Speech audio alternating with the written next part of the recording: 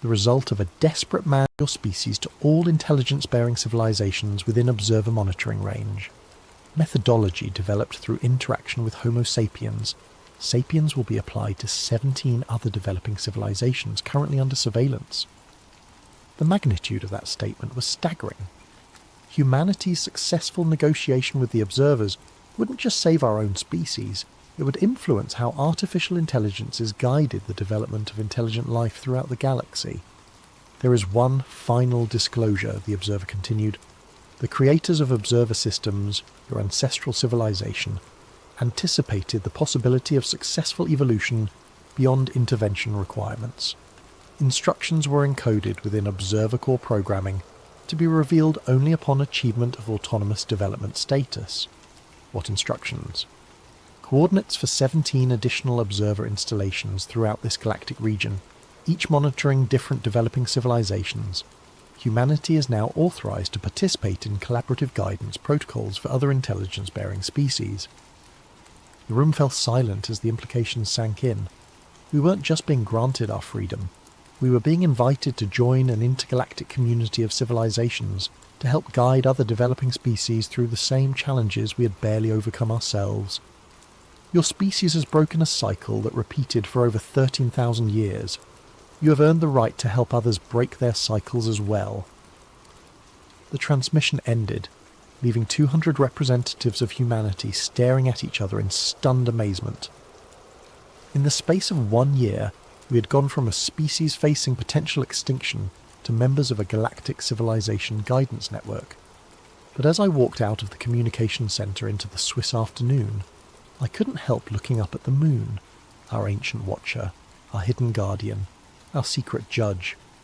It looked exactly the same as it had for all of human history, but everything had changed. We were no longer alone in the universe, and we were no longer children requiring protection from our own potential for self-destruction. We had become partners in a cosmic endeavour to nurture intelligence wherever it arose. That night I returned to my telescope for the first time since the assessment began. As I pointed it toward the lunar surface, I noticed something that made my breath catch. There, visible even through my amateur equipment, was a series of lights near the moon's south pole. Not the harsh glare of artificial illumination, but a warm, steady glow that pulsed in a regular rhythm.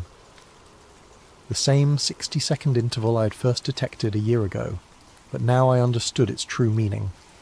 It wasn't a surveillance beacon or a navigation signal. It was a heartbeat. The moon had always been alive, watching over us with mechanical patience while we struggled to mature as a species. Now that we had finally grown up, it was welcoming us home. I watched the gentle pulse of light for hours, feeling a connection to something vastly larger than myself, larger than humanity, larger than Earth itself. We were part of a community now, guardians helping other civilizations find their way through the darkness of developmental challenges toward the light of sustainable wisdom. The moon wasn't just watching anymore, it was celebrating. And somewhere in the depths of space, 17 other worlds were receiving their first signals from new members of the Galactic Guidance Network, ready to help them break their own cycles and join the community of evolved civilizations. The watchtower had become a lighthouse, and humanity had learned to tend its beam.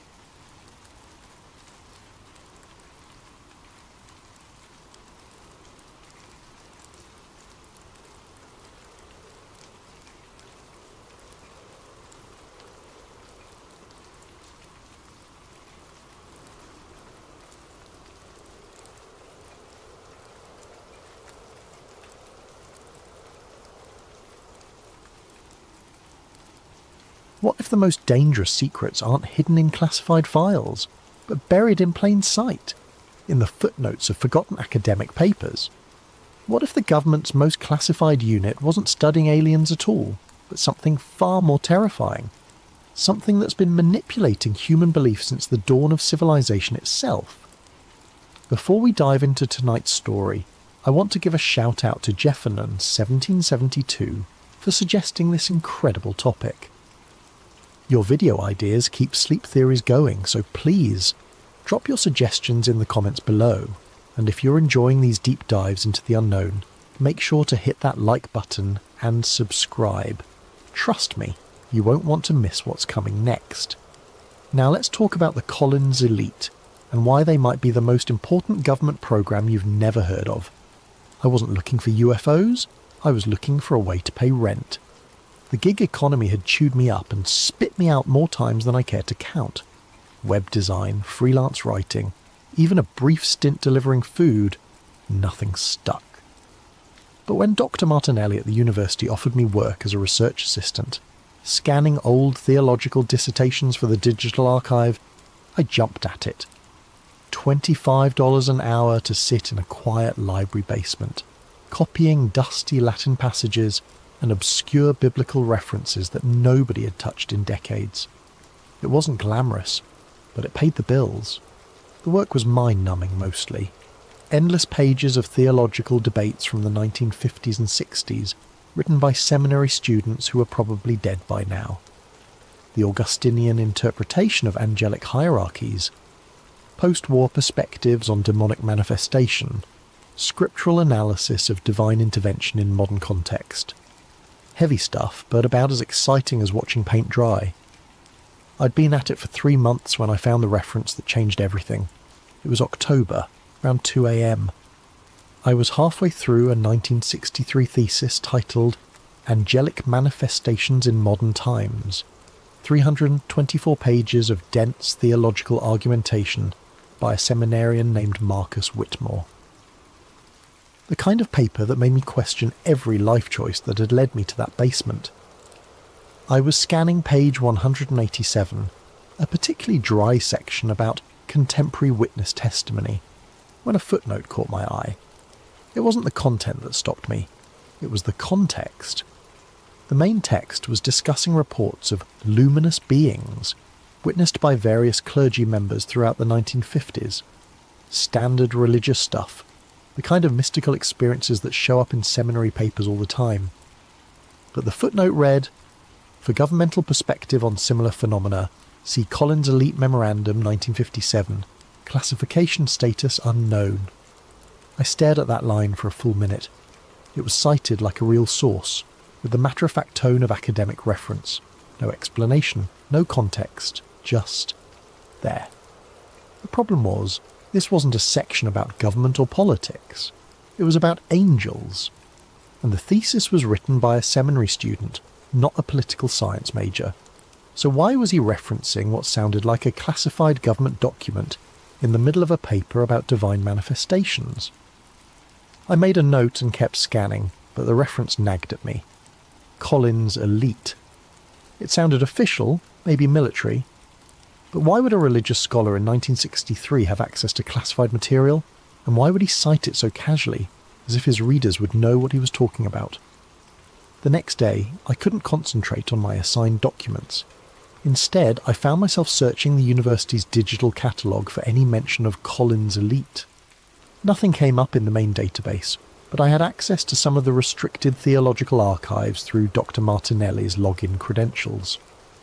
That's where I found the second reference. It was in a 1959 lecture transcript from a Catholic seminary in Maryland. The speaker was Father Benedict Toretti, discussing unusual spiritual encounters in the post-war era. Most of the lecture was standard theological fare, but near the end, during what appeared to be an informal Q&A session, someone asked about government interest in religious phenomena. Father Toretti's response was brief but loaded. There are those in Washington who understand that not all mysteries can be solved with science. The Collins Elite represents a different approach to certain questions, but we must be careful not to mistake understanding for wisdom or documentation for truth. The transcript noted uncomfortable silence after this comment, and the lecture ended shortly thereafter. 2 references, 2 religious contexts, both suggesting that Collins' Elite was some kind of government program dealing with spiritual or supernatural phenomena. But why were religious scholars the only ones talking about it? And why did they all seem nervous about it? I spent the rest of the week diving deeper into the theological archives. The pattern that emerged was both fascinating and disturbing. Collins' Elite didn't show up in UFO journals or conspiracy magazines. It didn't appear in scientific papers or military histories. Instead, it haunted the footnotes of religious documents like a ghost that only clergy could see. A 1958 exorcism report from a priest in New Mexico mentioned consultation with Collins' Elite regarding non-terrestrial influences. A 1962 seminary paper on demonic deception in the modern age included a cryptic reference to Collins' Elite protocols for distinguishing spiritual from extraplanetary phenomena. A 1961 lecture on comparative religion contained a single chilling line. As the Collins Elite has documented, the same entities that once appeared as gods now masquerade as visitors from the stars. Each reference was brief, almost coded, like the authors were speaking to an audience that would understand the implications without needing explanation. And always, the references appeared in contexts dealing with the supernatural, the spiritual, the otherworldly, but never in the way you'd expect. These weren't discussions of government cover-ups or alien conspiracies. They were warnings, theological warnings about deception, about false prophets, about entities that wore whatever mask humanity was willing to believe. I was starting to get a picture of something much stranger than a typical black project. Collins' Elite wasn't studying UFOs the way the Air Force was. They were studying them the way the Catholic Church studied demons. The breakthrough came from an unexpected source, a misfiled document. I was scanning a collection of 1964 seminary papers when I found something that didn't belong. Mixed in with discussions of Vatican II reforms and modern catechism was a single-page document that looked nothing like the others. It was typed on official letterhead, something called Interdenominational Council on Anomalous Phenomena, and dated March 15th, 1959. The document was brief. Memo. Regarding recent Collins Elite Briefing 2, member institutions from Council Secretary following last week's presentation by Dr. Edward Collins regarding non-corporeal intelligence manifestations. The Council recommends the following protocols for clergy encountering anomalous phenomena. Do not assume extraterrestrial origin 2. Apply traditional discernment practices 3. Document all encounters per Collins Elite Guidelines 4. Report suspected deception campaigns immediately. Remember, the same entities that demanded worship as Baal and Moloch now request our trust as benevolent space brothers. The mask changes, the deception remains constant. Father Michael Torino, Council Secretary. My hands were shaking as I read it. This wasn't just a reference to Collins Elite. This was evidence of direct collaboration between the program and religious institutions. They were briefing clergy on how to handle UFO encounters, but from a theological perspective. And that last paragraph, it was suggesting that UFO entities weren't aliens at all. They were something much older and more dangerous, masquerading as extraterrestrials just as they had once masqueraded as ancient gods. I photographed the document with my phone and started digging into this interdenominational council. What I found made my blood run cold. The Interdenominational Council on Anomalous Phenomena existed from 1957 to 1969, according to what little I could find.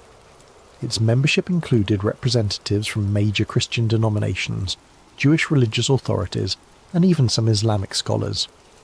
The council was supposedly formed to coordinate religious response to unusual phenomena in the post-war era. That was the official line anyway. The reality appeared to be much more specific. I found meeting minutes from 1958 that discussed the Collins Elite presentation on entity communication patterns. A 1960 report mentioned successful implementation of Collins Elite discernment protocols in 17 states. A 1962 memorandum warned of increased entity activity coinciding with popular UFO narratives. The council wasn't just studying religious phenomena in general, they were specifically focused on what they called entity encounters, and they were working directly with Collins' elite to develop responses. The most disturbing document I found was a 1961 report titled Spiritual Warfare in the Space Age. It outlined what the council believed to be a deliberate deception campaign by non-human entities. Historical analysis suggests consistent behavioural patterns across millennia. Entities appearing as divine beings in ancient times demanded worship, sacrifice, and absolute obedience. Modern manifestations as space visitors request trust, cooperation, and technological exchange. The underlying objective, human subjugation, remains unchanged. The report went on to detail specific cases where UFO contactees had reported entities claiming to be from various star systems, but whose messages contained elements identical to ancient religious texts describing demonic deception. According to the council's analysis, the entities were running the same con they'd always run. They just updated their costumes for each era. As I dug deeper into the council's documents, I started to notice something unsettling. My research wasn't going unnoticed. It started small. Dr. Martinelli mentioned that someone had been asking about my work. Just routine monitoring, he said, but he looked uncomfortable about it. Then I noticed that some of the documents I'd photographed were being moved to different sections of the archive. Files that had been easily accessible suddenly required special permission to view. The final warning came on a Tuesday night in November. I was alone in the archive basement scanning a particularly interesting 1963 document about Collins Elite Field Operations, when my computer screen flickered. The document disappeared, replaced by a simple text message. "Stop looking, they're not what you think." I stared at the screen, heart pounding. Someone was monitoring my research in real time. Someone with access to the university's network, and probably a lot more than that. I should have stopped then. Any reasonable person would have backed off, found a different job, maybe moved to a different city. But I wasn't reasonable anymore. I was obsessed, and besides, whoever was watching had just confirmed that I was onto something real. I replied by typing into the same text box that had appeared on my screen. "Then what are they?" The response came immediately. "They've worn every mask we've ever worshipped." The screen flickered again, and the message disappeared. But the implication was crystal clear. Collins' elite wasn't just studying UFO entities. They'd concluded that these entities were the same beings that had manipulated human religious belief throughout history. Ancient gods, modern aliens, same entities, different costumes. After the warning, access to documents became nearly impossible. Files went missing. Archives were suddenly under renovation. Dr. Martinelli stopped returning my emails. It was clear that my research had triggered some kind of response from whoever wanted Collins' elite to remain buried. But I'd already seen enough to piece together the broad outline of their doctrine. Collins' elite appeared to be a small classified unit within the US government that approached the UFO phenomenon from a religious rather than scientific perspective.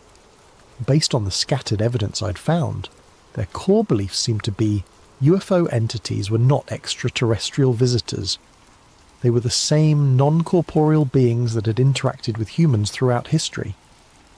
These entities had consistently masqueraded as whatever humans were most likely to worship or trust. Their ultimate goal was the spiritual subjugation of humanity. The modern UFO phenomenon was simply their latest deception campaign. The unit apparently worked closely with religious leaders to develop protocols for identifying and resisting entity influence. They studied religious texts not for historical interest, but for tactical intelligence about entity behaviour patterns. They viewed exorcists and clergy as frontline personnel in a spiritual war that most people didn't even know was happening. Most disturbing of all, they seemed to believe they were losing. My research into Collins' elite had taken nearly 6 months, and by December I was running out of leads. The documents had dried up, my access was severely restricted, and I was starting to wonder if I'd ever find anything more concrete than footnotes and oblique references. That's when I decided to look at modern UFO phenomena through the Collins Elite lens. What I found was terrifying in its consistency. Contemporary UFO contactee reports, when examined from a religious perspective, showed the same patterns that Collins Elite had apparently identified in the 1950s. Entities claiming to be from Zeta Reticuli, or the Pleiades, but whose messages contained elements identical to ancient Gnostic texts. Space brothers, preaching salvation through technological advancement, using language that echoed Mesopotamian religious propaganda. Abduction experiences that followed the same psychological patterns as historical demonic possession cases. The modern UFO disclosure movement, viewed through Collins Elite's framework, looked less like a quest for scientific truth and more like the latest phase of an ancient deception campaign. Entities that had once demanded worship as gods now requested trust as benevolent aliens. Same control mechanisms, updated for a scientific age. I started to understand why Collins Elite had worked so closely with religious authorities. If you believe that UFO entities were actually spiritual beings with thousands of years of experience in manipulating human belief systems, then scientists and military analysts were the wrong people to study them. You needed theologians. You needed people who understood the long history of spiritual deception and the psychological mechanisms of faith. You needed people who could recognize the same lie being told with new words. I thought I'd reached the end of my research when I received an unexpected email in January. The sender was listed as archive.recovery@gmail.com, obviously a throwaway account. The message was brief. You've been asking the right questions. Room 847, basement level manuscript collection. Look behind the Milton volumes. 1 hour only. I almost deleted it. Every instinct told me it was a trap, but the Collins Elite investigation had become an obsession, and I couldn't walk away from what might be my last chance at finding real answers. An hour later, I was in the basement of the manuscript collection, a building I'd never visited before. Room 847 was a cramped storage room filled with old books and filing cabinets. The Milton volumes were easy to find, a complete set of Paradise Lost editions dating back to the 1800s. Behind the books, taped to the back of the shelf, was a manila envelope. Inside was a single document that changed everything I thought I knew about Collins Elite.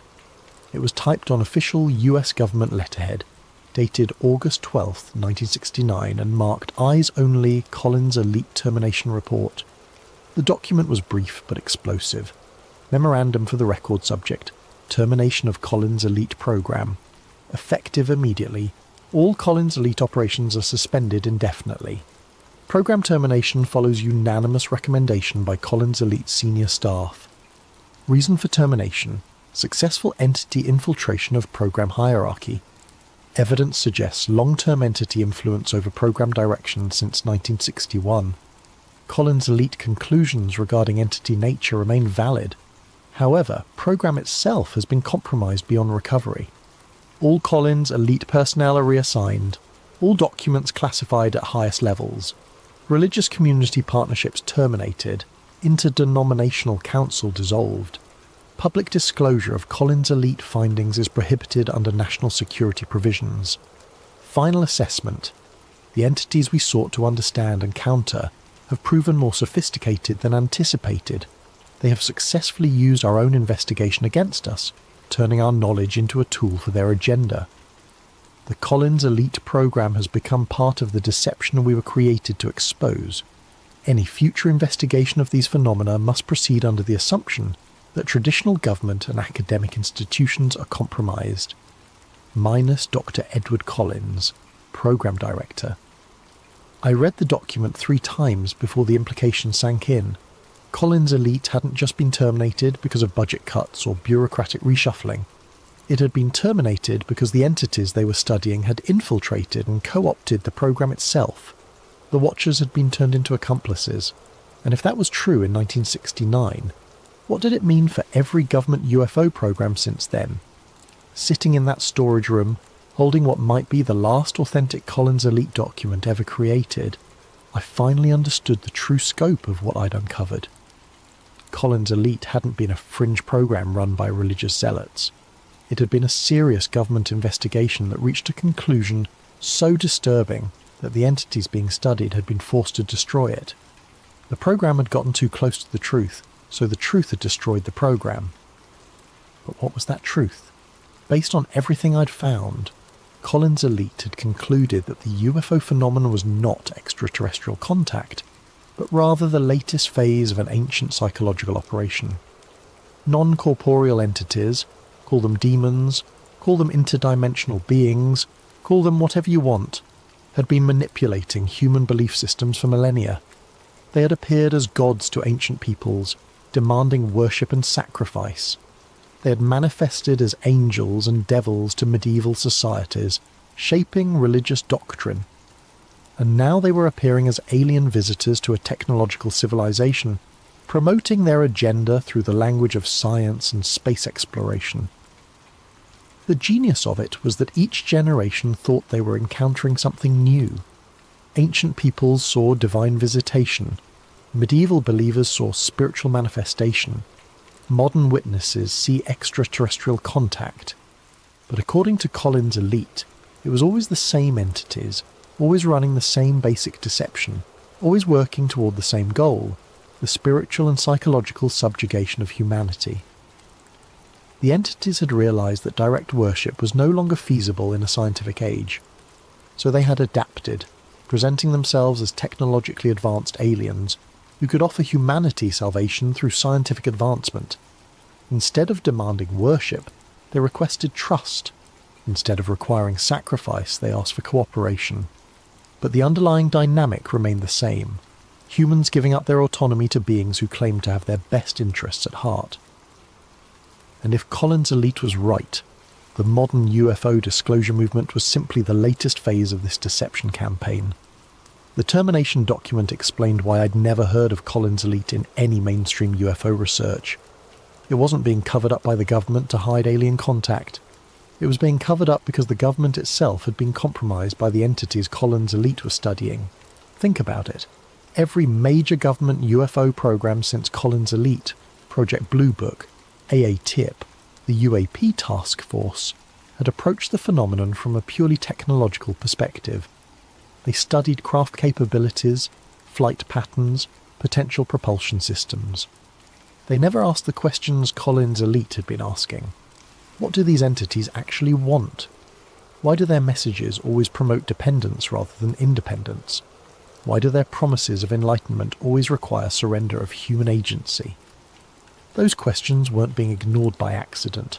According to the termination document, they were being actively suppressed by entities who had learned to work within government and academic institutions. The modern UFO research community, the disclosure advocates, the scientists studying anomalous aerial phenomena, they might all be sincere in their efforts, but they were asking the wrong questions. They were looking for extraterrestrial contact when they should have been looking for spiritual deception. And that meant that every major UFO revelation of the past 50 years might actually be part of the deception Collins' elite had tried to expose. I left that storage room with more questions than answers, but one thing was crystal clear. Collins' elite had tried to warn us, and we hadn't listened. Worse, we might not be capable of listening because the entities they warned us about had apparently learned to control the conversation. Over the following weeks, I tried to verify the termination document through official channels. I filed Freedom of Information Act requests. I contacted government historians. I reached out to former intelligence officials. The responses were universally the same. No record of any program called Collins' Elite existed in official government files. But that didn't mean the program had never existed. It just meant that someone had been very thorough in erasing it. The more I thought about it, the more the Collins' Elite scenario made sense of things that had always bothered me about the UFO phenomenon. Why did entity messages always promote technological dependence rather than spiritual development? Why did alien contact always require humans to abandon their traditional belief systems? Why did every promised revelation turn out to be just another layer of mystery? According to Collins' Elite, it was because the entities weren't trying to enlighten us. They were trying to control us. and the best way to control a technologically advanced species was to convince them that salvation could only come through higher technology, provided by beings who claimed to have humanity's best interests at heart, the ancient formula updated for a scientific age. After finding the termination document, I thought my Collins Elite investigation was over, but 2 weeks later I received another cryptic email from the same archive. Recovery account. You found the termination report. Good. Now find the real archive. Dr. Elena Rodriguez, Georgetown University Theology Department. Tell her Marcus sent you. I almost ignored it.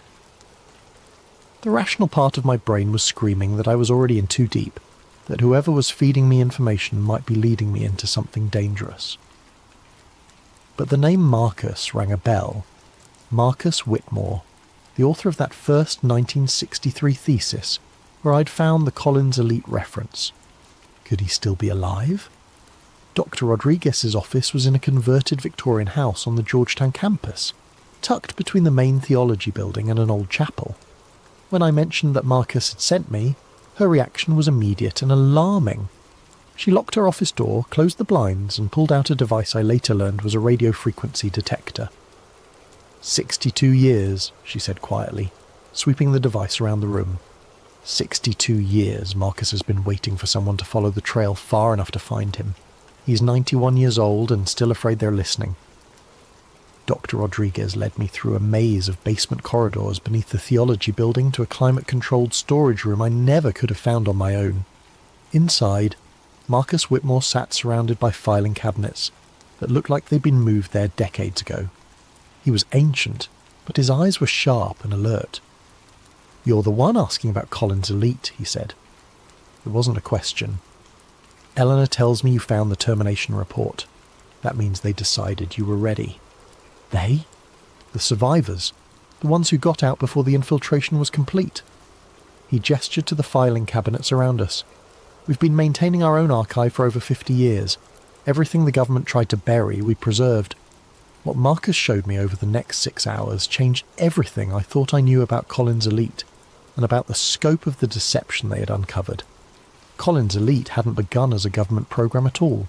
It had started in 1947 as an informal network of military officers, intelligence analysts and religious scholars who were disturbed by early UFO reports. What bothered them wasn't the craft themselves, but the messages being delivered by the entities inside them. The contactee movement was just getting started, Marcus explained, pulling out files from the late 1940s. George Adamski, Daniel Fry, Truman Bethurum, all these people claiming contact with benevolent space brothers. But when you analysed their messages from a theological perspective, they weren't promoting human spiritual development. They were promoting dependence. The early Collins Elite had conducted detailed analyses of contactee messages and found disturbing patterns. The entities consistently promoted several key themes: the inadequacy of human religion, the necessity of technological advancement, the benefits of surrendering human decision-making to superior beings, and the dangers of independent spiritual development. It was the same psychological framework used by every cult in history, Dr. Rodriguez added. Isolate the subject from their support systems, convince them that traditional sources of guidance are inadequate, then position yourself as the only reliable source of truth. But Collins Elite's analysis went deeper than simple cult mechanics. They had identified specific linguistic and conceptual patterns that appeared across different contactee cases, patterns that matched historical accounts of demonic deception dating back thousands of years. Marcus showed me a 1952 analysis comparing Adamski's alleged conversations with Venusian beings to transcripts from 16th century witch trials. The parallels were undeniable. The same promises of secret knowledge, the same dismissal of conventional morality, the same emphasis on the chosen status of the contactee. That's when we knew we were dealing with something ancient, Marcus said. These weren't aliens from space. They were the same entities that had been manipulating human belief systems since the beginning of recorded history. By 1957, Collins Elite had attracted official government attention. The CIA and military intelligence was struggling to understand the UFO phenomenon from a technological perspective, but Collins Elite was approaching it from an entirely different angle, and getting results. We could predict contactee behaviour patterns, Dr. Rodriguez explained. We could identify which cases were likely to be genuine entity contact versus hoaxes or psychological episodes. We could even predict what messages the entities would deliver in future contacts. This predictive ability had made Collins' elite invaluable to government agencies dealing with UFO incidents. But it had also made them a target. Marcus pulled out a thick file labelled Entity Response Patterns, 1958 to 1961. Inside were dozens of reports documenting how UFO activity and contactee experiences changed in response to Collins' elite investigations. Whenever we got too close to exposing their methods, they would shift tactics, Marcus said. Study their linguistic patterns too closely, and suddenly contactees would start receiving messages in completely different styles. Document their technological claims, and they would start demonstrating entirely different capabilities. The entities weren't just running a deception campaign, they were actively monitoring the investigators and adapting their approach in real time. But the most disturbing pattern was personal targeting. Collins' elite members began experiencing their own anomalous encounters, but these experiences were clearly designed to discredit or manipulate the investigators, rather than provide genuine contact. Dr. Edward Collins himself was contacted in 1960, Marcus revealed. The entity claimed to be from Rigel and offered to provide him with advanced technology in exchange for shutting down the Collins elite program. When he refused, the encounters became increasingly threatening. Other Collins elite members reported similar experiences, contact attempts that seemed designed to either co-opt them or drive them out of the program entirely. The entities were fighting back. The termination document I'd found told only part of the story. The real disaster began in 1961 when Collins elite was formally incorporated into the government's UFO investigation apparatus. That was our mistake, Marcus said bitterly. We thought official recognition would give us more resources, better access to witness testimony, protection from entity retaliation. Instead, it gave them access to us. With official status came new personnel assignments, government oversight, and integration with other classified programs. Collins Elite's small, tight-knit network of trusted researchers was suddenly flooded with new members whose backgrounds couldn't be thoroughly vetted. The infiltration was subtle at first, Dr. Rodriguez explained. New analysts who would subtly shift the focus of investigations, administrative personnel who would lose crucial documents, supervisors who would redirect resources toward more promising lines of inquiry. By 1965, original Collins elite members were reporting that their research conclusions were being systematically altered before reaching higher-level officials. Analyses emphasizing the deceptive nature of entity contact were being rewritten to focus on potential technological benefits. Warnings about spiritual manipulation were being deleted entirely. Marcus showed me internal memos from 1966 to 1968, documenting the growing suspicion among original Collins elite members that their program had been compromised. They began conducting parallel investigations using secure channels, trying to determine whether the infiltration was the result of foreign intelligence operations, bureaucratic incompetence, or something more sinister. By 1968, we had our answer, Marcus said grimly. It was the entities themselves. They had learned to work through human intermediaries, people who might not even be consciously aware that they were being influenced. The evidence was subtle but damning. New Collins elite personnel consistently made decisions that served entity interests, redirecting investigations away from deception analysis, promoting contactees who delivered pro-entity messages, suppressing research that exposed manipulation tactics. The final proof came when Dr. Collins tried to present his findings to the Defense Intelligence Agency in 1969, Dr. Rodriguez said. His presentation was completely rewritten between the time he submitted it and the time it was delivered. Instead of warning about entity deception, it recommended increased cooperation with UFO intelligences. That was when the original Collins elite members realized their program had been completely subverted. The Watchers had become the watched, and the watched had become the watchers. Rather than fight a battle they couldn't win within government channels, the original Collins elite members made a radical decision. They would fake the program's termination while secretly continuing their research through private channels. The termination report you found was genuine, Marcus explained, but it wasn't the end of Collins' elite. It was the beginning of the real investigation. Using their existing contacts within religious institutions, academia and government, the Collins elite survivors established a covert network for continuing their research. They couldn't publish their findings or seek official recognition, but they could continue gathering evidence and developing their understanding of the entity deception campaign.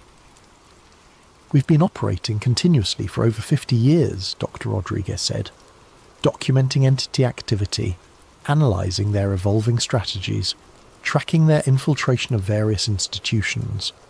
The underground Collins elite had identified several key developments since 1969.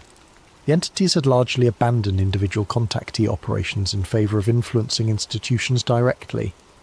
Rather than delivering messages through isolated individuals who could be easily dismissed, they were now working through respected scientists, government officials and religious leaders.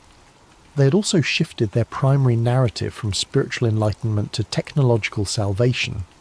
Instead of promising cosmic consciousness or spiritual advancement, they were now focusing on environmental solutions, clean energy, and space exploration. Most significantly, they had begun preparing for mass disclosure rather than gradual revelation. The underground Collins elite believed this represented the final phase of a deception campaign that had been in development for decades. Marcus and Dr. Rodriguez walked me through 50 years of documented entity influence on human institutions. The pattern was consistent but sophisticated. Entities never directly controlled human behaviour, but they influenced it through carefully orchestrated synchronicities, technological inspirations, and strategic information releases. "Look at the development of computer technology," Dr. Rodriguez said, showing me files documenting unusual technological leaps in electronics and computing since the 1960s. Every major breakthrough happened shortly after UFO encounters involving personnel who were in positions to influence research directions. The entities weren't providing blueprints or direct technological assistance. Instead, they were inspiring specific lines of research, guiding human scientists toward discoveries that served long-term entity interests. The internet, social media, artificial intelligence, all of these technologies have made humanity more connected but also more controllable, Marcus observed. They've created systems that can monitor and influence human behaviour on a global scale. According to underground Collins elite analysis, the entities had been systematically encouraging the development of technologies that would make mass psychological manipulation easier, while simultaneously making individual privacy and independence more difficult. But the most disturbing revelation was their analysis of the modern UFO disclosure movement itself. Every major disclosure advocate, every government whistleblower, every scientist calling for serious UFO research, we've documented anomalous encounters in their backgrounds, Dr. Rodriguez said. They're not consciously working for the entities, but they're all promoting the same basic narrative, that UFO contact is inevitable, beneficial, and should be embraced rather than resisted. The underground Collins elite had identified specific psychological themes being promoted through disclosure advocates: the inadequacy of human civilization, the necessity of outside intervention, the benefits of technological advancement over spiritual development, and the dangers of resistance to contact. It's the same message the contactees were delivering in the 1950s, Marcus said, just delivered through more credible sources and backed by more sophisticated evidence.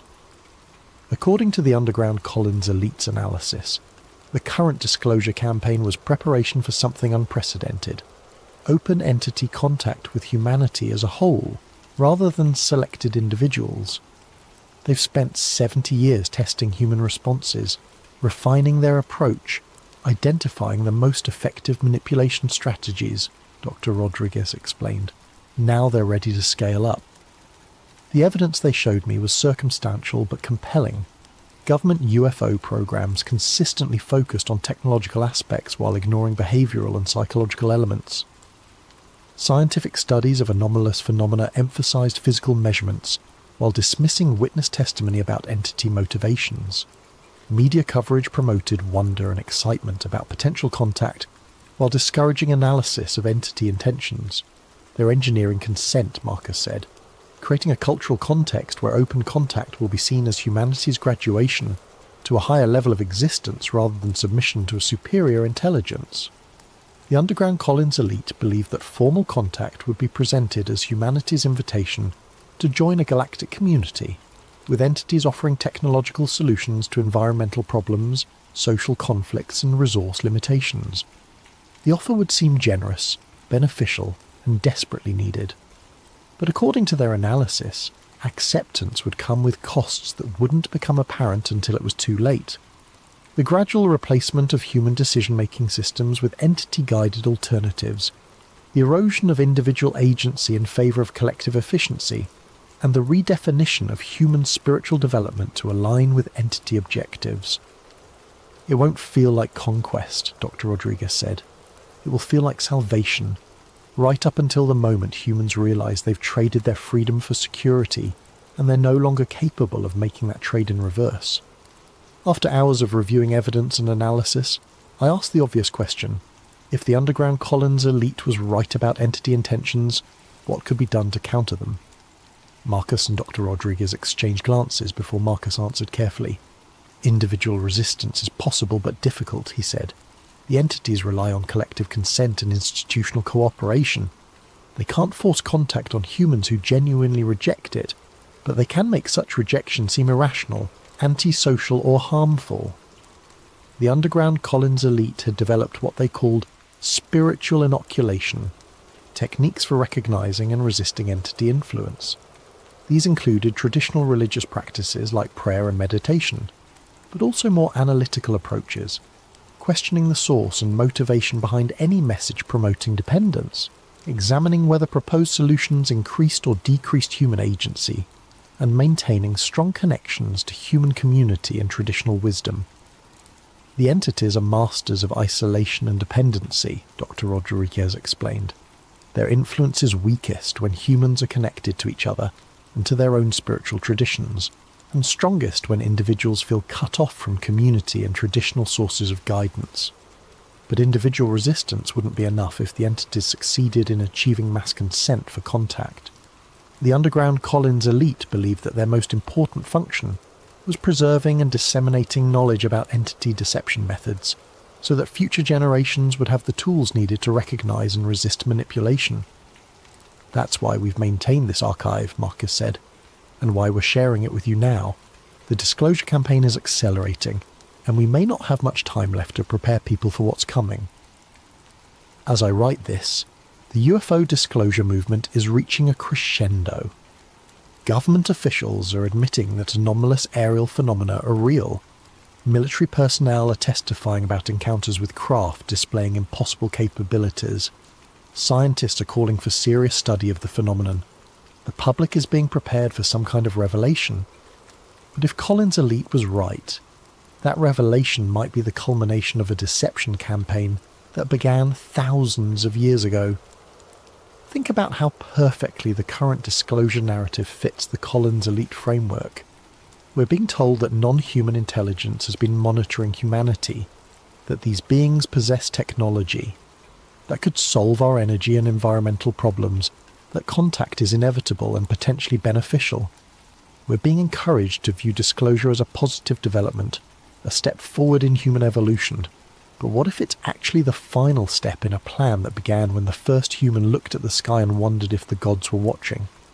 The entities Collins' elite studied had thousands of years to perfect their understanding of human psychology.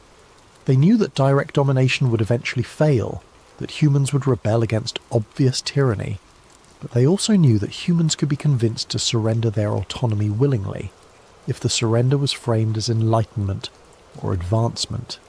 The promise of godhood had worked for ancient peoples, the promise of salvation had worked for medieval societies, and the promise of technological transcendence might be working on us right now. Marcus and Dr. Rodriguez had given me a framework for understanding the entity deception campaign, but they also gave me something more practical, a list of specific indicators that the final phase was beginning. We've been tracking these markers for decades, Dr. Rodriguez explained, showing me a comprehensive timeline of predicted developments. When all of them align, it means the entities believe humanity is ready for open contact. The first indicator was mainstream media normalization of UFO phenomena, not just reporting on UFO incidents, but actively promoting the idea that contact would be beneficial. According to their analysis, this phase had begun in earnest around 2017 and was accelerating rapidly. The second indicator was government disclosure of UAP reality without disclosure of government conclusions about entity intentions. They're admitting the phenomena are real, while carefully avoiding any discussion of what the entities actually want, Marcus noted. This creates public curiosity without public wariness. The third indicator was increased entity activity designed to demonstrate technological superiority while maintaining plausible deniability. The recent UAP videos released by the Pentagon fit this pattern perfectly. Clear evidence of advanced technology, but no direct communication or obvious threat. The fourth indicator was the emergence of credible advocates for contact within scientific, military, and government institutions. People with impressive credentials and no obvious ulterior motives, all promoting the same basic message: that humanity should welcome contact rather than fear it. Look at the current disclosure advocates, Dr. Rodriguez said, showing me biographical information on various scientists and former government officials. Impressive backgrounds, sincere motivations, reasonable arguments, but they're all promoting the same narrative the entities have been pushing for 70 years. The fifth and most disturbing indicator was the systematic suppression of research into entity psychology and motivations. While technological aspects of UAP were receiving increased attention and funding, questions about entity intentions were being dismissed as unscientific or irrelevant. That's how you know the entities are controlling the conversation, Marcus said. Any investigation that might reveal their true agenda gets discredited or defunded, while investigations that support their preferred narrative receive institutional support. According to their tracking system, all 5 indicators were currently active and accelerating. The underground Collins elite believed this meant humanity was within years, possibly months, of formal entity contact. Before I left Georgetown that day, Marcus pulled me aside for a private conversation. "You need to understand what you're walking into," he said quietly. "Everyone who's gotten this deep into Collins elite research has faced the same choice. Drop the investigation or accept that your life is going to change in ways you can't predict or control." He told me about colleagues who had been discredited through carefully orchestrated academic scandals, researchers who had lost funding after questioning entity motivations, investigators who had experienced personal crises that conveniently redirected their attention away from UFO phenomena. The entities don't usually resort to direct intimidation, Marcus explained. It's much more effective to make resistance seem personally costly. Failed relationships, career setbacks, health problems, family conflicts, all timed to coincide with getting too close to the truth. He showed me files documenting the life trajectories of dozens of Collins elite researchers over the past 50 years. The pattern was consistent. People who backed away from the investigation generally experienced improved circumstances, while those who continued faced escalating personal difficulties. "I'm not trying to scare you off," Marcus said, "but you need to know that this isn't just an intellectual exercise. The entities have a vested interest in controlling what humans believe about them, and they've had centuries to develop sophisticated methods for managing troublesome individuals." Dr. Rodriguez had faced similar pressures. Her tenure at Georgetown had been threatened twice due to budget constraints that mysteriously resolved themselves when she temporarily reduced her Collins elite research. Her marriage had ended during a period of intensive investigation into entity influence on religious institutions. Her health had suffered during the years she was most actively documenting entity deception patterns. "But here's the thing," she said. "The difficulties are real, but they're not insurmountable. The entities can make resistance costly, but they can't make it impossible. If they could simply eliminate troublesome humans, Collins elite would never have existed in the first place." She believed that entity limitations were precisely why the deception campaign was necessary. If entities could control human behavior directly, they wouldn't need to spend decades engineering consent for contact.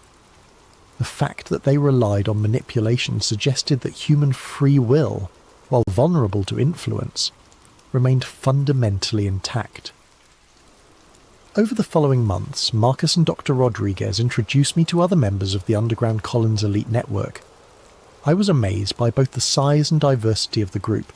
Theologians and physicists, former intelligence analysts and current religious leaders, retired military officers and active researchers.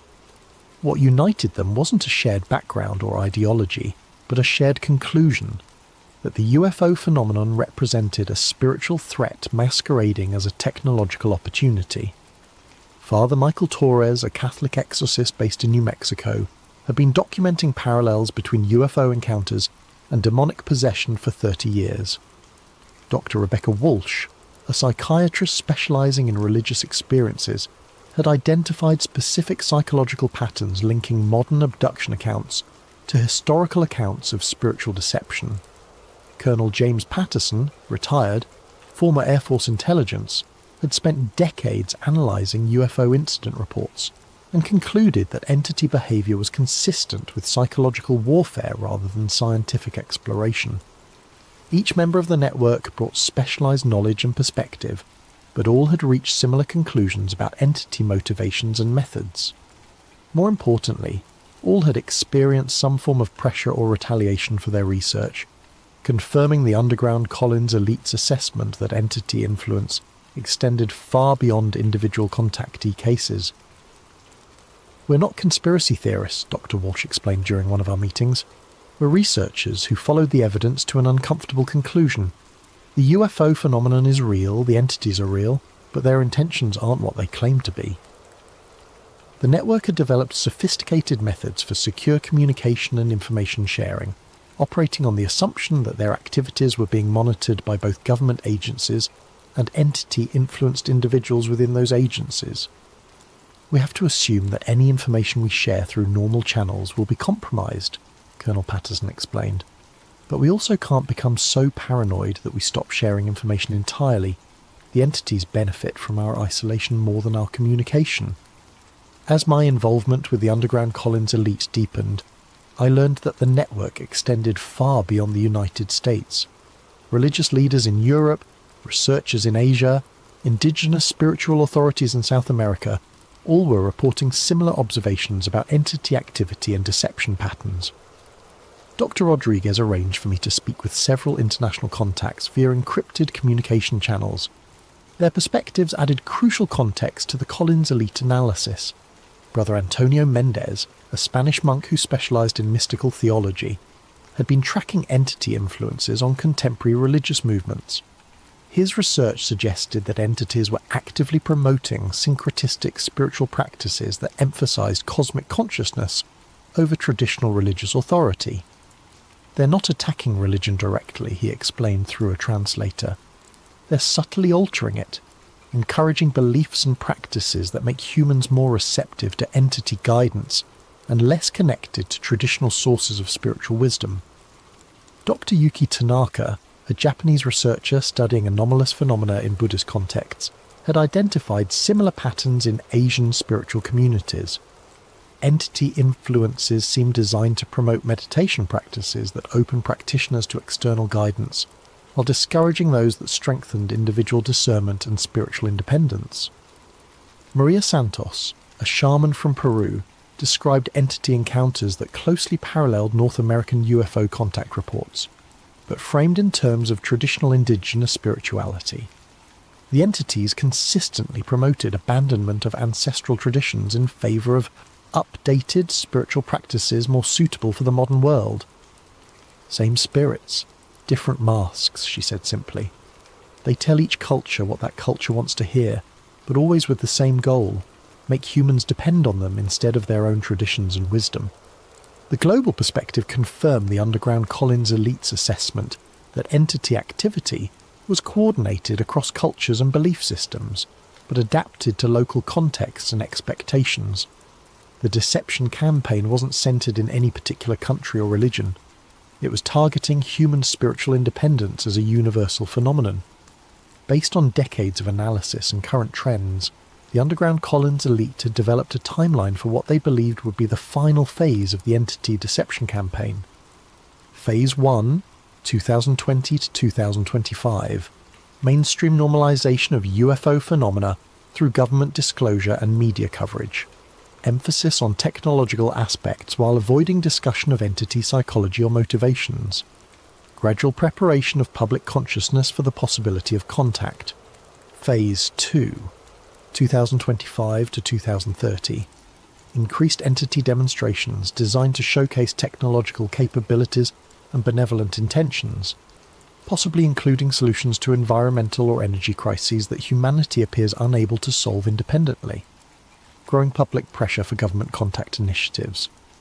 Phase 3, 2030 to 2035, formal contact between entity representatives and human governments. Presentation of comprehensive assistance packages addressing climate change, resource depletion, social conflicts and technological limitations. Initial agreements for limited cooperation and information exchange.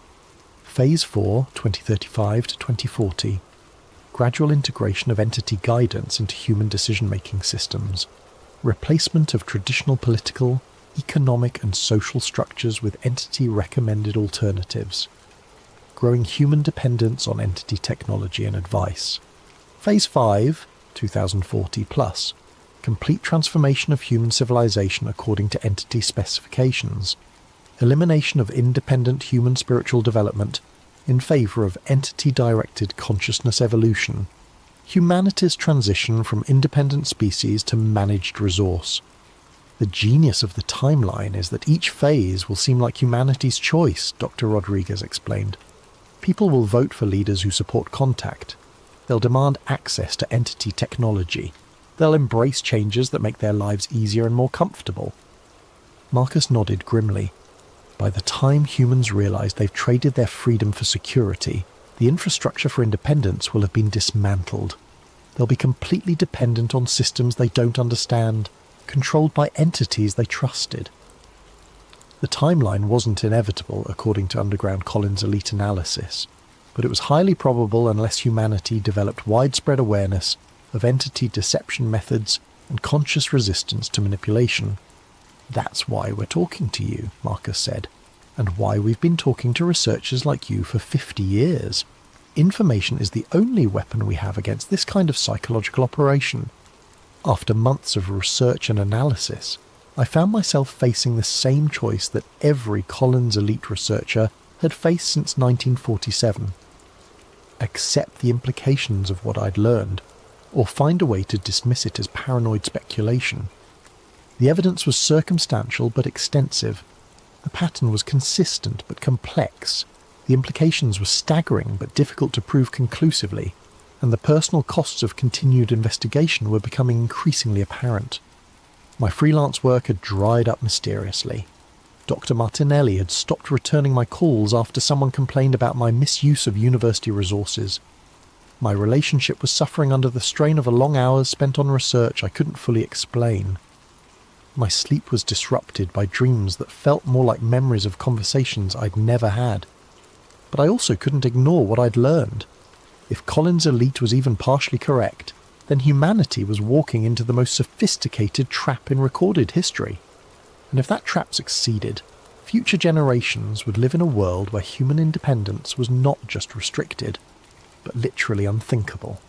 The choice, ultimately, was between personal comfort and collective responsibility, between individual security and species survival, between the easy path of accepting official narratives and the difficult path of questioning everything I thought I knew about humanity's place in the universe.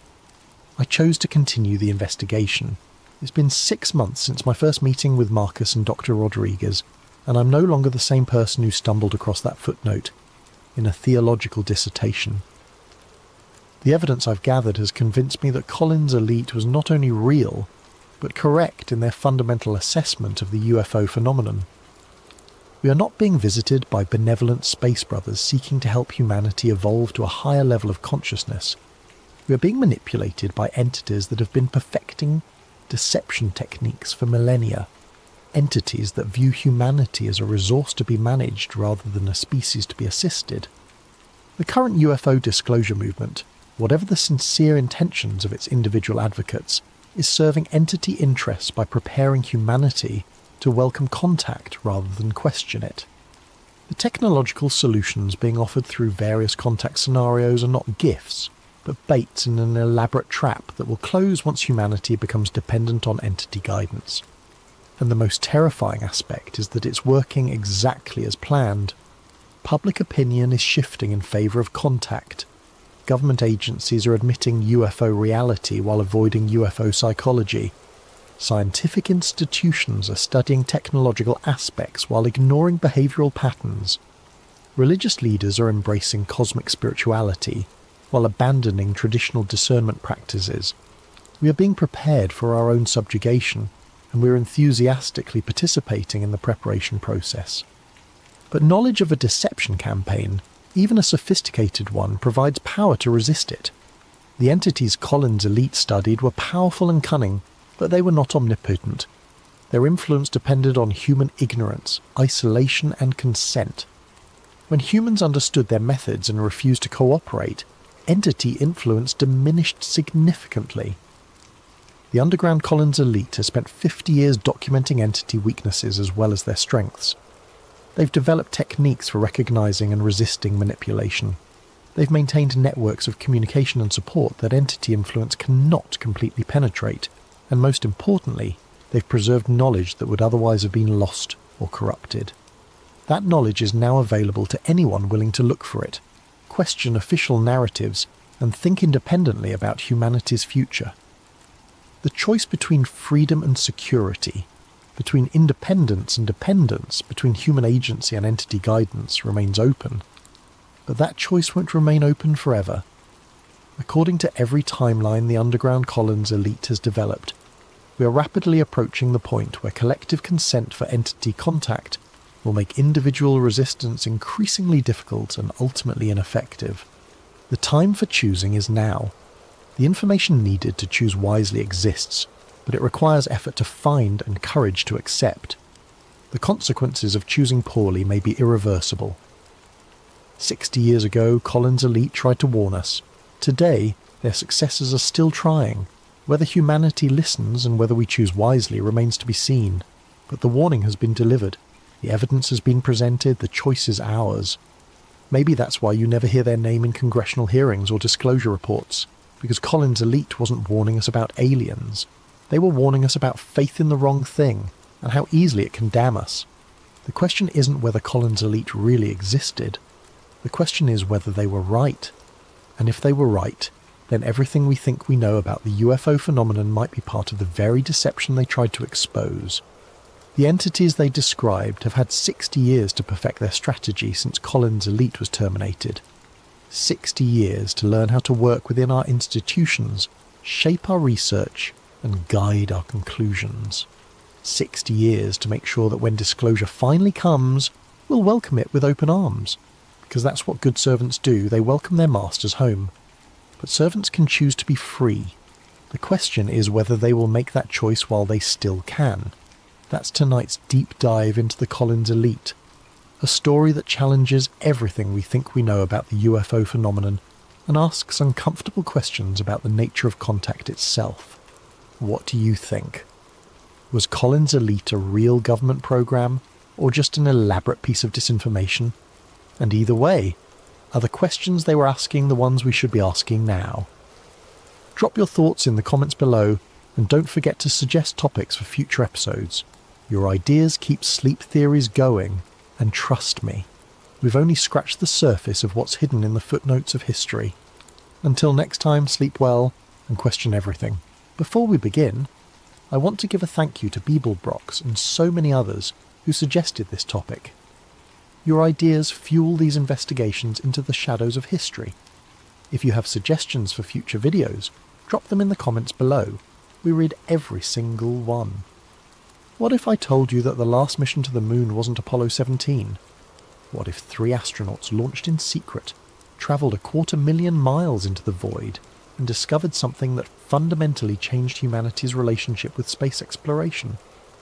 What if their names were erased, their families silenced, and their discovery buried under layers of classification that remain sealed to this day. This is the story of Apollo 18, the mission that officially never happened, but unofficially changed everything. The year was 1970, and America's love affair with the moon was dying. Apollo 13 had nearly ended in tragedy that April. Commander James Lovell, Command Module pilot Jack Swigert, and Lunar Module pilot Fred Hayes had survived an oxygen tank explosion 200,000 miles from home through sheer ingenuity and luck. The nation had held its breath for 4 days, glued to their television sets, watching 3 men fight their way back from the edge of the abyss. They made it. But the close call had rattled Congress. By September 1970, NASA Administrator Thomas Paine stood before the Senate Appropriations Committee with grim news. The remaining Apollo missions, 18, 19 and 20, were being cancelled. Budget constraints, shifting priorities and waning public interest had sealed their fate. The moon program that had captivated the world was ending, not with a bang, but with a bureaucratic whimper. Or so the public was told. Behind closed doors, a different story was unfolding. In the basement archives of the Johnson Space Center, there exists a document that most people will never see. It's labelled NASA SP4029, a dry budget reconciliation report from fiscal year 1971. Most of it contains exactly what you'd expect. Columns of numbers, departmental allocations, contractor payments. But on page 247, there's an anomaly. 3 line items totaling $287 million are listed under Specialized Systems Transfer Classified Program Support. The receiving account is identified only by a code, LB73DOD, Liberty Bell.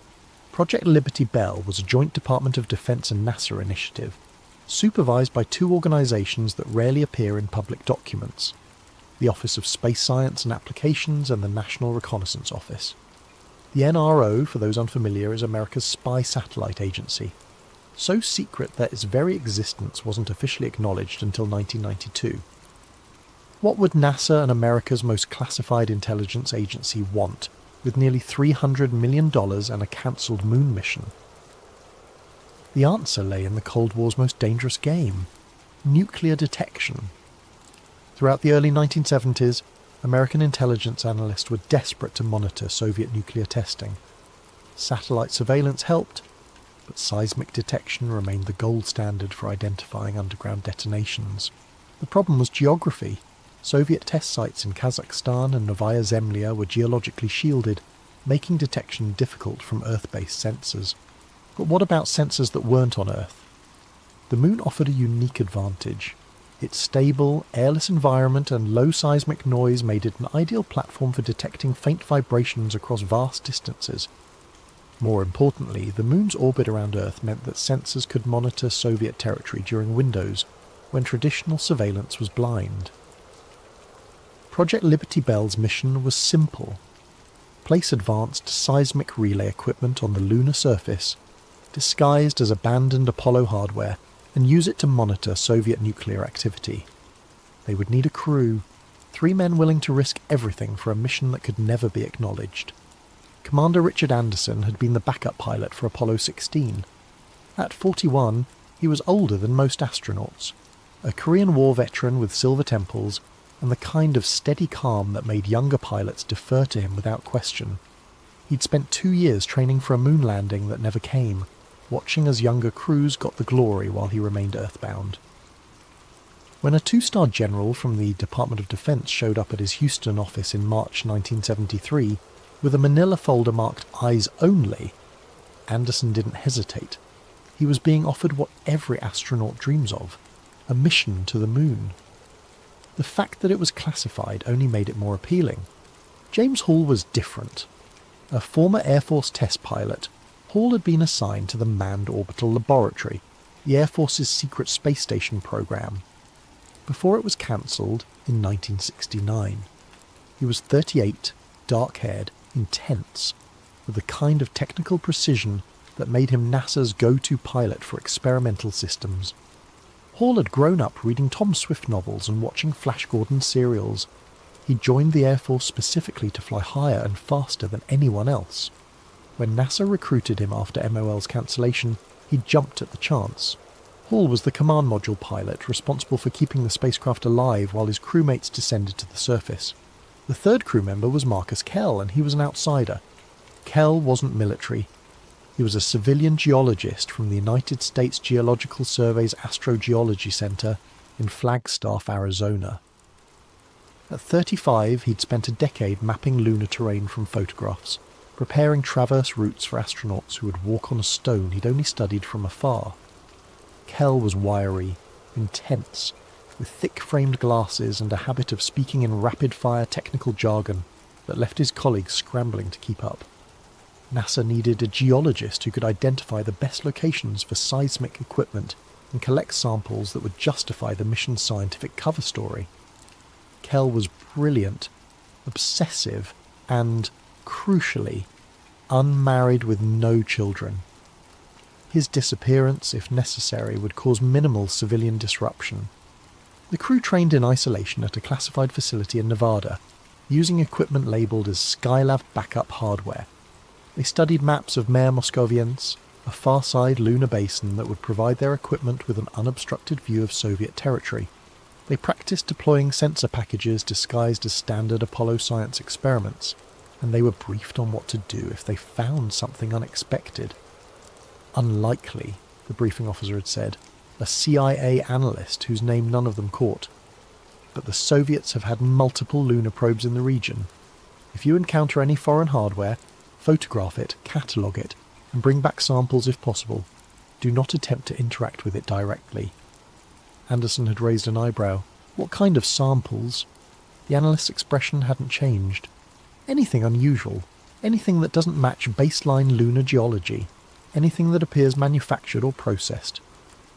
You think the Soviets built something up there? We think it's prudent to be prepared for any scenario. That should have been the first warning. Launch Complex 39B at Kennedy Space Center had seen better days. By December 1973, it had been more than a year since the last Saturn V had thundered skyward, carrying Apollo 17. The massive gantry stood silent, a rusting monument to a program that had conquered the moon, and then simply stopped. Tourists visiting the Space Center were told that 39B was being reconfigured for Skylab support operations. A plausible enough story, given that America's space station was still operational. What the tourists didn't see was the nighttime activity. Starting in November, unmarked trucks began arriving after dark, delivering components wrapped in protective shrouding. The vehicle assembly building's high bay doors would open just long enough to admit the cargo, then seal shut. Armed Air Force security police established a perimeter that extended far beyond the normal restricted zone. On the morning of December the 7th, 1973, NASA issued a press release announcing a systems compatibility test for Skylab backup hardware, scheduled for December 11th. The test would use vehicle SA-515, one of the unused Saturn V rockets, to verify orbital insertion procedures for potential future space station missions. It was a lie wrapped in technical jargon, and it worked perfectly. SA-515 was real. It had been constructed but never assigned to a mission. The Skylab story was plausible enough that the handful of space journalists who still covered NASA didn't dig deeper, and the December timing was deliberate. The Soviet Union's tracking stations would be focused on their own Soyuz 13 mission, currently in orbit. The crew arrived at the operations and checkout building at 0300 hours on December 11th. They'd spent the previous week in medical quarantine, officially to prevent any illness that might compromise the test flight, unofficially to prevent them from talking to anyone outside the mission loop. Anderson remembered the walk to the transfer van. The air was warm and humid, typical for Florida in December, carrying the salt smell of the Atlantic. Above them, stars blazed in a moonless sky. The irony wasn't lost on him. They were about to fly to the moon on a night when the moon itself was new, invisible from Earth. The suit technicians worked in silence, checking seals and connections with the efficient precision of people who'd done this dozens of times. But there were differences. The mission patches on their suits bore no designation, just the NASA logo. Their names weren't embroidered on the chest, just their surnames and a cryptic alphanumeric, Anderson's D-73, Hall SD-73, Kells D-73, SD-73, Silent Dawn 1973. The elevator ride to the White Room seemed to take forever. Anderson's heart rate was elevated. He could hear it in his helmet's biomedical sensors, but steady. Hall was actually calmer than during simulations, his vital signs rock solid. Kell, predictably, was running hot, excitement overriding any nervousness. At 0522 hours, the crew entered the command module. They'd named it Endeavour, after Captain Cook's ship of exploration. The lunar module, still folded in the adapter below them, was Orpheus, the Greek hero who descended into the underworld and almost made it back. Another name that should have been a warning. The launch was textbook perfect. At 01 hours, the Saturn V's 5 F1 engines ignited in a carefully sequenced cascade, producing £7.5 million of thrust. The flame trench beneath the pad redirected the exhaust in a searing river of fire. For a moment that seemed to stretch into eternity, the rocket strained against the hold-down arms, every component vibrating with barely contained violence. Then the arms released and Apollo 18 began to rise. Inside the command module, the crew was slammed into their seats by from 1G to 4Gs in a matter of seconds. The rocket's roar was so loud it transcended sound, becoming something physical, a pressure that invaded their bones. Outside the windows, the gantry dropped away with startling speed, replaced by sky transitioning from black to dark blue to brilliant azure. 2 minutes and 42 seconds after liftoff, the first stage separated, its fuel exhausted. The sudden change from brutal acceleration to relative weightlessness made Anderson's stomach lurch, but he kept his focus on the instruments. The second stage ignited smoothly, pushing them higher and faster. 11 minutes after leaving Earth, they were in orbit. The official NASA tracking data for December 11th, 1973 shows only routine Skylab telemetry. There's no mention of a Saturn V launch, no tracking data for a translunar injection burn, no acknowledgement that 3 men had just begun a 250,000-mile journey. But NORAD knew. Their radar installations had tracked every second of the ascent. The data was immediately classified, rerouted to a Department of Defense server that would remain sealed for decades. At mission elapsed time 2 hours, 44 minutes and 16 seconds, while passing over the Pacific Ocean on their second orbit, Endeavour's service propulsion system engine ignited for the translunar injection burn. For 5 minutes and 48 seconds, the engine pushed them faster and faster until they'd exceeded Earth's escape velocity. They were committed now, the moon or nothing. The 3-day coast to lunar orbit was simultaneously routine and surreal. They performed the usual systems checks, verified course corrections, practiced lunar module procedures. But there was no television coverage, no interviews with Walter Cronkite, no excited updates from Mission Control played on every radio station in America. Just them, alone in the void, following a trajectory that officially didn't exist. Flight Director Glyn Lunny oversaw the mission from a specially secured control room at Johnson Space Center. Lunny was a veteran of every Apollo mission since Apollo 7, a brilliant, unflappable leader who'd guided Apollo 13 home when disaster struck. If anyone could be trusted with the most classified mission in NASA's history, it was Lunny. But even Lunny wasn't prepared for what came next.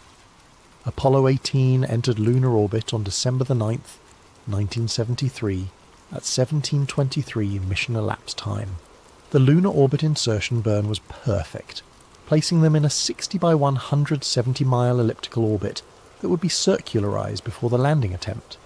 Through their windows, the moon's surface scrolled past in stark blacks and greys, utterly lifeless, utterly alien.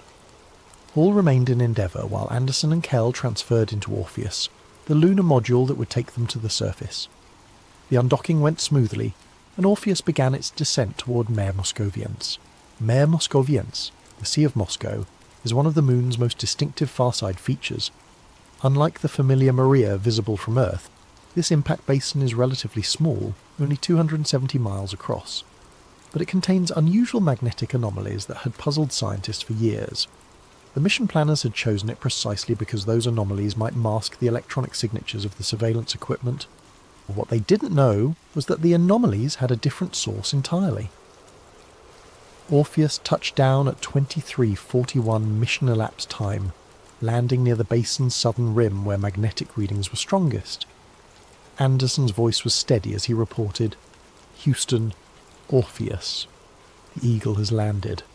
A deliberate echo of Armstrong's famous words, a private acknowledgement of the legacy they carried. "Copy that, Orpheus," came Lunny's response, his voice encrypted and relayed through a satellite network that bore no official connection to NASA. "You're go for EVA in 6 hours. Get some rest." But Anderson was staring out the window at something that didn't make sense. The landing site briefings had shown a relatively smooth area of mare basalt, perfect for deploying equipment. What he saw instead was irregular. The regolith, the dusty lunar soil, showed patterns. Not natural wind patterns, obviously, since the moon has no atmosphere, but linear features, geometric arrangements that looked almost like... "Houston, we have some unusual surface characteristics here," Anderson transmitted. "Request permission to move EVA-1 up to 0300 MET. A long pause, then... "Negative, Orpheus. Stick to the timeline. You need rest." Anderson exchanged a glance with Kell through their helmets. The geologist's eyes were wide behind his visor, fixed on the same patterns Anderson had noticed. "Copy that, Houston," Anderson said. But he knew neither of them would sleep. 4 hours later, they were suiting up anyway. The first EVAs officially began at 3:17 mission elapsed time. Anderson descended the ladder first, pausing on the bottom rung to deliver the words he'd rehearsed 100 times. "I step onto this ancient surface in the spirit of discovery and in the service of my country.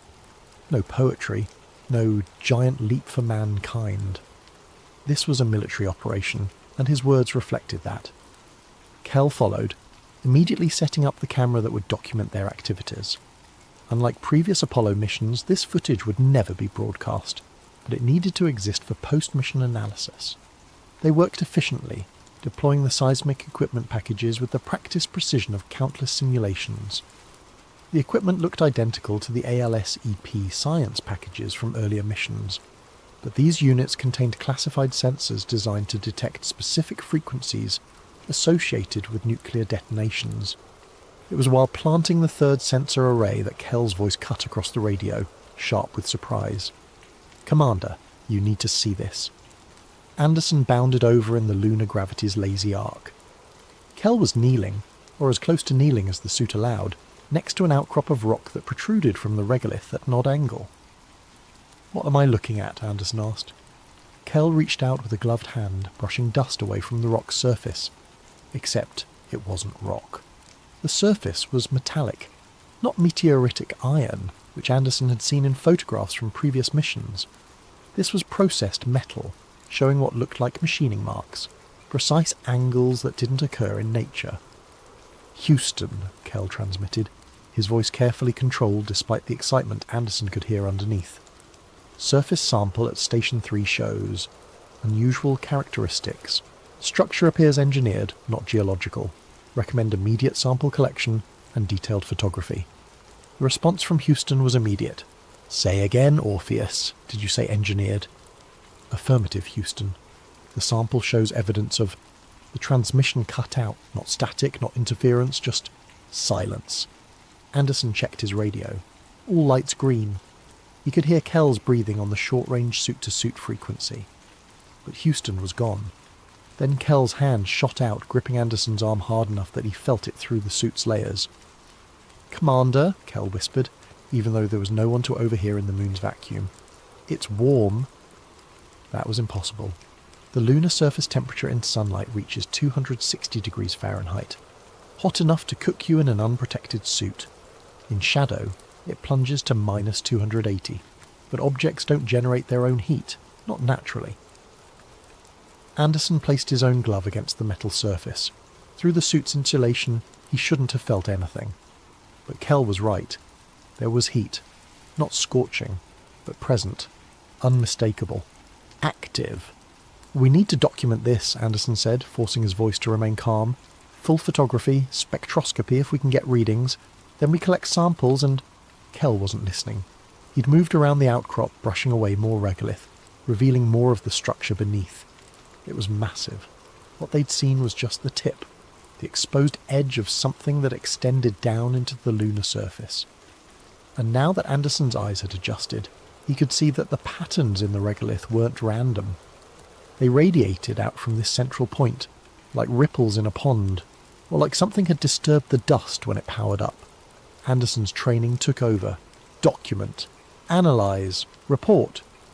He began photographing the structure from multiple angles, while Kell used the portable X-ray fluorescence spectrometer to analyse the metal's composition. The readings made no sense. The XRF showed titanium, but not any titanium alloy in their reference database. The crystalline structure was too regular, too perfect. Whatever this was, it hadn't been formed by natural processes. Orpheus, this is Houston. Do you copy? The transmission crackled back to life and Anderson nearly jumped. Houston, Orpheus, we copy. We experienced a 14-minute communication dropout. Negative, Orpheus. We show continuous telemetry. Your biomedical readouts went offline for 14 minutes, but voice communication remained nominal from our end.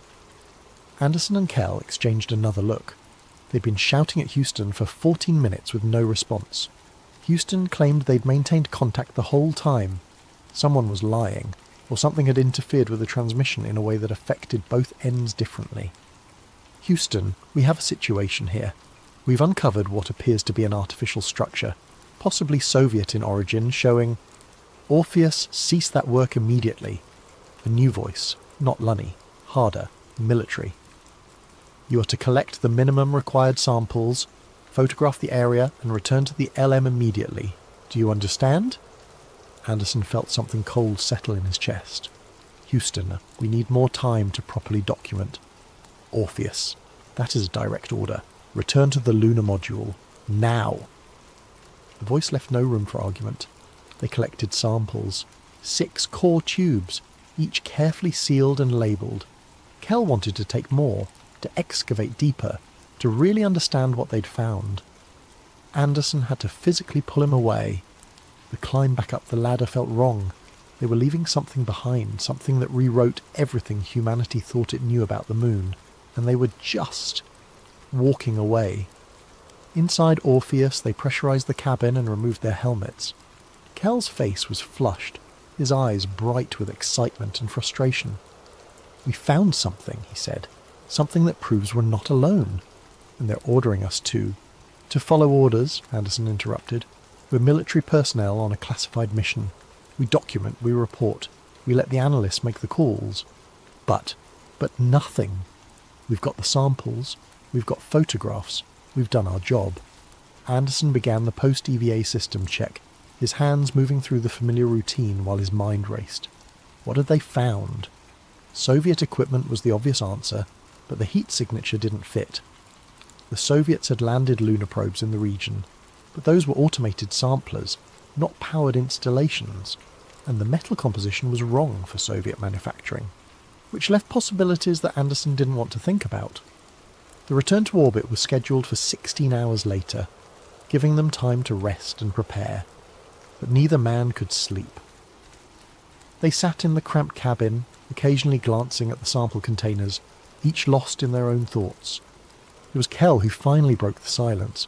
What if it's not Soviet? Anderson didn't answer. Think about it. The magnetic anomalies in this region have been documented since the early orbital surveys. That's decades before either us or the Soviets had the capability to land anything here. What if those anomalies weren't natural? What if they were marking something? Marking what? Kell met his eyes. I don't know, but whatever that structure is, it's old. Really old. The regolith accumulation around it suggests it's been here for millennia, maybe longer. Nothing human built that. The words hung in the cabin like a physical presence. Before Anderson could respond, the radio crackled. Orpheus, Houston. We're showing an anomalous reading from your cabin environmental system. Confirm pressure holding steady. Anderson checked the gauges. Everything nominal. Houston, we show all systems green. Pressure is... He stopped. The cabin pressure gauge was dropping. Not rapidly, but definitely dropping. We have a leak, he said. his voice flat with the kind of calm that comes from years of training for disasters. Rate is approximately 0.3 psi per minute. Beginning emergency leak check procedures. They worked systematically, checking every seal, every valve, every fitting. The leak wasn't in any of the obvious places, and the rate was increasing. Kell found it first. The primary hatch seal, which had been perfect before EVA, now showed signs of degradation. The rubber gasket looked corroded, eaten away by something. Houston, we found the leak source. Primary hatch seal shows unexpected deterioration. We're going to need to execute early ascent before we lose too much atmosphere. Another new voice from Houston, this one with a slight Texas accent. Orpheus, this is flight surgeon. Your biomedical readouts are showing elevated heart rates and core temperatures. Are you experiencing any unusual symptoms? Dizziness, nausea, visual disturbances? Anderson did a mental inventory. He felt fine. Anxious certainly, but that was justified given their situation. Negative, Houston. We feel nominal. Copy that, Orpheus. Be advised, we're seeing markers in your blood chemistry that weren't present pre-EVA. We'll need detailed post-flight medical analysis. Something in the samples, Anderson thought. Something from the structure. It had gotten into their suits, into their gloves. Microscopic particles that were now in the cabin with them. Houston, request immediate return to orbit. We need to rendezvous with Endeavour as soon as possible. Copy, Orpheus. You are go for immediate ascent. Hall is manoeuvring into position now. The launch from the lunar surface was violent and brief. Orpheus's ascent stage engine fired, blasting them away from the descent stage and back toward orbit. Through the window, Anderson caught one last glimpse of the landing site, the disturbed regolith, the exposed structure that was already being buried again by dust their ascent engine had kicked up. Evidence vanishing beneath lunar soil, perhaps never to be seen again. The rendezvous went perfectly. Hall had positioned Endeavour precisely, and the docking was textbook smooth. But when Anderson opened the tunnel between the two spacecraft, Hall immediately sealed his helmet. "Don't come through," Hall said, his voice tight. "Not yet. Jim, we need to transfer the samples and—" "I said not yet." Hall's eyes were hard. "Houston gave me direct orders. You two stay in the LM until we've run full biological protocols." Kell's laugh was bitter. "Biological protocols? We're in a vacuum. There's nothing alive on the moon." "Then you won't mind waiting while we make sure." Hall disappeared from the tunnel, and they heard the hatch seal from Endeavour's side. They were quarantined in space, 250,000 miles from home. The next 6 hours were a nightmare of waiting. Houston ran them through endless medical checks, drawing blood samples using the onboard medical kit, analysing biomarkers for anything unusual. The results kept coming back with the same message: anomalous proteins, unknown compounds, cellular changes that shouldn't be possible. Finally, Hall's voice came through the radio. "Houston is ordering you to jettison the sample containers." "What?" Kell exploded. "No! Those samples are the whole reason we're here. Those samples are contaminated with something that Houston's medical team can't identify. They pose an unacceptable biological risk." Anderson felt something inside him crack. They'd risked everything, found something that rewrote human understanding of the cosmos, and now they were being ordered to throw it into space like radioactive waste. "Houston, this is Commander Anderson. Request clarification. Are you ordering us to destroy evidence of possible extraterrestrial intelligence?" The silence stretched for 15 seconds. Then, "Negative. Orpheus? We're ordering you to protect the Earth from potential contamination. You don't know what you brought back. Neither do we, and we can't risk it reaching the atmosphere. We have containment protocols. The sample containers are sealed." The containers were sealed. Past tense. We're reading chemical changes in the seals similar to what happened to your hatch. Whatever degraded your gaskets is degrading the sample containers. You have maybe 12 hours before those seals fail completely. Kell was staring at the sample containers like they were his children being sentenced to death. "There has to be another way. We could transfer them to Endeavour's storage, use the—" "Negative. All samples are to be jettisoned immediately. That's a direct order from the highest levels of command." Anderson understood then. This wasn't about protecting Earth. This was about protecting a secret. Whatever they'd found, someone had decided it was too dangerous, too destabilizing, too world-changing to ever reach the public. "Commander," Kell said quietly, don't do this. Anderson met his eyes. "I'm sorry." He began opening the sample containers one by one, using the LM's waste disposal chute to vent them into space. Core samples that might have contained proof of ancient intelligence, photographs, spectroscopic data, all of it fed into the void, all except one. While Kell's attention was on the gauges, Anderson palmed one of the smaller containers, a sample of the metallic structure itself. He tucked it into a maintenance access panel, a space meant for tools that would never be inspected during post-flight analysis. If they were going to bury this, at least one piece of evidence would survive. The transfer to Endeavour finally happened 18 hours after docking. By then, both Anderson and Kell were exhausted, their suits contaminated, their bodies showing increasingly unusual biomarker readings that Houston's doctors couldn't explain. Hall had set up a makeshift containment barrier using plastic sheeting and duct tape, separating the cabin into clean and contaminated zones. It was absurd, primitive, and probably ineffective. But it was all they had. The trans-Earth injection burn was scheduled for 36 hours after landing, giving them time to rest and prepare for the journey home. But Anderson couldn't rest. Every time he closed his eyes he saw that structure, that impossible architecture buried beneath lunar dust. And he heard the sound. It had been so faint during EVA that he'd dismissed it as radio interference.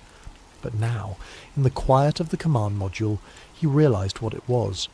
A vibration, subsonic, barely on the edge of perception. It came from the direction of Mare Moscovians, cycling at regular intervals. A heartbeat. Something on the moon had a heartbeat. "Houston," he transmitted. "Request permission to conduct extended orbital survey of the landing site region before TEI burn."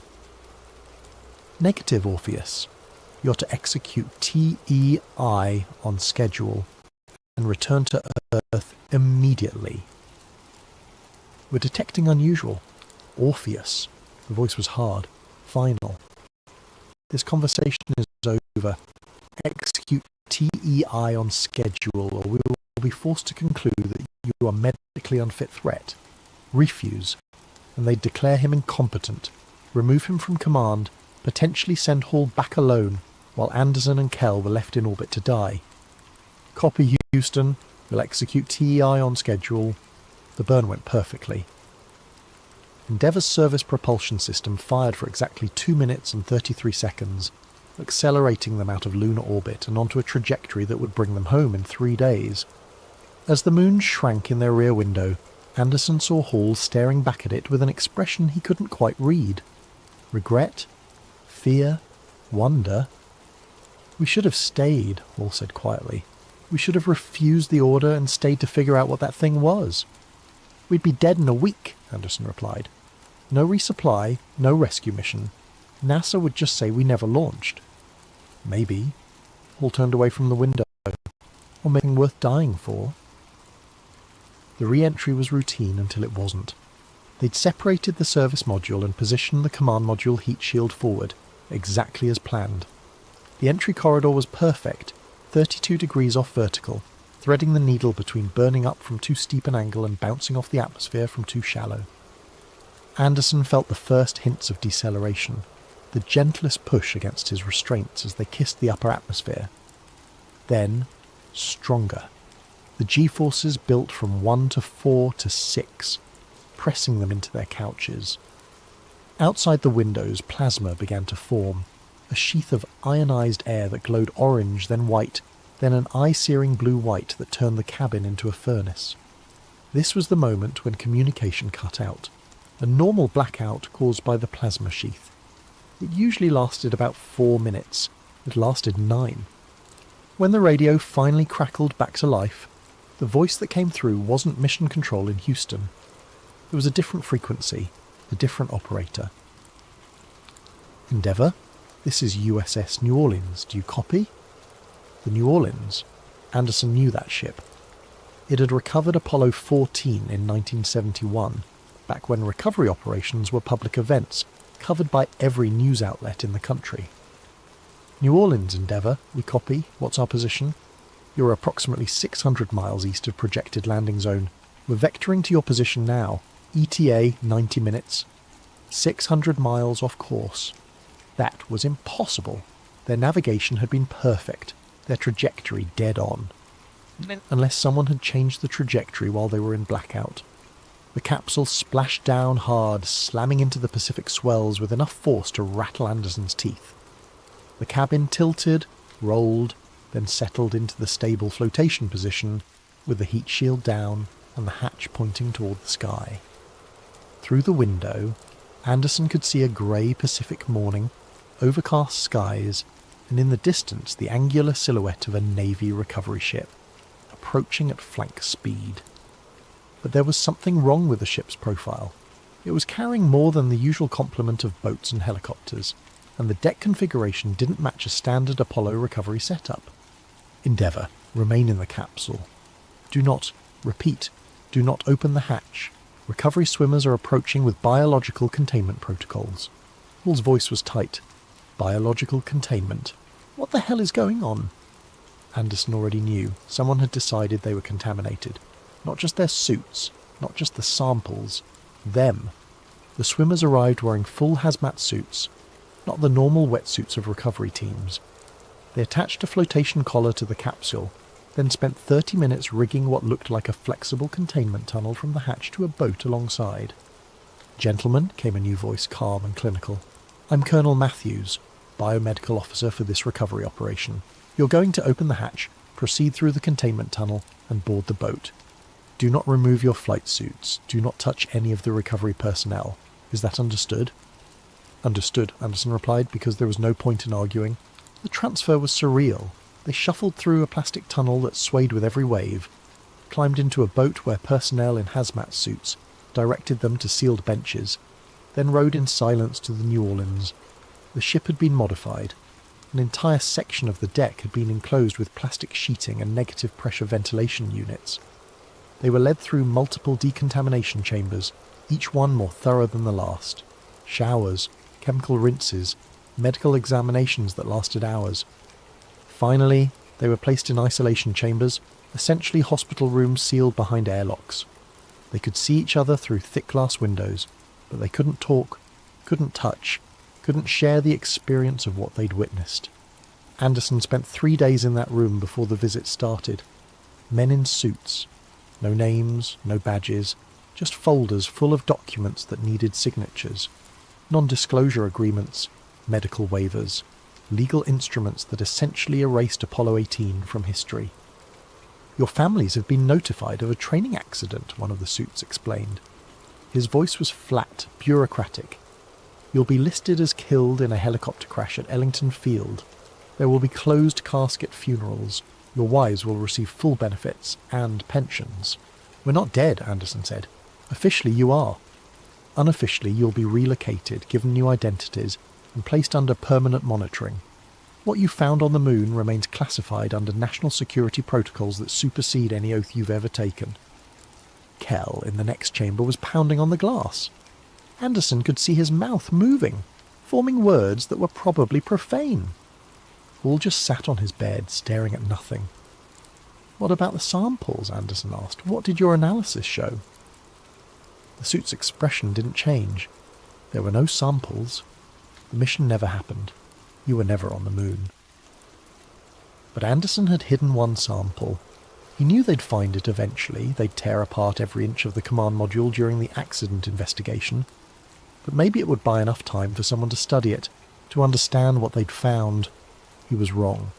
2 weeks later, the isolation ended. Not because they were cleared, but because the decision had been made.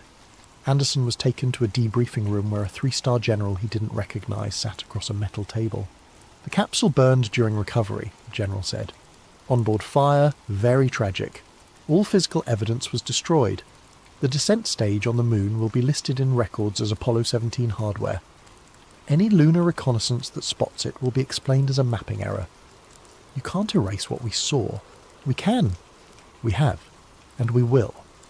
The general slid a folder across the table. "These are your new lives. Study them. Become them. Because if you ever speak about Apollo 18 to anyone, your families, your friends, a priest, a journalist, anyone, you'll disappear. Not into isolation, not into prison.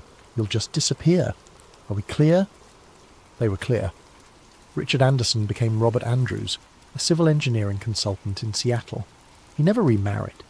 He spent his evenings in a small apartment overlooking Puget Sound, watching the moon rise over the water and remembering what it felt like to stand on that ancient surface. James Hall became John Henderson, a flight instructor in Arizona. He taught teenagers to fly Cessnas and tried not to think about the spacecraft he'd piloted through the void. Marcus Kell became Martin Cole, a high school science teacher in Maine. He taught geology to bored sophomores and died a little inside every time they asked if anyone had ever found evidence of life beyond Earth. They never saw each other again. The agencies made sure of that. But they weren't the only ones who knew. In 1981, a NASA technician named Eldon Nichols was diagnosed with terminal pancreatic cancer. He was 82 years old, a veteran of the Mercury, Gemini, and Apollo programs, and he'd been present at Hickam Air Force Base in Hawaii when the Apollo 18 crew was brought ashore. Before he died, Nichols gave an interview to a freelance journalist named Patricia Morrison. The interview was never published. Morrison's editor killed the story, her notes mysteriously disappeared from her apartment, and she received a visit from two men who strongly suggested she find a different career. But Morrison remembered what Nichols had told her. He'd seen biological containment canisters being loaded onto a C-141 Starlifter, military personnel in full hazmat suits, and one canister marked with stenciled letters, Lunar Origin. Viable. Something living. Something they'd brought back from the moon. Morrison spent the next decade trying to verify Nichols' story. She filed Freedom of Information Act requests that were denied. She tracked down other technicians who'd been at Hickam, but they all claimed ignorance or refused to talk. She even tried to locate the crew of Apollo 18, but their records had been scrubbed so thoroughly it was as if they'd never existed. She died in 1994 in a car accident that police ruled mechanical failure. Her research materials were never found. In 2009, NASA's Lunar Reconnaissance Orbiter began mapping the moon's surface in unprecedented detail. The images were released to the public, allowing anyone with an internet connection to explore humanity's ancient footsteps on another world. A graduate student at MIT named David Chen was studying images of Mare Moscoviense when he noticed something unusual. Debris patterns that didn't match any documented landing site. Geometric arrangements in the regolith that suggested a descent stage, but in a location where no Apollo mission had officially landed. Chen published his findings in a small astronomy journal. The article got 17 views before the journal's website crashed. When it came back online 3 days later, the article was gone. Chen's faculty advisor suggested he focus on different research for his dissertation, but Chen had made copies. He shared them on forums, sent them to other researchers, uploaded them to file-sharing sites. The images kept disappearing, accounts got suspended, websites went offline, someone was watching, someone was listening. Robert Andrews died in 2019, at the age of 87. Heart failure, the death certificate said. Peaceful, in his sleep. His apartment was cleaned out by a professional service hired by the government. Most of his possessions were unremarkable. Books, furniture, the accumulated debris of a quiet life. But in a drawer hidden behind a false panel in his desk, they found a journal. The journal was confiscated immediately, classified, and locked away in a facility that doesn't appear on any map. But Andrews had been careful. He'd made a copy, sealed it in a waterproof container, and buried it in a public park in Seattle, with coordinates encoded in a letter he'd sent to his estranged daughter years before. She found it in 2023 after finally deciphering her father's cryptic final message. She read about Apollo 18, about the structure on the moon, about the cover-up that had stolen her father's identity and his life. She tried to go public. The story was picked up by a few conspiracy websites, dismissed as elaborate fiction, and quickly forgotten in the endless churn of internet content. But someone else was paying attention.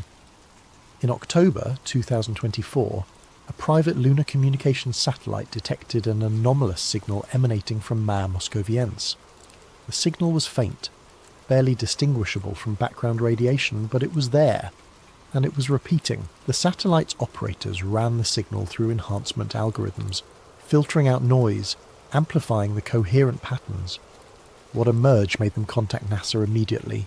It was a voice, human, mail, transmitted on the S-band frequency that Apollo missions had used for communication.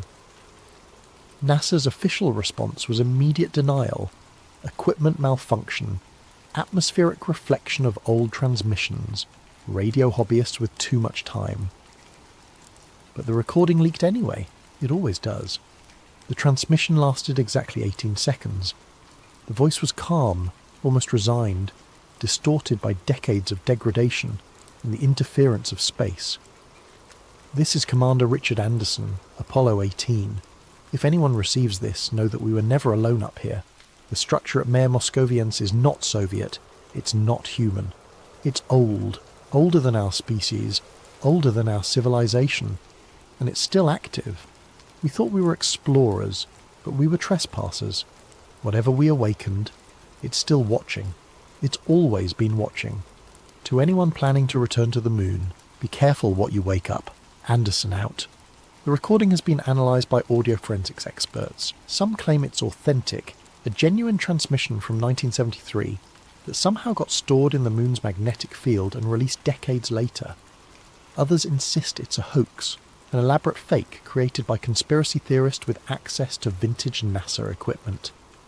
NASA refuses to comment beyond their initial denial, but in the sealed archives, in the folders marked Eyes Only, there's a 1974 memo from the National Reconnaissance Office to the President of the United States. The memo is brief, just 3 paragraphs, but the final line reads, "Recommend permanent cessation of crewed lunar exploration. Object designated Artifact 1 remains active and demonstrates awareness of human presence. Further contact inadvisable until we better understand its nature and intentions." The memo is stamped approved. That's why we haven't been back to the moon in over 50 years. Not because of budget constraints or shifting priorities or lack of public interest. We haven't gone back because something is waiting there. Something ancient and patient and utterly incomprehensible. And somewhere in the classified depths of government servers, monitoring systems watch Mare Moscoviense 24 hours a day, waiting for the structure to wake up again. Waiting for the signal that will tell us whether that first contact was a greeting or a warning. In a nursing home in Tucson, Arizona, an 89-year-old flight instructor named John Henderson sits by a window, watching the moon rise over the desert. He hasn't spoken in 3 years. Stroke, the doctors say. But his eyes are clear, and sometimes the nurses catch him staring at the moon with an expression they can't quite identify. Fear, longing, recognition. On clear nights when the moon is full, Henderson's heart rate increases. The monitors beep faster, and sometimes, if you're very quiet, you can hear him whispering the same thing over and over. It's still warm, it's still warm, it's still warm. No one knows what he means, but somewhere on the moon, in a basin named for a city most people have never seen, something ancient stirs in the dust, waiting, watching. Remembering the day 3 humans came, discovered its existence and fled back to their distant blue world. Next time, it won't let them leave. What if I told you that the greatest unsolved mystery in American aviation history was never meant to be solved? That the man who vanished into the night sky over Washington state in 1971 wasn't a criminal at all, but a ghost created by the very government that spent decades pretending to hunt him. The story you're about to hear will make you question everything you thought you knew about Daniel Cooper, and about who's really watching from the shadows. Act 1. The Vanishing Man. The rain hammered against the windows of the FBI Seattle field office on November the 24th, 1971, as Special Agent Wallace Grant stared at the preliminary report on his desk. His coffee had gone cold hours ago, but he barely noticed. The words on the page seemed impossible, yet dozens of witnesses confirmed the same thing. A man calling himself Dan Cooper, Jack Northwest Orient Flight 305, extorted $200,000 in cash, demanded 4 parachutes, and jumped into the night somewhere over southwestern. Polite, calm, methodical. He tapped his pen against the margin notes. "Who the hell are you?" The telex machine in the corner chattered to life, and Grant crossed the room to tear off the incoming message. His eyes narrowed as he scanned the text. From FA a Western region to... FB Seattle Field Office. Cruel Flight 305 incident. Military radar blackout window confirmed to 2047 PST. No visual confirmation of parachute deployment. Search parameters expanded to 200-mile radius. Grant frowned. A radar blackout? That was the first he'd heard of it. He picked up the phone to call the FAA when his supervisor, Bill Rackham, appeared in the doorway. "Put it down, Wallace," Rackham said quietly. "Sir, this telex mentions a radar blackout I wasn't briefed on." "I said put it down." Rackham's voice carried an edge Grant had never heard before. "The case is being transferred to Division 5. You're to compile your notes and hand everything over by 0800 tomorrow. Division 5. Grant felt something cold settle in his chest. Division 5 was domestic counterintelligence. They handled Soviet infiltration, sedition cases, threats to national security. What did they want with a simple skyjacking? "Bill, what's going on?" Rackham moved closer, lowering his voice. "Nothing you need to worry about. This one's above both our pay grades. Just do as you're told and forget about Dan Cooper." But Grant couldn't forget. None of them could. And 54 years later, in a climate-controlled archive room 3,000 miles away, someone was about to discover why. Act 2. The Black File. Eleanor Reed had spent 37 years with the FBI, most of them in the Records Management Division, a job that sounded boring to everyone who asked, and was exactly as boring as it sounded.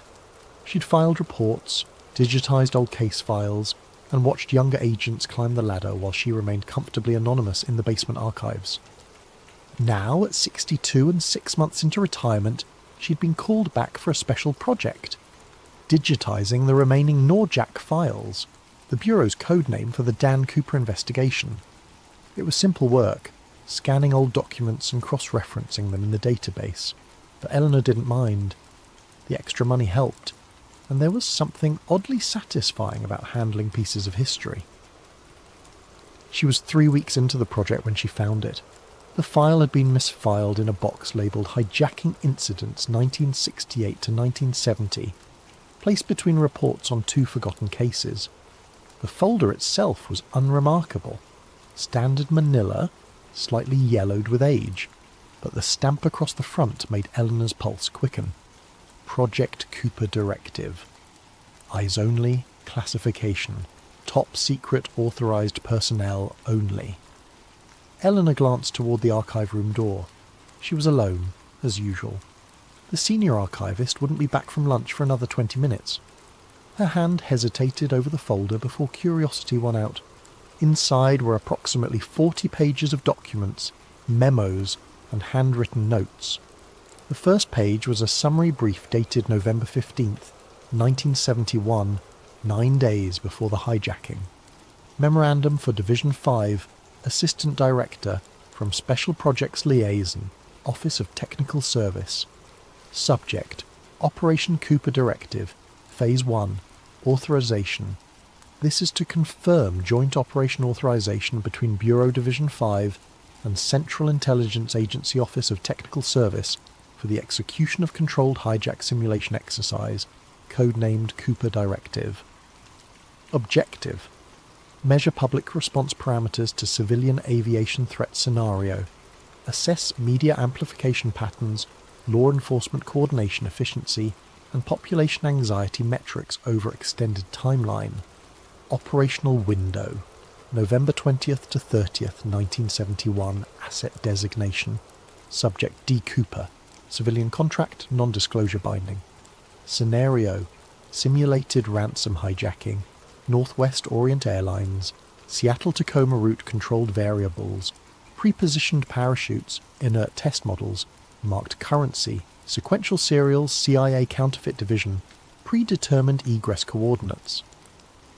Eleanor read the words 3 times, certain she must be misunderstanding. A controlled simulation. But Dan Cooper was real. Witnesses saw him. The airline confirmed the hijacking. The FBI had searched for months. She turned to the next page. An operational timeline with minute-by-minute checkpoints. Most had neat check marks beside them, but at 2039 PST someone had written in red ink, "Subject deviated from protocol." deployed personal chute, no radio contact. And below that, in different handwriting, shakier.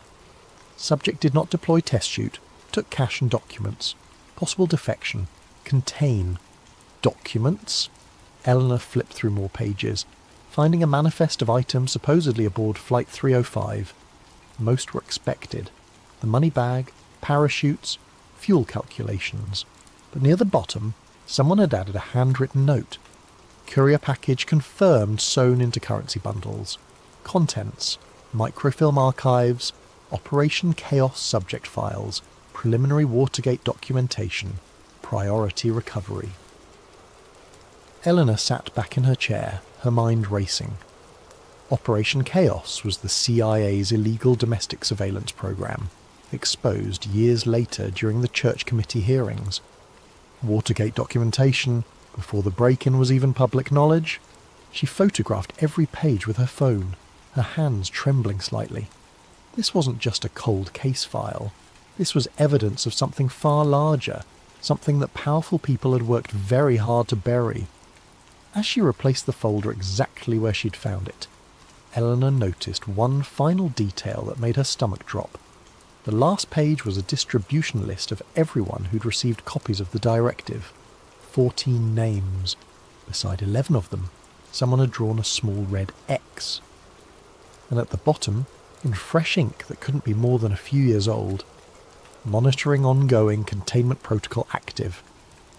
Eleanor locked the archive room behind her and walked to her car on legs that felt disconnected from her body. She didn't notice the grey sedan that pulled out 3 cars behind her, maintaining a careful distance all the way to her apartment in Silver Spring. Act 3. The Surviving Asset. Thomas Harkins lived in a modest ranch house outside Olympia, Washington, surrounded by towering Douglas firs that blocked most of the sunlight. Eleanor had tracked him down through the operational files. He'd been an airfield technician at McCord Air Force Base in 1971, one of the few names on the distribution list without a red X. When he opened the door, she saw a man who'd aged far beyond his 87 years. His hands shook slightly, and his eyes held the haunted look of someone carrying secrets too heavy to bear alone. "Mr. Harkins, my name is Eleanor Reed. I worked for the FBI Records Division, and I need to ask you about something that happened in November 1971. His face went pale. "You should go. Please. I found the Cooper directive files. I know it was a simulation. I know something went wrong." Harkins gripped the doorframe. "If you found those files, you're already in danger. They don't let people like you just walk away with that kind of knowledge." "Then help me understand what I'm walking away from." For a long moment he said nothing. Then he stepped aside. 5 minutes. That's all you get. His living room was sparse. A worn couch, a television, photos of grandchildren on the mantel. Harkins didn't offer her a seat. Instead, he moved to the window and peered through the curtains at the empty street. "I was just a technician," he began, his voice low. 23 years old, fresh out of technical school. In early November, they brought me into a secure hangar and told me I'd been selected for a classified logistics assignment. All I had to do was prepare 4 parachutes according to very specific modifications. What kind of modifications? 2 of them were real, standard military reserve chutes, fully functional. The other 2 were test models, inert. They'd open, but they weren't designed to support a person's weight for more than a few seconds, just long enough to make it look real if anyone happened to spot the drop. Eleanor felt sick. They were going to kill him! "No," Harkins shook his head. "That's what I thought at first too. But the asset, Cooper, he was supposed to take the inert chutes. He knew which ones they were. The whole plan was for him to jump with an inert chute, deploy it for visual confirmation, then cut away and deploy his personal rig. He'd land at predetermined coordinates where a recovery team was waiting. Clean extraction, controlled environment, perfect psychop to study public response to aviation terror. But he didn't follow the plan. He took the real chutes, and he took something they didn't expect him to take." Harkins returned to the window, his paranoia evident. The money wasn't the prize. Inside the currency bundle sewn into the fabric of the money bag itself was a courier package. Microfilm. dozens of rolls containing names, addresses, and photographs of deep-cover CIA operatives working domestic assignments, people who'd been exposed by intelligence leaks inside the agency. Why would they transport something like that on a civilian flight? Because no one would think to look there. It was supposed to be a quick handoff. Cooper gets the money bag, jumps, recovery team secures the package, case goes into the books as an unsolved mystery. But Cooper realised what he had. Those weren't just names on film. Those were leverage, insurance, proof that the agency was running illegal operations on American soil. He defected. That's one word for it. I'd say he made a business decision. Someone inside the operation tipped him off about what was really in that bag. He grabbed the intel and vanished, and the people who designed the whole thing couldn't exactly file a police report saying their fake hijacker stole their illegal surveillance records. Eleanor pulled out her phone and showed him the photo of the distribution list. 11 of these people are dead, marked with red X's. Harkins barely glanced at it. 12 now. Martin Kellerman died 3 months ago. Heart attack, they said. He was 59 and ran marathons. His jaw tightened. Everyone connected to the directive has been systematically eliminated over the past 2 decades. I'm alive because I was nobody. A technician who prepared parachutes and kept his mouth shut. But you found the file, which means someone made a mistake, and mistakes get corrected. I need to know who's doing the correcting. You're asking the wrong question. You should be asking why they're still correcting mistakes from an operation that's 50 years old. He finally met her eyes. The Cooper case never closed because it was never supposed to close. Think about it. How many unsolved mysteries stay in the public consciousness for half a century? How many trigger thousands of amateur investigations, documentaries, books, conspiracy theories? You're saying the mystery itself is intentional? I'm saying the mystery is the experiment. They wanted to see how long they could keep a story alive through cultural reinforcement. No closure, no resolution, just perpetual speculation. The perfect case study in long-term social engineering. Dan Cooper isn't a person anymore, he's a phenomenon. And someone is still managing that phenomenon. Eleanor's mind reeled. Who? I don't know names. But after I left McCord, I did some digging.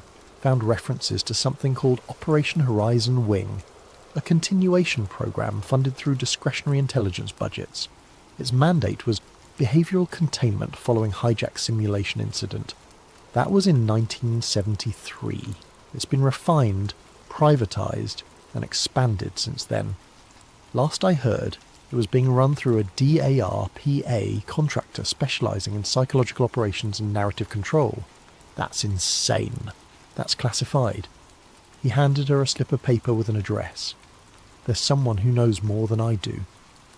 Greg Larson, investigative journalist, specialises in government transparency cases.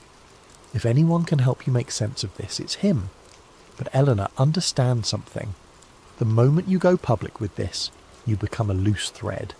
And they're very good at trimming loose threads. She tucked the paper into her pocket. Why are you helping me? For the first time, something like a smile crossed his weathered face. Because I'm 87 years old and I'm tired of being afraid. Maybe it's time someone finally cut the strings. Act 4, The Shadow Investigation. Greg Larson worked out of a converted warehouse in Portland's industrial district, surrounded by filing cabinets, conspiracy corkboards, and enough encryption equipment to make the NSA nervous. When Eleanor arrived with her documentation, he spent 3 hours verifying the files before he said a single word. Finally, he sat back and removed his reading glasses. This is real. I know. No, I mean this is really real. I've chased government ghosts for 15 years, and most of it's smoke and mirrors. But this? He gestured at the documents spread across his desk. This is actionable, verifiable, court-admissible evidence of a domestic psyop. Do you understand what you found? I understand that people have died to keep it buried. Then you understand we need to be extremely careful. He pulled up several databases on his computer. I've been tracking anomalies in the Norjack case for years. There are inconsistencies that never made sense until now. He showed her aerial photographs from 1980, when a young boy found $5,800 of Cooper's ransom money, partially buried along the Columbia River at Tina Bar. The FBI made a big deal about this discovery. They said it proved Cooper died in the jump and the money washed downstream. But look at the serial numbers.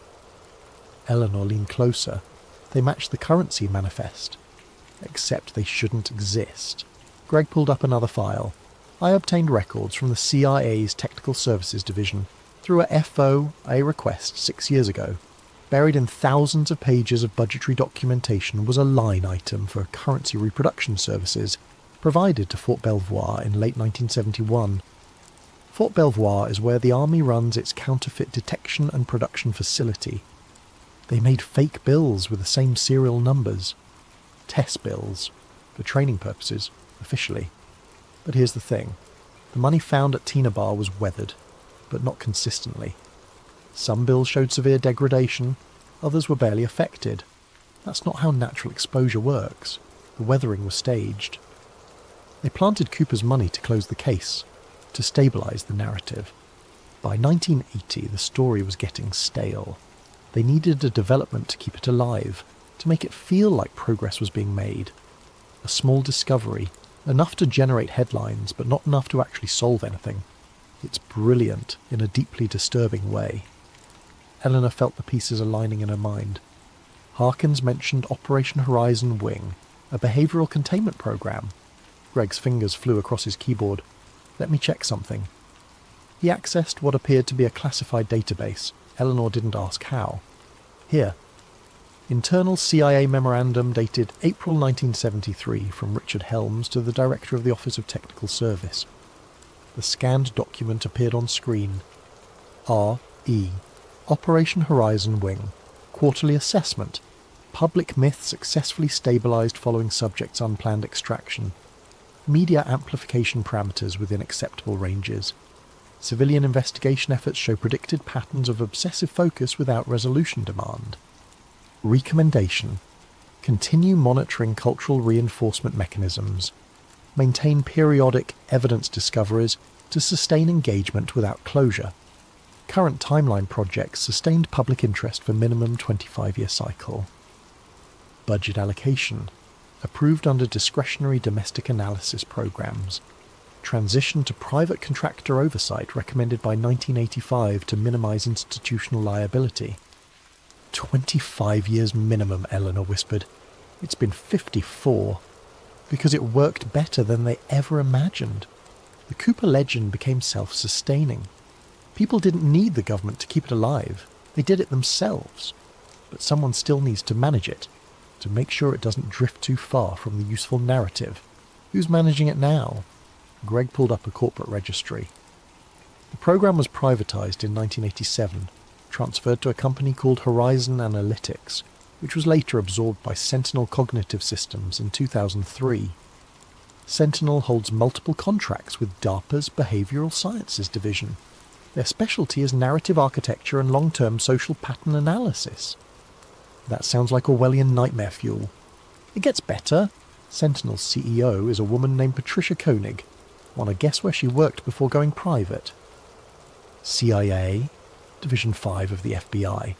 She was 17 years old when the Cooper hijacking happened, but by 1983 she was running psychological operations for Bureau Counterintelligence. She has the institutional knowledge, the clearances, and the resources to keep this thing alive indefinitely. Eleanor stood and paced the warehouse floor. So what do? We can't exactly file a police report. We leak it. Not to mainstream media. They're too compromised, too afraid of losing access. We go to independent platforms, multiple sources simultaneously. We flood the zone with documentation before they can contain it. And then we see if the truth can survive contact with the people who've been lying about it for 5 decades. Greg began organising the files. I'll need 48 hours to verify secondary sources and set up dead man switches. If anything happens to either of us, the documentation auto-releases to 24 outlets. You think they'd really kill us over this? He met her eyes with an expression that was almost pitying. Eleanor, they've already killed 11 people. We're just 2 more loose threads. Act 5. The truth buried in plain sight. They worked through the night, building an unassailable case. Greg had contacts in cryptography who verified the document's authenticity. Eleanor cross-referenced names and dates with public records, building timelines that proved the government's narrative had been manufactured from the beginning. By dawn, they had everything ready for release. That's when Greg's phone rang. He checked the screen and frowned. "Unknown number," he answered on speaker. "Larson." The voice that came through was distorted, digitally masked. "Mr. Larson, Miss Reed, you've both been very busy." Eleanor felt ice flood her veins. "You have information that doesn't belong to you," the voice continued. "Information that could cause significant disruption to ongoing research initiatives. We're prepared to offer you a choice. Walk away now, destroy everything you've compiled, and return to your lives with no consequences. Or proceed with your planned disclosure and face legal action for theft of classified materials, conspiracy to violate the Espionage Act, and unauthorized disclosure of national defense information." Greg leaned toward the phone. "Who is this?" "I'm someone who appreciates thoroughness, Mr. Larson. Your investigation has been impressive, but you're missing the larger picture. The Cooper Directive wasn't a mistake or a conspiracy. It was research, valuable research that continues to produce actionable intelligence on social behavioural patterns. You're admitting the government staged a hijacking and has been manipulating the public for 50 years. I'm admitting that understanding how populations process, remember, and mythologize unsolved events is crucial to national security. The Cooper case has provided decades of data on collective memory, conspiracy theory formation, and the relationship between mystery and cultural identity. That research has applications far beyond a single hijacking. It informs counter-terrorism strategy, disinformation detection, and crisis communication protocols." Eleanor found her voice. "People died. 11 people on that distribution list were murdered to protect your research. Natural causes, accidents, and unfortunate timing. You're seeing patterns that don't exist, Miss Reed.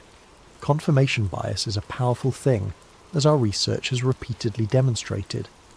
"Then you won't mind if we publish what we found?" A pause. "You'll find that difficult without your documentation." Greg's face went white. He pulled up his encrypted drives. Empty. The cloud backups. Gone. Every file they'd compiled, every photograph Eleanor had taken, wiped clean as if they'd never existed. "How? Did you really think we wouldn't notice a retired FBI archivist accessing restricted files? That we wouldn't monitor a journalist with a history of investigating classified programs? You were never in control of this investigation, Mr. Larson. We simply allowed you to believe you were, so we could assess your methodology and identify any other potential security breaches." Eleanor pulled out her phone. The photos were gone. Even the originals, backed up to her personal cloud, deleted. "The files in the archive room," she said desperately. "The Cooper Directive folder was removed from the National Archives 3 days ago and appropriately reclassified. There is no record of its existence. There is no record of this conversation. In approximately 90 seconds, this phone will disconnect and all trace of this call will be erased." "You can't just erase the truth." "Miss Reed, we've been erasing, reshaping and managing truth for longer than you've been alive. The Cooper case is just one of hundreds of ongoing social research programs. Every major unsolved mystery of the past century has been carefully studied for its psychological impact. Some occur naturally.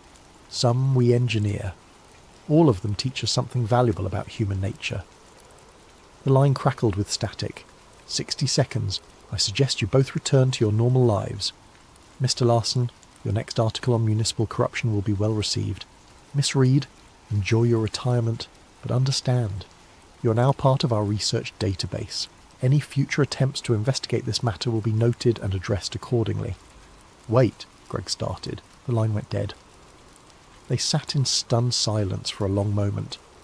Greg immediately tried to verify what the caller had said, checking and rechecking his drives, his backups, his fail-safes. Everything was gone.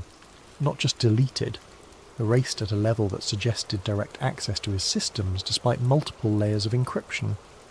"This is impossible," he muttered. "I had these files distributed across 6 different networks. They couldn't have accessed all of them. Unless they'd been monitoring from the beginning," Eleanor thought. unless every move they'd made had been observed, catalogued, and allowed to proceed just far enough to identify any security weaknesses. She walked to the window and stared out at the grey Portland morning. Somewhere in this city, in this country, people were going about their lives completely unaware that their government had spent half a century running psychological experiments on them disguised as unsolved mysteries. "They win," she said quietly. "No." Greg's voice was firm. "They don't get to win. We have no evidence, no files, no proof of anything. If we try to tell this story, we sound like conspiracy theorists. We have nothing. We have our testimony. We have what we saw, what we learned. We can still what? Get dismissed as crazy? Get disappeared? They're monitoring us, Greg. They've made that clear. The moment we become more trouble than we're worth, we end up like the other 11 people on that list." He wanted to argue. She could see it in his face, but he knew she was right. They'd lost. Act 6. The final broadcast. Eleanor returned to her apartment that afternoon, feeling hollowed out. The grey sedan was gone. They didn't need to follow her anymore. She was contained, neutralised, no longer a threat. She made tea she didn't drink and sat by the window watching the street below. Normal people doing normal things, unaware that the reality they lived in was being carefully curated by people in windowless rooms who viewed human behaviour as data points to be collected and analysed. The mailbox buzzer startled her from her thoughts. She took the elevator down to the lobby, expecting bills or junk mail. Instead, she found a small padded envelope with no return address, just her name written in block letters. Inside was a USB drive. No note, no explanation, just the drive and a paper label that read, "Flight 305, recovered audio." Eleanor's hand shook as she carried it back upstairs. This was a trap, it had to be. They were testing her, seeing if she'd learned her lesson. But she couldn't stop herself from plugging it into her laptop. A single audio file. She clicked play. Static filled her speakers, the harsh crackle of old radio transmission. Then, through the noise, a voice. "Ground control, this is Cooper." Confirming egress at designated coordinates. More static. Then a different voice, calm and professional. "Negative, Cooper. You're not at designated coordinates. Abort extraction. Repeat, abort extraction and proceed to..." "Negative, ground control. I'm exactly where I need to be." "Cooper, you're in violation of operational protocol. Return to dash dash." "Protocol?" The voice that had to be Cooper laughed. "Let me tell you about protocol. The people you work for just tried to kill me with faulty equipment. The people I work for just tried to buy me with someone else's secrets. I don't work for anyone anymore." "Cooper, listen carefully. The cargo you're carrying is classified beyond your clearance level.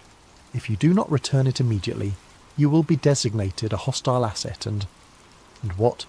You'll what exactly? File an official report saying your fake hijacker stole your illegal surveillance files? Tell the FBI that your psychological operation went rogue? I don't think so."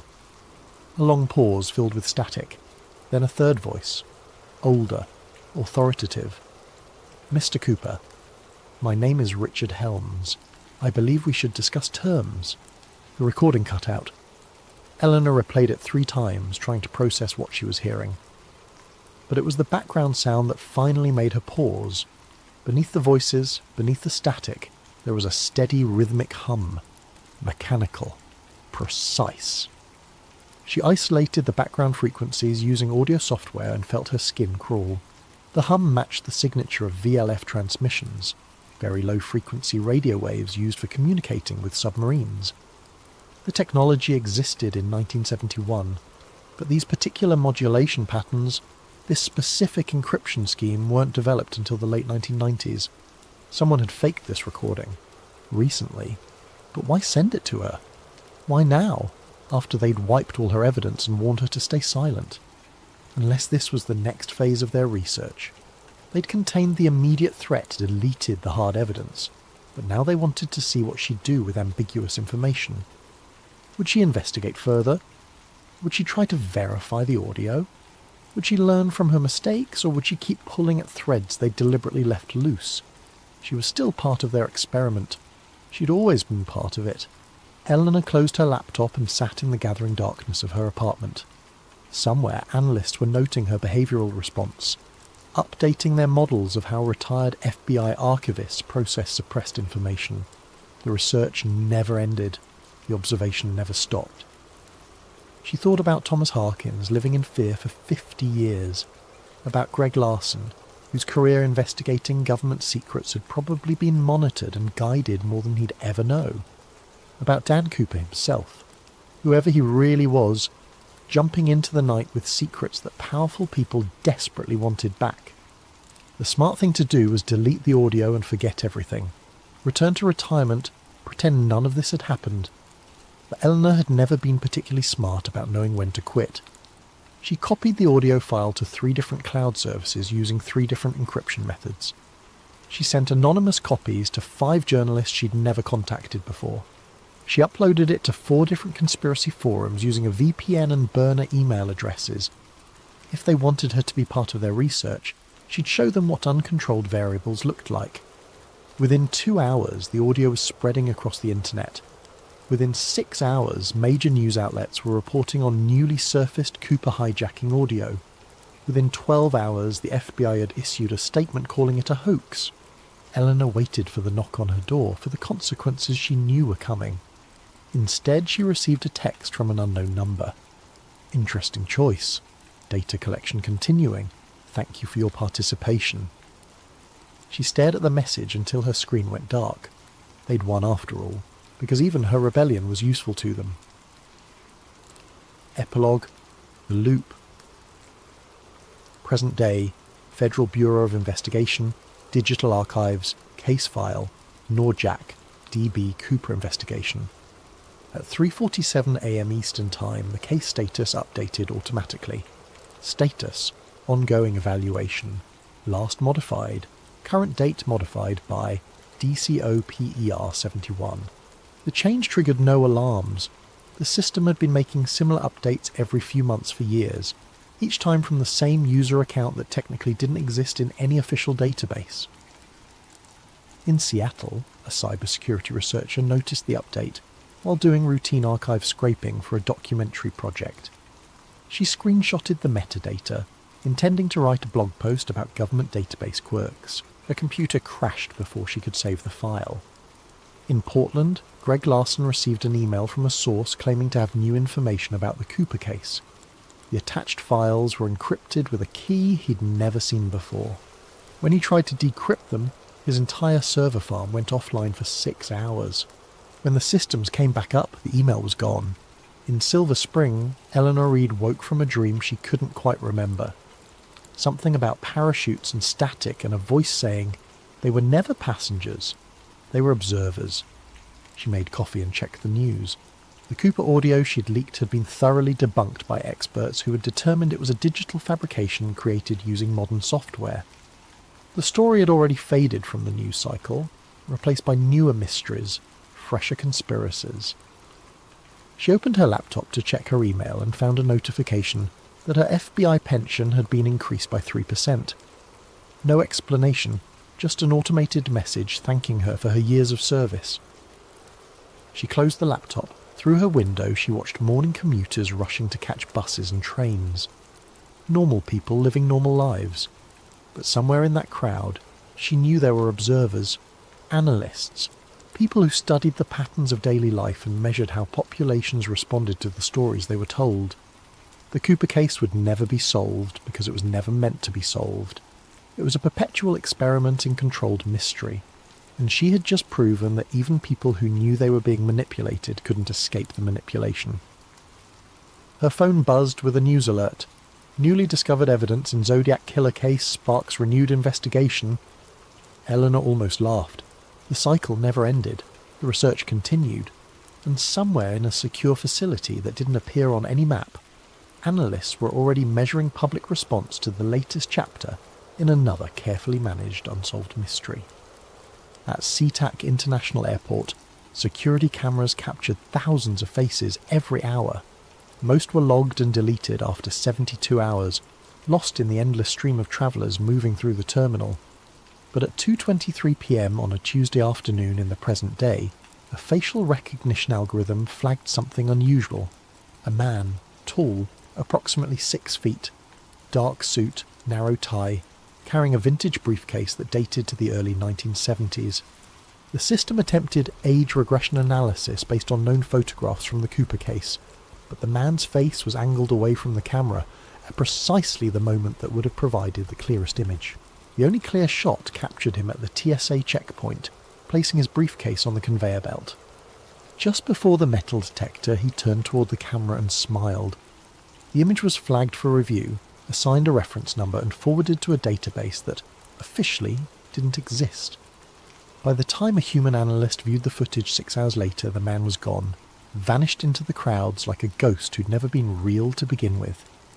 The analyst made a note in the file, closed the window and returned to monitoring the next unsolved mystery. Somewhere a clock was ticking.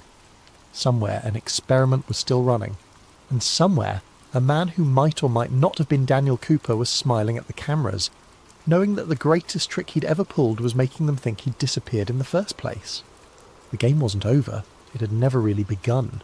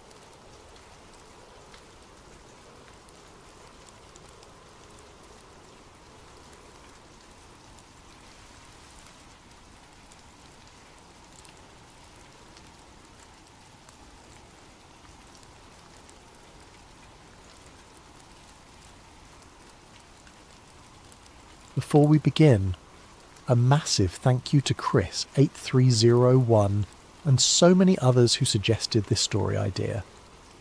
Your enthusiasm for uncovering hidden truths inspires everything we do here. If you have ideas for future videos, drop them in the comments below. We read every single one. The photograph shouldn't exist. Elena Markovich stared at the image on her computer screen, her fingers hovering over the keyboard in her dimly lit cubicle. It was 11:47 p.m. on a Thursday in March, and she was alone on the 3rd floor of the National Archives building in College Park, Maryland. The fluorescent lights hummed overhead, casting harsh shadows across rows of filing cabinets that held the secrets of a nation. The photo showed 5 men in dark suits standing in what appeared to be a Pentagon hallway. 4 of them she recognised from her years cataloguing Cold War documents. Secretary of Defense Neil McElroy, Vice President Richard Nixon, Admiral Arthur Radford, and a younger man she believed was one of Eisenhower's science advisors. But it was the 5th man who made her breath catch. He was tall, perhaps 6'3" or more, with sandy hair swept back in a style common to the late 1950s. His suit was impeccable, perfectly tailored, but there was something about his posture, the way he held himself, that seemed subtly wrong. Too straight, too still, like a statue pretending to be human. The file stamped across the bottom of the photograph read, Project Victor 1, do not release, eyes only. Eleanor had stumbled upon it by accident 3 hours earlier while processing box 4782 from the newly declassified records of the Office of Defence Mobilisation. Most of the box contained mundane correspondence about civil defence procedures and fallout shelter construction. But wedged between 2 reports on industrial production capacity was a manila folder with no proper classification markings, just a handwritten label that said VT Pentagon Residence 1957 to 1960. Inside were 12 documents, most of them heavily redacted, but what remained was enough to keep her rooted to her chair as the cleaning crew came and went, as her colleagues packed up and headed home to their families as the building settled into its nighttime silence. A memo dated March 16, 1957, from the Office of the Secretary of Defence. Subject accommodation request, dignitary v24. Reference is made to verbal authorization from highest authority regarding extended residence privileges for foreign dignitary Valiant Thor. Subject will require quarters within Pentagon Secure Zone, Level B2, for estimated duration 36 months. Security detail unnecessary per subject's explicit request. All inquiries regarding subject's nation of origin are to be redirected to this office, no exceptions. Foreign dignitary. But which nation? The memo gave no indication. Another document, this one from the Department of State, dated June 3, 1957. Renuclear Disarmament Proposal Thor Initiative. This office has reviewed the technical specifications submitted by v24 regarding proposed energy alternatives to current nuclear weapons programs. While scientifically intriguing, the source of this intelligence remains unverified. Furthermore, implementation would require complete restructuring of strategic deterrence policy. Recommend classification cosmic top secret and indefinite postponement of further consideration. Operation Refusal remains in effect. No external treaties or agreements without full Joint Chiefs consensus. Eleanor leaned back in her chair, rubbing her tired eyes.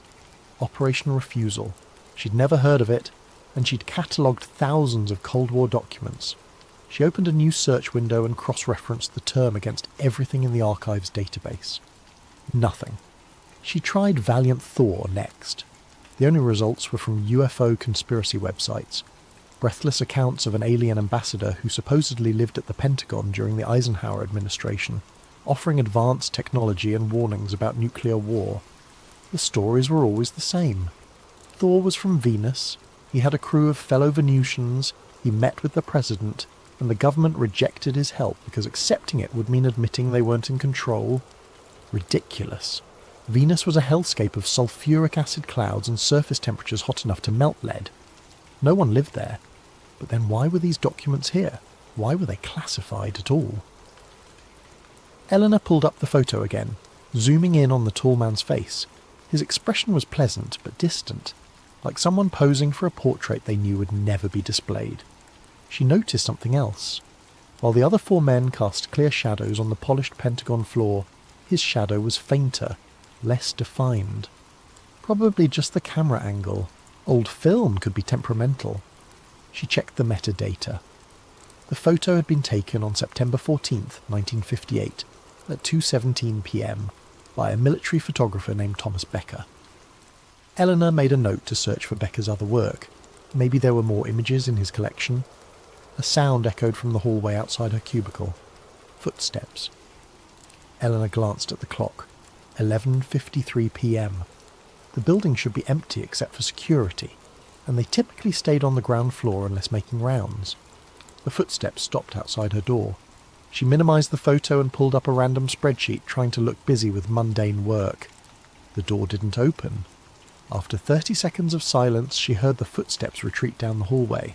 Probably just security doing their rounds, after all. She waited another minute before maximising the photo again. This time she noticed something she'd missed before. A handwritten notation in the margin, barely visible. She enhanced the contrast. Subject departed Pentagon residence March 16th, 1960. No forwarding address. No exit logged. All electronic security systems operational. No breaches detected. Room found empty during routine inspection. Someone had added below it, in different handwriting, impossible. Recommend investigation. And below that, in a third hand, investigation closed per OSD directive. File and seal. Eleanor felt a chill that had nothing to do with the building's aggressive air conditioning. A man lived in the Pentagon for 3 years, then vanished without using any of the exits, and instead of launching a major security probe, they just closed the file. She needed to know more about Thomas Becker, the photographer. She needed to find out if any of the officials in the photo had written about this in their memoirs or personal papers. She needed to understand what Operation Refusal really was. But it was almost midnight, and she had work in the morning. Real work. The kind that came with deadlines and performance reviews. This was supposed to be a simple cataloguing job. Process the declassified documents, create proper finding aids, move on to the next box. Eleanor stared at the photograph for a long moment, then did something she'd never done in 7 years at the archives. She pulled out her phone and took a picture of her computer screen. Then she took photos of each document in the folder, being careful to capture every detail, every notation, every mysterious redaction. She would figure this out. Even if it was just a bizarre Cold War prank or some kind of psychological operation, the historian in her needed to understand the full story. What Elena couldn't know, was that taking those photographs had just made her visible to people who'd spent 68 years keeping Valiant Thor's visit buried under layers of bureaucracy, misdirection, and strategic ridicule. In a windowless office 7 miles away, a computer algorithm flagged her employee ID number. The system noted the unusual late-night access, the search term she'd entered, the amount of time she'd spent on files that were supposed to have been fully reviewed and cleared years ago. A report generated automatically. Within minutes, it appeared on the secure terminal of a man who hadn't thought about Project Victor 1 in almost a decade. He read the report twice, then picked up a phone that didn't go through the regular network. "We have a problem," he said quietly. "Someone's found the Thor files." Eleanor woke to 17 missed calls. She'd silenced her phone before bed, exhausted from her late night at the archives. Now, at 6:47 a.m, she stared blearily at the screen as she sat up in bed. 4 calls from her supervisor, Margaret Chen. 3 from the archive's security office, 10 from a number she didn't recognise. Before she could decide which to return first, her phone buzzed with an incoming call. Margaret. "Eleanor, thank God. Where are you?" "At home. I was about to get ready for work. What's wrong?" "Don't come in." Margaret's voice was tight, stressed. "Your access badge has been suspended pending a security review." Elena's stomach dropped. "What? Why?" "I don't know the details." "I got a call from HR at 6:15 this morning. They said it's routine, probably just updating background checks, but they need you to stay home until it's resolved." "Margaret, I've worked here for 7 years.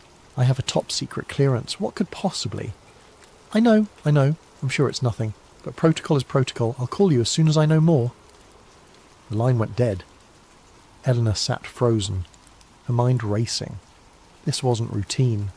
Routine security reviews were scheduled weeks in advance with plenty of notice. They didn't happen overnight. They didn't result in immediate suspension. This was about the Thor files. It had to be. She pulled up the photos she'd taken last night, making sure they were backed up to her cloud storage. Then she created a second backup on a thumb drive she kept in her nightstand. If someone was going to make those documents disappear, at least she'd have proof they existed. Her phone buzzed again. The unknown number. Against her better judgment, she answered. "Miss Markovich?" The man's voice, smooth and professional. "My name is Robert Garrison. I'm with the Office of Personnel Management. I apologise for the early call, but we need to schedule a time for you to come in and complete some paperwork regarding your security clearance update. I was told to stay home today. Yes, just a precaution while we process the renewal. Nothing to worry about. We've been doing this with all employees who have access to recently declassified materials. You understand? We need to make sure everyone's properly vetted for the new protocols." The explanation was smooth, almost too smooth, but something about it rang false. The Office of Personnel Management handled federal employee records, but archive security clearances went through a completely different channel. "When do you need me to come in?" Elena asked, keeping her voice neutral. "Would today work?" "Say 10 o'clock. We have an office in Bethesda." "Can I come to the main OPM building instead? I'd prefer to handle this at the official location." Brief pause. "The Bethesda office is where we process these particular renewals. It would really be best if—" "I'll need to check my schedule and call you back," Elena interrupted. "What was your employee number?" Another pause, longer this time. "I'll have my assistant send you an email with all the details. We'll be in touch, Miss Markovich." He hung up before she could respond. Elena's hands were shaking now. That wasn't a government official. Government officials didn't give up that easily when you questioned them. They pulled rank, they cited regulations, they transferred you to supervisors. They didn't just politely hang up. Someone was trying to get her into an unofficial office to... what? Question her? Intimidate her? Make her forget what she'd found? She needed help. Someone who understood how these systems worked, who could tell her if she was being paranoid or if this was really as wrong as it felt. Eleanor opened her laptop and pulled up the employee directory for the archives. She scrolled through names until she found the person she wanted. Marcus Webb, Senior Archivist in the Modern Military Records Division. Marcus had been at the archives for 23 years. He'd worked on some of the most sensitive declassification projects in the institution's history. If anyone would know what to do, it would be him. She called his desk phone. No answer. She tried his cell. Marcus Webb. Marcus, it's Elena Markovich from Cataloguing. Do you have a minute? Eleanor? Hey. Sure. What's up? I need to talk to you about something I found yesterday. Something weird, but not over the phone. Can we meet somewhere? Coffee? Silence on the other end. When Marcus spoke again, his voice had changed. Quieter, more guarded. What kind of something? Pentagon files from the late 50s. A visitor who doesn't appear in any official records. Papers that shouldn't be declassified if they're real, and shouldn't exist if they're fake. Jesus, Elena, Marcus exhaled slowly. Where are you right now? Home. My badge access was suspended this morning. Okay. Don't go anywhere until I call you back. 20 minutes. And Eleanor, don't talk to anyone else about this. Don't send any emails. Don't post anything online. Just wait for my call. He hung up. Eleanor set the phone down and wrapped her arms around herself. The apartment suddenly felt too quiet, too exposed. She went to her living room window and looked down at the street 3 stories below. A black sedan was parked across the street, its engine running. She could see the silhouette of someone in the driver's seat. How long had that car been there? She backed away from the window, her heart pounding. Maybe she was being paranoid. Maybe it was just someone waiting for a friend. But after the fake OPM call and the sudden badge suspension, paranoia felt like common sense. Her phone rang. Marcus. Coffee shop on Wilson Boulevard, the one near the post office. 30 minutes, come alone, make sure no one follows you. Marcus, what's going on? 30 minutes, Eleanor. We'll talk then. She grabbed her keys and the thumb drive, shoved them in her jacket pocket and headed for the door. In the hallway, she paused. If someone was watching the front entrance, they'd see her leave. But her building had a back exit through the parking garage.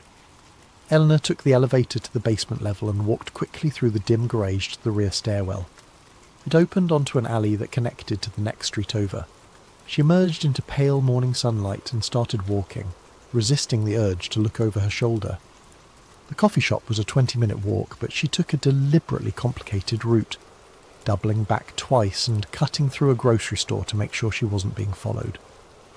By the time she arrived, Marcus was already there, sitting at a corner table with 2 cups of coffee. He looked older than she remembered, grey at the temples, deep lines around his eyes. He gestured for her to sit. Tell me everything, he said quietly. Start from the beginning. Eleanor told him about box 4782, the Thor files, the photograph, the strange documents. She pulled out her phone and showed him the pictures she'd taken. Marcus studied them in silence, his expression growing darker with each image. When he finished, he looked up at her with something that might have been pity. You need to forget about this, he said. What? Delete these photos. Destroy any copies. Go back to work when they reinstate your access. Process your boxes and never mention Valiant Thor again. Marcus, these are legitimate historical documents. If they're real, they're real. His voice was flat. And that's exactly why you need to walk away. Elena stared at him. You've seen this before. Not this specifically, but I've been doing this job long enough to recognize certain patterns. Every few years, someone stumbles across something they shouldn't. Usually it's about UFOs, sometimes it's about weapons programs or intelligence operations. The common thread is that the documents are always genuine, always declassified through proper channels, and always impossible to verify through any official source. That doesn't make sense. If they're declassified because someone wanted them declassified. Not for transparency, but as insurance. If the information ever becomes a problem, They can point to the fact that it's been publicly available for years and no one took it seriously. It's hiding in plain sight. So you're saying Valiant Thor was real? An actual alien living in the Pentagon? Marcus shrugged. I'm saying the documents are real. What they describe, that's above my pay grade. What I know is that people who dig too deep into this stuff tend to have sudden career problems. Audits, security violations, transfers to dead-end positions. I've seen it happen. So we just let it go? Pretend we never saw evidence of the most important event in human history? You're assuming disclosure would be a good thing. Marcus leaned forward. Think about it.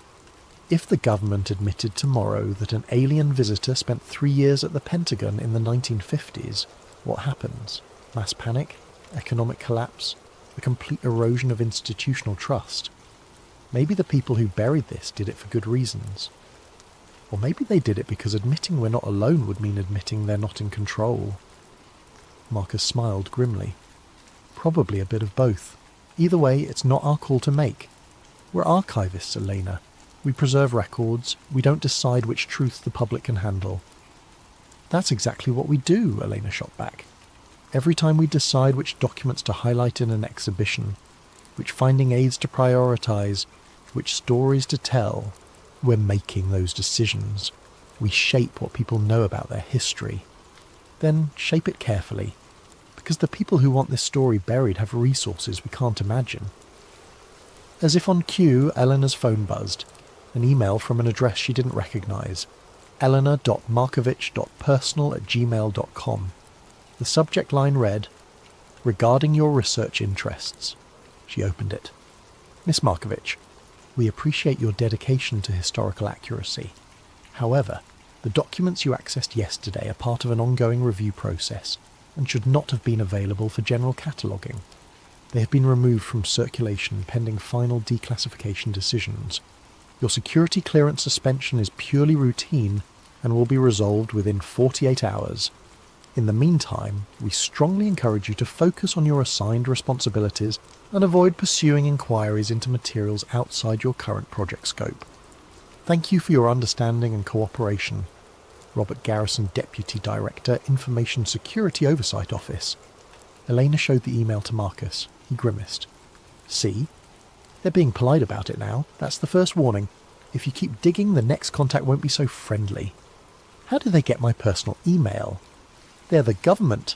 They have everything." Eleanor's mind was racing. The smart play was obvious. Delete the photos, forget she'd ever seen the Thor files, go back to her safe, boring job cataloguing civil defence records.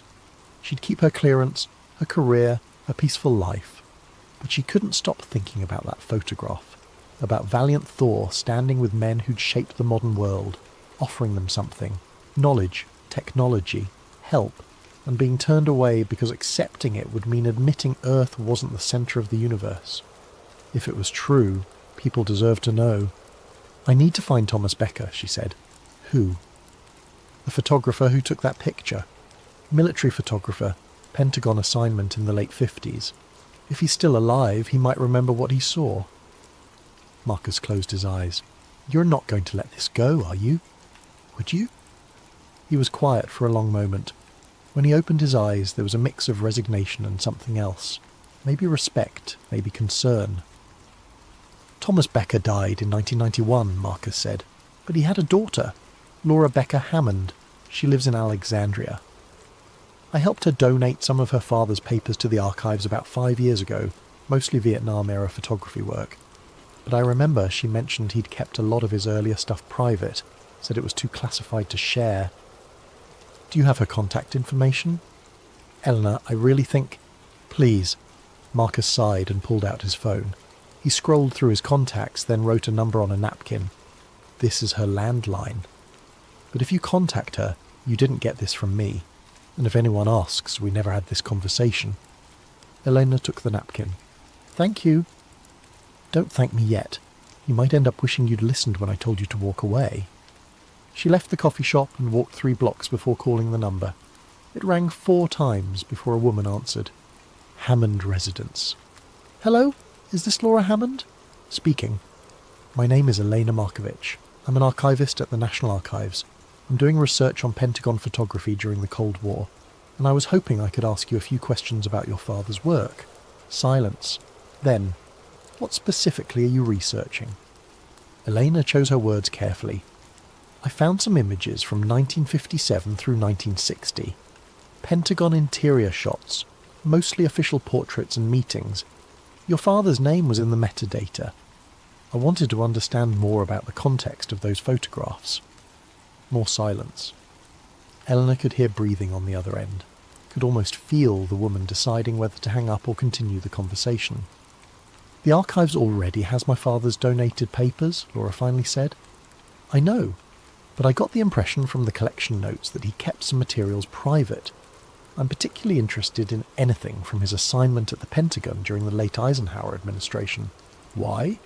Because I think he photographed something important, something that was buried. The silence stretched so long that Elena thought the call had disconnected. Then, come to my house tomorrow morning, 9 o'clock. Don't bring anyone with you, and don't tell anyone where you're going. Laura gave her the address and hung up before Elena could respond. Elena stood on the sidewalk, her heart pounding. She was really doing this. She was investigating something that powerful people wanted to stay hidden, meeting with a stranger who clearly knew more than she was saying over the phone, and ignoring every professional instinct that told her to step back and protect her career. But she was also potentially on the edge of discovering proof of the most profound secret in human history. She walked back to her apartment, constantly checking over her shoulder. The black sedan was gone from its parking spot. That should have been reassuring, but somehow it made her more nervous.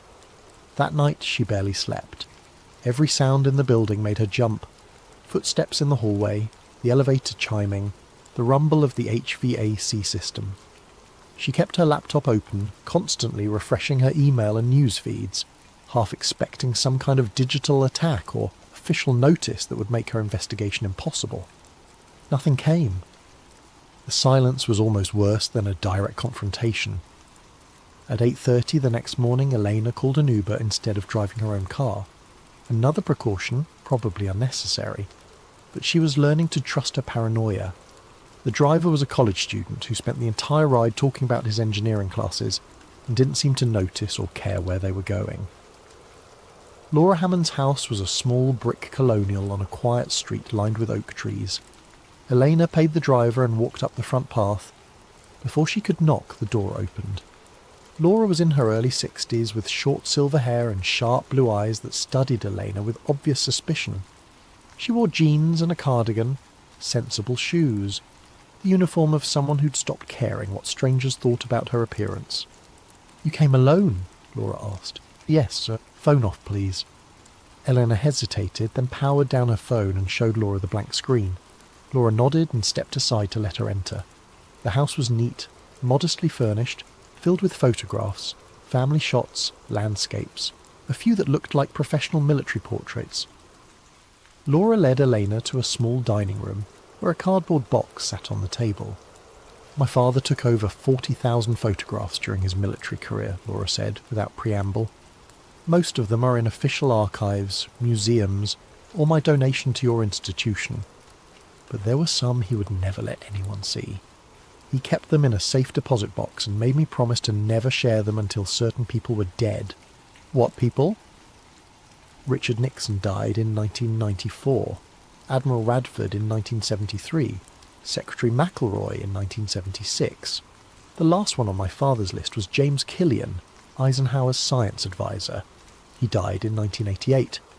After that, Dad said I could do whatever I wanted with the photos, but he recommended I burn them. But you didn't."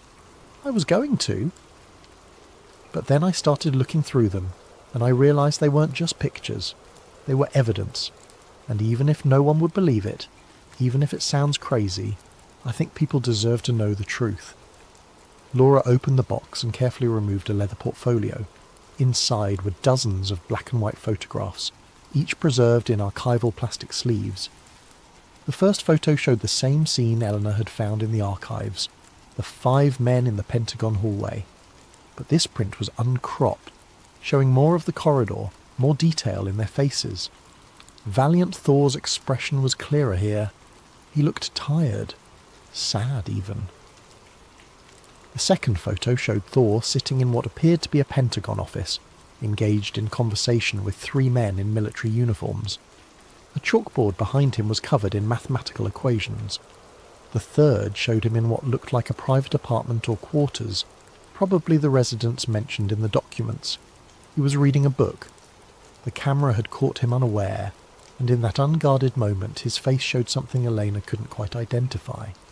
Homesickness. Loneliness. There were more. Thor walking through Pentagon corridors. Thor in meetings.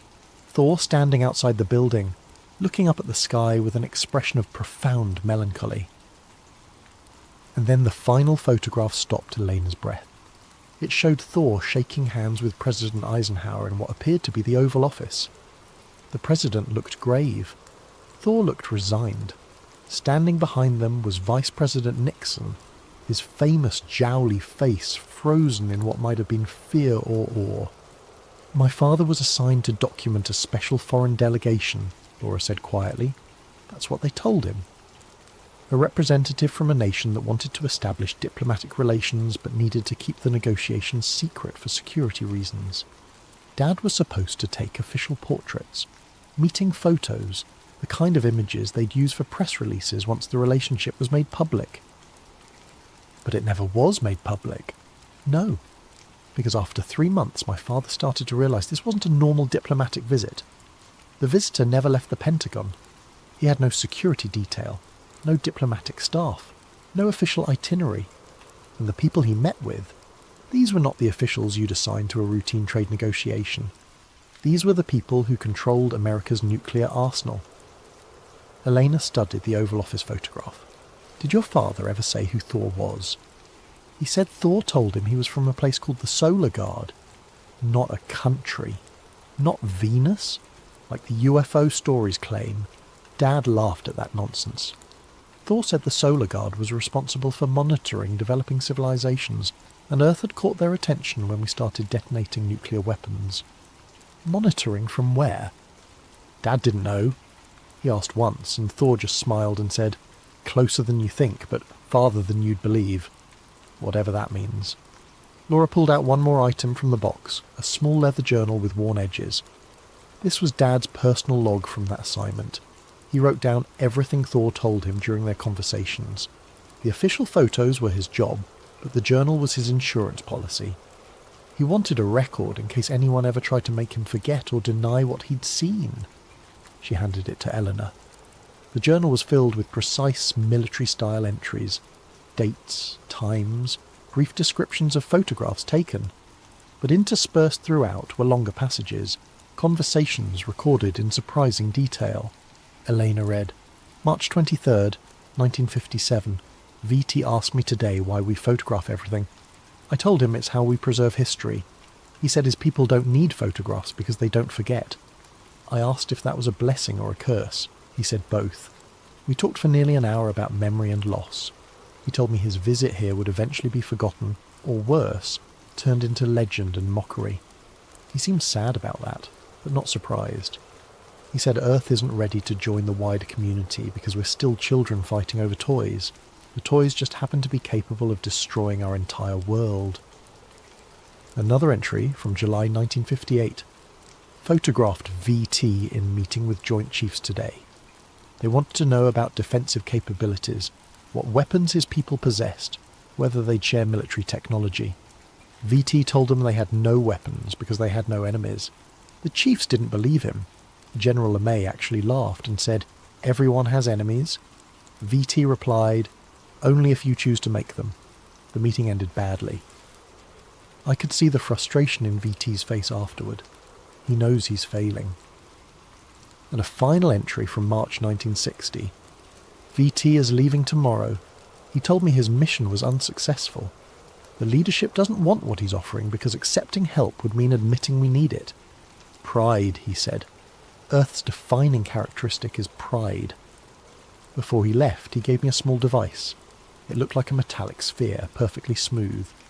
He said if I ever wanted to remember what's truly important, I should hold it and think about humanity's future." Then he smiled and said I'd probably never use it because most people prefer comfortable lies to uncomfortable truths. I think he was right. I've kept the sphere in my desk drawer for 3 years and never once taken it out. Elena looked up at Laura. Where is it? The sphere? Laura reached into the box one more time and placed a small object on the table.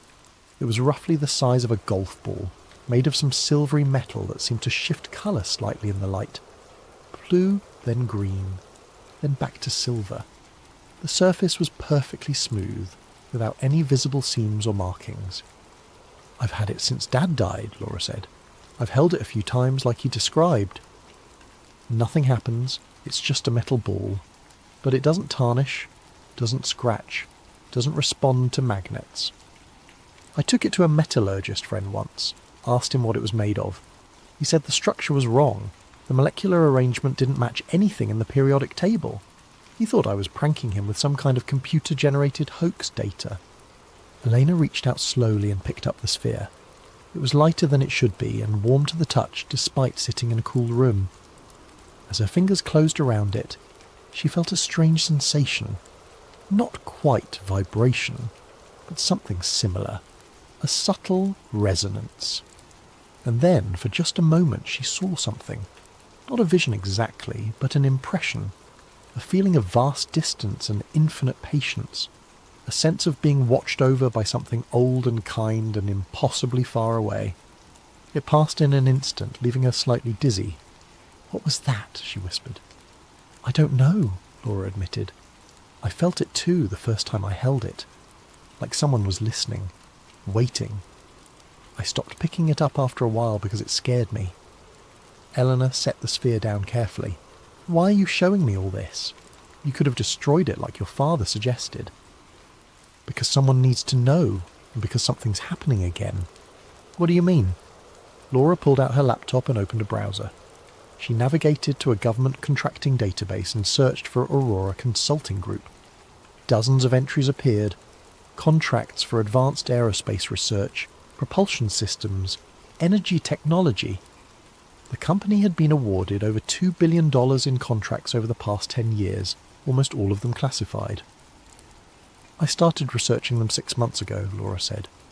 Aurora Consulting doesn't have a public website, no press releases, no corporate leadership listed anywhere. But if you dig through patent filings and university research partnerships, you find something interesting. She pulled up a patent document. The abstract described a field propulsion system utilizing quantum vacuum fluctuations for thrust generation.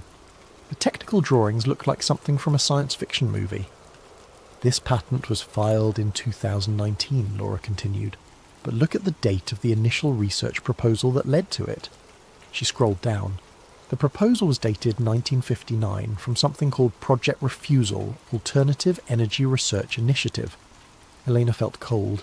Operation Refusal, that was in the Thor documents. Exactly. Someone took the technology Thor offered, classified it at the highest possible level, and has been slowly developing it in secret for over 60 years. Aurora Consulting is just the latest front company. Before that it was Hughes Aircraft. Before that it was Bell Labs. Before that a dozen other contractors. But the chain goes all the way back to 1960. Why keep it secret? If we have this technology, because releasing it would destabilize everything. Energy companies, military hierarchies, global power structures, all of it based on scarcity and control. Free energy, propulsion that doesn't need fuel, technology that makes borders meaningless. That's not just revolutionary, it's apocalyptic for anyone in power. Eleanor stared at the patent documents, her mind reeling. So we turned down the aliens' help, then spent 60 years trying to reverse engineer it anyway. Human pride and human ingenuity.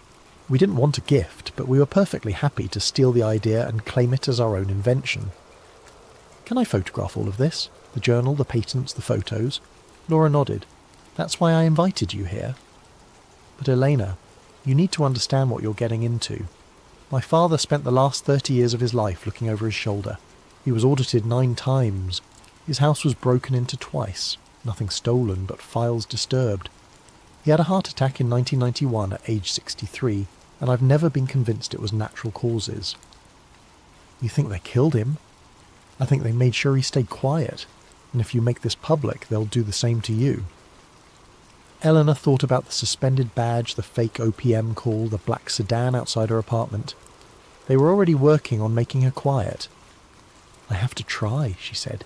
If this is real, if we've been lied to for 68 years about the most important moment in human history, people deserve to know. Even if they won't believe you? Especially then. Truth doesn't stop being true just because it's inconvenient. Laura smiled sadly. You sound like my father. He said the same thing right before he sealed all this away. Eleanor spent the next 2 hours photographing everything. The journal entries, the patents, every photo in the collection, the metallurgist's analysis of the sphere. Laura let her take the sphere itself, wrapped carefully in cloth. If things go bad, Laura said at the door, if they come after you too hard, just walk away. This truth has waited 68 years. It can wait longer. But Elena knew she couldn't walk away. Not now. She took another Uber home, the sphere heavy in her jacket pocket despite its impossible lightness. Back in her apartment, she uploaded everything to 3 separate cloud services under fake accounts, then encrypted copies on 2 more thumb drives. She mailed one drive to her sister in Portland with instructions to open it only if something happened to her. Then she did what any millennial archivist would do. She created an anonymous account on a document-sharing platform and uploaded everything. The response was immediate and predictable. Within hours, the photos were trending on conspiracy forums and fringe websites. Mainstream media ignored it completely. By the second day, professional debunkers had declared the photos obvious fakes, the journal a creative writing exercise, the patents misunderstood civilian technology. The story died within a week, buried under celebrity scandals and political controversies. Eleanor's badge access was restored with a terse email apologising for the administrative error. She returned to work to find box 4782 had been removed from her queue. Margaret wouldn't meet her eyes. Marcus stopped by her cubicle on her 3rd day back. "You okay?" he asked quietly. "They won everything," Elena said. "I gave the world proof and nobody cared." Maybe that was the point. Maybe they knew the best way to hide the truth wasn't to suppress it, but to let it get lost in the noise, drown it in so much information that it becomes invisible. So what was the point? Marcus smiled slightly. "You know the truth. Laura knows. The people who read those documents know, even if they don't believe them. Truth is like a seed. Sometimes it takes a long time to grow. 3 months passed. Elena processed boxes, wrote finding aids, lived her quiet life. The sphere sat in her apartment, on a shelf between books, looking like an odd piece of abstract art. Then, on a Friday in June, her supervisor assigned her to a new project, cataloguing recently declassified State Department cables from the 1970s. In box 47, between routine diplomatic correspondence, she found a memo dated July 12, 1977.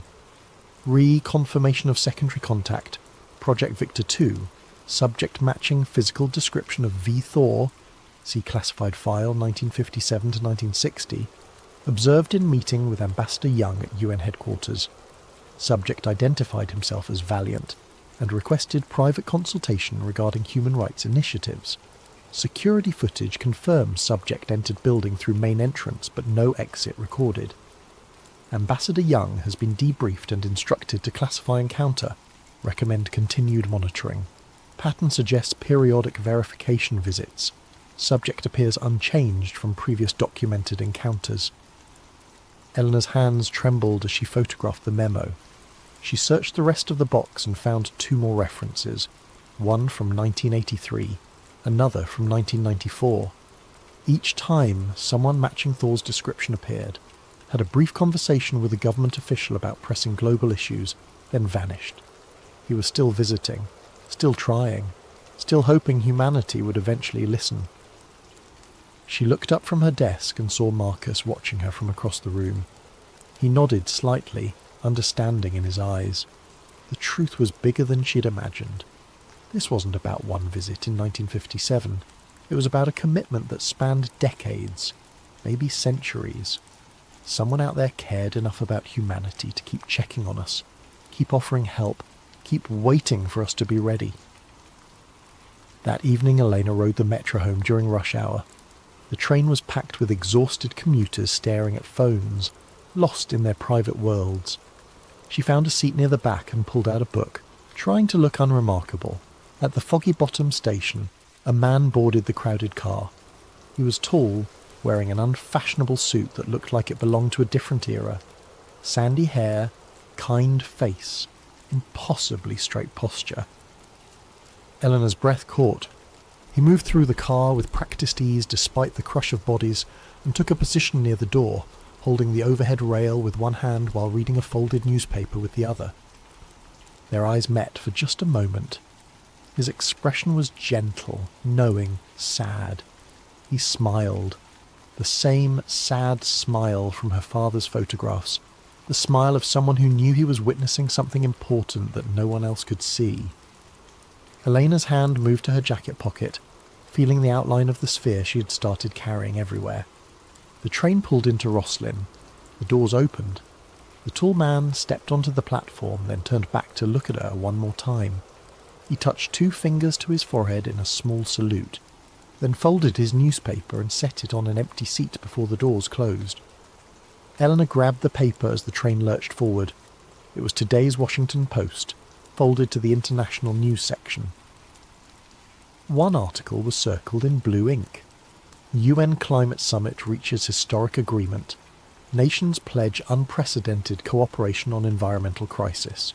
Beneath it, in neat handwriting, small steps.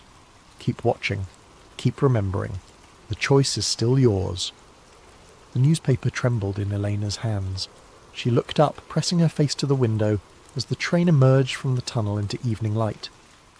On the platform behind them, the tall man stood perfectly still, watching the train depart, a solitary figure growing smaller and smaller until he disappeared entirely. Eleanor pulled out her phone and started typing. Not an article, not a press release, but a simple email to Laura Hammond. He's still here, still trying. I saw him. The response came 3 minutes later. I know. Dad saw him too in 1989, 2 years before he died, at a bookstore in Georgetown, reading about the fall of the Berlin Wall. He said Thor looked pleased, like he'd been waiting for humanity to tear down a wall and we'd finally done it. Keep the sphere safe, keep your eyes open, keep believing that truth matters, even when no one's listening. Especially when no one's listening. That's when it matters most.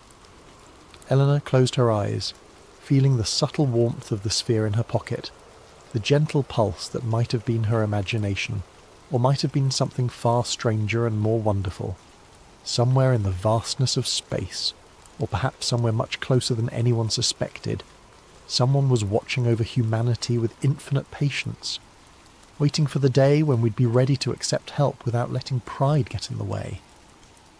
That day hadn't come yet, but maybe, Elena thought, maybe people like her and Laura and Thomas Becker were the seeds Marcus talked about, small truths taking root in dark places, waiting for the right moment to grow. She opened her laptop when she got home and started writing, not for publication, not for proof, but for the record. A true account of what she'd found, what she'd learned, what she'd seen on the metro train. She would add it to the collection of evidence slowly gathering across decades, breadcrumbs left by archivists and photographers and ordinary people who'd glimpsed something extraordinary and refused to forget it. And someday, when humanity was finally ready, when enough seeds had taken root, maybe someone would piece it all together and understand. We were never alone. We were never abandoned. We were just a young species learning to grow up while patient guardians watched from the shadows.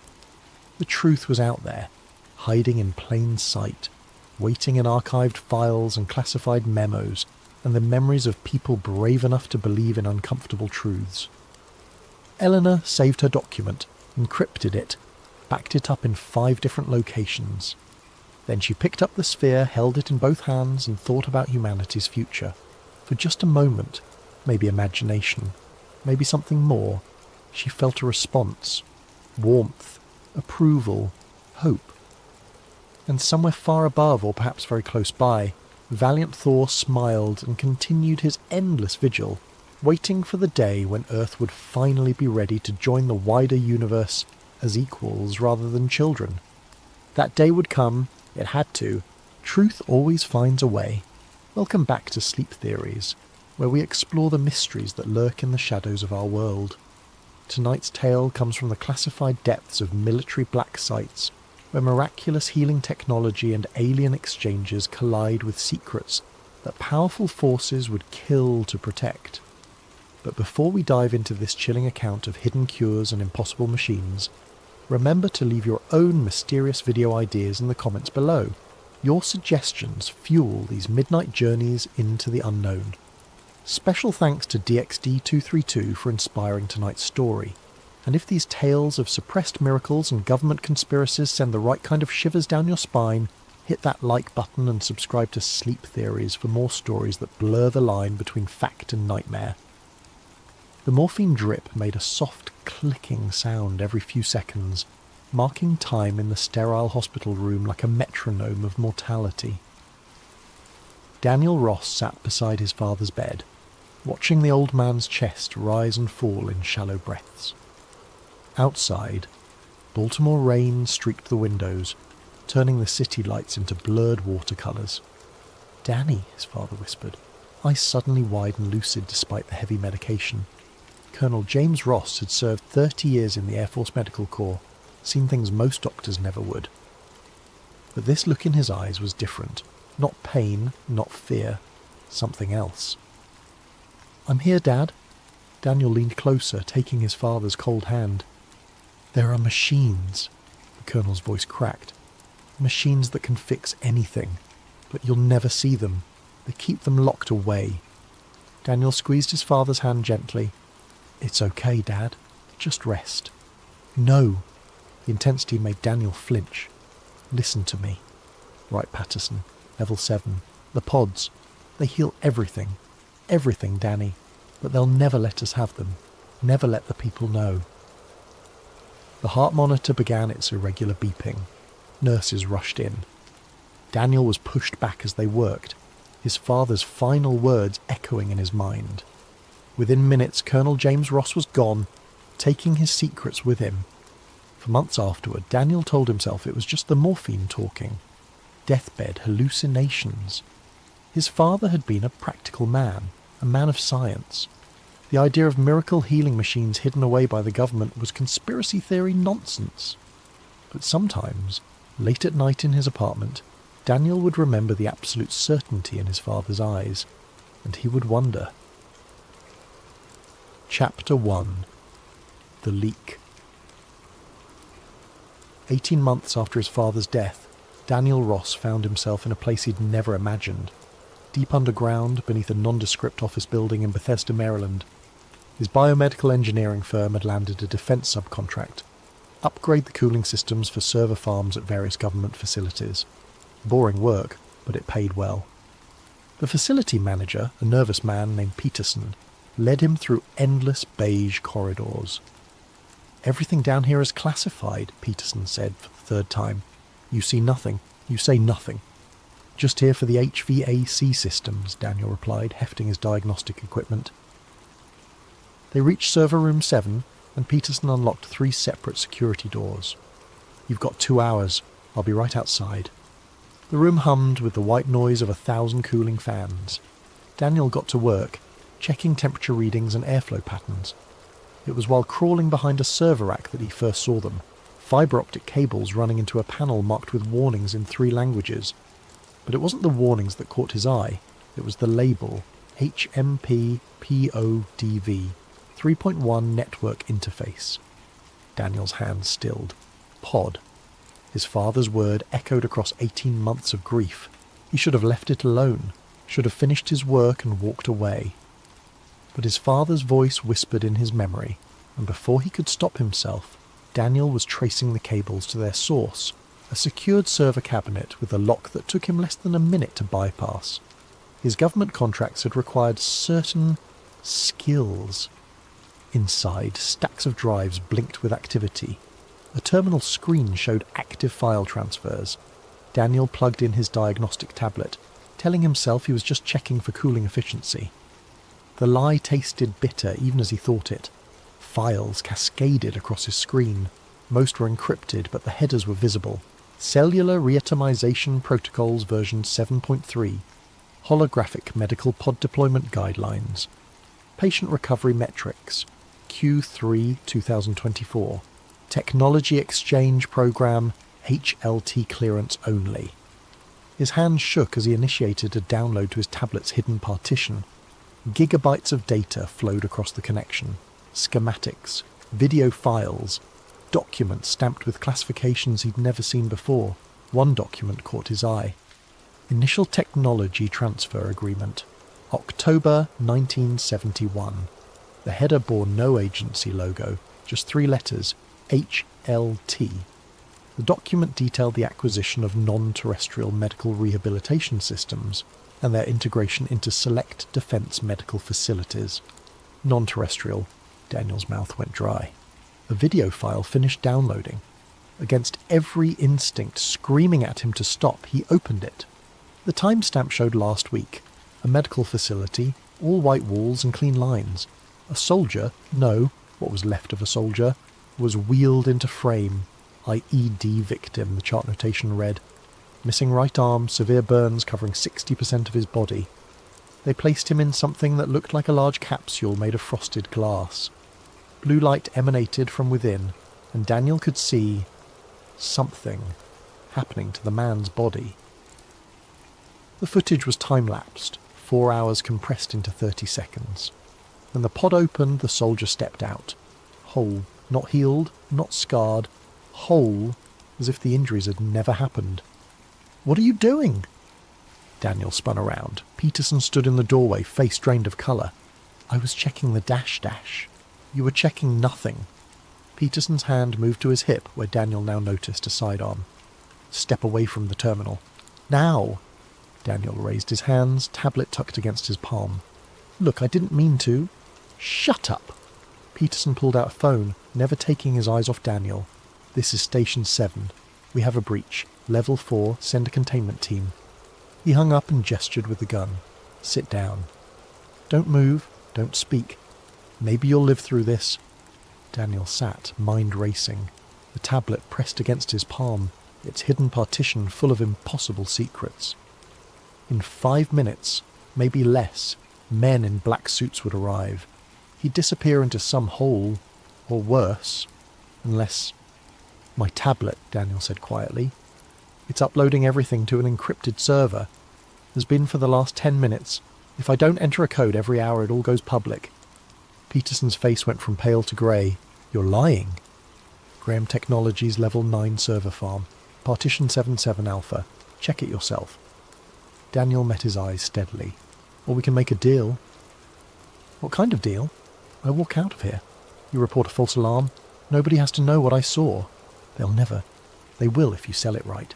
Power surge triggered the alarm. You responded per protocol. Everything's secure." Daniel stood slowly. "Or we can wait for your containment team, and I can tell them about the 3 terabytes of classified data about to hit WikiLeaks in 52 minutes. Peterson's gun wavered. Above them, footsteps echoed, multiple sets, moving fast. "Decide," Daniel said. "Now." For a long moment they stared at each other. Then Peterson holstered his weapon and grabbed his radio. "Station 7. False alarm. Repeat.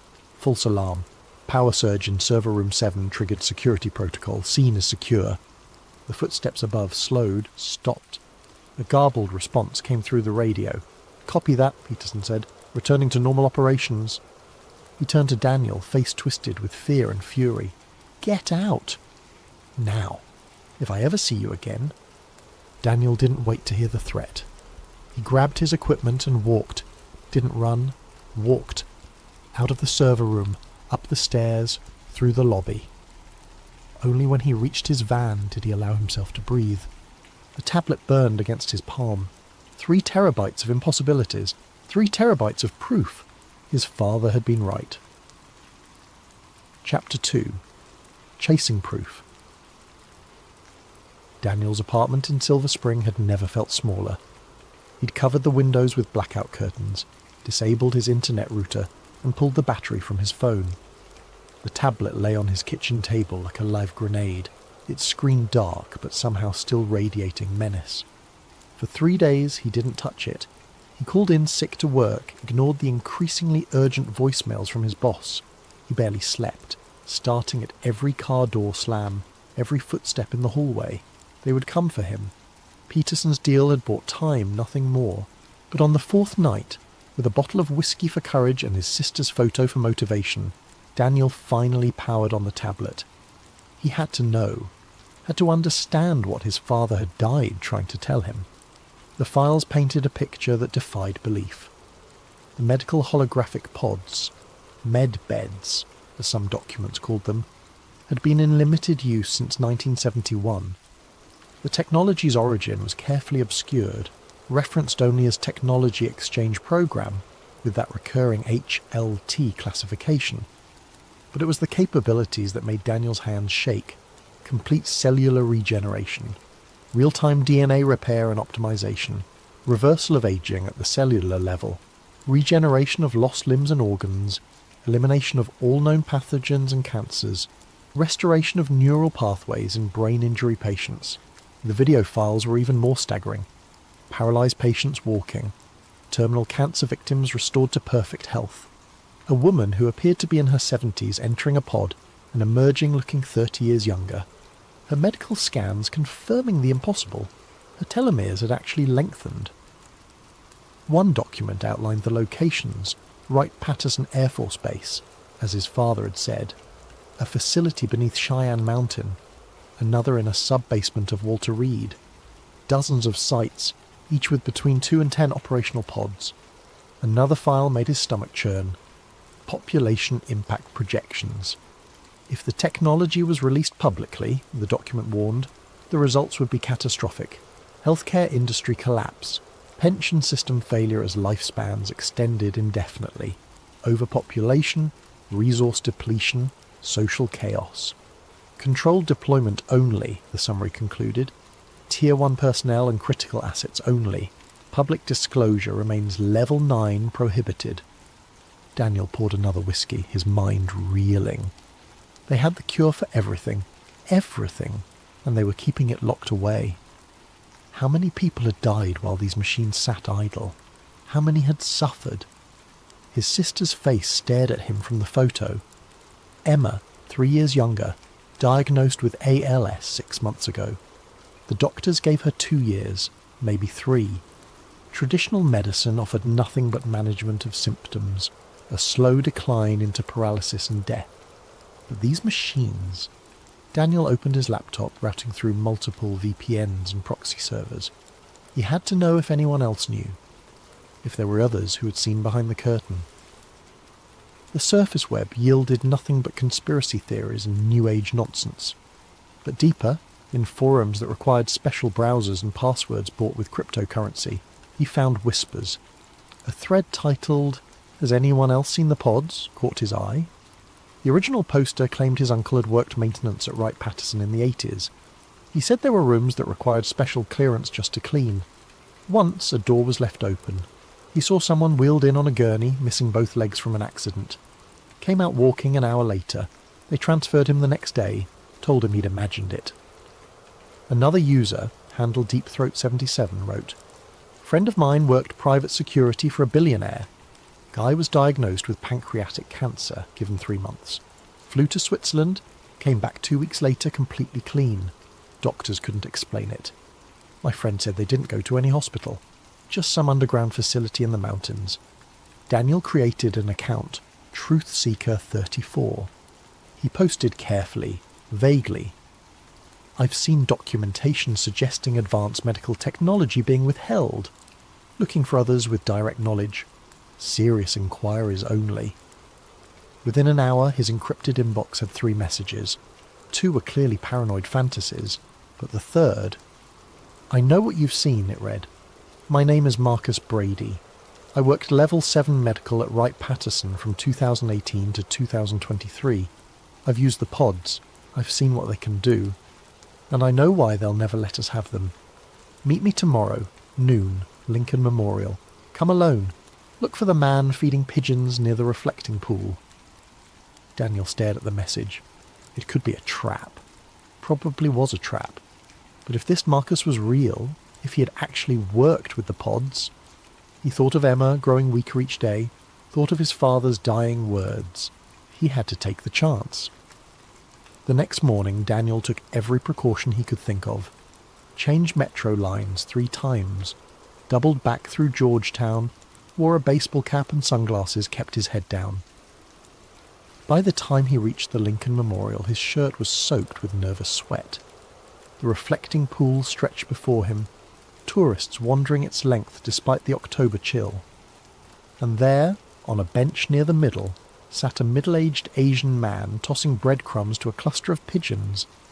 Daniel approached slowly, hands visible. The man didn't look up. "Beautiful day," Daniel said, the agreed-upon phrase. "For feeding birds," Marcus Brady replied. He patted the bench. "Sit. Don't look at me directly. We have maybe 10 minutes before their facial recognition picks us up." Daniel sat, pulling out his own bag of breadcrumbs. The price of admission to any Washington Park bench. "You've really used them? The pods? 17 times. Different patients, different conditions. I've seen them regrow a man's liver, cure stage 4 brain cancer, reverse paralysis from a severed spinal cord." Marcus's voice was steady, matter of fact. "And each time I had to watch them wheel the patient away afterward, tell their families they died on the table, create false death certificates, because the technology doesn't exist." "Why? Why hide it?" Marcus laughed bitterly. "You've seen the projection documents, haven't you? About societal collapse. Yeah, but it's not about society. It's about control, power, money." Marcus threw more crumbs, watching the pigeons fight over them. What happens to a $2 trillion healthcare industry when disease becomes obsolete? What happens to pharmaceutical companies when one session in a pod replaces a lifetime of medications? What happens to the insurance industry, the medical device industry, the entire economic ecosystem built on human suffering? People are dying. The wrong people, according to them. Marcus's voice hardened. The pods aren't idle. They run every day. For the elite, for key government personnel, for people who can pay 8 or 9 figures for a session. There's a facility in Switzerland completely off the books. Saudi princes, tech billionaires, heads of state. They all know. They all use them. They stay young, healthy, immortal, while the rest of us age and die on schedule. Daniel felt sick. There has to be a way to expose this, to force their hand. "You think you're the first to try?" Marcus turned slightly and Daniel glimpsed a face marked by exhaustion and fear. "I had a colleague, Patricia Martinez, brilliant woman. She tried to document everything, gathered evidence for 2 years. Know where she is now?" Daniel shook his head. "Neither do I. She disappeared 3 months ago. Official story is she had a mental breakdown, committed suicide. But I saw the security footage from that night. Black SUVs, a team in tactical gear. They scrubbed her entire existence, apartment, digital footprint, everything. Even her family thinks she's dead." "Then why are you talking to me?" Marcus was quiet for a long moment. "Because I'm dying. Lung cancer, ironically enough. And they won't let me use the pods. I know too much, but not enough to be valuable. So I'm dead anyway." He stood, scattering the remaining crumbs. "My advice: forget what you've seen. Delete those files. Go back to your life. Because if you pursue this, you'll end up like Patricia. Or like me." He started to walk away, then paused. "Unless," Daniel stood. "Unless what? Unless you're smarter than us. Unless you find a way to use the system against itself." Marcus pulled out a business card, dropped it on the bench. "That's a cleaner service. Call them, ask for a deep clean special. They'll give you an address. What you do with it is up to you." Then he was gone, disappearing into the crowd of tourists. Daniel picked up the card, just a phone number, nothing else. He looked around, suddenly aware of every security camera, every passing jogger who might be something more. 10 minutes. Marcus had said they had 10 minutes before facial recognition picked them up. Daniel pulled his cap lower and walked quickly toward the metro, the card burning in his pocket. Behind him, the pigeons fought over the last of the breadcrumbs, oblivious to the weight of the secrets that had just been shared. That night Emma called. Her voice was weaker, words slightly slurred. The disease was progressing faster than expected. The doctors wanted to start experimental trials, 1,000-to-1 shots that might buy her months at best. Daniel held the phone, listening to his sister try to sound optimistic, and made his decision. He would find a way into one of those facilities. He would save Emma, or die trying. Chapter 3. Into the facility. The cleaner service turned out to be a laundromat in Anacostia, the kind of place where questions weren't asked and cash was king. Daniel walked in at exactly 3 p.m. as instructed, and asked for the deep clean special. The woman behind the counter, hair in curlers and chewing gum like her life depended on it, didn't even look up. Dryer 7. Your clothes will be ready in an hour. Daniel found dryer 7 running empty. Taped inside was an envelope containing a single sheet of paper, GPS coordinates, a date 2 weeks away, and instructions that made his blood run cold. Decommissioned medical facility, Nevada test site. Maintenance window 0200 to 0600 hours. Pod 7 operational status unknown. Building 447, sub-level 3. Guard rotation changes at 0247 and 0423, no second chances. 2 weeks. Daniel spent them in fevered preparation. He liquidated his retirement accounts, maxed out credit cards, assembled equipment he'd need. Night vision goggles, electronic lockpicks, a signal jammer he bought from a Russian on the dark web, and most importantly, credentials. His years working defence contracts had taught him the bureaucracy's weakness. Paperwork. The right forms, the right badges, the right confidence, and you could walk into almost anywhere. He crafted an identity. Daniel Morrison, biomedical contractor with Theoretical Systems Inc., a shell company that existed only in Delaware filing documents, and a website he built in 3 hours. The drive to Nevada took 2 days. He stopped only for gas, sleeping in his van at rest stops, paranoid that every state trooper was looking for him. By the time he reached the coordinates, 60 miles northwest of Las Vegas in the middle of nowhere, exhaustion and adrenaline had him running on pure determination. The facility looked abandoned. Chain-link fence topped with old razor wire, warning signs faded by decades of desert sun. But Daniel's night vision showed what casual observers would miss. Fresh tyre tracks, security cameras painted to look rusted, and a guard shack that was definitely not empty. He waited until 2300, then drove to the gate with confidence he didn't feel. The guard, half asleep and clearly not expecting visitors, barely glanced at the work orders Daniel had forged. Theoretical Systems, Daniel said, handing over his credentials.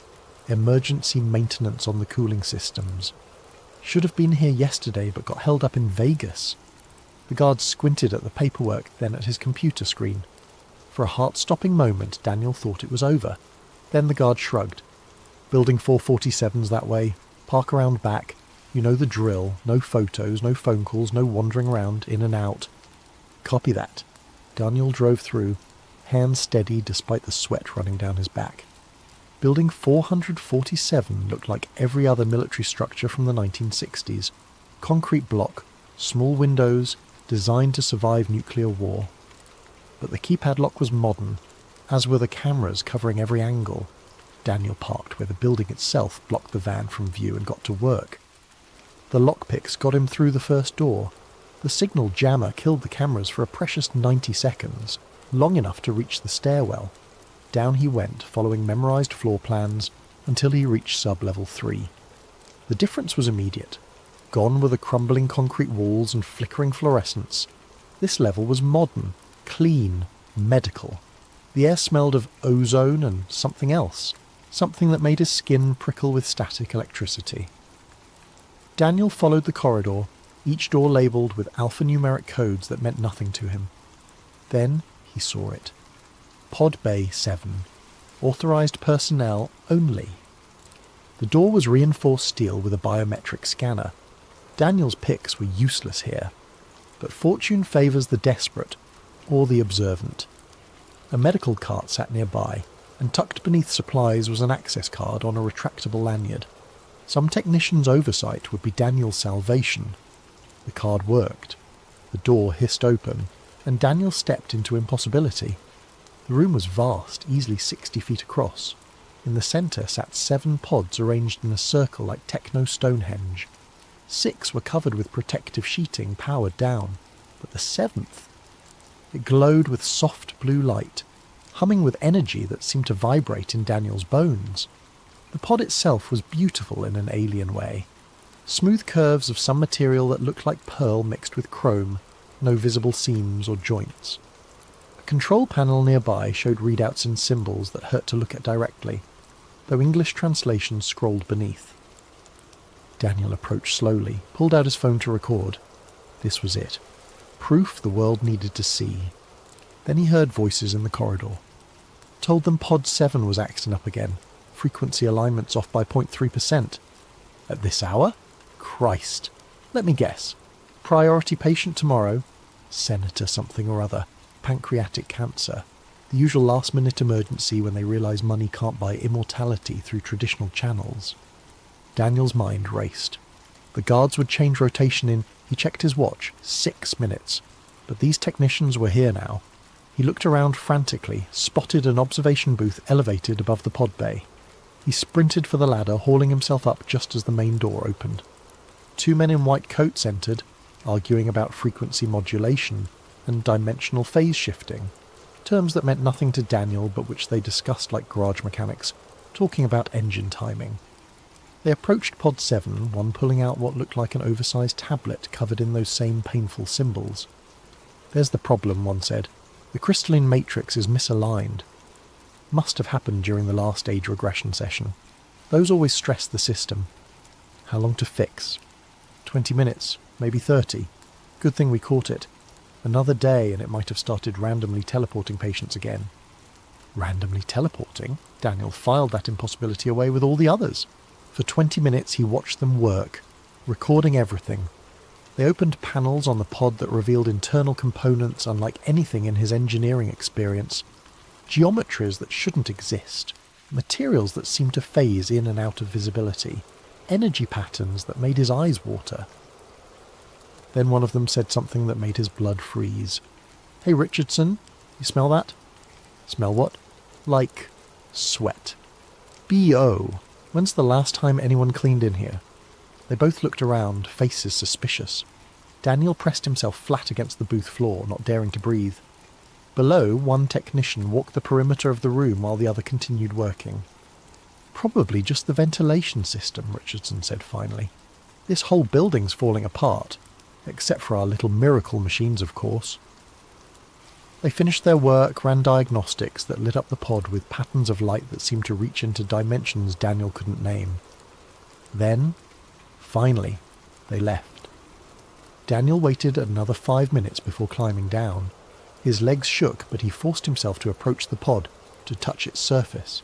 It was warm, almost alive, pulsing gently like a slow heartbeat. On impulse, he pressed his hand to what looked like a reader panel. The pod responded immediately, symbols cascading across its surface. One resolved into English. Scan complete. Subject shows 17 cellular anomalies. Treatment time 4.7 hours. Initiate 17 anomalies. Daniel thought of every ache, every pain, every minor health issue he'd ignored over the years. The pod knew them all from a single touch. For a moment he almost pressed yes, almost climbed inside to see what miracles felt like. Then he thought of Emma dying by degrees in a hospital bed. This wasn't for him. But maybe... Daniel yanked out his phone, started photographing everything. The control panels, the pod itself, serial numbers, anything that might help him understand how to get Emma here. Or better yet, how to get one of these pods to her. He was so focused on documenting that he almost missed the soft chime from the door, almost missed the sound of footsteps. "I told you someone would come eventually." Daniel spun around. A woman stood in the doorway, mid-50s, silver hair in a neat bun, wearing a white coat with no identification. She didn't look surprised to see him. "Mr. Ross," she continued, stepping into the room. "Oh yes, we know who you are. We've known since you downloaded those files in Bethesda. Did you really think Mr. Peterson's deal would hold? Daniel backed toward the pod, mind racing for exits that didn't exist. Who are you? Dr. Elizabeth Kane. I run this facility and several others. She moved with calm confidence, no fear of the intruder in her domain. I must say, you've shown remarkable resourcefulness. Most people who stumble onto our secrets simply disappear. But you're different. If you're going to kill me... Kill you? She laughed, a sound like silver bells. Mr. Ross, why would we kill someone with your skills, your determination, your very personal motivation? She gestured to the pod. You want to save your sister. We understand that drive better than you might think. Then let me use it. Just once. Please. Kane studied him with eyes that seemed older than her face suggested. The pods aren't just medical devices, Mr. Ross. They're, let's call them bridges, to technologies and capabilities that human minds weren't designed to understand. Each use requires precise calibration, careful monitoring. One mistake and your sister doesn't just die. She gets scattered across dimensions we don't have names for. But it can save her. Oh yes, complete cellular reconstruction, perfect health. She could live another century, maybe two. Kane moved to the control panel, fingers dancing across symbols. But everything has a price. I have money. Not that kind of price. The pod hummed louder, responding to her commands. Tell me, Mr. Ross, what do you know about the Technology Exchange Program? Just references in the files. Non-terrestrial origin, 1971. 1971 was when we formalised it, but contact began earlier. They came to us, beings from elsewhere, offered us technologies beyond imagination, medical pods, energy systems, propulsion methods that make rockets look like stone wheels. She turned to face him. All they wanted in exchange was test subjects. Daniel felt his stomach drop. Test subjects?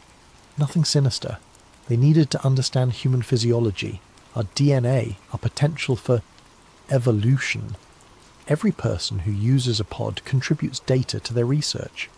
In exchange, we get to heal, to extend life, to touch godhood, if only briefly. And the public? Would panic, would demand access, would destroy the careful balance we've maintained for 50 years. Kane's expression hardened. 7 billion people with access to immortality? The planet would be stripped bare in a generation.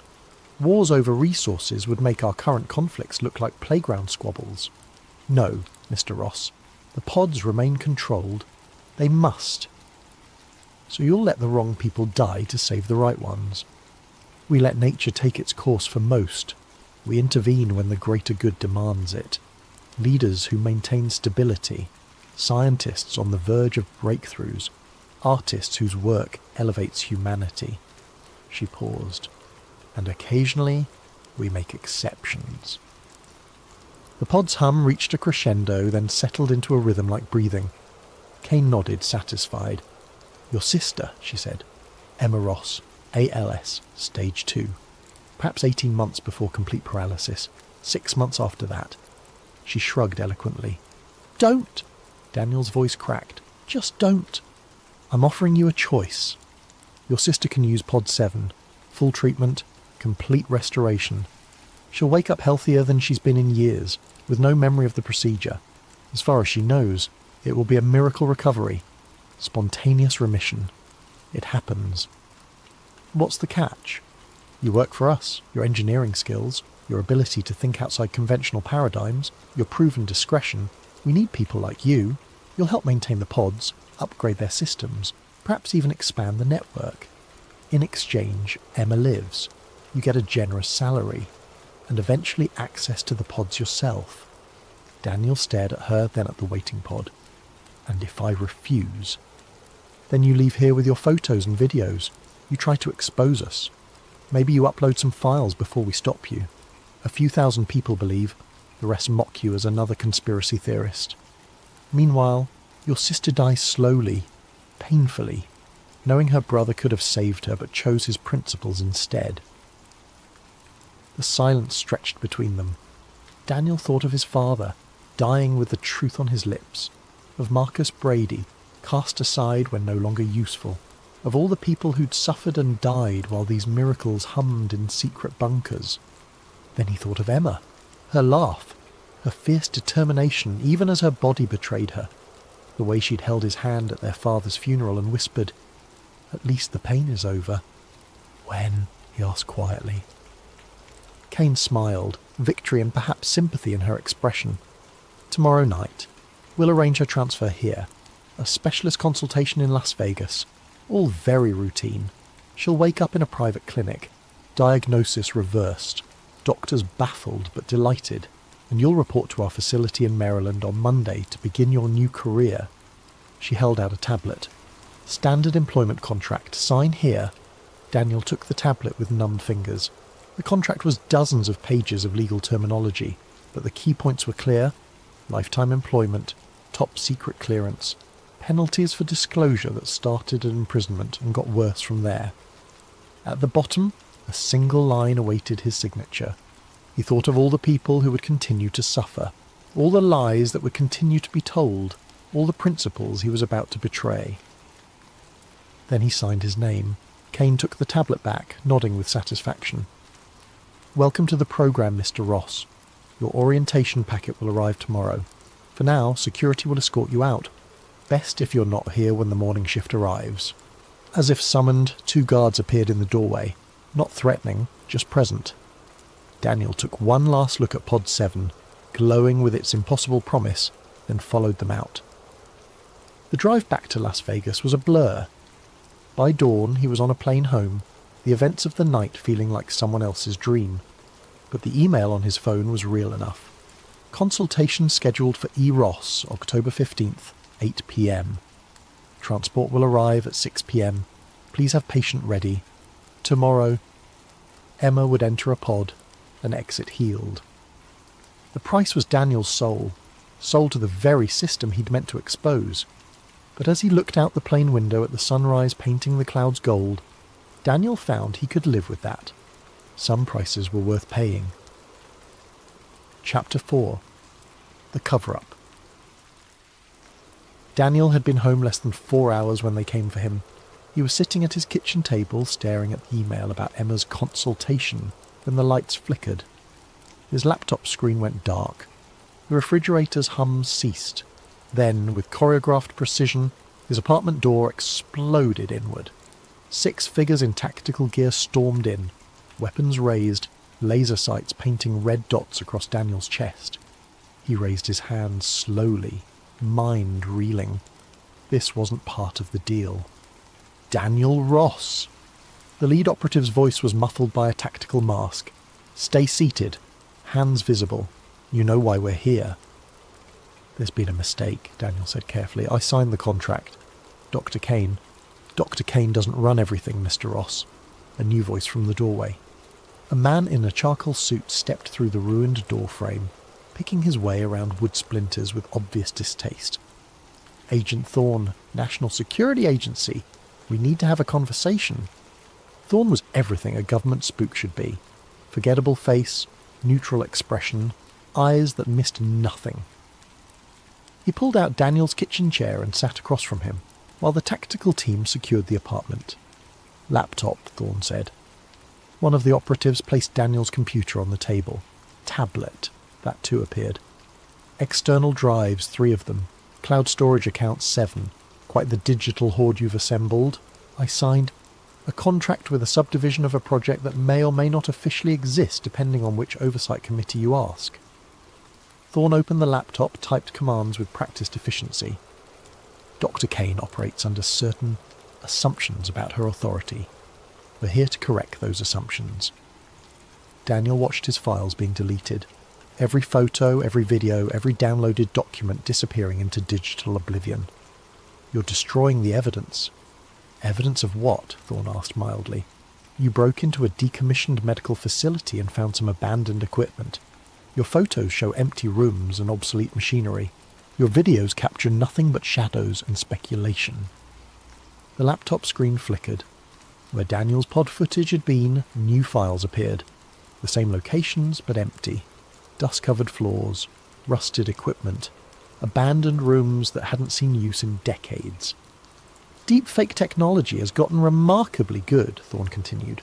Amazing what we can do in post-production. Your originals never existed. You photographed exactly what we're showing you. Nothing. My sister, Daniel said desperately. The consultation cancelled. Thorne closed the laptop with a soft click. Your sister will receive excellent care at Johns Hopkins. Experimental treatments, the best doctors, every conventional therapy available. She might even experience significant improvement. Medicine advances every day, after all. But she'll die. We all die, Mr. Ross. Some sooner than others. That's the natural order.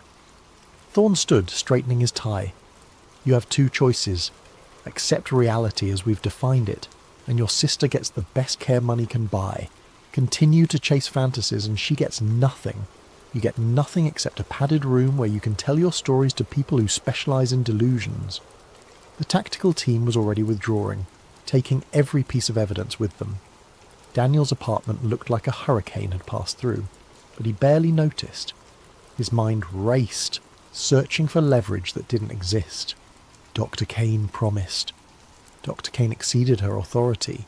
She's being reassigned. The Nevada facility is being decommissioned as we speak. Too many security breaches lately. Too many curious engineers thinking they can save the world. Thorne moved toward the door, then paused. A word of advice. Take the gift we're offering. Your sister gets time, possibly years. You get to keep your freedom, your sanity, your life. That's more than most who dig this deep receive. And the pods? Thorne smiled, a thin, humourless expression. What pods, Mr. Ross? There are no pods. There never were any pods. You had a stressful experience, perhaps a minor breakdown after your father's death. It happens. But you're better now, aren't you? Ready to return to your normal life? The threat was clear in every word. Daniel nodded slowly, hating himself for the gesture. Excellent. Someone will be in touch about repairing your door. Oh, and Mr. Ross? We'll be watching. Every email, every search, every conversation. One mention of your delusions and our generosity evaporates. Understood? Daniel understood. He understood he'd lost. That Emma would suffer and die while miracle cures existed miles beneath the desert.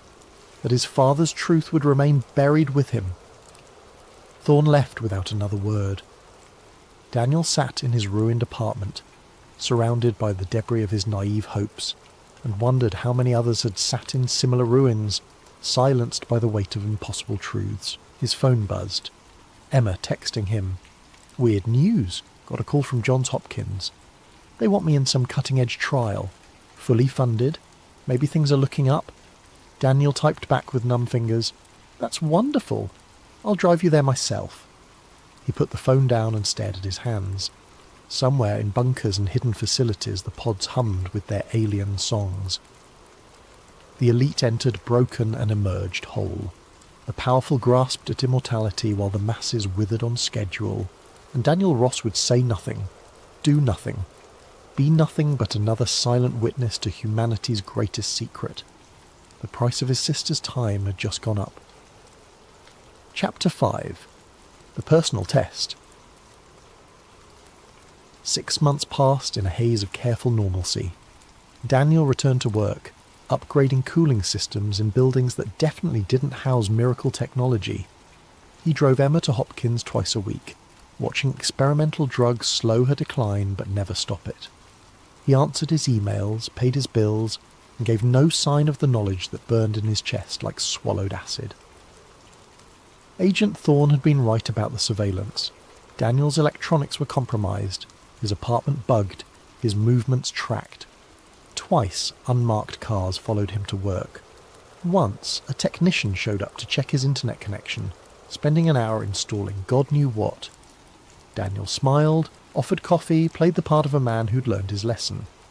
But traumatic knowledge once gained cannot be forgotten, and Daniel Ross had always been good at solving problems. Started small.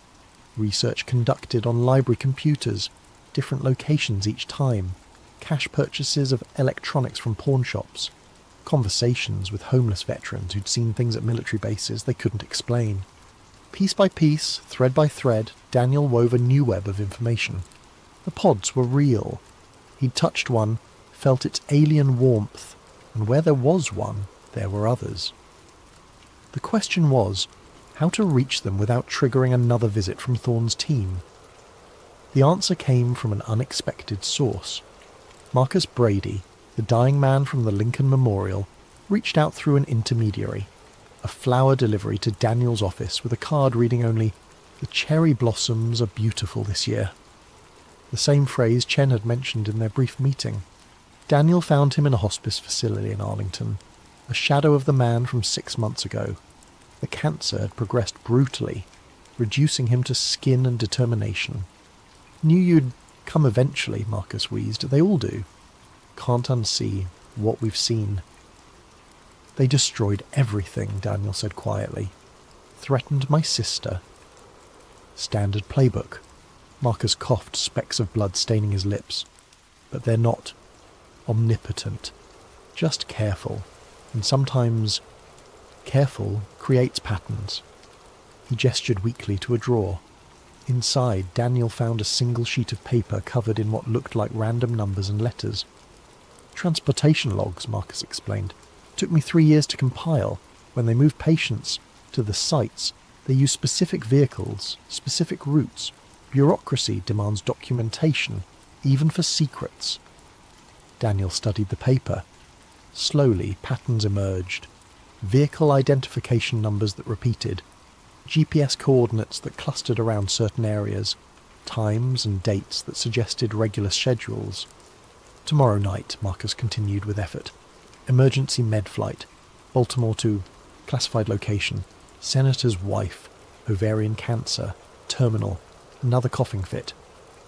You want to save someone? That's your window. Security will be minimal. They rely on secrecy, not force.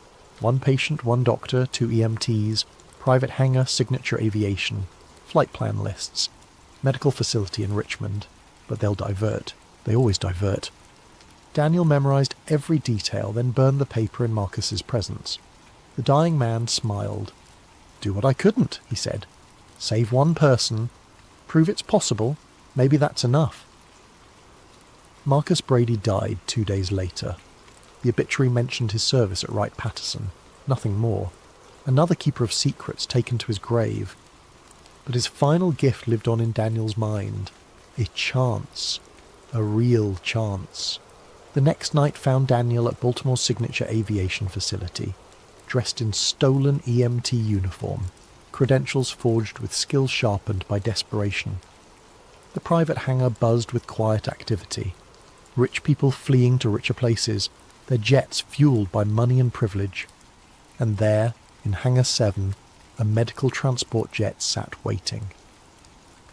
Daniel watched from the shadows as they wheeled her in. A woman in her 60s, unconscious, cancer carving her into a living skeleton.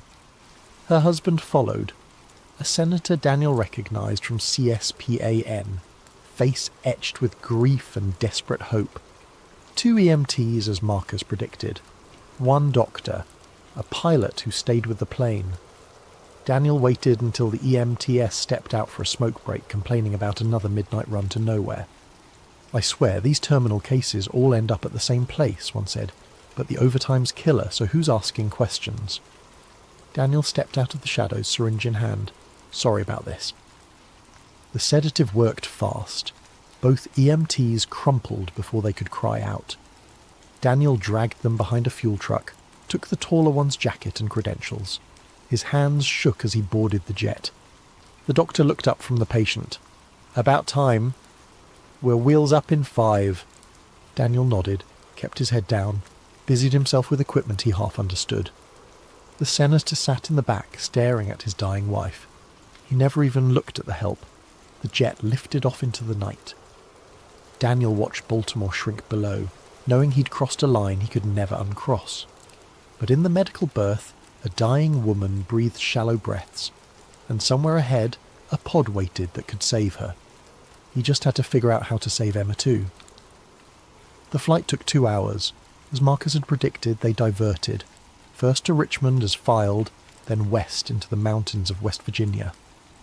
The pilot descended toward what looked like empty forest, until runway lights suddenly blazed to life, revealing a landing strip carved into the mountainside. "Arrival at Mountain Site Echo," the pilot announced. "Medical team stand by for patient transfer." They were met by more medical staff, faces hidden behind surgical masks. The senator was led away by someone in a suit. "Standard intake procedures, sir, you understand." The patient was wheeled toward a building that looked like a ski lodge from outside, but hummed with hidden power. Daniel followed, playing his part until they reached the medical bay. And there they were, 3 pods, identical to the one in Nevada, glowing with that same impossible light. "Which one?" the doctor asked. "Pod 2 is optimal for cellular reconstruction," the technician answered. "Calibrated for oncological intervention. 4 hours for complete remission." They transferred the senator's wife into the pod with practiced efficiency. Daniel watched the displays light up. DNA analysis, cellular mapping, treatment protocols in that painful symbolic language. The pod sealed with a soft hiss, and the woman inside was bathed in blue radiance. "Always gives me the creeps," one of the techs muttered. "Like watching someone get rebuilt from scratch."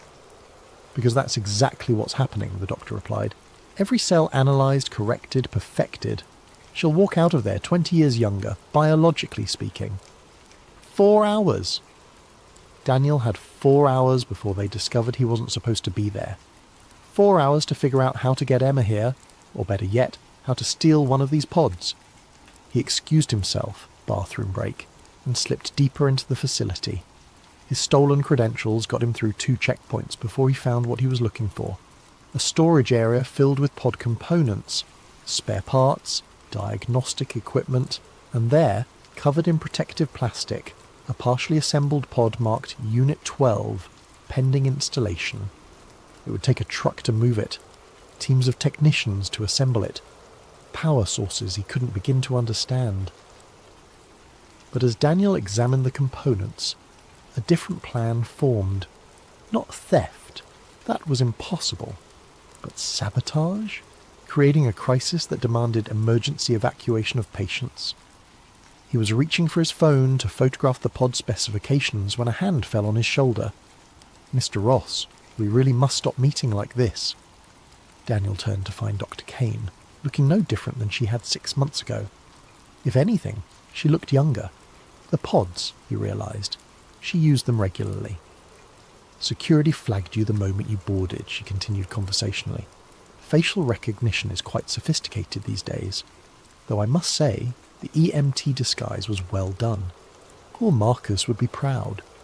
"You knew Marcus?" "I know everyone who knows about us. It's a very small community." She gestured to armed guards who had materialised in the doorway. "The question is what to do with you now. Agent Thorne would insist on permanent solutions, but I've always been more creative." She led him back to the medical bay where the senator's wife still floated in Pod 2, cancer being methodically erased from her existence. The senator himself stood watching, tears streaming down his face. "Hope is a powerful thing," Kane mused. "He'll pay anything, do anything to save her, just as you would for Emma." She turned to Daniel. "So I'm going to make you the same offer, with modifications. Work for us. Help us expand the network, and Emma gets treated. Refuse, and, well, Thorne's team is already en route. ETA 20 minutes. You tried this before. I offered employment before. Now I'm offering partnership." Her eyes glinted. "You've proven you can't be contained, can't be threatened into silence. So instead, we make you complicit. Give you what you want most. Tie you so deeply into the program that exposing us means destroying yourself." Daniel looked at the pod, at the dying woman being reborn inside. "And Emma?" "Can be here tomorrow. Full treatment, complete restoration. All you have to do is say yes, then help us build more. The demand is growing, you see. Too many senators' wives, too many CEOs with terminal diagnoses. We need to expand carefully, quietly. Someone with your skills would be invaluable. Building pods for the elite while everyone else dies. building bridges to a future where perhaps, eventually, everyone has access. Baby steps, Mr. Ross. Rome wasn't built in a day, and paradise can't be distributed overnight. She checked her watch. 15 minutes until Thorne arrives. He won't offer deals. Choose. Daniel thought of his father, dying with truth on his lips. Thought of Marcus, compiling transportation logs with his last strength. Thought of all the people who'd fought this system and lost. Then he thought of Emma, and made the only choice he could. "I'll need a team," he said quietly, "and access to the original specifications."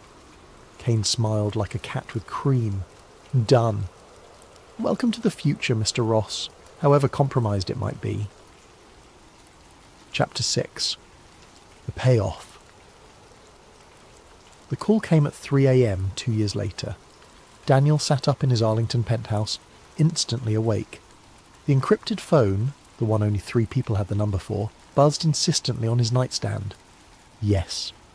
It's time. Kane's voice tense with something he'd never heard before, fear. Thorne knows. About everything. About you. About Emma. About the expansions. Extraction team incoming. You have maybe 10 minutes. Daniel was already moving, grabbing the go-bag he'd kept packed since day one. How? Congressional oversight finally grew teeth. Audit of black budget programs. Someone talked. A pause. "I'm sorry, Daniel. We're shutting it all down. Scorched earth protocols. Everyone involved. Disposed of." The line went dead. Daniel allowed himself 5 seconds of despair, then shifted into the exit strategy he'd rehearsed 100 times. Down the service elevator, through the parking garage, into a car registered to someone who didn't exist. As he drove through empty streets, he thought about the last 2 years. Emma walking out of a pod with tears of joy, her body whole and strong. The dozen facilities he'd helped build, hidden in plain sight across the country. The hundreds of patients, always wealthy, always connected, who'd been quietly cured of everything from cancer to spinal injuries. And the data he'd secretly compiled. Every patient, every transaction, every pod specification. Terabytes of proof stored in ways even the NSA couldn't trace. His insurance policy, gathering dust while he played the good soldier. Time to cash it in. Daniel ditched the car at Reagan National, caught the first flight to Miami under one of his prepared identities. From there to Mexico City, paying cash, staying off the grid. By the time Thorne's teams kicked in his penthouse door, he was sipping coffee in a Oaxaca cafe, uploading years of evidence to servers scattered across the globe, but not to WikiLeaks, not to journalists. Daniel had learned the hard way that raw truth was too dangerous, too easy to dismiss or suppress. Instead, he did something smarter. He sold it. The Chinese wanted pod specifications. The Russians wanted patient lists. European pharma companies wanted the cellular regeneration data. Everyone wanted a piece of the miracle, and Daniel parcelled it out like a digital drug dealer, always holding back just enough to keep them hungry. Within 6 months, knockoff pods appeared in Shanghai hospitals. Crude, limited, but functional. Moscow announced breakthrough cancer treatments that sounded suspiciously familiar. Switzerland opened discreet clinics offering revolutionary longevity therapies to those who could afford 9-figure fees. The genie was slipping out of the bottle, one expensive wish at a time. Daniel watched it all from a beach in Costa Rica, his own body periodically renewed by a personal pod hidden in a shipping container. Emma visited monthly, her health perfect, her questions carefully deflected. She thought he'd made a fortune in medical consulting, close enough to the truth. Then one evening, as tropical sunset painted the sky, a familiar figure sat down beside him at the beach bar. "Hello, Daniel." Agent Thorne looked older, greyer, like a man watching his life's work crumble. "Enjoying retirement?" "Arrest me or buy me a drink," Daniel replied. "I'm too tired for threats." Thorne signalled the bartender. 2 whiskies appeared. They drank in silence while waves crashed against the shore. 50 years, Thorne said finally. 50 years we kept it contained. Controlled. And you unravelled it all for what? Money? For Emma. For everyone's Emmas. Daniel took another sip. "You were right about the chaos, though. Moscow's fighting Beijing over patent rights to alien technology. 3 pharma CEOs assassinated this year alone. The Saudis are building a pod facility the size of a football stadium. And the original source? Still hidden. Still trading their toys for our data. Daniel smiled bitterly. Turns out they don't care who uses the pods as long as they get their genetic samples. We were never containing anything, Thorne. We were just middle management. Thorne finished his whiskey and stood. There's a kill order on you. International scope. 7 figures to whoever brings your head back. I know. I'm supposed to execute it myself, clean up my own mess. Daniel tensed, but Thorne just dropped money on the bar. But I'm retiring too. Forced out by the new oversight committee. They want younger blood. People who understand the new reality. He paused. The reality you created. So what now? Now? Thorne looked out at the ocean. Now the human race gets to see if it can handle its own potential. God help us all. He walked away, leaving Daniel alone with the sunset and the weight of what he'd done. Somewhere, in hospitals and secret clinics, pods hummed their alien songs. The rich got richer in years as well as dollars. The poor waited for the technology to trickle down, as it always did, eventually. And Daniel Ross, who'd wanted only to save his sister, sat on his tropical beach and wondered if he'd saved the world or doomed it. His phone buzzed. Emma texting pictures from her rock climbing trip. Alive, healthy, happy, worth any price. Daniel ordered another whiskey and watched the stars come out. Tomorrow, another buyer would call. Another piece of paradise would be sold to the highest bidder. The future would inch closer, one transaction at a time. The cure for everything existed. It always had.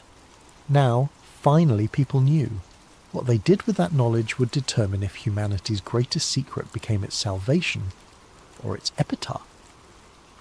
But that wasn't Daniel's problem anymore. He'd played his part, for better or worse. The rest was up to them. Epilogue, 5 years later. The 60 Minutes interview would later be called The Moment Everything Changed. So you're saying these so-called med beds have been in use for over 50 years? Leslie Stahl's voice carried the perfect mix of skepticism and intrigue. The woman across from her, face digitally obscured, voice modulated, nodded. Since 1971, hidden in military installations, private clinics, underground facilities, used exclusively by the elite while millions died from curable diseases. And you know this because I used them, maintained them, helped expand the network. A pause. My name is Dr. Elizabeth Kane, and I ran the American MedBed program for 12 years. Daniel nearly choked on his coffee. He sat forward in his Swiss hotel room watching the impossible unfold. Kane had gone public. The technology was given to us, she continued. Part of an exchange program with entities from elsewhere. In return for limited use of their medical technology, we provided genetic data from human subjects.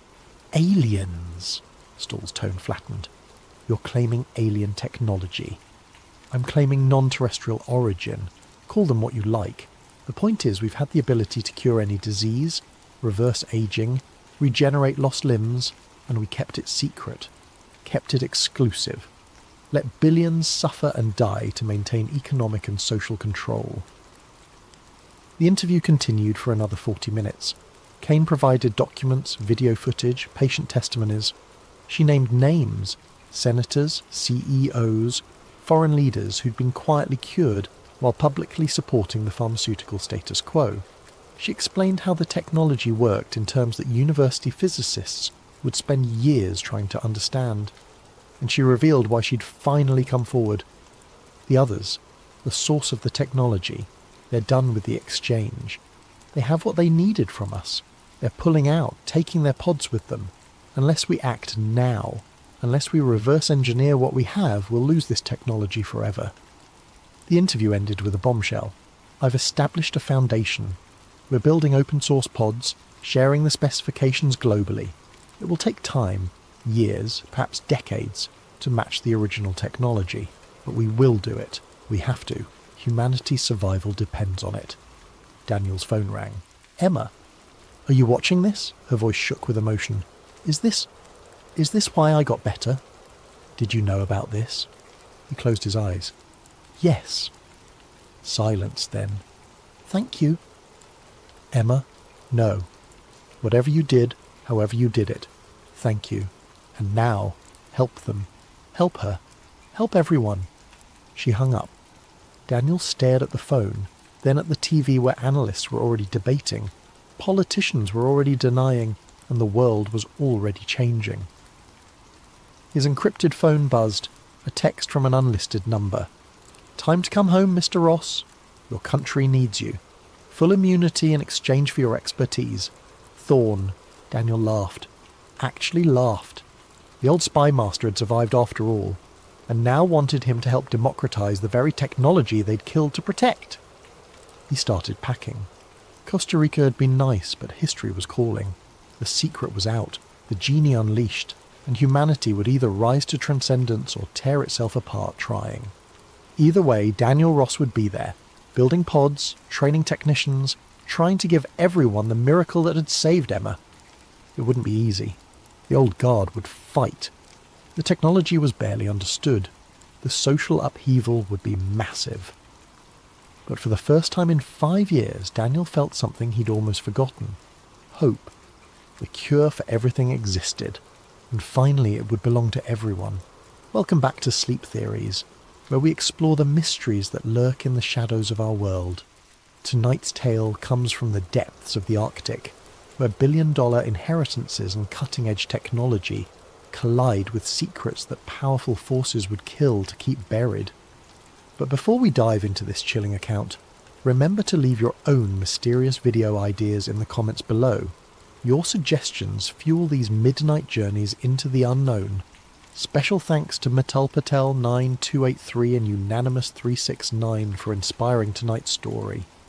And if these tales send the right kind of shivers down your spine, hit that like button and subscribe to Sleep Theories for more stories that blur the line between fact and nightmare. The money hit my account on a Tuesday morning in March, exactly 72 hours after they lowered my father into frozen Vermont soil.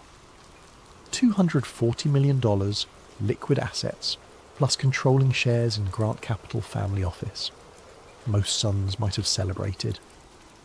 I stared at the bank transfer notification and felt nothing but the familiar weight of unfinished business. The sealed envelope arrived with the estate papers, heavy stock paper, my father's careful handwriting. Fund something only you would. Inside, a second note. The anomalies were real, Evan. You know which ones. I did know. For 15 years, since I was 17 and still believed my MIT robotics P8D would change the world, Dad and I had tracked them together. Gravitational lows that shouldn't exist. Magnetic field excursions with no geological explanation. Infrasound microbaroms detected by monitoring stations, their sources plotting along high-latitude crustal boundaries in patterns too regular for coincidence. We called it our weekend hobby. Dad would pull up classified geological surveys from his government contacts, and I'd run signal processing algorithms looking for correlations. Most of the data pointed to the same region. The Greenland-Gackel Ridge microseismic corridor where routine icequakes masked deeper signals. Signals that seemed almost intentional. The scientific community had explanations, of course. Mantle convection, post-glacial rebound, thermal expansion in deep ice. All perfectly reasonable theories that fell apart when you looked at the frequency signatures and phase relationships. Dad knew it. I knew it. But proving it would require the kind of expedition money that made most researchers laugh. Now I had that money. I spent the first week after the funeral in my workshop in Burlington, converting grief into engineering problems. The plan had been taking shape in my head for years, waiting for funding that would never come through traditional channels. Now, with Dad's inheritance, I could make it happen. The key was piggybacking on existing infrastructure. Arctic research required massive logistical support, but if you could tag along with established operations, costs dropped to manageable levels. A Norwegian telecommunications company was running fibre optic cable repairs along the Greenland Sea shipping routes. Perfect cover for dropping distributed acoustic sensing nodes in the target area. I incorporated a shell company, Polar Dynamics LLC, and put in a bid for a seafloor sensing contract. The Norwegians didn't ask too many questions as long as the check cleared. By April, I had a slot on their cable repair vessel and permission to deploy geological monitoring equipment along their route. Next came personnel. I needed people good enough to handle Arctic conditions, but desperate enough to take money from a PhD dropout with crazy theories. Ria Patel answered my encrypted message within 6 hours. Former Lamont Doherty Earth Observatory geophysicist, blacklisted after publishing papers that questioned established models of polar volcanism. Her research had suggested large-scale thermal anomalies beneath Arctic ice sheets, anomalies that didn't match known geothermal sources. The academic community buried her work in bureaucratic reviews until she quit in frustration. "Your message mentioned gravitational lows," she said during our first video call. "Which specific coordinates?" I shared the data sets Dad and I had compiled. She was quiet for a long time, studying the displays. "These readings," she shook her head. "They're not possible. The mass deficit implied here would require cavities thousands of meters across. That's what we think too." "We?" "My father and I. He died last month." "I'm sorry." She paused. "What kind of equipment are you proposing?" I outlined the sensor package: military-grade distributed acoustic sensing, deep-sea magnetometers, thermal imaging arrays. Everything needed to map subsurface structures with unprecedented resolution. "You're talking about technology worth millions of dollars. Money isn't an issue. It never is, until it is." But I could hear the interest in her voice. "When do we deploy?" For logistics, I tracked down Holt. No first name, just Holt, through Navy veteran networks. Retired ice operations specialist, 30 years of Arctic experience, including classified submarine missions he wouldn't discuss. He agreed to handle expedition planning and icebreaker charter for a flat fee that would have bought a luxury car. Our first meeting was at a diner in Portsmouth. Holt looked exactly like Central Casting would order for a grizzled Navy veteran. Weathered face, grey beard, eyes that had seen too much. He listened to my pitch without expression, occasionally asking technical questions that proved he understood the equipment better than most researchers. "You're hunting something specific," he said finally, "not just mapping thermal anomalies. We think there might be large-scale cavities beneath the ice sheet, natural formations, but much larger than current models predict." "Cavities?" He stirred his coffee thoughtfully. "What kind of evidence?" I showed him the acoustic data, the gravitational anomalies, the magnetic field disruptions. He studied each display with professional attention. "Seen stranger things under the ice," he said. "When do we ship out?"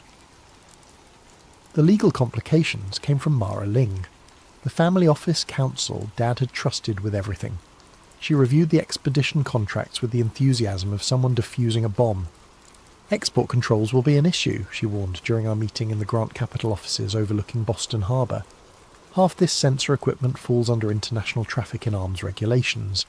Getting export permits for Arctic deployment could take months."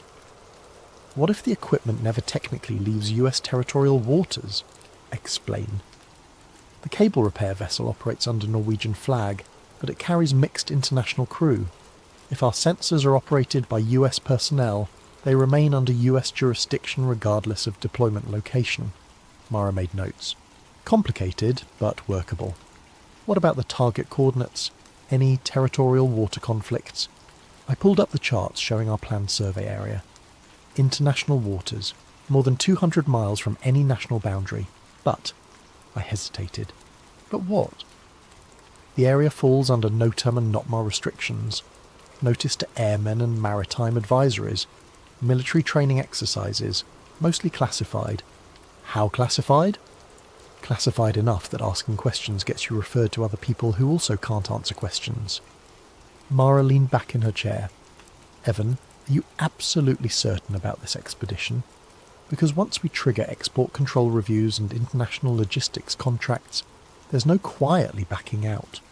I thought about Dad, about 15 years of weekend anomaly hunting, about the gravitational lows that violated everything we thought we knew about planetary geology.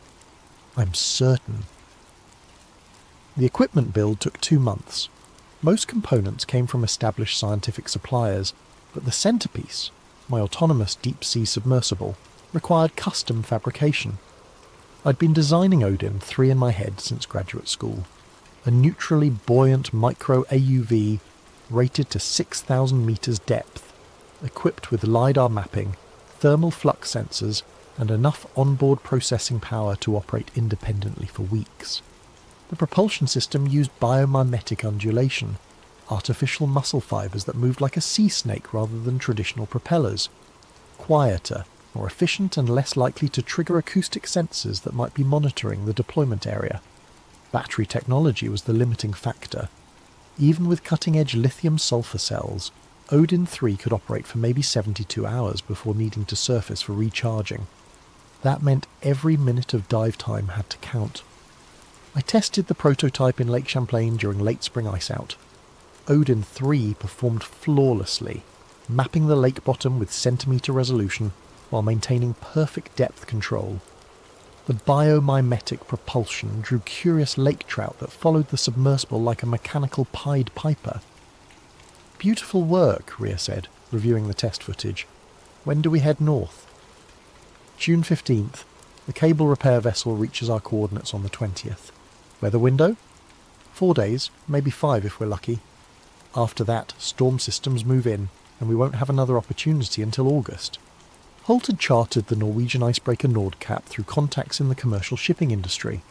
The vessel was overkill for summer Arctic operations, but its dynamic positioning system could hold station precisely over our target coordinates regardless of ice conditions. "Captain's reliable," Holt reported. 30 years ice experience doesn't ask questions about cargo as long as the charter fee's clear on time. What about support equipment? Portable diamond wire ice cutting rig for creating deployment holes, thermal tent for equipment staging, emergency shelter rated to -40, medical kit for remote operations, he paused, and firearms. Firearms? Polar bears aren't the only thing that might want to discourage visitors in that part of the Arctic. I decided not to ask what he meant. The flight to Longyearbyen, Svalbard, took 18 hours with connections. Rhea met me at the tiny airport with news that our equipment shipment had cleared Norwegian customs without issues. "The distributed acoustic sensing nodes deployed perfectly," she reported. "Initial data streams are clean. No interference from the cable repair operations." "What about background acoustic conditions?" "Quiet. Almost too quiet. Normal Arctic regions show constant low-level seismic activity. Thermal expansion, ice settling, small crustal movements.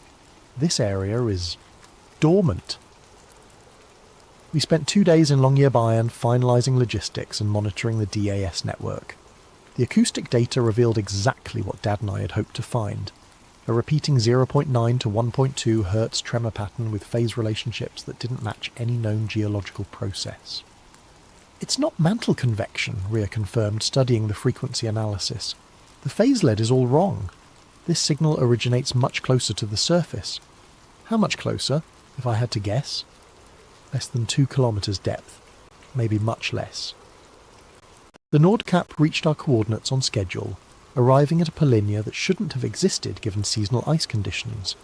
The open water area stretched nearly 3 kilometres across, with thermal imaging showing warm upwelling at the centre. "Water temperature is 4 degrees above ambient," reported Captain Eriksson. "There's a significant thermal source beneath this opening." Holt was already assembling the diamond wire cutting rig on deck. "We'll need a deployment hole at least 2 metres diameter for clean submersible operations. The ice here looks thin, maybe 8 metres. How thin should it be? This time of year? 20 metres minimum. Something's been keeping this area warm." I helped Rhea deploy additional magnetometer arrays while Holt's crew cut our access hole. The magnetic data was even more striking than the acoustic signatures. A sharp ring discontinuity approximately 600 metres in diameter, with field strength dropping by 30% inside the boundary. "It's like there's a massive void just below us," Rhea said, checking readings for the 3rd time. "A cavity large enough to significantly disrupt local magnetic fields." "Large enough for what?" "I don't know. I've never seen readings like this." The deployment hole was ready by evening, perfectly circular, with the diamond wire leaving glass-smooth ice walls that reflected our work lights in prismatic colours. At the bottom, black water disappeared into depths that seemed to swallow light itself. Odin 3 is ready, I announced, running final system checks on the submersible. All sensors showed green, battery charge at 100%. The biomimetic propulsion system cycled smoothly through test sequences. Deployment at first light, Holt decided. Weather forecast shows possible storm activity moving in from the west. We'll have maybe 36 hours before conditions deteriorate. I spent the night monitoring background sensor readings and trying not to think about what we might find below. The DAS network continued detecting those regular 0.9 Hz pulses, now strong enough that I could feel them as subtle vibrations through the ship's hull.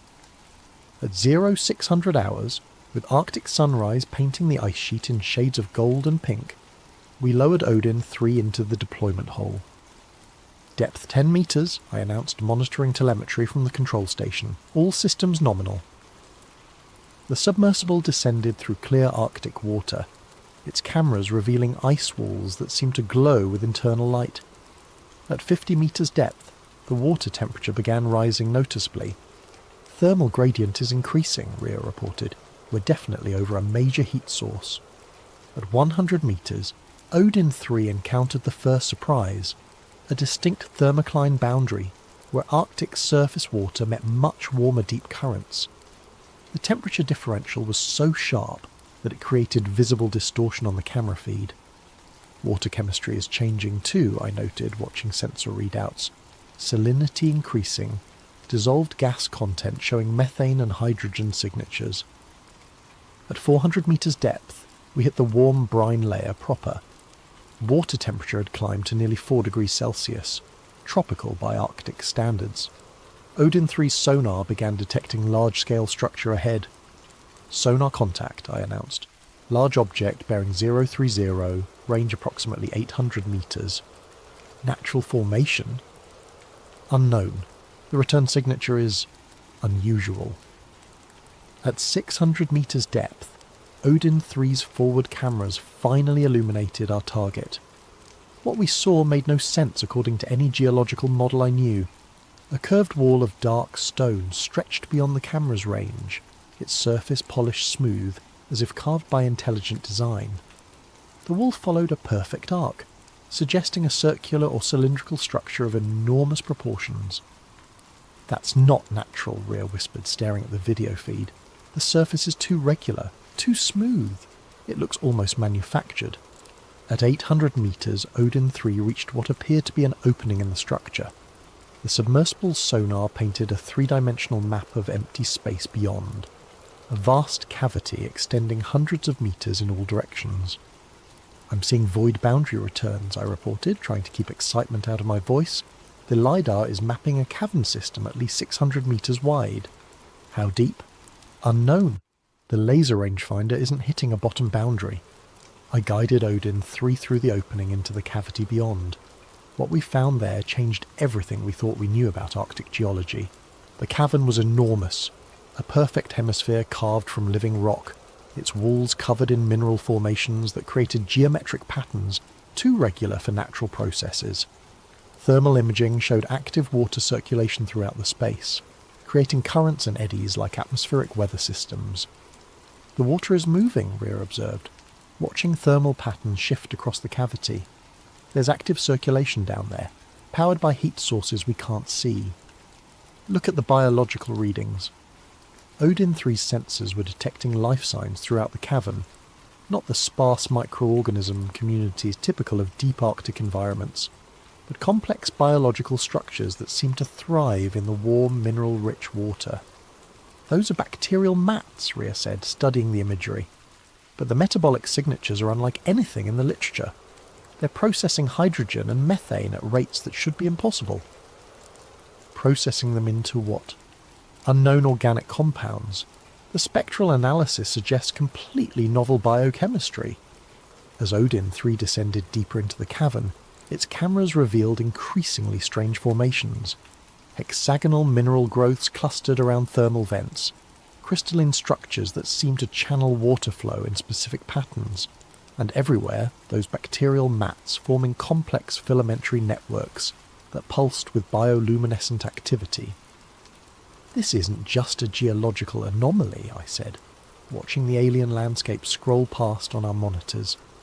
This is an entire ecosystem that shouldn't exist. At 1100 meters depth, Odin 3's sonar detected something that stopped our conversation entirely. Deep in the cavern, moving objects were generating acoustic signatures that looked almost like sonar beacons. "Are you seeing this?" Rhea asked, pointing at the display. The acoustic signatures were too regular for natural phenomena. Short pulses at precise intervals, frequency modulated in patterns that suggested artificial generation. Someone, or something, was actively using sonar down there. "Could be equipment from previous expeditions," Holt suggested, but his voice carried no conviction. "What previous expeditions?" I replied. "This location isn't on any charts. We're the first people to map this cavity." The sonar beacon signals were growing stronger as Odin 3 descended. At 1200 meters, the submersible's passive acoustic sensors began detecting other sounds. Mechanical noises that might have been machinery, structural creaking that suggested large mobile objects. "There's something else down there," I said, making the decision that would change everything. Something active. I programmed Odin 3 to approach the strongest sonar source while maintaining maximum stealth profile. The submersible's biomimetic propulsion was nearly silent, and its dark hull should be invisible to most detection systems. At 1300 meters, Odin 3's cameras finally revealed the source of the sonar beacons. Mechanical devices, clearly artificial, clearly functional, were distributed throughout the deepest part of the cavern. They looked like nothing in any engineering textbook I'd studied, but their purpose was unmistakable. They were monitoring equipment, sophisticated sensors that had been operating in this hidden space for an unknown length of time. "Those aren't human-built," Rhea said quietly. I was about to agree when Odin 3's communication system erupted with alarms. High-frequency radio interference was jamming our telemetry link, while powerful sonar pulses began hammering the submersible from multiple directions. "We're being painted," Holt announced, recognizing military terminology. "Something's actively scanning us." On the surface, Captain Ericsson's voice came over the ship's intercom. "Unknown contacts approaching from the northwest. 2 vessels, high-speed intercept course." Through Odin 3's cameras, I watched the mysterious monitoring equipment come alive with activity. Lights began flashing in complex patterns, while mechanical arms extended from hidden recesses to point directly at our submersible. "Recall Odin 3, Holt ordered. "Now." But the telemetry link was completely jammed. Odin 3 was on its own, 1300 meters down in an impossible cavern, surrounded by technology that shouldn't exist. "Captain," Holt called to the bridge, "what's the status on those approaching vessels? Military configuration. They're transmitting on emergency frequencies, ordering us to cease operations and prepare for boarding." I stared at the video feed from Odin 3, watching alien machinery track our submersible with obvious intelligence. Whatever we'd found down there, someone, or something, had been expecting visitors. "How long until those ships reach us?" 20 minutes. 20 minutes to extract Odin 3 from the most important discovery in human history. 20 minutes before we lost everything.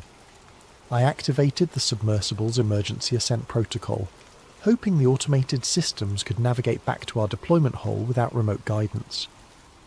On the monitors, Odin 3's cameras showed the mysterious monitoring equipment following its movement with mechanical precision. Then the feed went completely black. "Telemetry link is dead," I announced. "We've lost all contact with Odin 3. "Could be jamming," Rhea suggested. "If those devices are using electromagnetic interference." "Or it could be destroyed," Holt finished grimly. Captain Ericsson's voice crackled over the intercom again. "The approaching vessels are identifying themselves as Norwegian Coast Guard, but their radar signatures don't match any known vessel types. They're requesting immediate cessation of all underwater operations. Tell them we're conducting authorized scientific research in international waters." I tried. They're not interested in discussing authorization. I ran emergency calculations in my head. Odin 3's automated ascent would take approximately 40 minutes from 1300 meters depth, assuming the submersible was still functional and could navigate the complex cavern geometry without remote guidance. The approaching vessels would reach us in 15 minutes. We need to buy time, I decided. Captain, can you move us away from the deployment hall while maintaining dynamic positioning? How far? Just enough to look like we're complying with their orders while keeping the hull within Odin 3's navigation range. The Nordkapp began moving slowly away from our position, its powerful thrusters maintaining precise station keeping despite increasing wind and wave activity. On sonar, I could see the two approaching vessels changing course to intercept. Military hulls, Captain Eriksson reported, definitely not standard Coast Guard configuration. These ships are built for Arctic operations. At 12 minutes to intercept, something extraordinary happened. The deployment hull began glowing. Thermal bloom, Rhea announced, watching her instruments spike. Massive heat signature rising from depth. Through binoculars, I could see the water in our cutting hole beginning to bubble and steam. Whatever was happening in the cavern below, it was generating enormous amounts of thermal energy. Could be a volcanic event, Captain Eriksson suggested. Or something else, I replied, thinking about those mysterious monitoring devices. At 8 minutes to intercept, Odin 3 broke the surface. The submersible emerged from the deployment hole like a breaching whale, its dark hull gleaming with condensation from the superheated water below. But something was wrong with its movement. Instead of the smooth, controlled ascent I'd programmed, Odin 3 was rising too fast, as if being pushed upward by some tremendous force. "Emergency recovery!" Holt shouted, activating the deck crane. "That thing's coming up whether we're ready or not." The crane's magnetic grappler locked onto Odin 3's recovery point just as the submersible cleared the water completely. What I saw then made me question everything I thought I understood about physics. Odin 3's hull was covered in a thin layer of mineral deposits that glowed with internal phosphorescence. The deposits formed geometric patterns across the submersible's surface, hexagonal crystals that pulsed with rhythmic light like a technological heartbeat. "Those formations weren't there during deployment," Rhea observed. "No, something down there changed Odin 3's hull chemistry." As the crane swung the submersible onto deck, I could see that its sensor array had been modified. Additional components had somehow been integrated into the original equipment, crystalline structures that seemed to grow from the electronic systems themselves. "Is the data core intact?" I asked, running to the submersible's access panels. "External storage shows full capacity," Holt reported, checking system readouts. "But there's something else. Odin 3's internal clock shows it was submerged for 6 hours. That's impossible. We deployed 2 hours ago. Check the timestamp yourself." The numbers were undeniable. According to Odin 3's internal systems, the submersible had spent 6 hours in the underwater cavern, despite our surface chronometers showing only 2 hours had elapsed since deployment. "Time differential," Rhea suggested. "Strong gravitational fields can create temporal distortion effects." "Or the systems were tampered with," Holt countered. At 3 minutes to intercept, I made the decision that would haunt me for years afterward. Instead of immediately downloading Odin 3's data storage, I activated the submersible's emergency beacon protocol, a hidden transmission system I'd built for exactly this situation. The beacon broadcast a compressed data burst on multiple frequencies simultaneously, uploading Odin 3's most important sensor readings to a network of internet-connected receivers around the Arctic. Whatever happened next, some record of our discovery would survive. The first military vessel reached us just as the data transmission completed.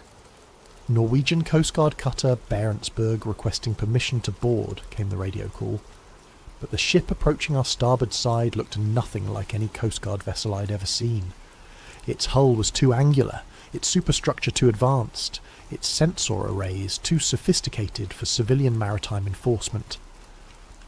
"Permission denied," Captain Eriksson replied. "We are conducting legal scientific research in international waters." "Mr. Grant," a new voice cut in on the radio, speaking directly to me. "This is Commander North, liaison from Northern Command. We need to discuss your research activities immediately."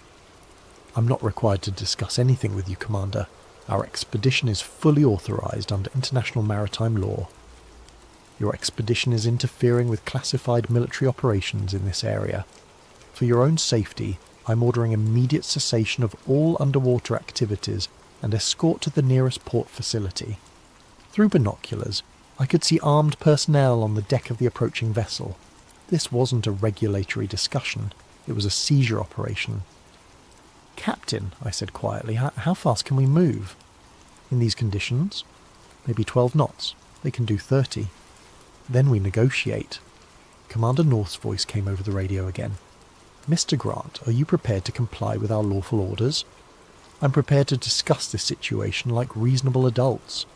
What specific military operations are we allegedly interfering with? That information is classified. You'll be briefed during debriefing procedures at the appropriate facility." "What facility?" "That information is also classified." I looked at Holt, who was already making preparations for what he obviously expected to be a hostile boarding operation.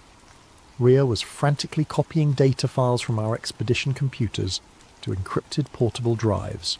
"Commander North," I said into the radio, "I'm a United States citizen conducting legal scientific research." "Under what authority are you detaining us?" "Maritime security protocols implemented under NATO Article 5 emergency provisions." "What emergency?" "The emergency you created by deploying unauthorized sensing equipment in restricted waters." "These aren't restricted waters.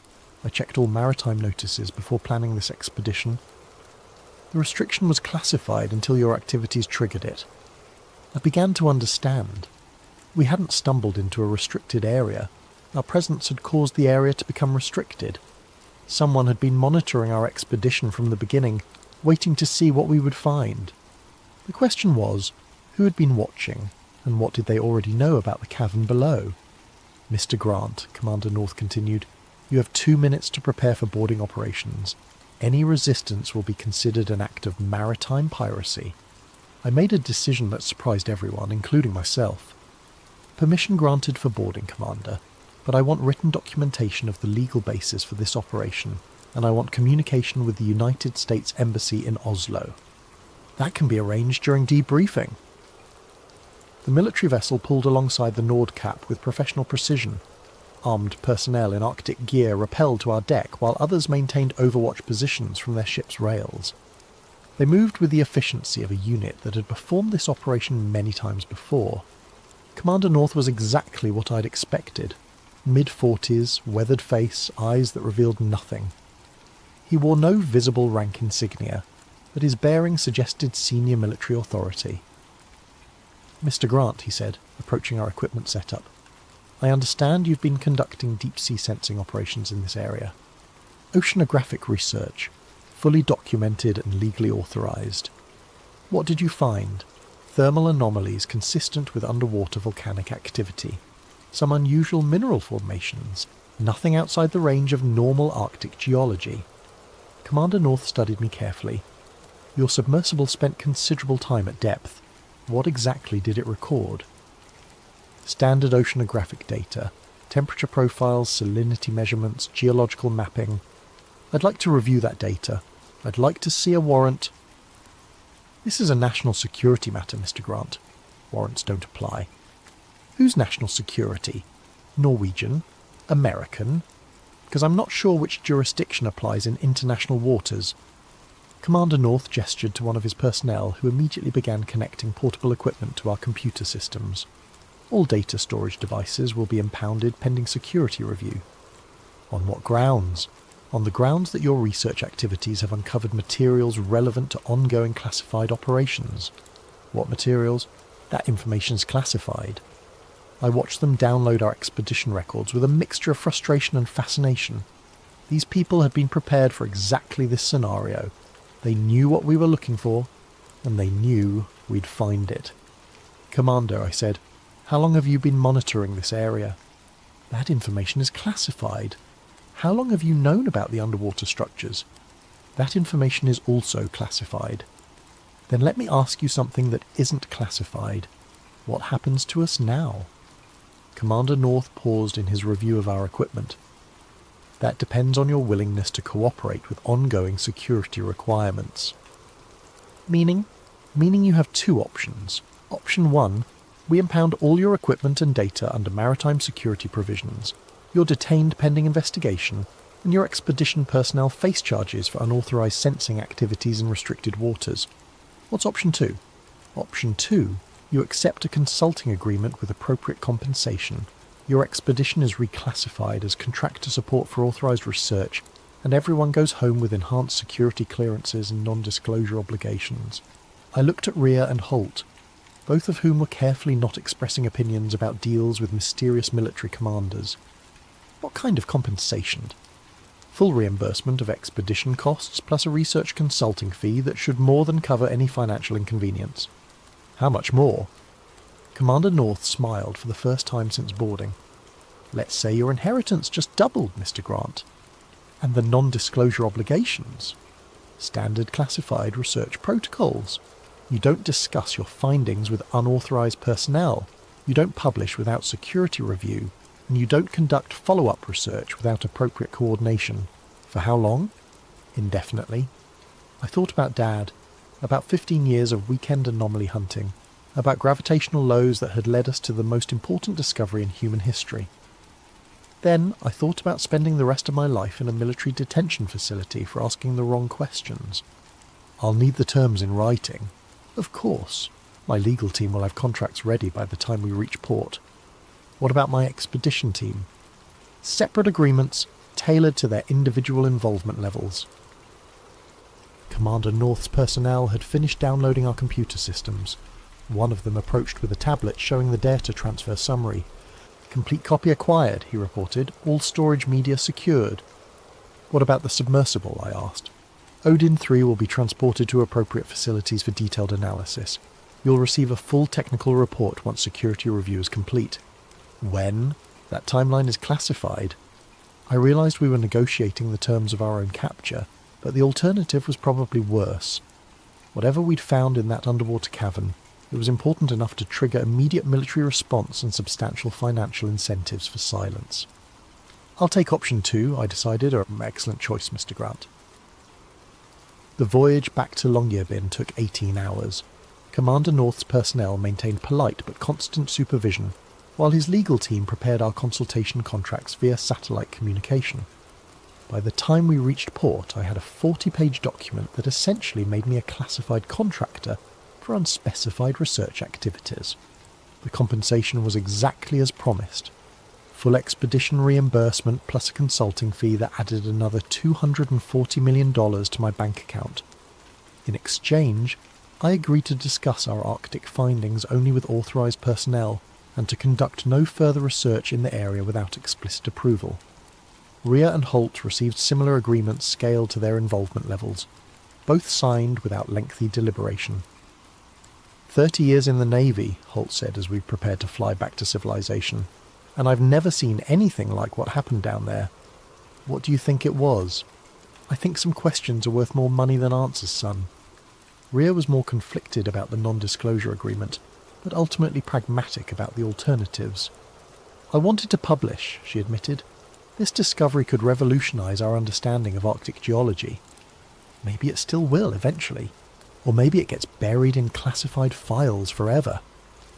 3 months after returning from the Arctic, I received an unexpected package at my Burlington workshop.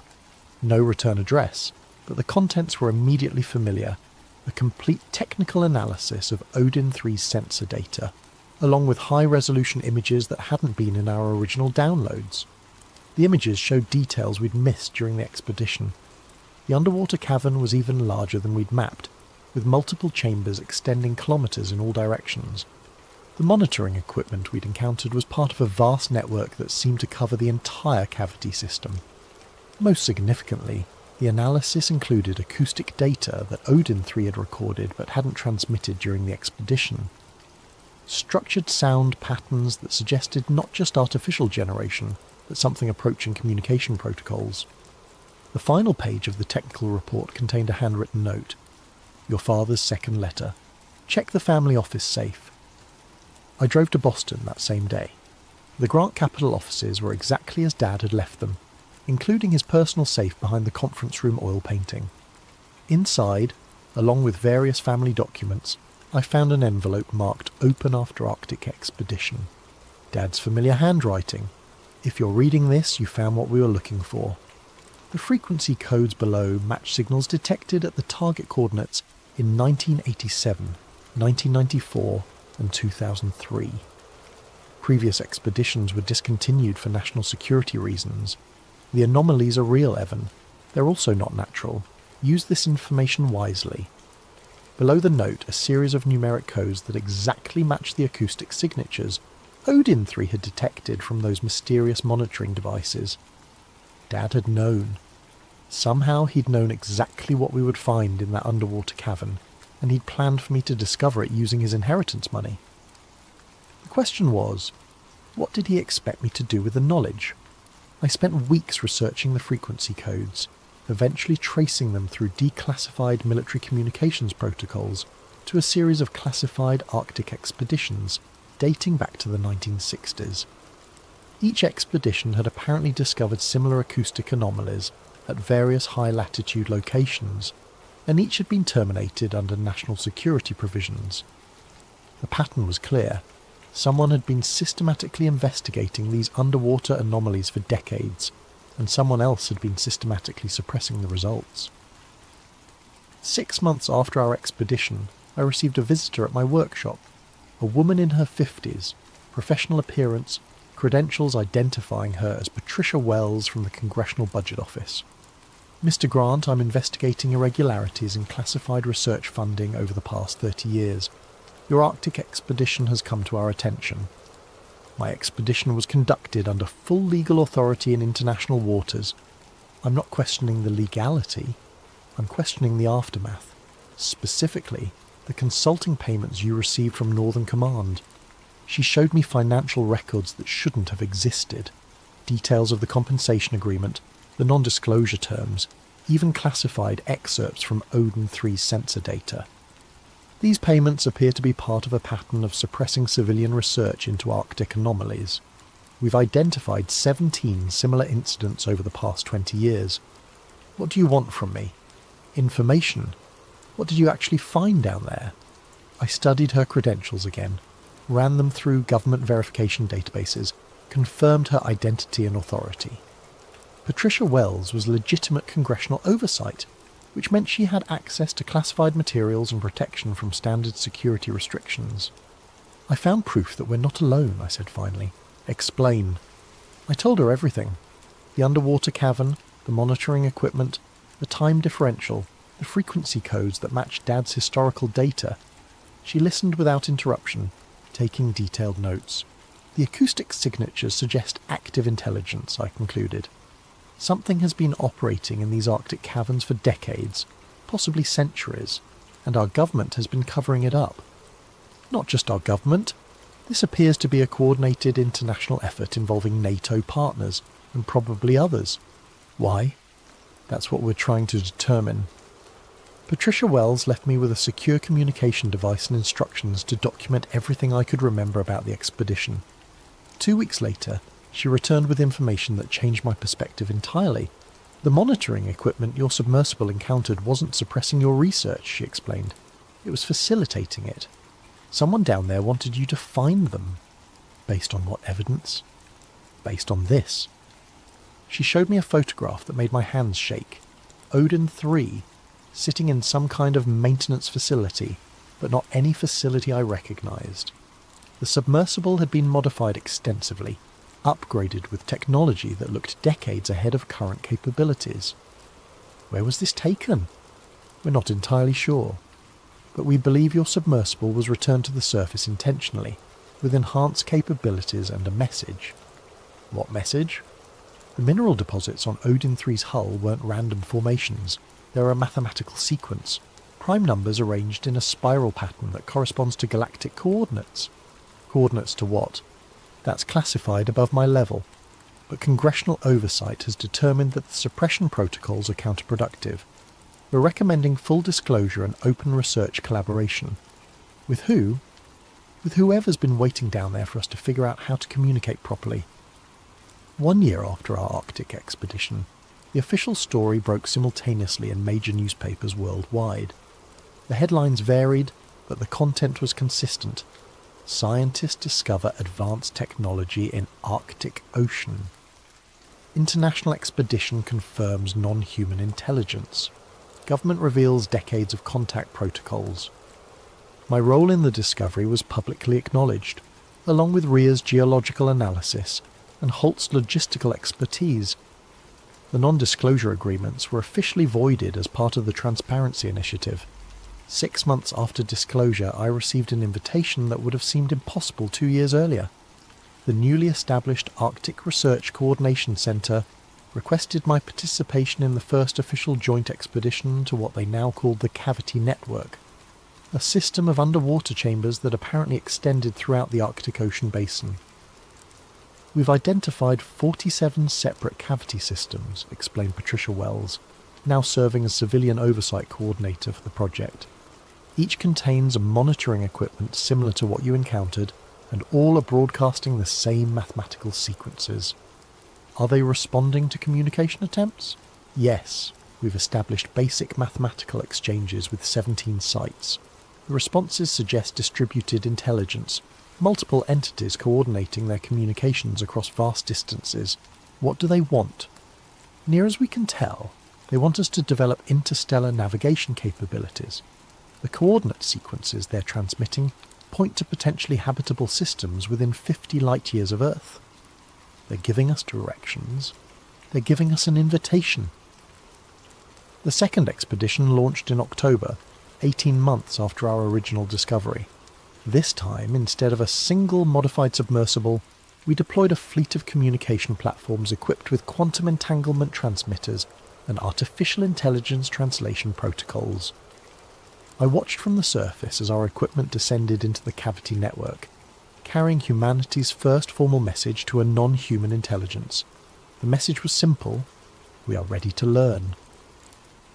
The response came within minutes, not as acoustic signals or mathematical sequences, but as a direct quantum data stream that bypassed all our recording equipment and spoke directly to human consciousness.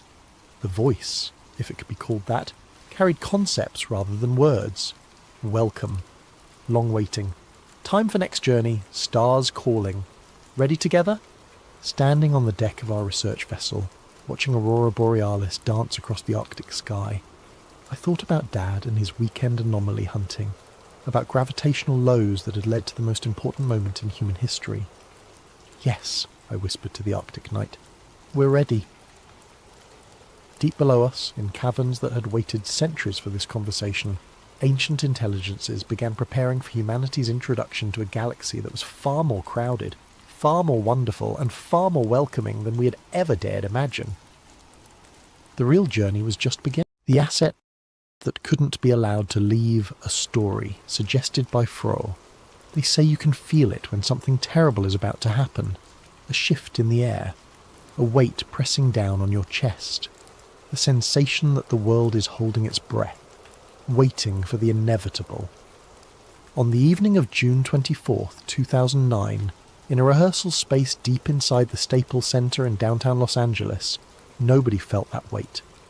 The king of pop, Michael Jackson, danced across the stage with an energy that shocked everyone who had worried about his health.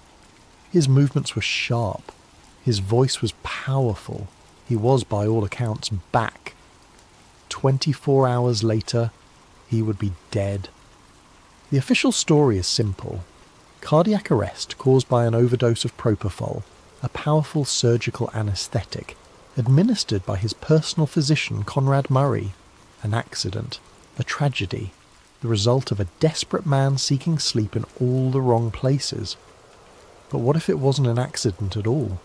What if Michael Jackson didn't die because he was fragile, addicted, or reckless? What if he died because he was worth more dead than alive, and more dangerous alive than dead? What if the numbers that governed his life demanded his death? Part 1. The final 24 hours. The rehearsal that changed everything.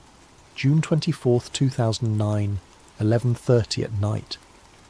Inside the cavernous space of the Staples Center, Michael Jackson stood under blazing stage lights. His thin frame was draped in a black shirt and loose pants, his signature fedora perched on his head. Around him, dozens of dancers, musicians and technicians watched as he ran through numbers for his upcoming This Is It tour, a series of 50 concerts scheduled to begin in London just weeks away. The rumours about Michael's health had been swirling for months. People whispered that he was too frail, too sick, too broken to pull off a comeback. There were photos of him looking gaunt, his skin stretched tight over his bones. Tabloids speculated that he was dying, that he'd never make it to opening night. But that night, inside that rehearsal space, those rumours seemed absurd. Kenny Ortega, the tour director, would later tell investigators that Michael was on fire. He hit every mark. He sang with power. He moved with the precision and grace that had made him a legend. At one point, Michael stopped mid-song and called out technical notes to the crew, his mind sharp and focused. This wasn't a man on the edge of death. This was a man preparing to reclaim his throne. Travis Payne, one of the choreographers, stood watching from the wings. He'd worked with Michael for years, seen him at his highest and lowest points. That night, Travis felt something he hadn't felt in a long time. Hope. "He's ready," Travis said to a colleague standing beside him. "He's really ready." The rehearsal wrapped just after midnight. Michael thanked his crew, told them he'd see them tomorrow, and disappeared into the back of a black SUV. The vehicle pulled away from the Staples Centre and began the drive north toward Holmby Hills, where Michael was renting a mansion on North Carrollwood Drive. It was the last time most of them would see him alive. The hours no one can explain what happened between 1 in the morning on June 25th and 12:30 in the afternoon, when emergency services received the call, would become the subject of intense scrutiny, conflicting testimonies, and questions that remain unanswered to this day. According to Conrad Murray, Michael's personal physician, Michael arrived home and couldn't sleep. This was nothing new. Michael had struggled with insomnia for years, a condition worsened by the pressures of fame, years of performing under grueling schedules, and the constant surveillance of the media. Murray claimed that Michael begged him for propofol, a drug Michael called his milk because of its milky white appearance. Propofol is not a sleep aid. It is a general anaesthetic used in operating rooms to render patients unconscious during surgery. It works by depressing the central nervous system so profoundly that patients stop breathing on their own and require mechanical ventilation. In hospitals, propofol is administered by anaesthesiologists with crash carts and full resuscitation equipment standing by. It is never, under any circumstances, used in a private home. Yet Murray claimed he had been giving Michael propofol nearly every night for weeks. Murray said that on the morning of June 25th, he tried to wean Michael off the drug by giving him smaller doses of sedatives, lorazepam, midazolam. Nothing worked. Finally, around 10:40 in the morning, Murray administered a small dose of propofol through an intravenous line. Michael, he said, finally fell asleep. Murray claimed he left Michael alone for just 2 minutes to use the bathroom. When he returned, Michael wasn't breathing. What happened next is where the timeline becomes suspicious. According to phone records, Murray made several calls between 11:18 and 12:12. He called Michael's assistant. He called a friend in Houston. He called his clinic. What he did not do was call 911. When he finally ordered security to call emergency services, it was 12:21. More than 20 minutes had passed since Murray claimed to have found Michael unresponsive. 20 minutes during which Michael's brain was being starved of oxygen. 20 minutes during which any chance of revival was slipping away. The 911 call itself was bizarre. The caller, Alberto Alvarez, Michael's head of security, sounded calm, almost detached. He described a 50-year-old male not breathing. He did not say it was Michael Jackson. The dispatcher asked if Murray was performing CPR. Alvarez said yes, but here's the problem. Murray later testified that he performed CPR on Michael while he was still on the bed, a medically ineffective technique. CPR requires a hard surface beneath the patient to compress the chest properly. Any doctor knows this. Any first responder knows this. Yet Murray, a trained cardiologist, allegedly spent precious minutes performing compressions on a soft mattress. When paramedics arrived at 12:26, they found Michael on the bed, his eyes half open, his body cool to the touch. He had no pulse, no respiration, no signs of life. The lead paramedic would later testify that Michael appeared to have been dead for at least 20 minutes, possibly longer. Paramedics wanted to pronounce Michael dead at the scene. Murray refused. He insisted they continue resuscitation efforts and transport Michael to UCLA Medical Center. Why? Some speculate Murray was desperate to avoid blame. Others suggest he was buying time. Time for what? At 1:13 in the afternoon, Michael Jackson was pronounced dead at UCLA Medical Center. The official cause of death, acute propofol intoxication. The official conclusion, homicide. Conrad Murray would eventually be convicted of involuntary manslaughter. He served less than 2 years in prison. For killing the most famous entertainer on the planet, he served less time than someone convicted of stealing a car. Part 2, the catalogue worth more than a life. The deal that made Michael a target. To understand why Michael Jackson might have been killed, you have to understand what he owned. Not his homes, not his cars, not even his music. You have to understand the Sony ATV Music Publishing catalogue, one of the most valuable collections of intellectual property in the entertainment industry. In 1985, Michael made one of the smartest business decisions of his career.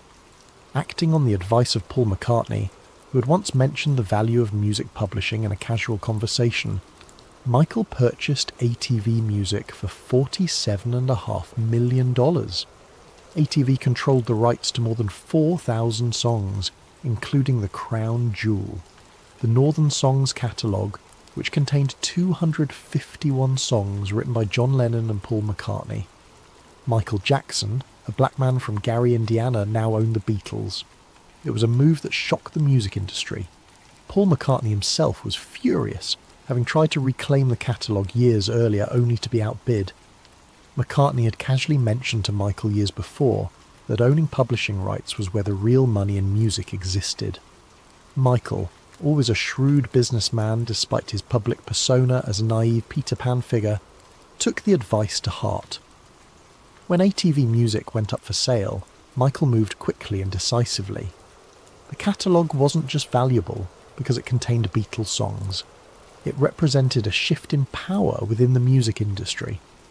Traditionally, artists were at the mercy of record labels and publishers. They created the content but rarely owned it.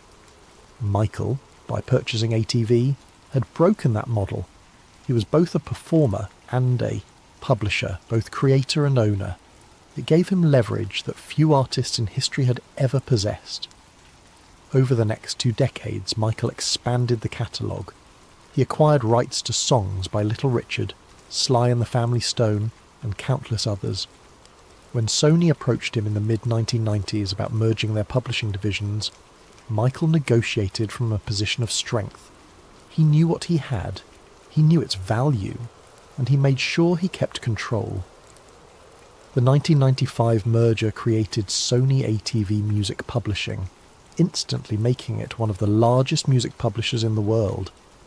Michael retained his 50% ownership stake, ensuring he had veto power over major decisions. For Sony, this was both an opportunity and a frustration. They had access to an incredible catalogue, but they couldn't fully control it. Michael Jackson, the eccentric pop star who lived in a place called Neverland and kept exotic animals as pets, held all the cards. For years this arrangement worked.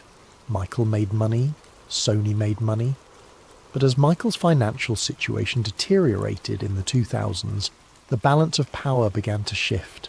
His spending was legendary. He maintained Neverland Ranch at enormous expense. He travelled with an entourage. He faced costly legal battles, including the devastating child molestation accusations that, while he was acquitted, destroyed his reputation and earning potential.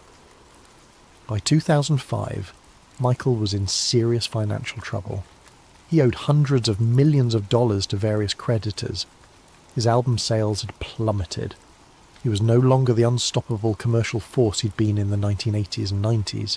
He needed cash, and fast. The solution was to borrow against his most valuable asset, the Sony ATV catalogue. In 2006, Michael refinanced a massive loan, using his 50% stake as collateral. The loan gave him the cash he needed to survive, but it came with strings attached. If he defaulted, Sony could potentially claim his share of the catalogue. He had, in effect, bet everything on his ability to make a comeback.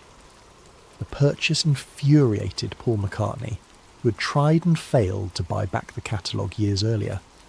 It also made Michael one of the most powerful figures in the music industry. Every time a Beatles song was played on the radio, used in a commercial, or covered by another artist, Michael got paid. Every time someone wanted to license Yesterday or Let It Be, they had to go through him. By the mid-1990s, Michael's catalogue had grown even more valuable. In 1995, he merged ATV with Sony's music publishing division, creating Sony ATV. Under the deal, Michael retained 50% ownership. The partnership gave him access to even more songs, including hits by Elvis Presley, Bob Dylan and Eminem. By 2009, Sony ATV was worth well over $1 billion. Some estimates put it closer to $2 billion. Michael's 50% stake alone was worth hundreds of millions. But there was a problem. Michael needed cash. Despite his wealth on paper, Michael was drowning in debt. Years of extravagant spending, a shrinking income from album sales, and costly legal battles had left him financially overextended. In 2006, he refinanced a $300 million loan, using his share of Sony ATV as collateral. This put Sony in a powerful position. If Michael defaulted on the loan, they could potentially seize his half of the catalogue. But there was a complication. As long as Michael was alive, he had full control over his share. He could veto sales, licensing deals, and major decisions. He was, in essence, a blockade to Sony's total ownership. Industry insiders knew that Sony wanted the catalogue. They'd wanted it for years. But as long as Michael was alive and in control, there was no clear path to acquisition. Then Michael did something that may have sealed his fate. He started planning his exit. The tour that was supposed to set him free. In March 2009, Michael announced his This Is It tour. 50 concerts at London's O2 Arena, a triumphant return to the stage after years away from the spotlight. The announcement was met with scepticism. Could Michael still perform? Would fans even care? The press conference where Michael announced the tour was held at the O2 Arena itself. Thousands of fans gathered outside, desperate for a glimpse of the reclusive star. When Michael finally appeared on stage, dressed in a glittering jacket and sunglasses, the crowd erupted. He spoke briefly, promising these would be his final shows in London, his curtain call. "This is it," he said, and the words became the tour's name. Behind the scenes, the tour represented far more than just a series of concerts. For AEG Live, the promoting company, it was a massive financial gamble. They were reportedly putting up tens of millions of dollars in production costs, betting that Michael could still fill arenas and generate revenue. For Michael, it was his chance to prove he was still relevant, still the king of pop, still capable of commanding a stage. But most importantly, the tour was Michael's ticket to freedom. He planned to use the earnings to pay off his debts and regain control of his financial life. Associates say Michael saw This Is It as the beginning of a new chapter. After the tour, he wanted to focus on film projects, building a new Neverland and spending time with his children. He talked about starting his own label, where he could mentor young artists without the corporate interference that had plagued his own career. The answer came almost immediately. All 50 shows sold out in hours. Demand was so overwhelming that promoters considered adding more dates. The tour was projected to gross over $400 million, making it one of the highest-earning concert tours of all time. Within hours of tickets going on sale, AEG's servers crashed from the overwhelming demand. People who had written Michael off as a has-been, a tabloid punchline, were suddenly clamouring to see him perform. Over 1 million people registered for tickets. Some fans paid thousands of dollars on secondary markets for seats. The numbers told a story the media had missed.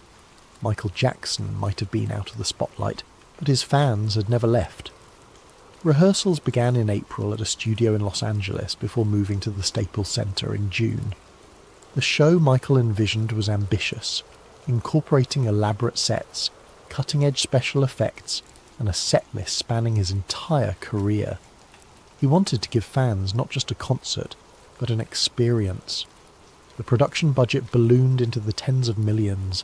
Every detail had to be perfect. But there were concerns. Kenny Ortega, the director, would later testify that Michael missed several rehearsals in the weeks leading up to his death. When he did attend, he sometimes seemed distracted or unwell.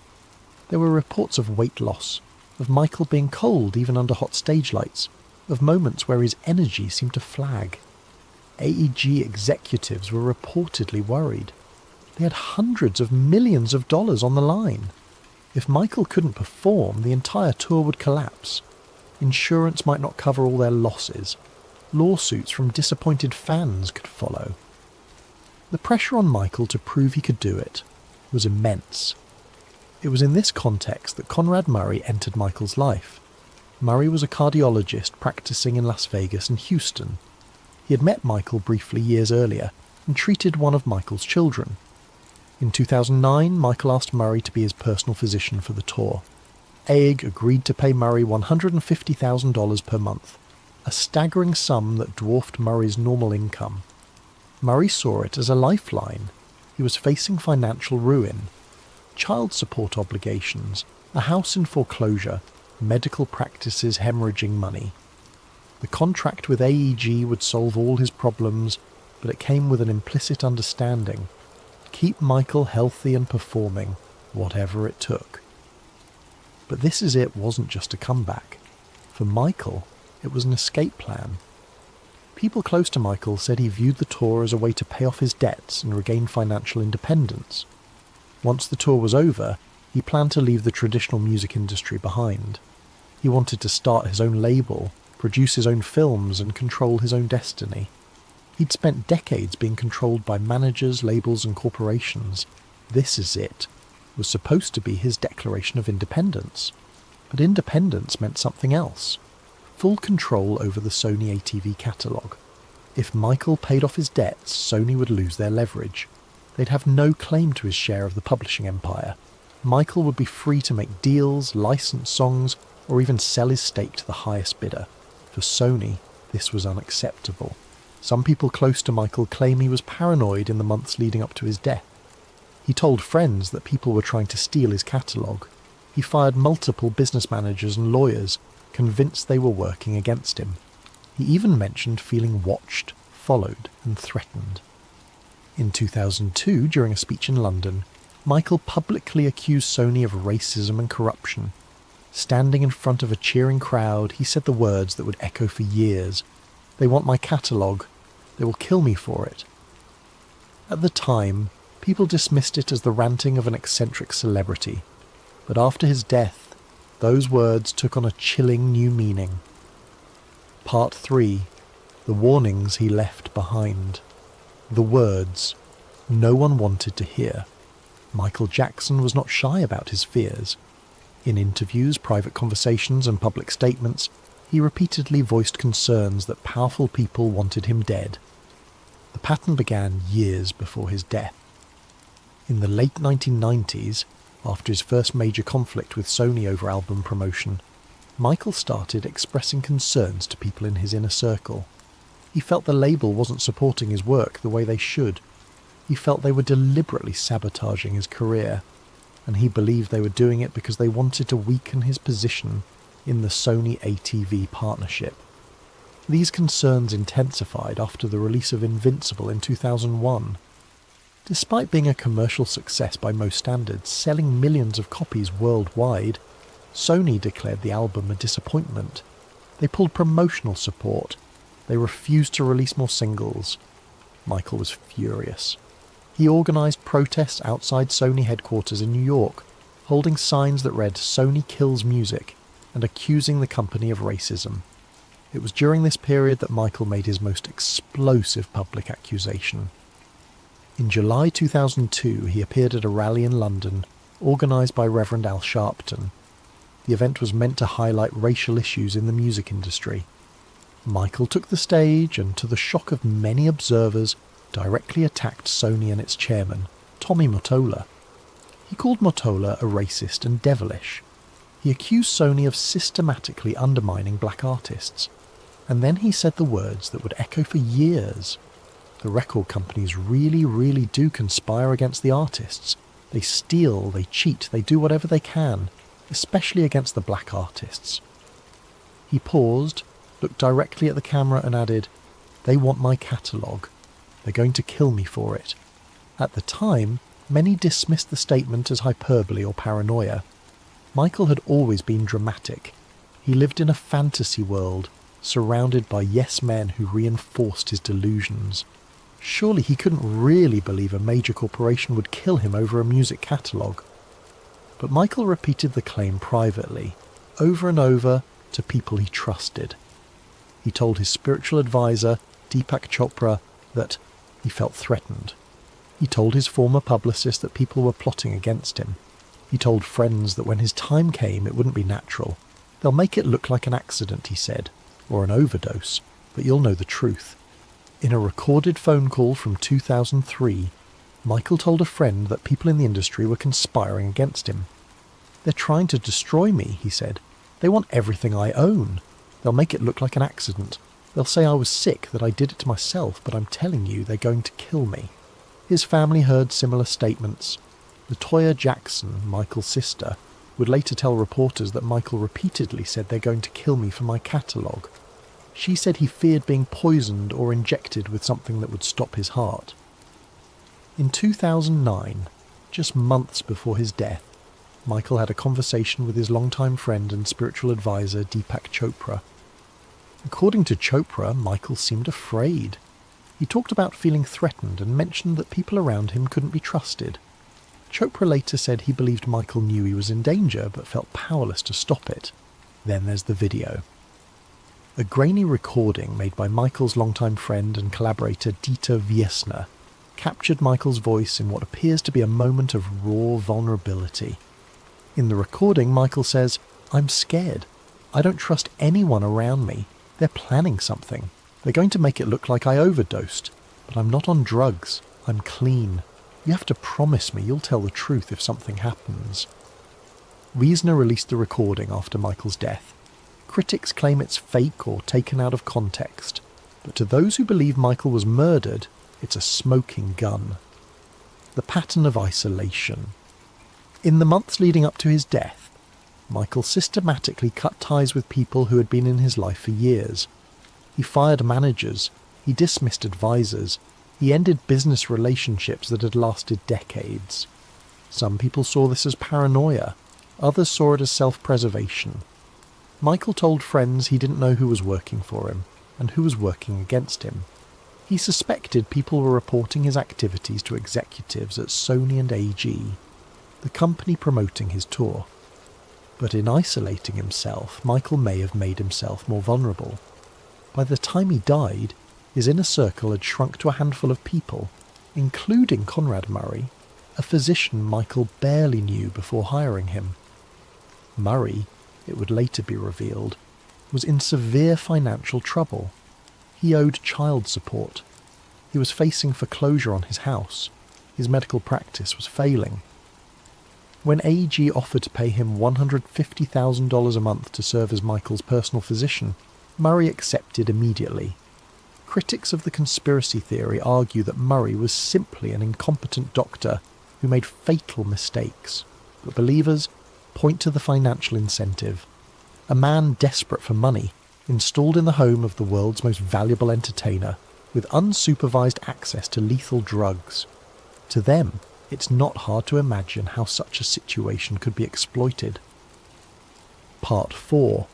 The suspicious timeline. The evidence that doesn't add up.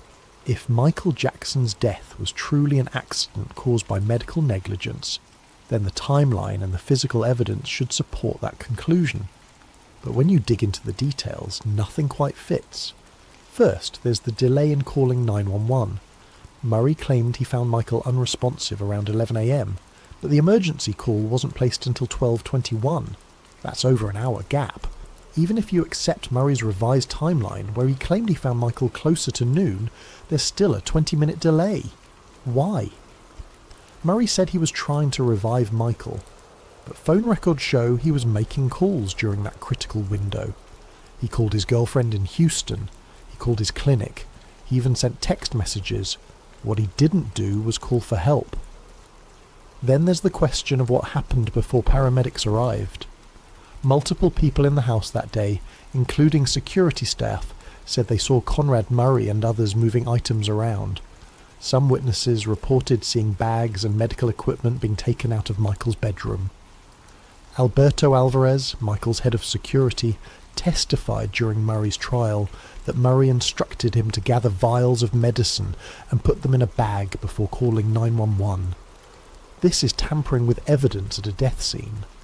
Why would Murray risk further incrimination unless he was desperately trying to hide something? Most disturbing is what was missing: surveillance footage. The mansion on North Carolwood Drive was equipped with security cameras, standard practice for any high-profile residents. Yet no footage from inside the house on June 25th was ever made public, or reportedly even reviewed by investigators. When asked about the footage, officials claimed the cameras weren't working or weren't recording that day.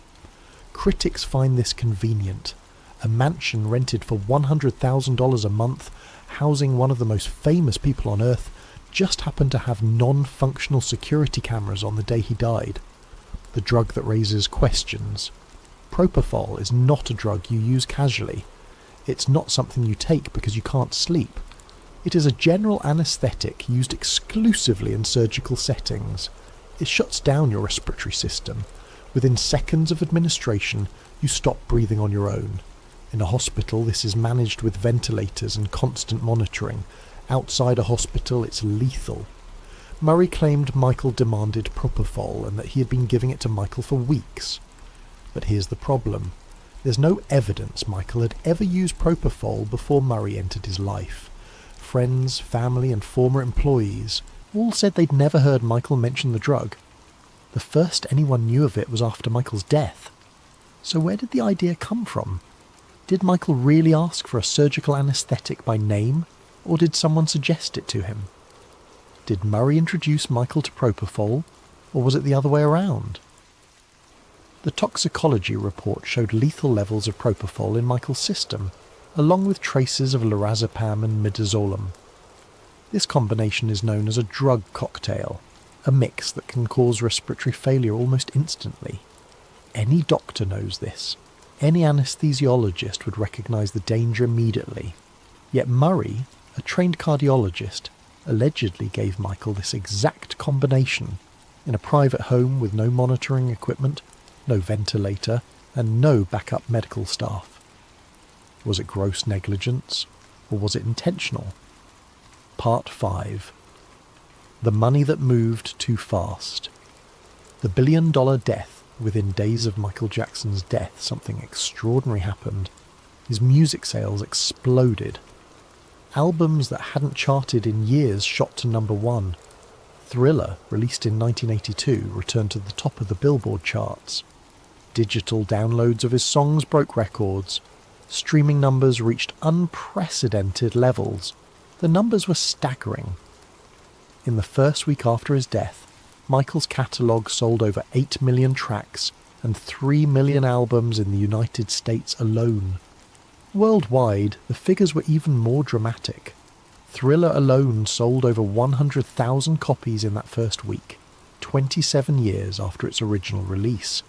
It was a level of commercial success that living artists could only dream of achieving. Music wasn't the only revenue stream. Within days, merchandising deals were being negotiated. T-shirts, posters, memorabilia, all bearing Michael's image, flooded the market. Online retailers reported selling out of Michael Jackson products within hours. Auction houses prepared to sell items connected to Michael, knowing they would fetch premium prices from grieving fans desperate to own a piece of his legacy. Then there was the tribute industry. Plans for memorial concerts were announced almost immediately. Television specials were commissioned. Networks paid millions for exclusive footage. The memorial service itself, held at the Staples Center on July 7th, was broadcast to an estimated global audience of over 1 billion people. It was one of the most watched events in television history, generating enormous advertising revenue for the networks that carried it. In the first week alone, Michael's estate generated over $20 million in revenue. By the end of the first year, that number had climbed to over $1 billion. $1 billion. More money than Michael had earned in the entire previous decade. The speed of these business deals raised his eyebrows among those who suspected foul play. Normally, when a major artist dies, there's a period of mourning before the business machine kicks into gear. Estates need time to organise, contracts need to be reviewed, legal issues need to be resolved. But in Michael's case, everything moved with startling efficiency. Part of this efficiency came from the fact that Michael's estate had executors already in place. John Branca, Michael's longtime entertainment lawyer, and John McClane, a music executive and family friend, had been named co-executors in Michael's will. When Michael died, they immediately took control of his business affairs. They had the authority to make deals, sign contracts, and manage the estate's assets.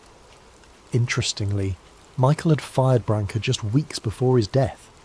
Some family members claimed Michael didn't trust Branca and wanted him removed from any role in his affairs.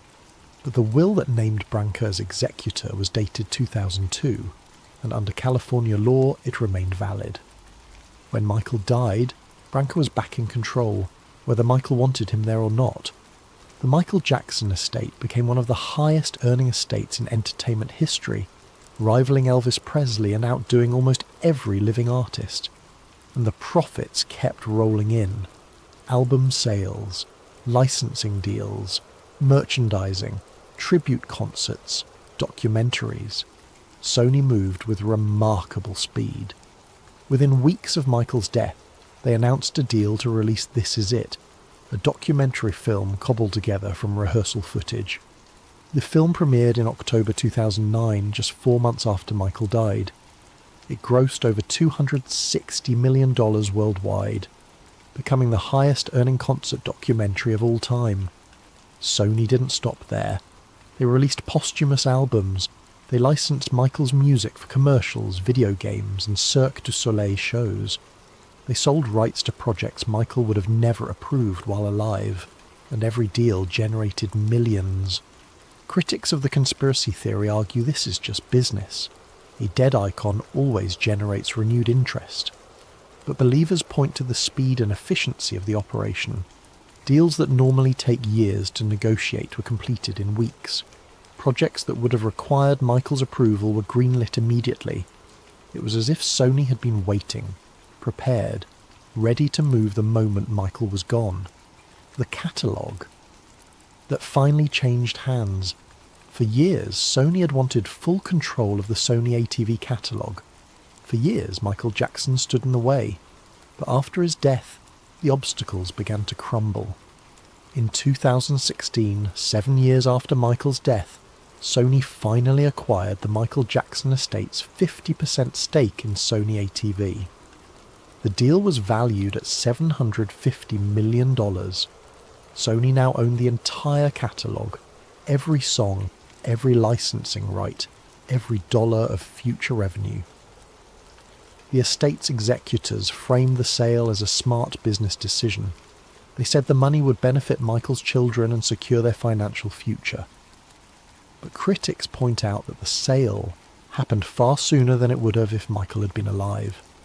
A living Michael Jackson had veto power over any major decision regarding the catalogue. He could block sales, renegotiate terms, or hold out for a better offer. He had time. He had leverage. But a dead Michael Jackson had none of those things.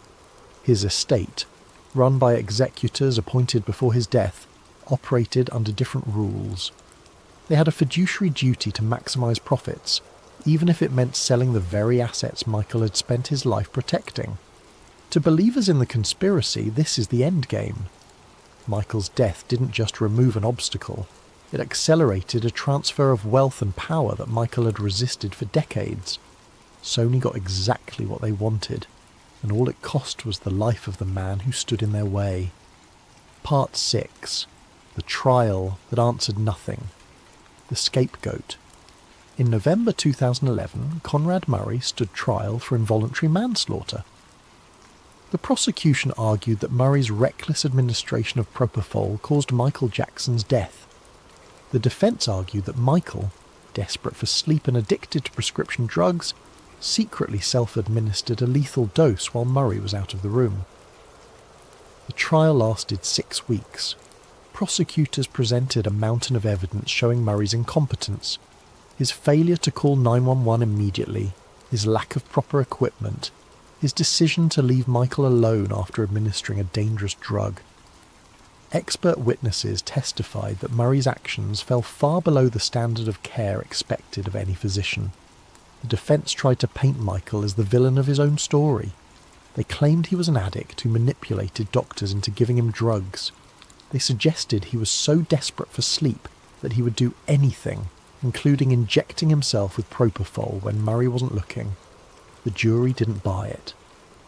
On November 7, 2011, Conrad Murray was found guilty of involuntary manslaughter. He was sentenced to 4 years in prison, but served less than 2 due to overcrowding and good behaviour. 2 years for killing Michael Jackson. But here's what the trial didn't answer. Who hired Conrad Murray? Why was he allowed unsupervised access to lethal drugs? Why were there no safeguards in place to prevent exactly what happened? And most importantly, who benefited from Michael's death? The Jackson family filed a wrongful death lawsuit against AEG Live, the company promoting the This Is It tour. They argued that AEG negligently hired and supervised Murray, creating the conditions that led to Michael's death. The case went to trial in 2013. The trial revealed troubling details. Internal emails showed AEG executives pressuring Michael to rehearse despite concerns about his health. One email referred to Michael as the freak, showing the disdain some executives felt toward him. Another email discussed the need to remind Murray who was paying his salary, suggesting EG wanted Murray to prioritise their interest over Michael's well-being. But in October 2013, the jury found EG not liable. They concluded that while EG hired Murray, they weren't responsible for his actions because they didn't know he was using propofol. The Jackson family walked away with nothing. AEG walked away unscathed. And Conrad Murray, the only person held legally responsible, had already served his time and been released. Justice, for many who followed the case, had not been served. Epilogue: the unconfirmable truth. So what really happened to Michael Jackson? The official answer is clear. He died from acute propofol intoxication, administered by a negligent doctor. Conrad Murray made catastrophic mistakes, failed to follow basic medical protocols, and Michael paid with his life. It's a tragedy born of incompetence, desperation, and poor judgment. This explanation has the benefit of being simple and requiring no vast conspiracy. Murray was a doctor in debt, desperate for money, who found himself in over his head.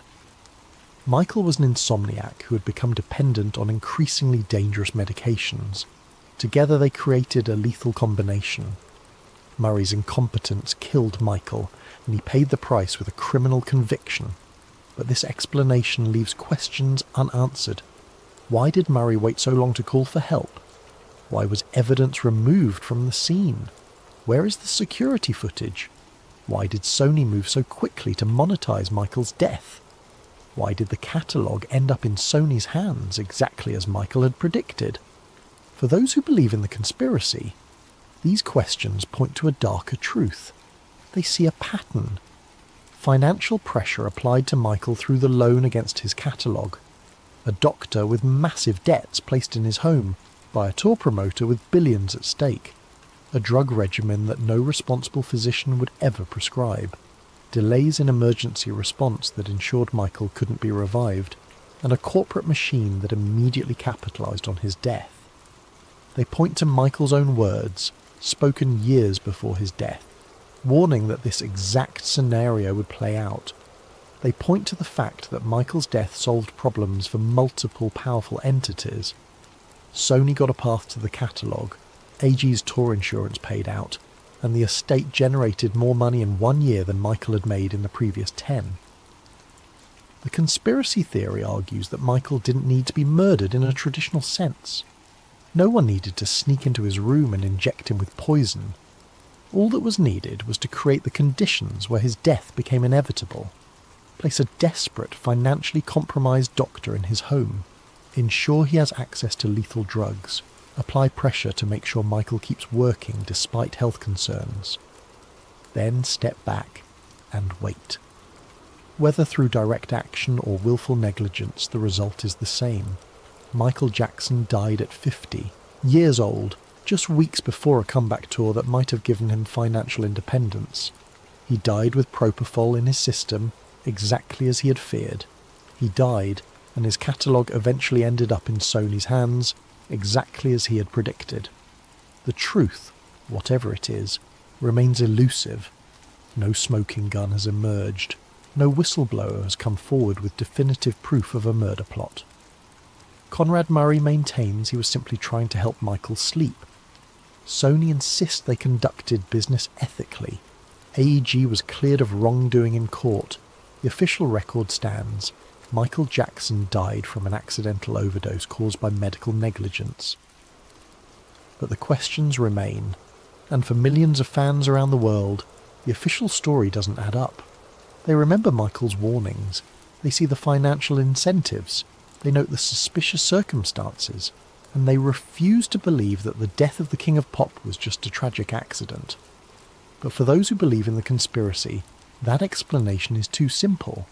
It ignores the financial stakes, the warnings Michael left behind, the suspicious timeline, and the fact that Michael's death accelerated a transfer of wealth that he had resisted for decades.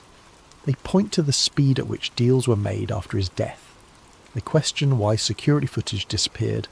They note the delay in calling 911 and the evidence of tampering at the scene. They remember Michael's own words. They're going to kill me for my catalogue. And most importantly, they ask the question that no one has been able to answer. Who benefited? Not Michael's children, who lost their father. Not Michael's fans, who lost an artist in the middle of what could have been the greatest comeback in music history. Not Conrad Murray, who destroyed his career and spent time in prison. The only winners were the corporations who now own Michael's music, his image, and his legacy. Sony got the catalogue. AEG avoided liability. The estate, run by executors with financial interest tied to ongoing deals, has made over $2 billion since Michael's death. Michael Jackson alive was a problem. He was unpredictable. He was in debt but still had veto power.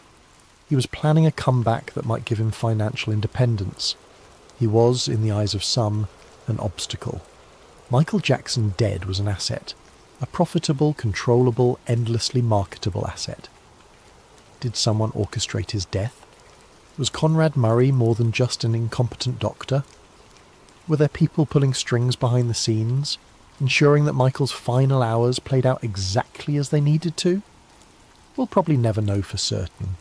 The truth, if it exists, is buried under layers of legal protections, corporate interests, and the convenient narrative of a troubled star who pushed his body too far. But one thing is undeniable. Michael Jackson warned us. He told anyone who would listen that they were coming for him. He said they would make it. Look like an accident. Like an overdose. He said they wanted his catalogue. And in the end, that's exactly what happened. The aftermath of Michael's death created ripples that extended far beyond the music industry. His children, Prince, Paris and Blanket, lost their father at young ages. They grew up in the spotlight, their grief and growth documented by tabloids and social media. Paris, in particular, struggled publicly with the loss, later speaking about depression and suicide attempts. The children inherited their father's paranoia, with Paris stating in interviews that she believed her father was murdered. The Jackson family fractured over disputes about the estate. Michael's mother, Catherine, challenged the will, arguing it should be invalid. She claimed the signatures were forged and that Michael had been in New York, not Los Angeles, on the date the will was supposedly signed. Her challenges were ultimately unsuccessful, but they revealed deep rifts within the family about who should control Michael's legacy. Some family members accused the estate executors of profiting excessively from their positions. Branco and McLean received percentages of the estate's earnings, meaning that as the estate generated billions, they became wealthy men themselves. Critics argued this created a perverse incentive. The executors benefited more from Michael's death than they ever would have from his life. They had every reason to maximise commercial exploitation of Michael's image and music, even if it meant approving projects Michael might have rejected. For the fans, Michael's death created a void that could never be filled. He had been more than an entertainer. He was a symbol, an icon, a figure who transcended music to become part of global culture. His death felt personal to millions who had never met him. They mourned not just the man, but what he represented. Artistic genius, childlike wonder, the belief that one person could change the world through music and dance. And for those who believe he was murdered, Michael's death became a rallying cry. They organised online, sharing theories and evidence. They pointed to inconsistencies in official accounts. They questioned motives and followed the money. Some became obsessed, seeing conspiracies everywhere. Others remained sceptical but troubled, unable to shake the feeling that something about Michael's death didn't add up. On June 25th, 2009, the world lost the king of pop. But maybe, just maybe, Michael Jackson didn't die. Maybe he was removed, not by emotion, not by accident, but by cold, calculated financial architecture. Because in the end, Michael Jackson had become more valuable dead than alive, and more dangerous alive than dead, and someone, somewhere, made sure the numbers added up.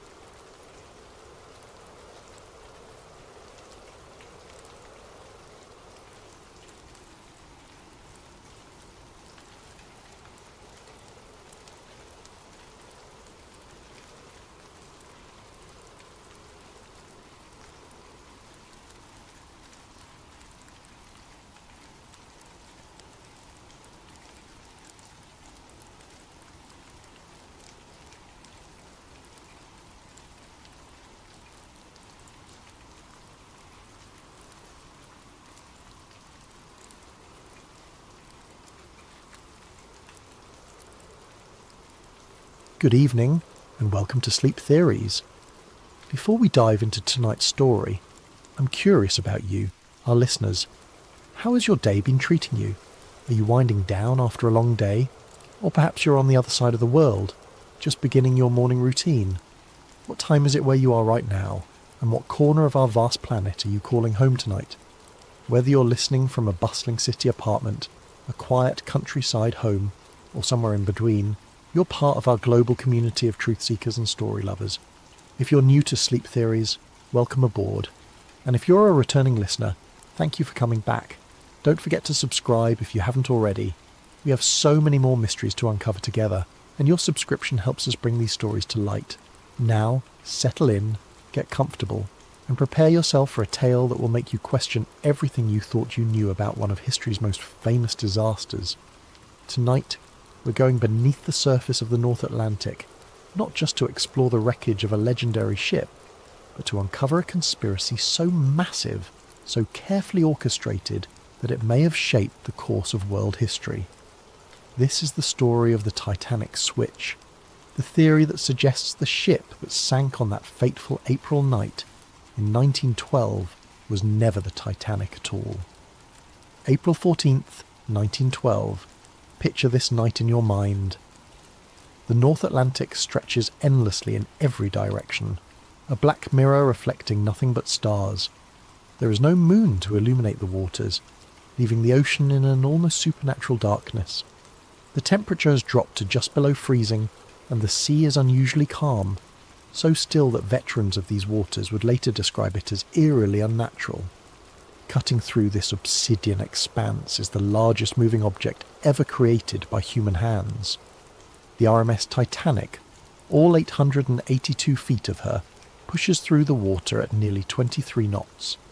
Her 4 massive smokestacks pierce the star-filled sky, sending columns of smoke and sparks into the night.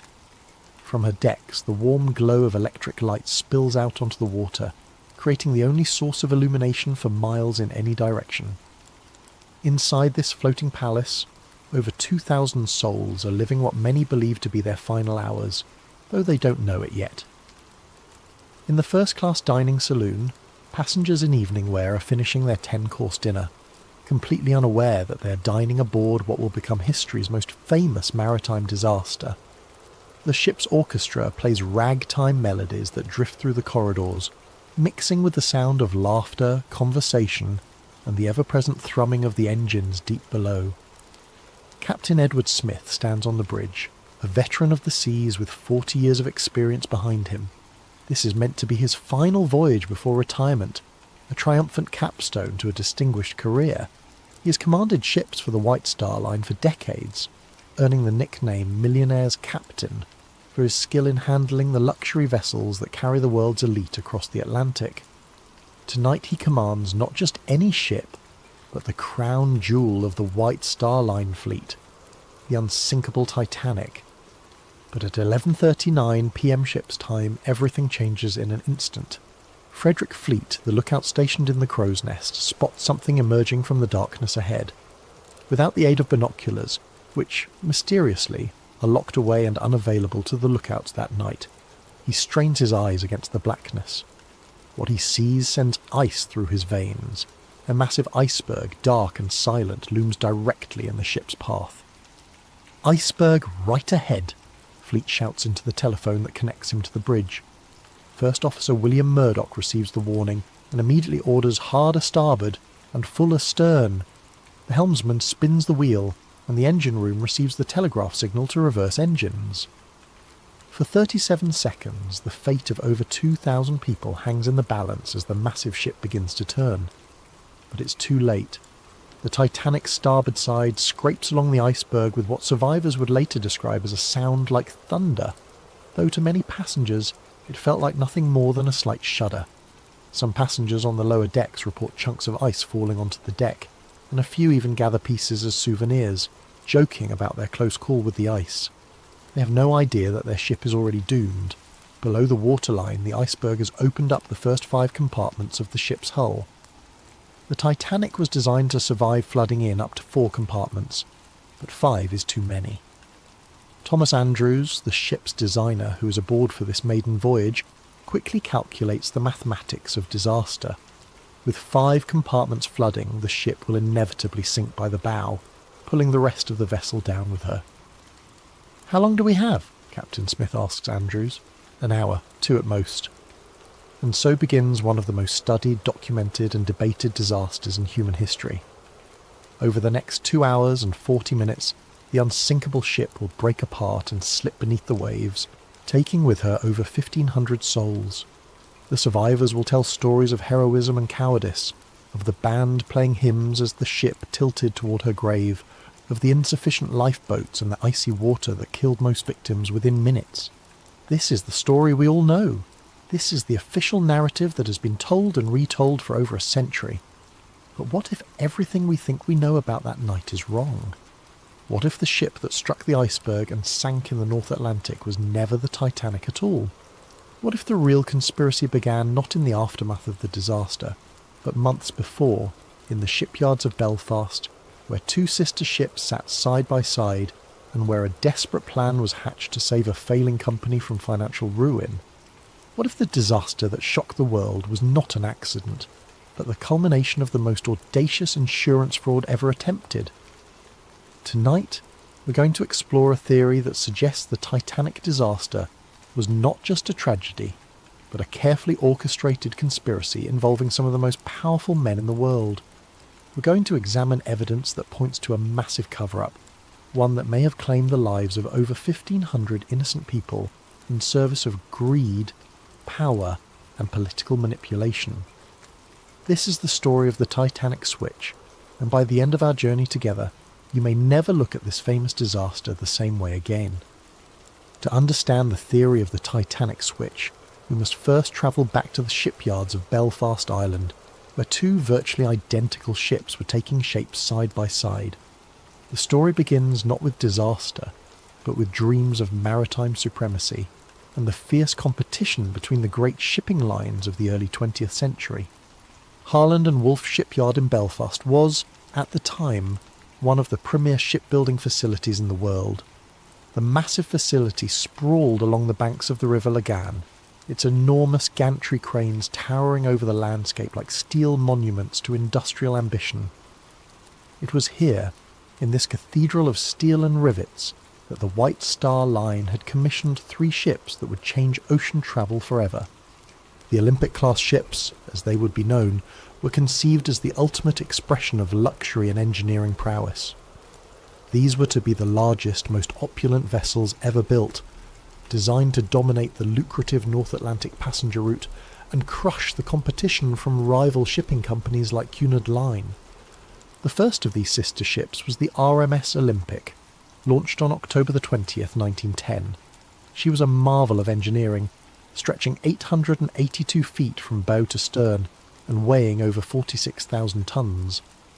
Her 9 decks could accommodate over 2,000 passengers in unprecedented luxury, with amenities that included a swimming pool, a gymnasium, a Turkish bath, and dining rooms that rivaled the finest restaurants in London or New York. The Olympic was not just a ship. She was a floating city, a testament to British engineering and a symbol of the White Star Line's dominance of the seas. When she departed Southampton on her maiden voyage in June 1911, she carried with her the hopes and reputation of her builders. But less than 4 months after her maiden voyage, disaster struck. On September the 20th, 1911, the Olympic was departing Southampton when she collided with HMS Hawke, a Royal Navy cruiser. The impact was devastating. The Hawke's reinforced bow, designed to ram enemy vessels, punched a massive hole in the Olympic's starboard side, flooding 2 of her compartments and severely damaging her propeller shaft.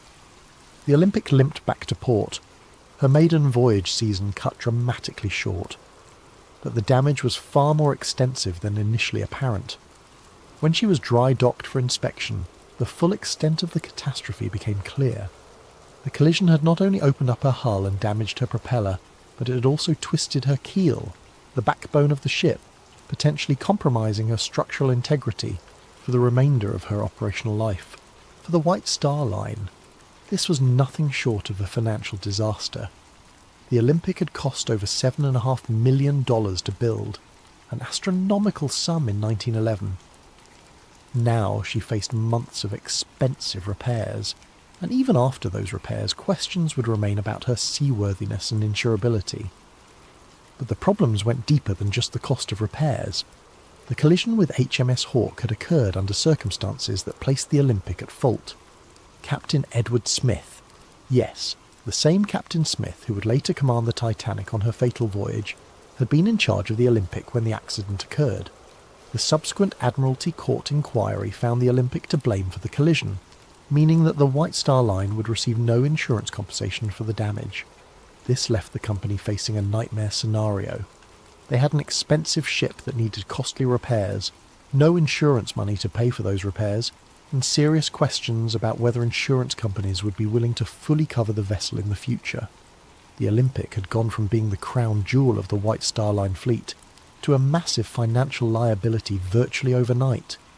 Meanwhile, in the same Belfast shipyard where the Olympic was undergoing her repairs, work was proceeding on her sister ship, the RMS Titanic.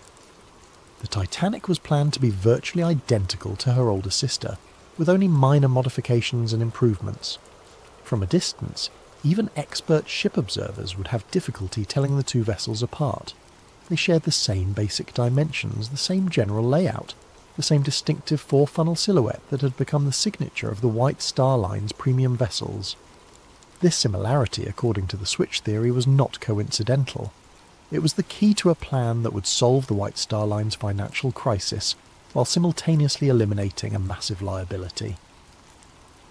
The theory suggests that sometime in late 1911 or early 1912, a decision was made at the highest levels of the White Star Line's ownership.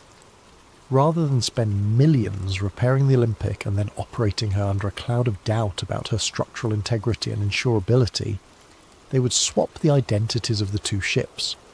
The damaged Olympic would be given the identity of the Titanic and sent out on what was ostensibly the new ship's maiden voyage. But this voyage would not be intended to reach New York.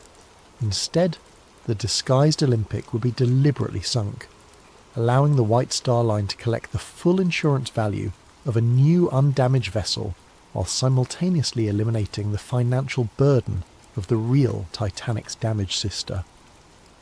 Meanwhile, the real Titanic, now disguised as the Olympic, would quietly slip into service, her true identity hidden from the world. To understand why such a plan might have been attractive, we must consider the financial pressures facing the White Star Line in 1912. The company was owned by the International Mercantile Marine Company, a shipping trust controlled by American financier J.P. Morgan. Morgan had invested enormous sums in his shipping empire, but the business was facing increasing competition and declining profitability. The White Star Line needed the Titanic to be a success. They needed her to capture public imagination, dominate the headlines, and establish the company's supremacy on the North Atlantic route. But they also needed to resolve the Olympic problem before it bankrupted the entire operation. According to the switch theory, the solution was as elegant as it was terrible. Switch the ships, sink the damaged one while pretending it was the new one, collect the insurance money, and use the real new ship to rebuild the company's reputation and finances. The theory suggests that the work done on both ships during the winter of 1911 and 1912 was not routine maintenance and completion, but rather an elaborate process of swapping their identities. Features that differed between the ships would need to be altered. Documentation would need to be changed or destroyed. Most importantly, the workers involved would need to be either brought into the conspiracy or kept unaware of what they were truly doing. Harland and Wolff employed thousands of workers, and the shipyard was a maze of activity with multiple vessels under construction and repair simultaneously. In such an environment, it would be possible to make alterations to both ships without arousing suspicion, especially if the changes were explained as routine modifications or improvements. The workers who might notice discrepancies could be told they were simply upgrading the Olympic to match improvements made to the Titanic design, or vice versa. Only a handful of people at the very top of the hierarchy would need to know the true purpose of the work being done. But for such a plan to succeed, it would require more than just physical alterations to the ships. It would require careful planning of the disaster itself, ensuring that the right people were aboard and the right people were not, and that the sinking would occur in circumstances that would prevent too close an examination of the evidence. The switch theory suggests that every detail of the Titanic's maiden voyage was planned not to showcase a magnificent new ship, but to destroy an old damaged one while making it appear to be an accident. The passenger list, the route, the timing, even the crew assignments, all of these, according to the theory, were carefully orchestrated to serve the conspiracy. As we'll see, the evidence for this incredible claim goes far beyond simple speculation. There are photographs that seem to show differences between the ship that left Belfast and the ship that left Southampton. There are testimony from shipyard workers who noticed unusual modifications being made. There are suspicious cancellations by wealthy passengers who had every reason to want to be aboard the maiden voyage of the most famous ship ever built. Most tellingly, there are the financial motivations of the men who controlled the White Star Line. Men who stood to lose millions if the Olympic problem was not resolved, and who stood to gain millions if a carefully planned disaster could eliminate their problems while simultaneously collecting insurance payments. But before we examine that evidence, we need to understand exactly who these men were and just how much money was at stake in 1912. We need to understand the insurance motive that may have driven over 1,500 people to their deaths in the icy waters of the North Atlantic. Money. In the end, according to the switch theory, that's what the Titanic disaster was really about. Not the romance of the sea, not the hubris of calling a ship unsinkable, not even the class divisions that the disaster seemed to highlight. It was about money. Enormous amounts of money that stood to be lost or gained depending on the fate of two ships and the decisions of a few powerful men. To understand the financial pressures that may have driven the conspiracy, we need to understand the business empire of one man, John Pierpont Morgan, the American financier who controlled more wealth and power than perhaps any individual in the history of capitalism. J.P. Morgan was not just wealthy, he was a force of nature in the world of early 20th century finance. His banking house, J.P. Morgan and Company, had financed railroads, steel companies, and industrial empires. He had personally intervened to prevent financial panics, earning him the nickname America's Bank. When the federal government needed money, they came to J.P. Morgan. When major corporations needed capital, they came to J.P. Morgan. By 1912, he controlled assets worth billions in today's currency. But Morgan's empire was not limited to American shores.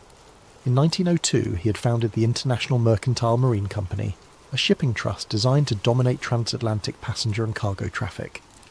The IM acquired control of numerous shipping lines, including the prestigious White Star Line, Morgan's crown jewel in maritime transportation. The White Star Line was the perfect fit for Morgan's vision. Founded in 1845, it had built its reputation on providing luxury service to affluent passengers crossing between Europe and America. The company's ships were known for their elegance, comfort and safety record. When Morgan acquired control, he saw an opportunity to create the ultimate expression of luxury travel while generating enormous profits. This vision led directly to the commissioning of the Olympic-class ships. Morgan intended these vessels to be more than just transportation. They would be floating advertisements for the supremacy of his shipping empire. The Olympic, Titanic and the planned third sister ship Britannic would capture the public imagination and establish IMM as the unquestioned leader in North Atlantic travel. The financial investment was staggering. Each ship cost approximately $7.5 million to build, roughly $200 million in today's currency. The Olympic alone represented an investment larger than the annual budget of many small nations. For the three ships combined, Morgan was risking an amount of money that could have funded a small war. But the potential profits were equally enormous. The North Atlantic passenger route was one of the most lucrative transportation businesses in the world. Wealthy Americans travelling to Europe for business or pleasure were willing to pay premium prices for luxury accommodations. European aristocrats and businessmen crossing to America represented another steady stream of high-paying customers. Immigrants seeking new lives in America provided volume traffic that, while individually less profitable, generated substantial revenue in aggregate. Morgan calculated that the Olympic-class ships would not only dominate this market but expand it. By offering unprecedented luxury and reliability, he could charge premium prices while attracting new customers who had never before considered ocean travel. The ships would pay for themselves within a few years and then generate enormous profits for decades to come. This was the dream. The reality, as we've seen, was somewhat different. When the Olympic collided with HMS Hawke in September 1911, Morgan's carefully calculated investment began to unravel. The ship that was supposed to be generating revenue was instead sitting in dry dock, requiring expensive repairs. Worse, the legal finding that the Olympic was at fault for the collision meant that insurance would not cover the costs of those repairs. But the problems went beyond just the immediate cost of fixing the damage. The Olympic's accident raised serious questions about the ship's design and safety. If one of these supposedly superior vessels could be so easily damaged in a collision with a smaller ship, what did that say about their construction? More importantly for Morgan's business model, what did it say about their insurability? Insurance was critical to the economics of ship operation. No shipping company could afford to operate vessels worth millions of dollars without comprehensive insurance coverage. But insurance companies were in the business of managing risk, and a ship that had already demonstrated vulnerability might be difficult to insure at reasonable rates. The switch theory suggests that by late 1911, Morgan and his associates realized they faced a potential disaster that went far beyond the cost of repairing one ship. If insurance companies began to question the safety and reliability of the Olympic-class design, it could affect the insurability and profitability of the entire fleet.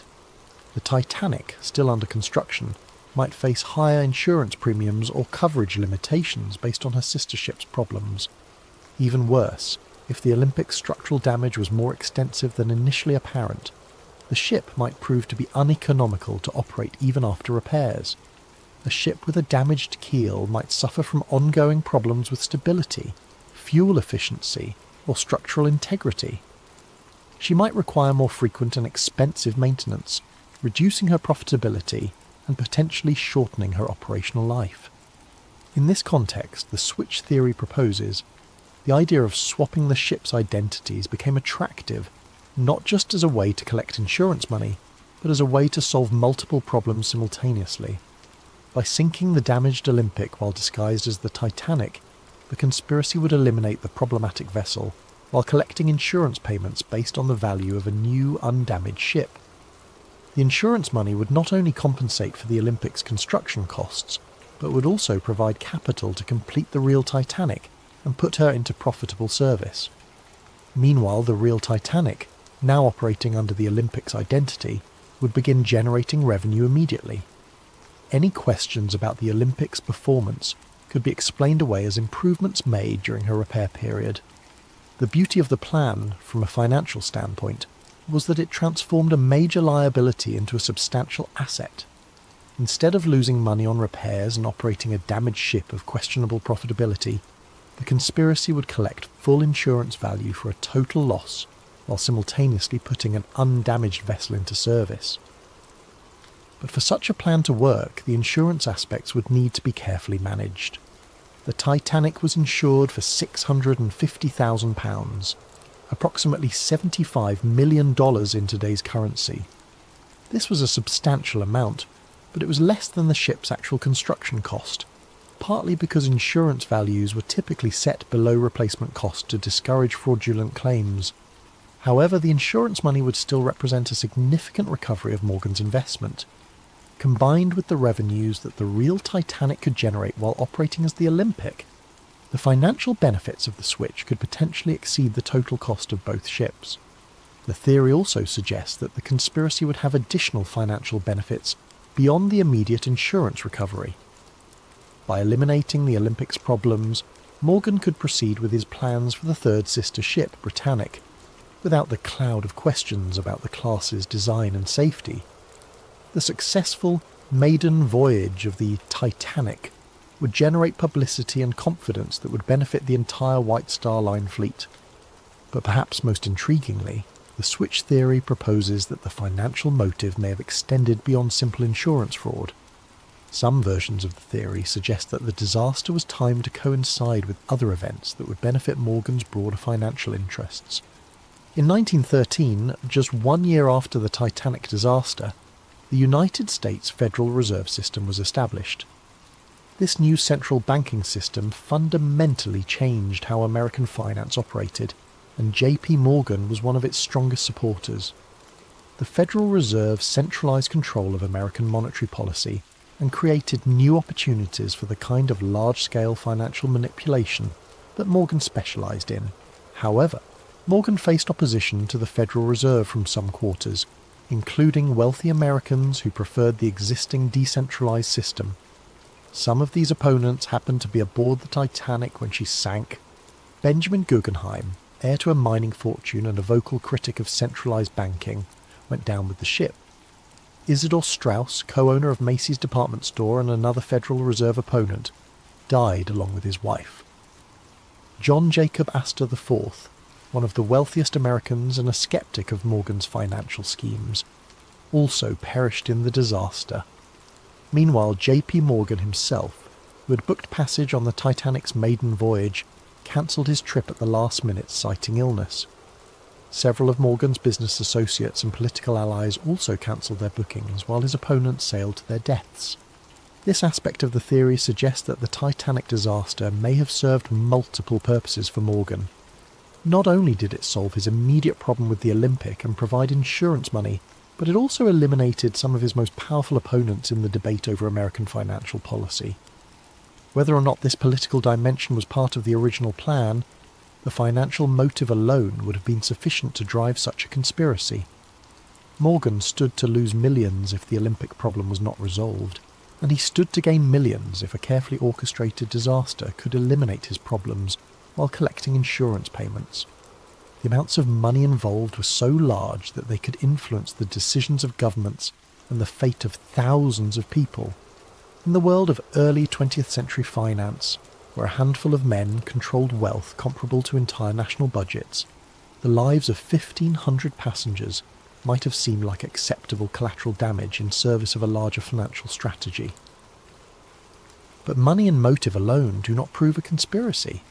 For the switch theory to be credible, there must be physical evidence that the ships were actually swapped. There must be documentation, photographs, and testimony that support the claim that the vessel that sank was not the Titanic but her damaged sister. As we'll see in the next chapter, proponents of the switch theory claim that such evidence exists, hidden in plain sight in photographs, construction records, and the testimony of those who were present when the conspiracy was allegedly carried out. The human eye, they say, can be deceived. Photographs, however, do not lie. They capture reality with mechanical precision, preserving details that witnesses might forget or misremember. For proponents of the switch theory, photographic evidence forms the backbone of their case that the ship which sank on April 15th, 1912, was not the Titanic, but her sister ship, the Olympic. To understand this evidence, we must first appreciate just how similar the Olympic and Titanic actually were. Both ships were built from virtually identical blueprints, with the same overall dimensions, the same basic layout, and the same distinctive four-funnel profile. From a distance, even maritime experts would have difficulty distinguishing between them. However, they were not absolutely identical. The Titanic incorporated several design improvements based on experience gained from the Olympic's early service. More importantly, she included modifications specifically requested by passengers and crew who had sailed on the Olympic and identified areas for improvement. These differences, while minor, were distinctive enough that they could be identified by careful observers.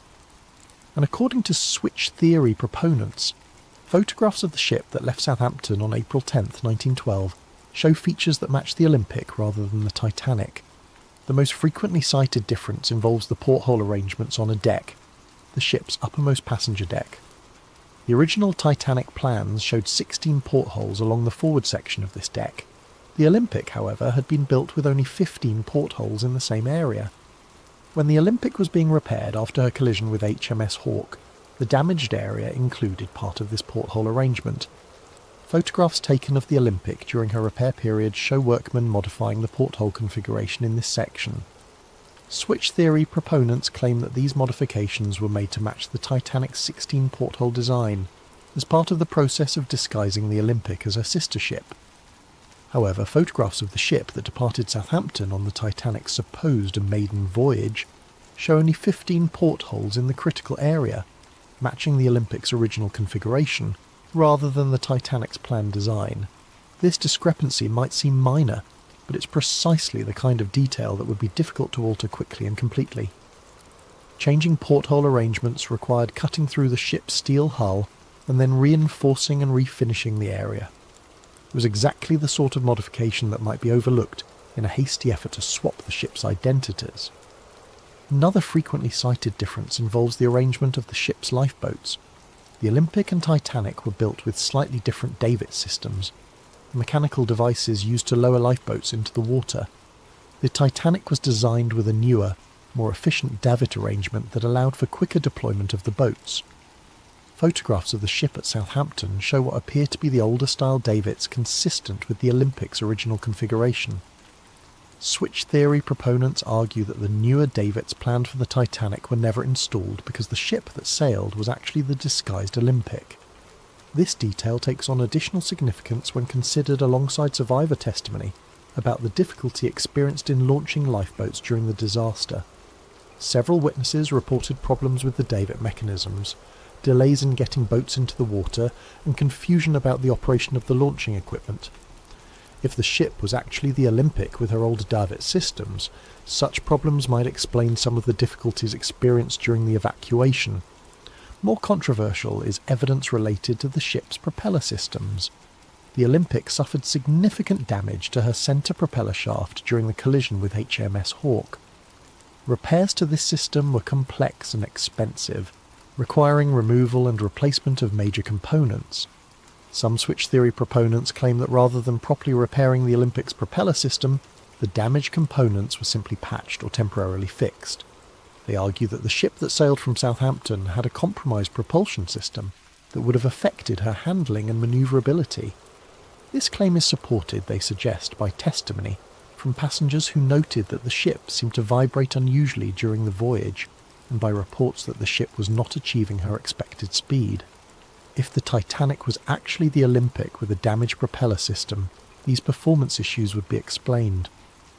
Perhaps more significant than these technical details are the human testimonies from those who worked on the ships.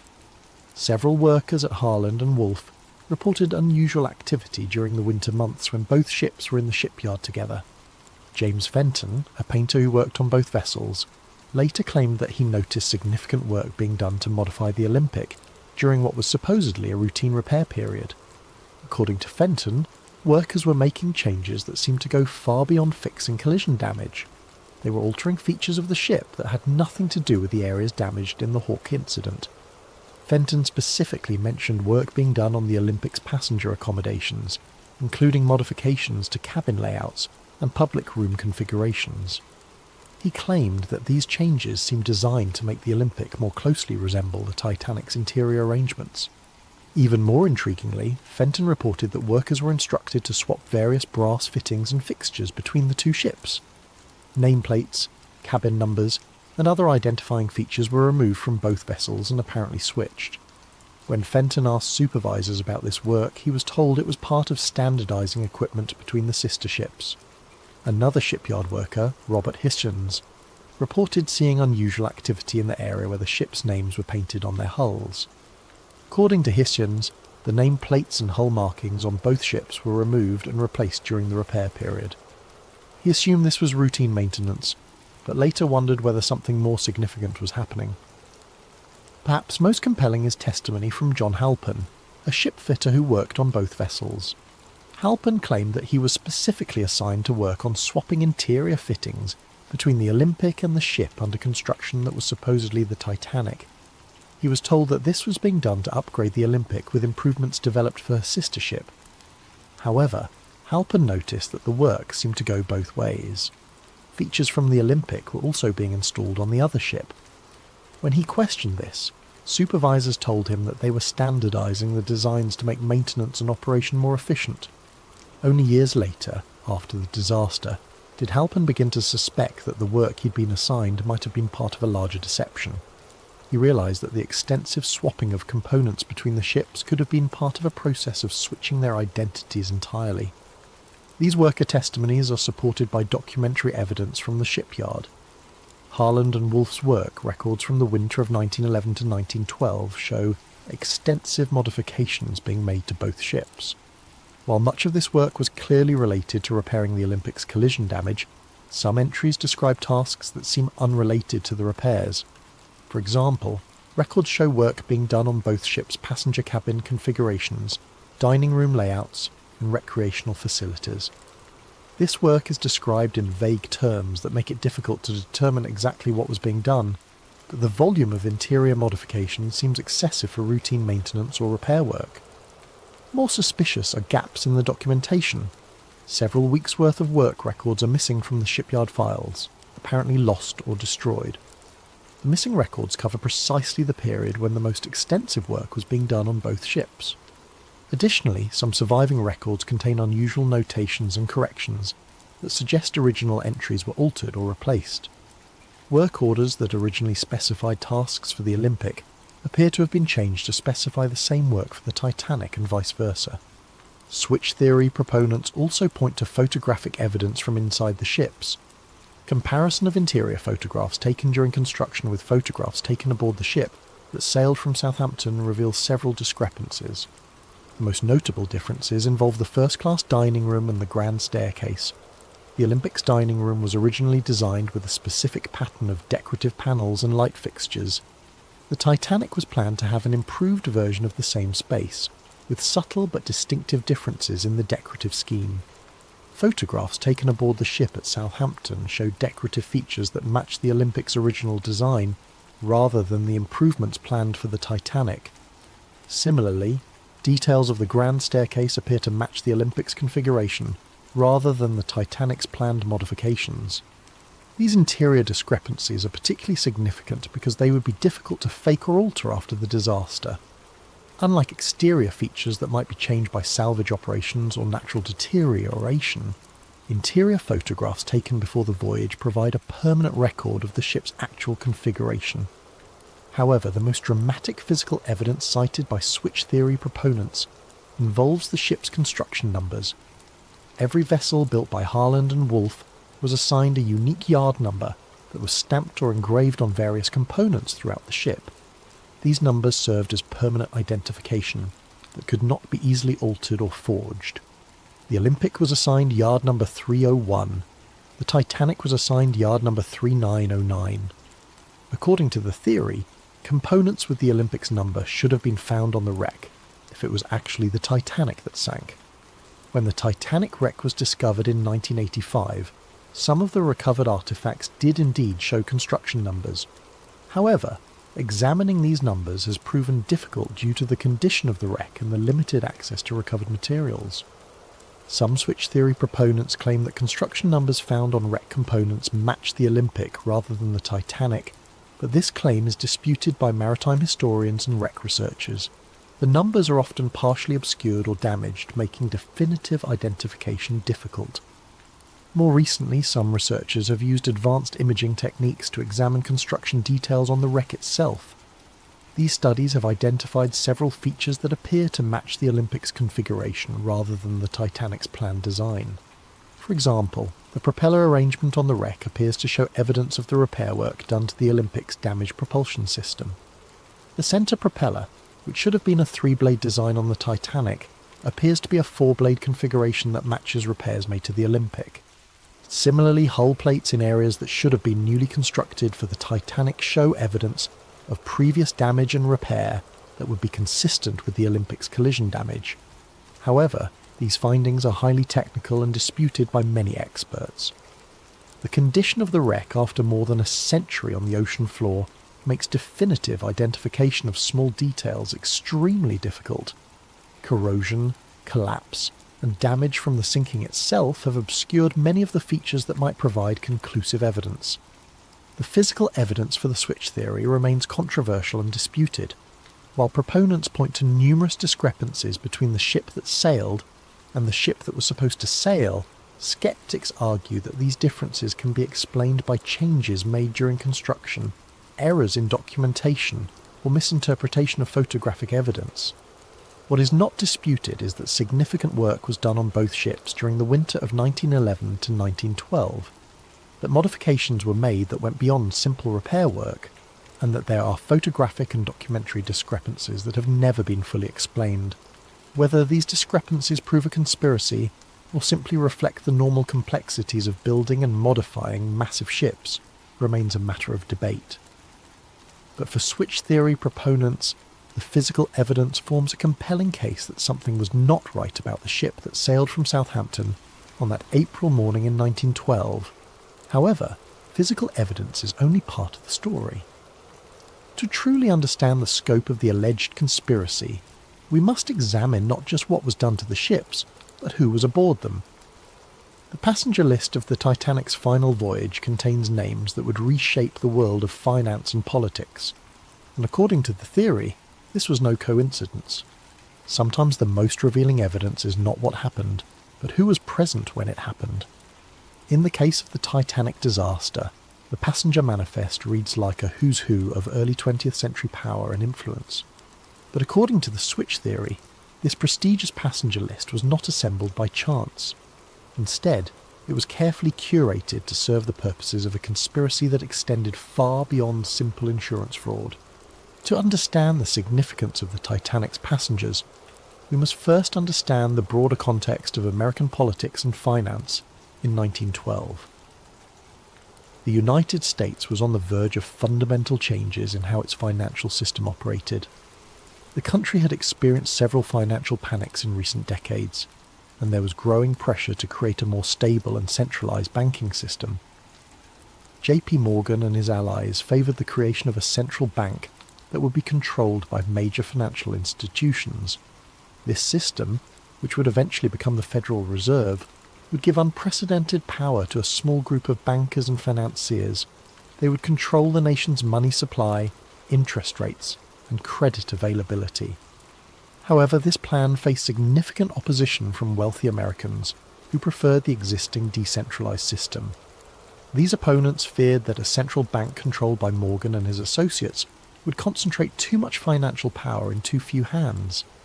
They argued for maintaining a system where multiple independent banks could compete and where no single institution could dominate the nation's finances. The debate over banking reform was not merely academic. Billions of dollars in wealth and decades of political power hung in the balance. If Morgan's vision prevailed, he and his allies would control the financial destiny of the United States. If his opponents succeeded in blocking the plan, Morgan's influence would be significantly diminished. Into this high-stakes political battle sailed the Titanic, carrying some of the most influential participants in the banking debate. And remarkably, almost all of the Federal Reserve's most powerful opponents happened to be aboard, while Morgan and his supporters were conspicuously absent.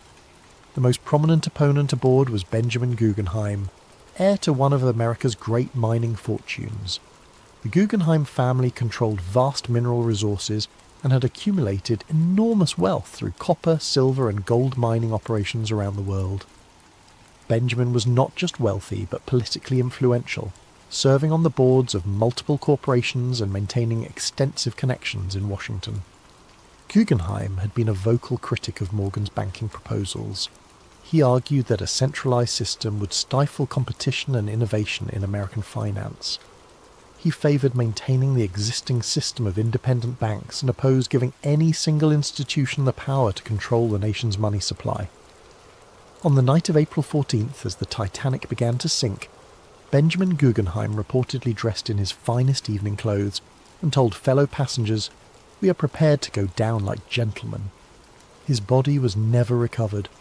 Also aboard was Isidor Straus, co-owner of Macy's department store and another influential voice in American business.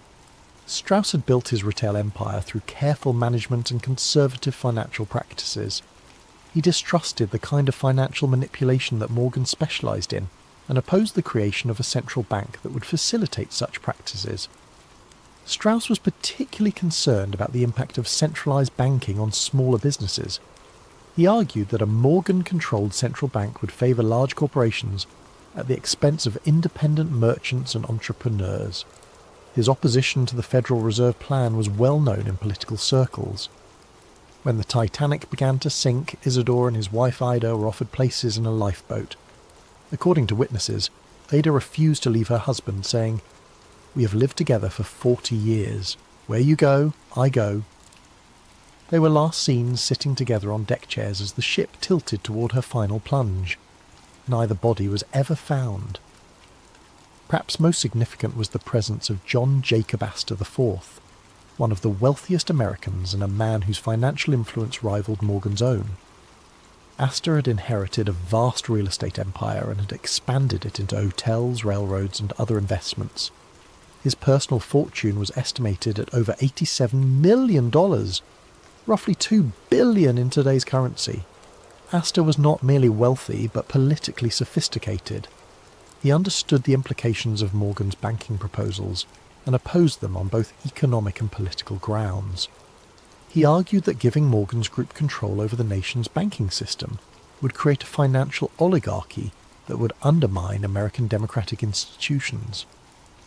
More than any other individual, Astor had the wealth and influence to effectively oppose Morgan's plans. His opposition carried weight in Congress and in the financial community. If anyone could have blocked the creation of the Federal Reserve, it was John Jacob Astor IV. Astor was travelling on the Titanic with his pregnant young wife, Madeline. When the ship began to sink, he helped her into a lifeboat but was refused passage himself under the Women and Children First protocol. His body was recovered days later, reportedly with his gold watch still in his pocket and over $2,000 in cash. His death eliminated one of the most powerful obstacles to Morgan's banking ambitions. These three men, Guggenheim, Strauss and Astor, represented the core of wealthy American opposition to the Federal Reserve Plan. Their combined influence, both financial and political, posed a serious threat to Morgan's vision of centralized banking control. Their deaths removed major obstacles to the passage of Federal Reserve legislation.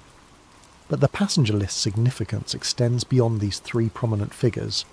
Several other Titanic passengers had connections to the banking debate or to Morgan's business interests. Some were allies who might have provided testimony or support that could have been problematic for the conspiracy. Others were neutral parties whose presence might have been seen as providing legitimacy to the voyage. The theory suggests that the passenger list was carefully managed to ensure that the right people were aboard and the wrong people were not. Key figures in the banking debate who opposed Morgan were encouraged or induced to sail, while those who might have interfered with the plan were kept away. This management allegedly extended to the crew assignments as well.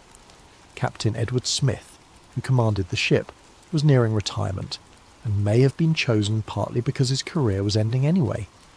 If he survived the disaster, he would soon be out of the shipping business and less likely to cause problems. If he didn't survive, his death would be seen as a heroic sacrifice rather than evidence of conspiracy. Other key crew members were reportedly chosen for their loyalty to the White Star Line or their lack of detailed knowledge about the ship's construction. Engineers and officers who might have been able to identify discrepancies between the Olympic and Titanic were either not assigned to the voyage or were placed in positions where they would be unlikely to survive if something went wrong. Perhaps most tellingly, J.P. Morgan himself had originally booked passage on the Titanic's maiden voyage. As the owner of the shipping line and the man whose vision the voyage was meant to showcase, Morgan's presence would have been expected and appropriate. His cabin had been reserved, his passage confirmed, and his attendance at various social events planned. But at the last minute, Morgan cancelled his trip, citing illness. He claimed to be suffering from a minor ailment that prevented him from travelling, and he remained in France where he had been vacationing. Remarkably, several of Morgan's close business associates also cancelled their bookings at the last minute, citing various personal and business reasons. The pattern of cancellations was so notable that it attracted attention even at the time. Several newspapers commented on the unusual number of prominent businessmen who had changed their travel plans. Some observers wondered whether there might have been advance warning of problems with the ship or the voyage. Morgan's cancellation is particularly suspicious because he was photographed in apparently good health at a French resort just days after the disaster. He showed no signs of the illness that had supposedly prevented him from travelling, and he resumed his normal activities immediately after learning of the Titanic's fate. Even more suspicious were the cancellations by Morgan's business partners. Henry Clay Frick, the steel magnate and longtime Morgan ally, had booked passage but cancelled, citing his wife's health. George Washington Vanderbilt II, another Morgan associate, also cancelled his booking at the last minute. Milton Hershey, the chocolate manufacturer who had business relationships with Morgan's interests, similarly changed his travel plans. The pattern suggests that Morgan and his inner circle knew something that the general passengers did not. Whether they had advanced knowledge of the planned disaster or simply knew that the ship was not safe due to the identity switch, they took steps to avoid being aboard when the conspiracy was carried out. Meanwhile, Morgan's opponents in the banking debates sailed to their deaths, apparently unaware of the danger they faced. The convenient elimination of the Federal Reserve's most powerful critics cleared the way for the legislation that Morgan had been promoting. Indeed, the Federal Reserve Act was passed by Congress in December 1913, less than 2 years after the Titanic disaster. The legislation created the central banking system that Morgan had long advocated, giving him and his associates unprecedented control over American finance. The deaths of Astor, Guggenheim and Strauss had removed the most influential voices that might have prevented this outcome. Some versions of the switch theory go even further, suggesting that the passenger list was managed not just to eliminate political opponents, but also to provide witnesses who would support the official story of the disaster. Certain passengers and crew members who survived the sinking provided testimony that reinforced the narrative of an accidental collision with an iceberg. These survivors described the impact, the flooding, and the sinking in ways that supported the insurance claims and deflected suspicion from the possibility of sabotage or deliberate destruction. Their accounts helped establish the official version of events that has persisted for over a century. However, other survivors provided testimony that was less helpful to the official narrative. Some reported hearing explosions before the ship began to sink, suggesting possible sabotage. Others described unusual behaviour by crew members or problems with the ship's equipment that might have indicated advanced planning of the disaster. These problematic testimonies were reportedly suppressed or discredited during the official investigations. Survivors who told inconvenient stories found their credibility questioned or their testimony excluded from the final reports. The investigation focused on technical questions about ship design and safety procedures rather than examining the possibility of deliberate destruction. The passenger list evidence is compelling but circumstantial. The coincidence of having so many Federal Reserve opponents aboard while Morgan and his allies stayed away is remarkable, but it could be explained by factors other than conspiracy. The timing of the banking legislation might have been influenced by the victims' deaths, but correlation does not necessarily prove causation. However, when combined with the physical evidence and the financial motives, the passenger list adds another layer to the case for the switch theory. The pattern of who was aboard and who wasn't suggests a level of planning and coordination that goes beyond simple insurance fraud. If the theory is correct, the Titanic disaster was not just about swapping damaged ships or collecting insurance money. It was about reshaping the American financial system and eliminating opposition to a plan that would concentrate enormous power in the hands of a few men. But such an ambitious conspiracy would require more than just manipulating passenger lists and switching ships. It would require control over the disaster itself, ensuring that the sinking occurred under circumstances that would support the official story while achieving the conspiracy's goals. As we'll see in the next chapter, proponents of the switch theory believe that every aspect of the sinking was carefully planned and executed. The final act of any great conspiracy must be the most carefully orchestrated. If the switch theory is correct, then the night of April 14th to 15th, 1912 represented not a tragic accident, but the culmination of months of planning designed to create the appearance of disaster while achieving very specific goals. Every detail of how the ship encountered the iceberg, how she sank, and how the rescue efforts unfolded would need to serve the larger purpose of the conspiracy. To understand how the sinking might have been deliberately orchestrated, we must first examine the unusual circumstances that made the disaster possible. The night of April 14th was characterised by conditions that maritime experts describe as extraordinarily rare and dangerous. The sea was unusually calm, so still that there were no waves breaking against icebergs to make them visible from a distance. The night was moonless, creating darkness so complete that lookouts had virtually no natural illumination to aid their watch. Most unusually, the atmosphere was clear and cold, creating temperature inversion conditions that could cause unusual optical effects, making distant objects appear closer or farther than they actually were. These conditions, while natural, were so unusual that many experienced sailors reported they had never encountered anything like them. Captain Smith himself, with 4 decades of experience on the North Atlantic, had never commanded a ship through such treacherous natural circumstances. But according to the switch theory, these conditions were not just unfortunate coincidences. They were anticipated and exploited by conspirators who had carefully planned the ship's route and timing to take advantage of known dangerous conditions. The theory suggests that the ship's course was deliberately set to take her through areas where icebergs were known to be present. Radio warnings about ice had been received throughout the day, but many of these warnings were reportedly not passed to the bridge crew, or were ignored by officers who should have taken precautionary measures. The ship Californian, which belonged to the same parent company as the Titanic, had stopped for the night in the ice field, her captain declaring conditions too dangerous for navigation. Yet the Titanic continued at nearly full speed through the same waters, despite multiple warnings about the presence of ice. Switch theory proponents argue that this dangerous navigation was not the result of overconfidence or poor judgment, but rather deliberate policy designed to ensure that an accident would occur. The ship needed to encounter an iceberg in order to provide a plausible explanation for her sinking, and her officers were instructed to maintain course and speed despite the obvious dangers. The collision itself occurred under circumstances that some witnesses found suspicious.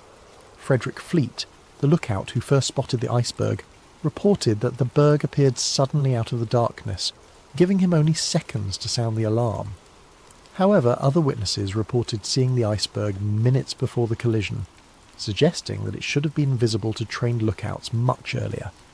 Some survivors reported that the ship seemed to turn toward the iceberg rather than away from it in the final moments before impact. While this could be explained by the physics of large ship manoeuvring, it raises questions about whether the collision was truly accidental or was deliberately engineered to ensure maximum damage. More suspicious were reports of explosions aboard the ship shortly after the collision. Multiple witnesses, including passengers and crew members, reported hearing loud bangs and feeling vibrations that seemed separate from the impact with the iceberg. These explosions were officially attributed to boilers bursting as cold water flooded the engine rooms, but some witnesses believed they occurred too soon after the collision to be explained by flooding alone. The switch theory suggests that these explosions may have been caused by deliberately placed charges designed to ensure that the ship would sink quickly and completely. If the collision with the iceberg was not sufficient to guarantee the ship's destruction, additional sabotage might have been necessary to achieve the conspiracy's goals. The pattern of flooding also struck some observers as unusual. While the official investigation concluded that the iceberg had opened 5 compartments to the sea, causing fatal flooding, some witnesses reported that water seemed to be entering the ship from multiple locations, not just the area of the supposed iceberg damage. Crew members working in areas far from the collision reported rapid flooding that seemed inconsistent with damage caused by scraping along an iceberg. Some suggested that the ship's hull might have been weakened in advance, either through the supposed identity switch or through deliberate sabotage, making her more vulnerable to catastrophic damage. The behaviour of some crew members during the disaster also raised questions. While many officers and crew performed heroically, trying to save as many passengers as possible, others seemed strangely unprepared for the emergency or reluctant to take action that might have saved more lives. The ship's wireless operators continued sending routine commercial messages even after the collision, delaying distress calls that might have brought rescue ships more quickly. Some officers seemed confused about the severity of the damage or uncertain about proper emergency procedures, suggesting that they might not have been fully briefed on the ship's actual condition or capabilities. Most suspiciously, the ship's lifeboats were launched with far fewer passengers than their capacity allowed. While this was officially attributed to panic and poor training, some witnesses reported that crew members actively prevented passengers from entering boats that had space available. The switch theory suggests that this was not incompetence but deliberate policy designed to ensure that specific passengers would not survive. If the conspiracy's goal was to eliminate certain individuals while allowing others to live, controlling access to lifeboats would be an effective method of determining who lived and who died. The nearby ship Californian adds another layer of suspicion to the night's events. This vessel, owned by the same International Mercantile Marine Company that controlled the White Star Line, had stopped for the night approximately 20 miles from the Titanic's position. Her captain, Stanley Lord, claimed that conditions were too dangerous for navigation and that his ship would remain stationary until dawn. However, the Californian's crew reported seeing rockets and distress signals from the direction of the Titanic throughout the night. Despite these obvious signs of a ship in distress, Captain Lord chose not to investigate or offer assistance. He claimed that he believed the signals were routine communications or celebrations, not emergency distress calls. This explanation seems implausible given that the Californian's crew were experienced sailors who should have recognized distress rockets when they saw them. The switch theory suggests that the Californian was positioned deliberately to provide rescue services for the conspiracy's chosen survivors while maintaining plausible deniability about why she didn't help the others. According to this theory, the Californian was meant to arrive at the scene early enough to rescue specific passengers, but late enough to allow the ship to sink and eliminate the unwanted victims. However, a miscommunication or timing error prevented this plan from working properly, leaving the Californian too far away to effectively participate in the rescue. Instead, the rescue was carried out by the Carpathia, a ship belonging to a different company that responded to the Titanic's distress calls and arrived at the scene several hours after the sinking. The Carpathia's captain and crew were not part of the conspiracy and performed genuine rescue work, saving over 700 survivors. But the delay in rescue efforts, whether planned or accidental, ensured that the ship sank completely and that most of her passengers and crew died in the frigid waters. This served the conspiracy's purposes by eliminating witnesses who might have been able to identify discrepancies between the Olympic and Titanic, while also removing the political opponents whose deaths were part of the larger plan. The sinking itself was remarkably complete and thorough.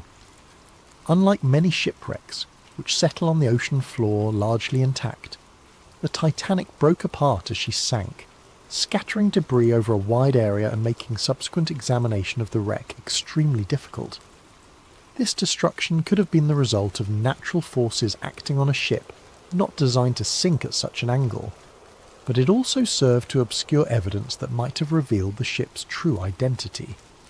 The complete loss of the ship meant that investigators had to rely on survivor testimony and limited physical evidence to reconstruct what had happened. Since many of the most knowledgeable witnesses had died in the disaster, and since the survivors had been through a traumatic experience that might have affected their memories, establishing definitive facts about the sinking proved difficult. This uncertainty served the conspiracy's purposes by preventing too close an examination of the evidence. Questions about the ship's identity, the cause of the sinking, or the behaviour of the crew could be deflected by pointing to the lack of conclusive evidence and the confusion inherent in any major disaster. The official investigations that followed the disaster focused primarily on technical questions about ship design and safety procedures. While these investigations identified important problems with lifeboat capacity, crew training and emergency procedures, they did not seriously examine the possibility that the sinking had been deliberately caused. The British Board of Trade inquiry and the US Senate investigation both concluded that the disaster was the result of excessive speed in dangerous conditions, combined with design flaws that made the ship vulnerable to the type of damage caused by the iceberg collision. These findings supported the official narrative of an accidental tragedy, while deflecting attention from possible evidence of conspiracy. However, some evidence presented to these investigations was inconsistent with the official conclusions. Witnesses testified about explosions, unusual flooding patterns, and crew behaviour that suggested advanced knowledge of the disaster. This testimony was generally dismissed or explained away, but it remained part of the official record for those who knew where to look for it. The investigations also revealed suspicious gaps in the documentary evidence. Ship logs, construction records, and other documents that might have provided definitive information about the vessel's identity or condition were missing or had been destroyed. While this was officially attributed to the chaos of the disaster, it prevented investigators from definitively establishing key facts about the ship and her voyage. Perhaps most tellingly, the investigations made no serious attempt to examine the financial aspects of the disaster. The insurance arrangements, the ownership structure of the shipping companies, and the business relationships between key figures were not considered relevant to understanding why the ship sank. This focus on technical rather than financial questions served the conspiracy's purposes by avoiding examination of the motives that might have driven such an elaborate deception. The investigations treated the disaster as a tragic accident rather than a possible crime, and their conclusions reinforced the official narrative that has persisted for over a century. But if the switch theory is correct, the sinking of the Titanic was not just a crime, but a nearly perfect crime. The destruction of evidence, the elimination of witnesses, and the misdirection of official investigations created a cover-up so complete that the truth has remained hidden for more than 100 years.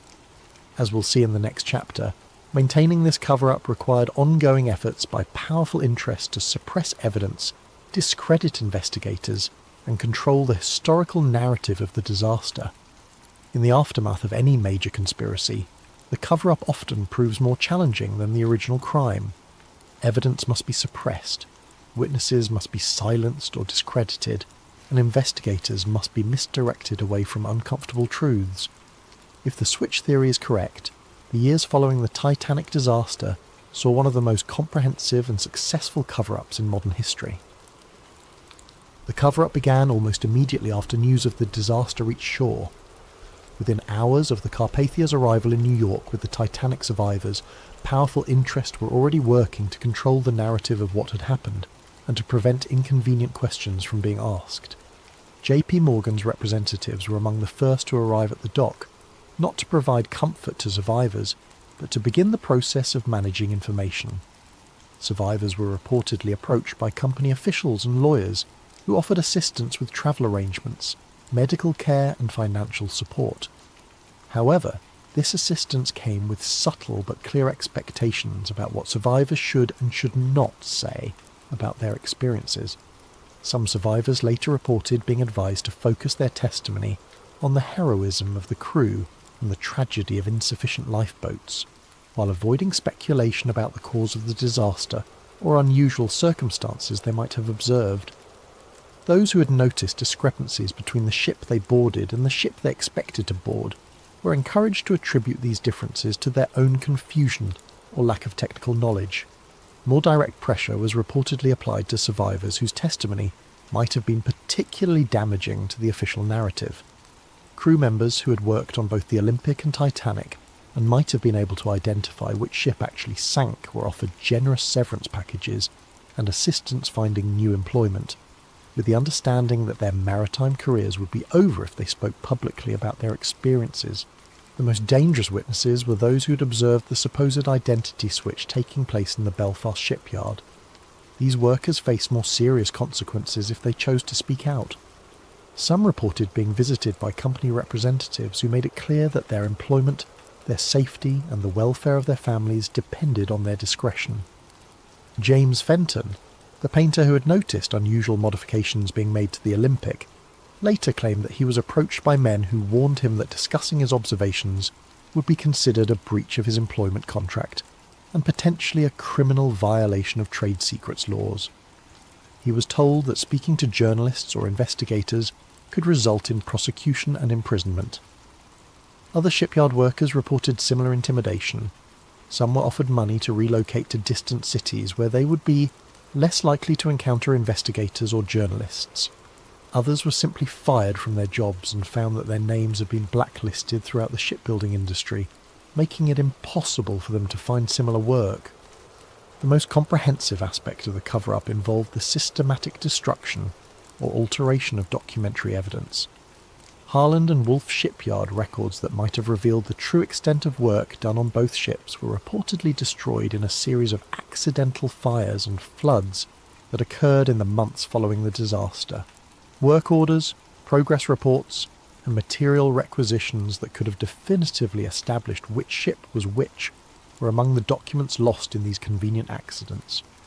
The missing records covered precisely the time period when the alleged identity switch would have taken place, eliminating the most direct evidence of the conspiracy. More subtly, surviving documents were reportedly altered to remove inconvenient details or to create confusion about the timeline of work done on both ships. Serial numbers were changed, dates were altered, and work descriptions were modified to obscure the true nature of the modifications that had been made. The British Board of Trade investigation, which was the primary official inquiry into the disaster, showed unusual patterns in how it gathered and evaluated evidence. The investigation focused almost exclusively on technical questions about ship design and safety procedures, while avoiding examination of financial motives or business relationships that might have suggested conspiracy. Key witnesses who might have provided inconvenient testimony were not called to testify, or their testimony was limited to narrow technical questions that avoided broader issues about the ship's identity or the circumstances of the voyage. The investigation's final report contained numerous conclusions that were not fully supported by the evidence presented, suggesting that the outcomes had been predetermined. Even more suspicious was the speed with which the investigation was concluded and its findings accepted by government authorities.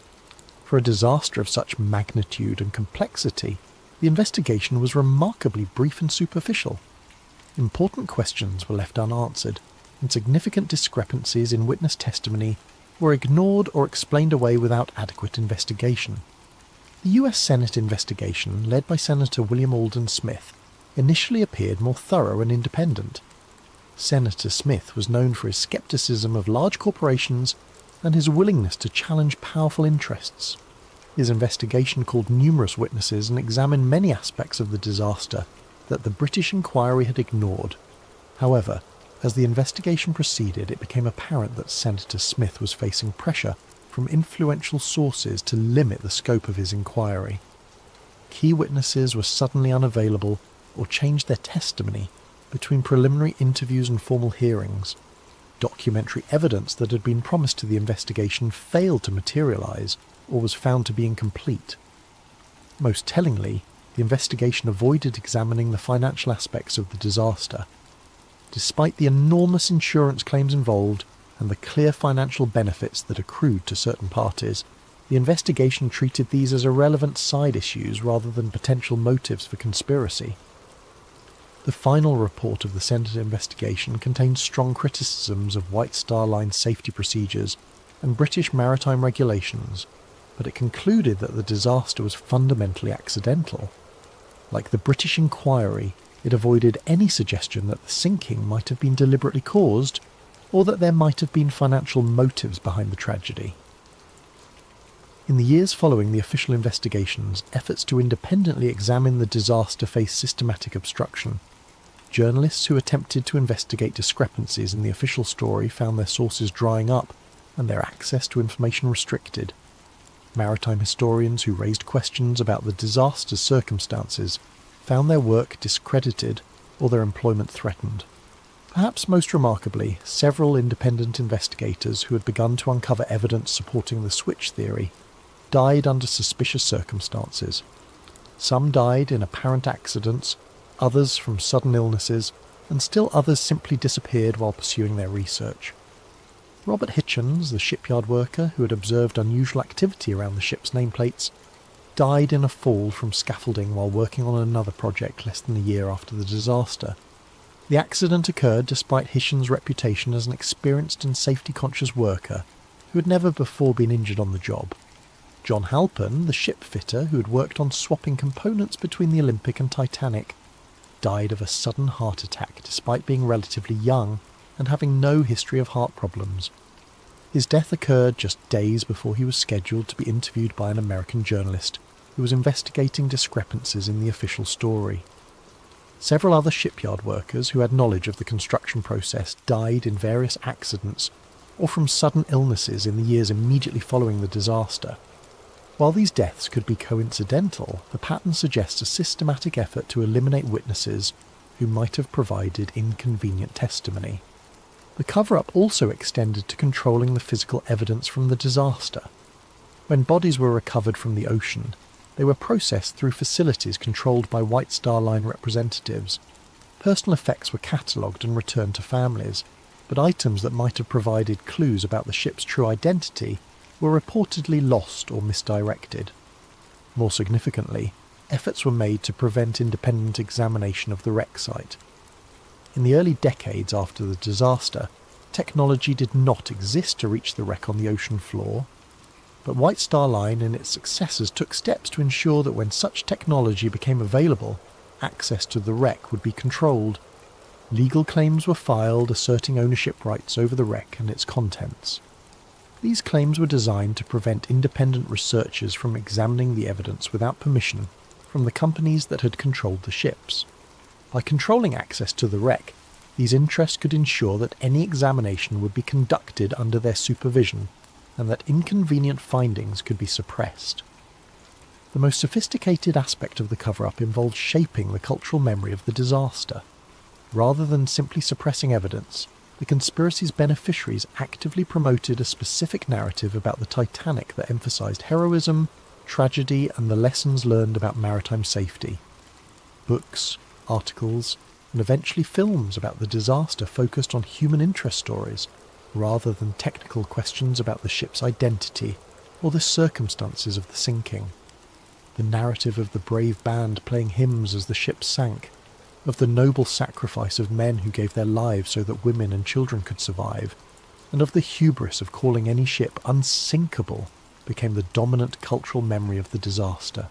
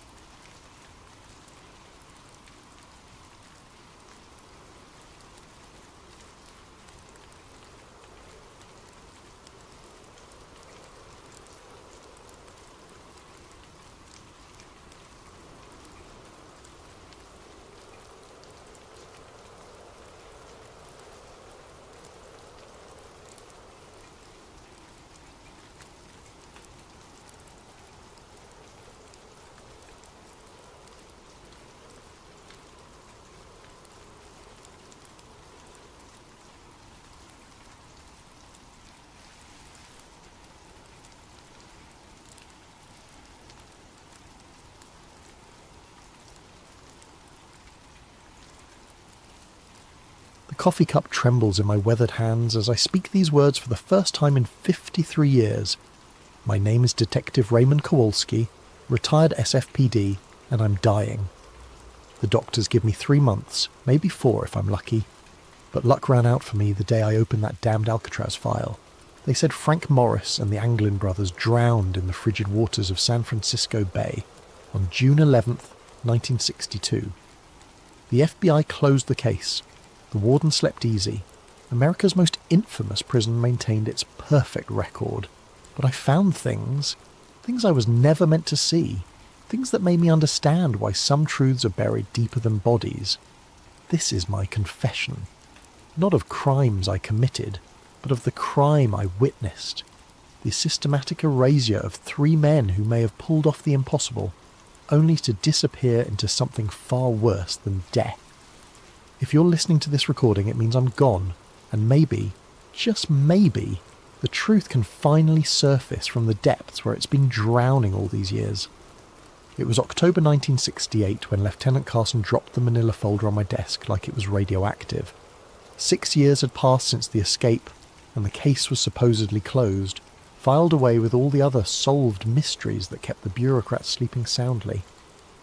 "Formality, Kowalski," Carson said, not meeting my eyes.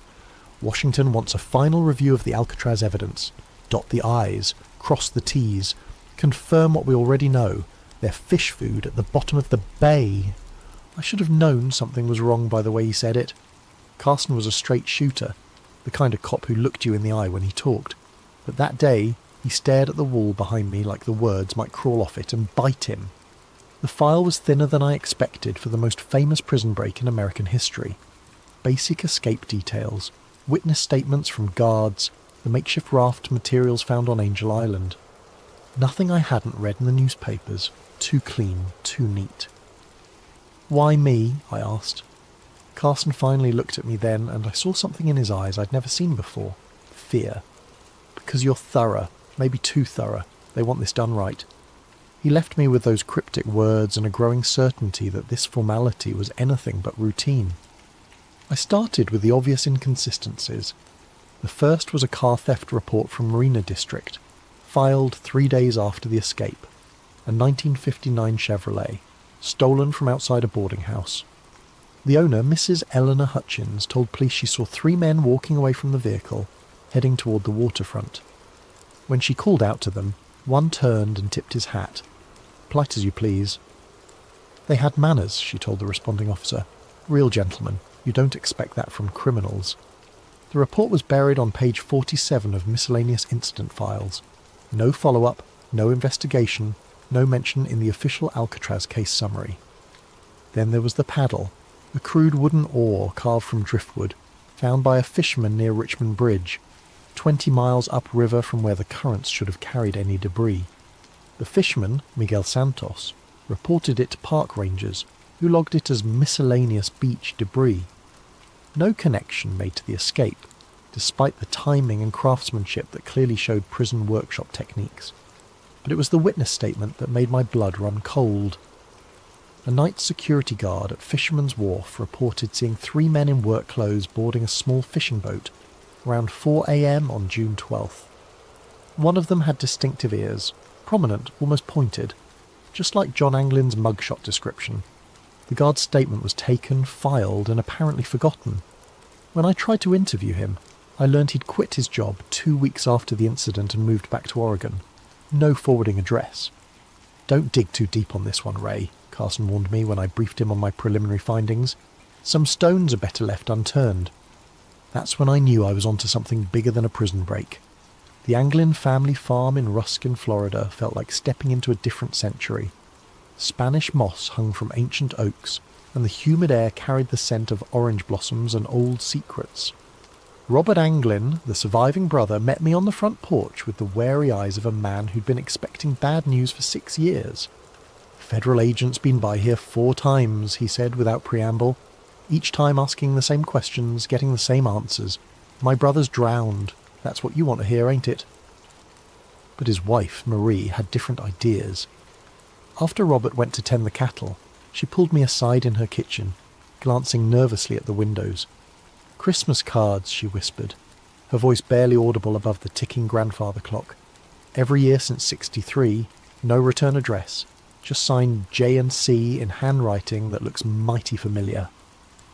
She showed me a shoebox filled with holiday cards, generic drugstore variety, postmarked from different cities: San Francisco, Los Angeles, Phoenix, Mexico City.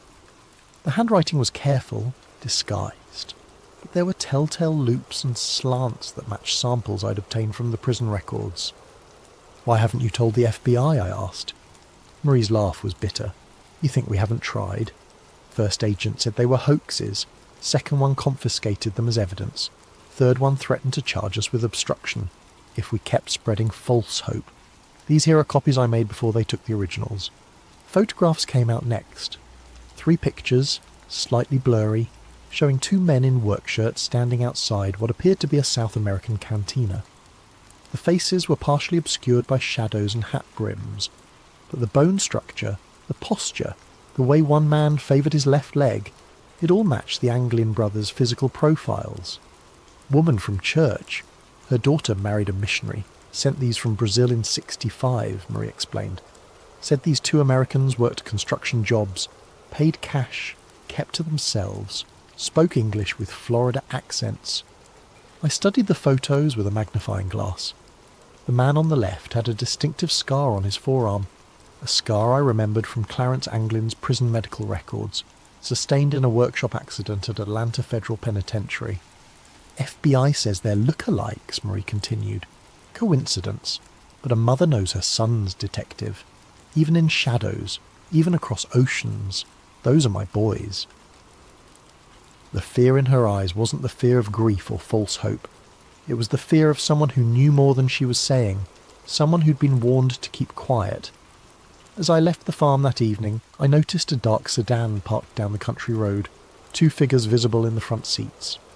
When I drove past, they turned away, but not before I caught a glimpse of federal license plates. The Anglins were being watched.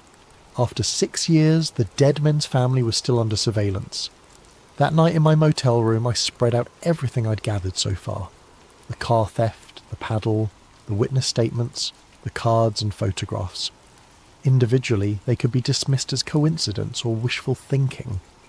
Together, they painted a picture that made my hands shake as I wrote my preliminary report. Frank Morris and the Anglin brothers hadn't drowned in San Francisco Bay. They'd made it to shore, stolen transportation, and somehow managed to disappear into the wind. The question that kept me awake until dawn wasn't whether they'd survived the escape. It was why the government was so determined to pretend they hadn't. The National Archives building in Washington, D.C., has the kind of institutional grandeur designed to make visitors feel small and insignificant. As I walked through its marble corridors in November 1968, carrying my credentials and a growing list of questions, I felt exactly as intended. The records clerk, a thin man with wire-rimmed glasses and the pallor of someone who spent his days in basement filing rooms, greeted my request with practiced bureaucratic indifference. "Alcatraz escape files? Let me check the catalogue." He disappeared into the labyrinthine storage system, returning 20 minutes later with a puzzled frown. "That's odd. The primary files show as transferred to federal custody in 1964, no longer available for review." "Transferred where?" "Doesn't say. Just lists the authorization code. Project Paperclip Archive classified." Project Paperclip. Even a street cop from San Francisco knew that designation. The program that brought Nazi scientists to America after World War II. Why would an escape case be filed under intelligence classifications? What about the secondary files, witness statements, evidence logs? Another search, another apologetic shrug. Also transferred, same authorization. I spent 3 days in Washington, following leads that turned to smoke and asking questions that generated only nervous silence. At FBI headquarters, my request for case consultation was politely denied. At the Bureau of Prisons, I was told the relevant personnel were unavailable for comment. Even my police credentials and Lieutenant Carson's authorization letters seemed to carry no weight.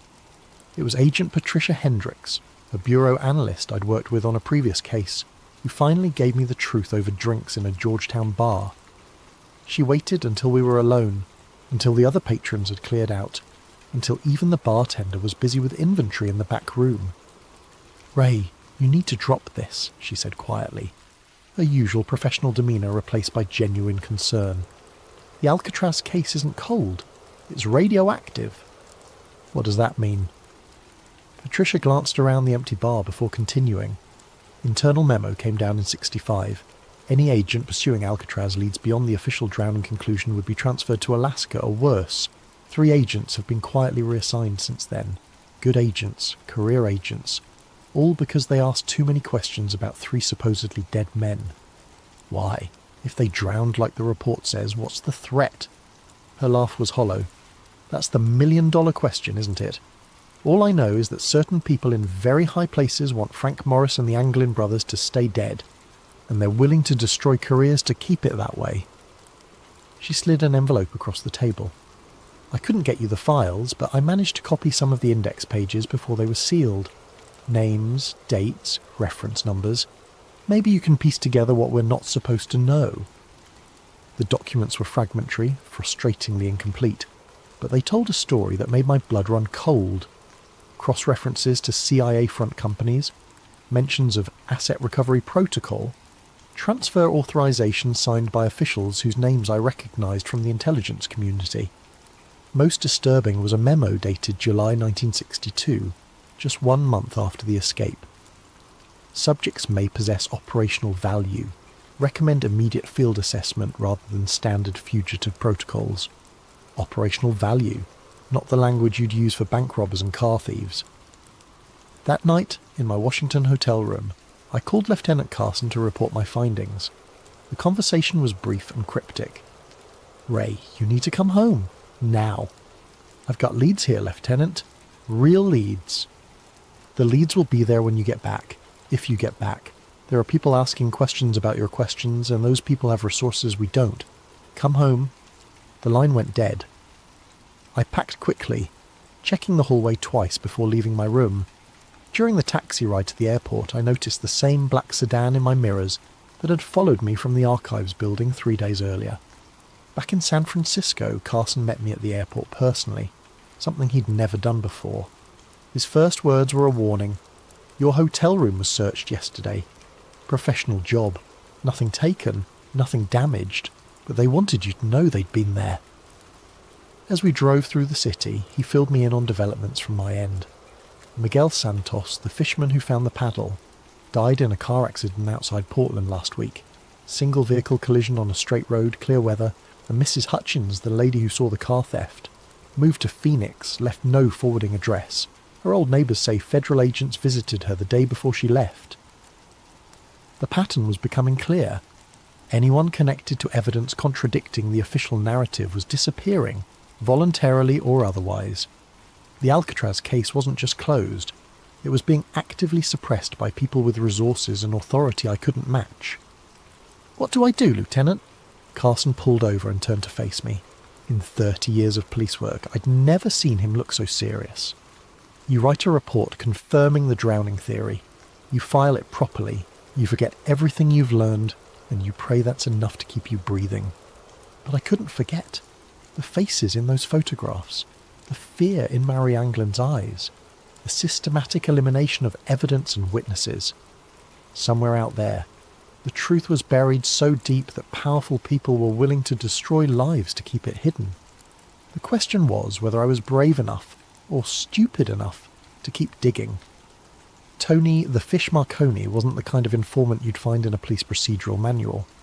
A small-time smuggler with ties to both San Francisco's waterfront and various federal agencies that preferred not to be named, Tony survived by knowing when to talk and when to disappear. When he agreed to meet me at a dive bar in North Beach, I knew the information would be worth the risk. "You're playing with fire, detective," he said, stirring his whiskey with a nicotine-stained finger. "The Alcatraz thing? That ain't just a prison break, that's connected to some heavy government business." "What kind of business?" Tony glanced around the dim bar, noting the exits, the other patrons, the bartender's attention. Old habits from a life lived in the shadows. "You ever hear of something called the Prometheus Group?" I shook my head. Private contractors, black budget operations, the kind of people who make problems disappear for Uncle Sam. Word on the street is they were running recruitment out of the Bay Area in the early 60s, looking for specific types, intelligent, adaptable, morally flexible, men who'd already proven they could operate outside the law. The implications hit me like a physical blow. You're saying Morris and the Anglins were recruited? I'm saying Morris had an IQ of 133 and a talent for planning that impressed even the prison psychologists. The Anglin brothers were mechanical geniuses who could improvise solutions from scrap metal and determination. During the Cold War, those were valuable skills. Tony drained his whiskey and signalled for another. Think about it. 3 men plan the perfect escape from America's most secure prison. They disappear without a trace, despite the biggest manhunt in federal history. Either they're criminal masterminds beyond anything we've seen, or they had help. Professional help. What kind of help? The kind that comes with new identities, transportation, and assignments in places where questions aren't asked. South America was crawling with intelligence operations in the 60s. Cuba, Chile, Brazil. All potential flashpoints that needed experienced operators who couldn't be traced back to Washington. The theory was insane, but it explained the evidence I'd uncovered. The systematic suppression of information, the classified file transfers, the fear I'd encountered at every level of government. If the Alcatraz escape had been a recruitment operation disguised as a prison break, then admitting the men survived would expose a covert program that violated everything America claimed to stand for. There's another possibility, Tony continued, his voice dropping to barely above a whisper. Maybe they weren't recruited. Maybe they stumbled onto something they weren't supposed to see. Such as... Alcatraz was more than a prison detective. It was a research facility, mind control experiments, interrogation techniques, pharmaceutical trials, the kind of work that required subjects who couldn't complain to their congressman. What if Morris and the Anglins saw something during their time there? What if their escape wasn't about freedom, it was about exposure? My mind reeled with the implications. If the escapees had witnessed classified experiments, their capture wouldn't result in a return to prison. It would result in permanent silence. I've heard whispers, Tony continued. Black sites in Nevada, facilities that don't appear on any government maps, places where inconvenient people go to be forgotten, the kind of places where 3 escaped prisoners might end up if they knew too much. He finished his second whiskey and stood to leave. One more thing, Detective. You know why they call it the Prometheus Group? I shook my head. Prometheus stole fire from the gods and gave it to humanity. The gods punished him by chaining him to a rock where eagles ate his liver for eternity. Some gifts come with a price that never stops being paid. After Tony left, I sat in that dim bar for another hour, trying to process what he'd told me. 3 theories, each more disturbing than the last. Theory 1. Cold War recruitment. The escape was facilitated by intelligence agencies looking for deniable assets. Morris and the Anglins were extracted, given new identities, and deployed to international hotspots where their criminal skills could serve national interests. Theory 2. Witness protection in reverse. The men had seen classified activities at Alcatraz and escaped to avoid being silenced. Their continued existence threatened to expose government programs that officially didn't exist. Theory 3. The darkest possibility. They were captured alive after the escape and disappeared into the black site system, spending the rest of their lives as test subjects or interrogation practice for intelligence agencies that viewed them as expendable assets. Each theory explained the evidence I'd gathered. Each theory justified the extreme measures taken to suppress the truth. And each theory meant that Frank Morris and the Anglin brothers faced something far worse than drowning in San Francisco Bay. They faced erasure from history itself. 6 months later, against direct orders from Lieutenant Carson and my own better judgment, I found myself on a flight to Rio de Janeiro. The lead had come through Tony Marconi's network, a bartender in Ipanema who claimed to remember 2 American men matching the Anglin's description, regulars at his establishment from 1971 to 1978. They paid cash, spoke little Portuguese, and never talked about their past, the bartender Carlos told me through a translator. But they were different from other expatriates, more careful, always watching the exits, never sitting with their backs to the door. The description matched surveillance training, the kind of operational security taught to intelligence assets. Carlos produced a photograph taken during a Christmas party in 1975, a grainy image showing 2 men at the edge of the celebration, their faces partially obscured but their body language unmistakably American. My hands trembled as I studied the picture. The man on the left had the same jawline, the same ears, the same way of holding his shoulders that I'd memorised from Clarence Anglin's prison files. The other figure showed signs of premature ageing, stress lines and grey hair that suggested a life lived under constant tension. "What happened to them?" I asked. Carlos's expression darkened. "They left suddenly, in the middle of the night. One day they were here. The next day their apartment was empty. The landlord said men in suits had come asking questions the week before. Americans, but not tourists. Government men. I spent another week in Rio following leads that grew colder with each passing day. The apartment building where the mystery Americans had lived was scheduled for demolition, its records mysteriously lost in a fire. The bank where they had allegedly maintained accounts had no record of American customers from that period. Every trail ended in convenient dead ends and missing documentation. On my final night in Brazil, I was approached by a man claiming to be a freelance journalist who'd been investigating the same story. We met at a beachside cafe in Copacabana, the sound of waves masking our conversation from potential surveillance. "You're the American detective asking about the Alcatraz escapees," he said without preamble. It wasn't a question. I neither confirmed nor denied, waiting for him to continue. "I've been working this story for 3 years," he said, "following reports of American fugitives throughout South America. The trail is real, detective, too real. These men lived here, worked here, built lives here. But every time I get close to proof, the sources disappear, witnesses relocate, documents vanish. I've had my hotel room searched, my phone tapped, my sources intimidated." He slid a manila envelope across the table. "This is everything I've gathered. Photographs, witness statements, financial records, hidden in different locations for 3 years, copied and recopied to prevent loss. It's yours now." "Why?" "Because I'm done." Yesterday, I received a visit from 2 men with American accents and no identification. They politely suggested that my investigation was endangering people I cared about. They showed me photographs of my sister's children playing in a park in Sao Paulo. Very clear photographs. Very recent photographs. The envelope contained a treasure trove of evidence. Bank records showing regular deposits to accounts held by men with obviously false Brazilian identities. Employment records from construction companies that had hired American workers without proper documentation. Hotel registries with signatures that bore striking resemblances to handwriting samples I'd obtained from Alcatraz. Most compelling was a photograph dated 1976 showing 3 men at a construction site in the Amazon basin. 2 matched the Anglin brothers' physical descriptions. The third was older, lean, with the kind of penetrating stare I remembered from Frank Morris's mugshot.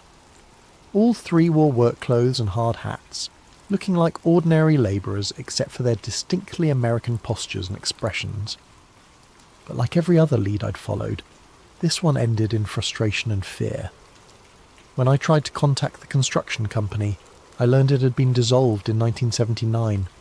The site where the photograph was taken was now underwater, flooded by a dam project that had relocated the entire local population. The pattern was always the same. Evidence of survival followed by systematic elimination of that evidence. Either I was chasing ghosts or someone with vast resources was staying one step ahead of every investigation. My flight back to San Francisco was delayed by mysterious mechanical problems. During the 6-hour layover in Mexico City, I noticed the same 2 men in different locations throughout the terminal. Always at a distance, always watching, never making direct contact. When I finally boarded the plane, they weren't among the passengers. Lieutenant Carson met me at San Francisco International with news that made my blood run cold. "Federal marshals raided your apartment yesterday, Ray. Warrant signed by a judge I've never heard of, for evidence in a case they wouldn't specify. They took everything, your files, your notes, your photographs, everything connected to Alcatraz." In the car ride home, he handed me an official-looking document. "Transfer orders, effective immediately. You're being reassigned to the robbery division. Your Alcatraz investigation is officially terminated." "On whose authority?" "Authority high enough that questioning it would end both our careers." Carson's voice carried a weight I'd never heard before. "Ray, I've been a cop for 28 years. I've seen corruption, cover-ups and conspiracies, but I've never seen anything like this. The pressure to shut you down is coming from levels of government I didn't know existed." He pulled over in a secluded area of Golden Gate Park and turned to face me directly. "Whatever you found down there, whatever you think you know, it's not worth your life. These people have made careers disappear for asking the wrong questions. They can make people disappear too." As he spoke, a black sedan with government plates drove slowly past us, its occupants clearly visible through tinted windows that somehow allowed us to see their faces while hiding their expressions. The message was unmistakable. We were being watched, our conversation monitored, our future actions carefully noted. That night, alone in my ransacked apartment, I realised the full scope of what I was up against. This wasn't just a cover-up of a prison escape. It was the systematic suppression of a truth so dangerous that the most powerful government in the world was willing to destroy lives to protect it. Frank Morris and the Anglin brothers hadn't just escaped from Alcatraz. They'd escaped into a shadow world where truth became enemy of the state, where survival meant accepting lies, and where the greatest prison of all was the silence that surrounded their fate. But silence, I was beginning to understand, has its own way of speaking to those willing to listen. 25 years passed like pages torn from a calendar and scattered by the wind.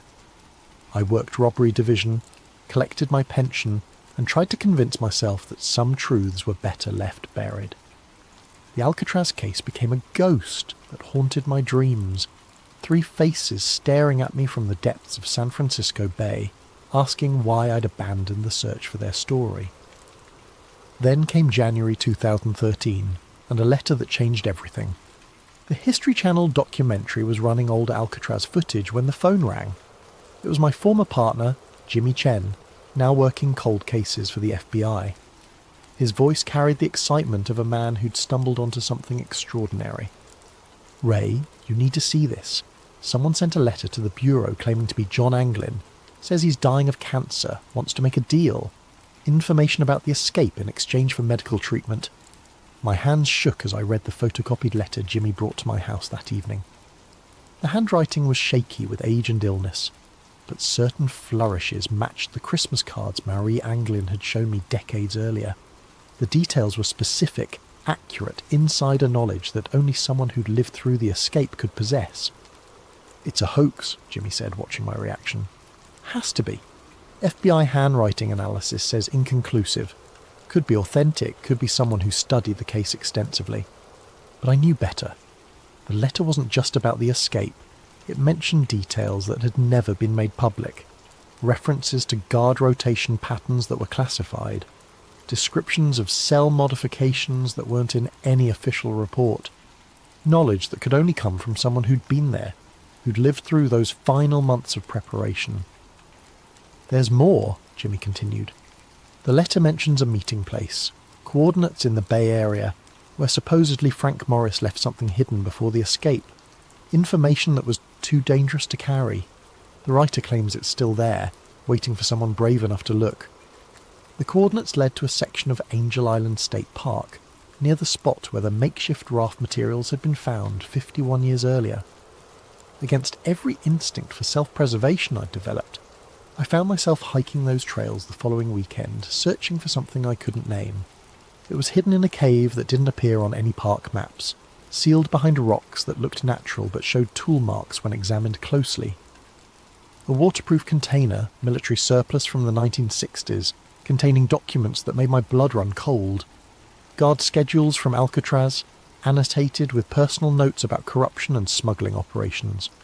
Photographs of prison officials meeting with men in expensive suits who didn't appear in any government directories.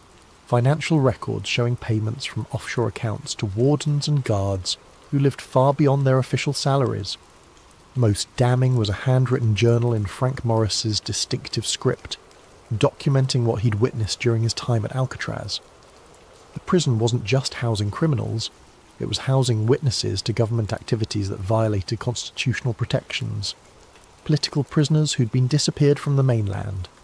Foreign nationals being held without diplomatic notification. test subjects for psychological experiments that would later be revealed as part of the MKUltra program. The final entry, dated 2 days before the escape, was prophetic in its certainty. We're not breaking out to be free, we're breaking out to stay alive. What we know, what we've seen, makes us more dangerous to them than any criminal they've ever housed. If we stay, we disappear quietly. If we escape and get caught, we disappear loudly. Our only chance is to vanish completely and hope the truth survives us. The documents explained everything. The official insistence on the drowning theory, the suppression of evidence, the systematic elimination of witnesses. The Alcatraz escape wasn't a crime to be solved. It was a national security incident to be contained. Morris and the Anglins hadn't just witnessed classified activities. They documented them, created a record of government crimes that could destroy careers and topple administrations. Their escape was both an act of desperation and a gamble that someday someone would be brave enough to tell their story.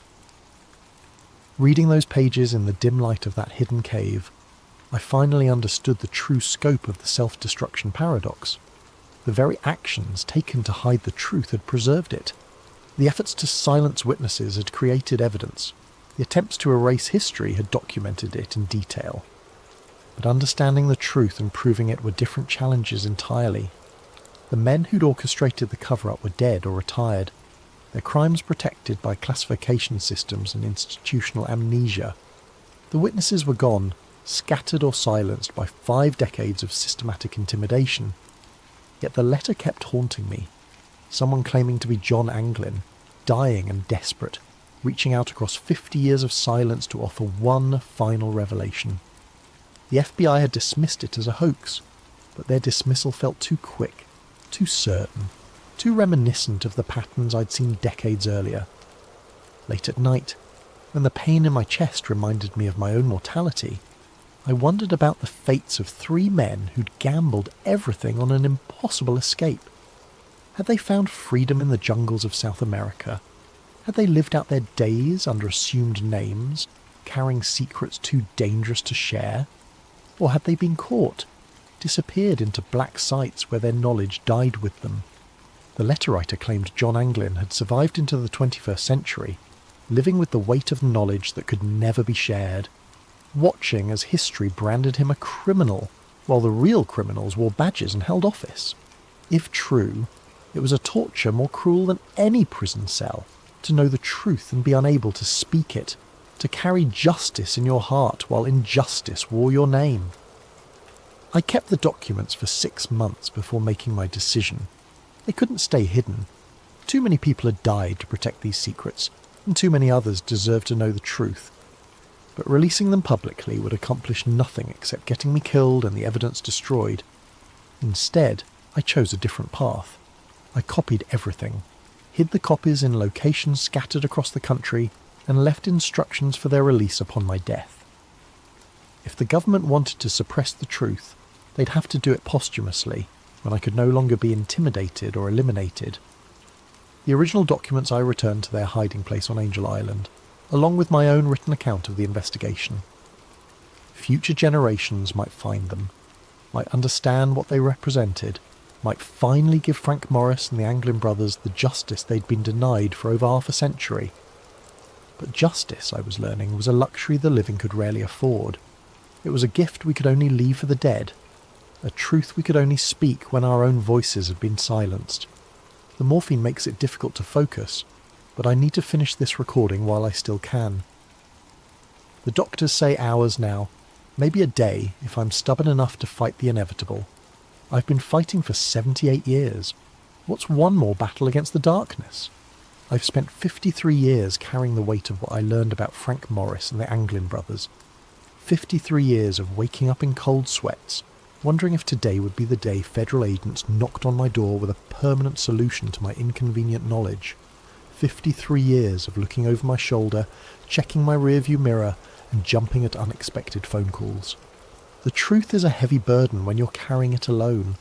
I don't know if Frank Morris and the Anglin brothers lived out their days in Brazilian freedom, sipping caipirinhas on Ipanema Beach and laughing at the federal agents who'd spent decades searching for their corpses.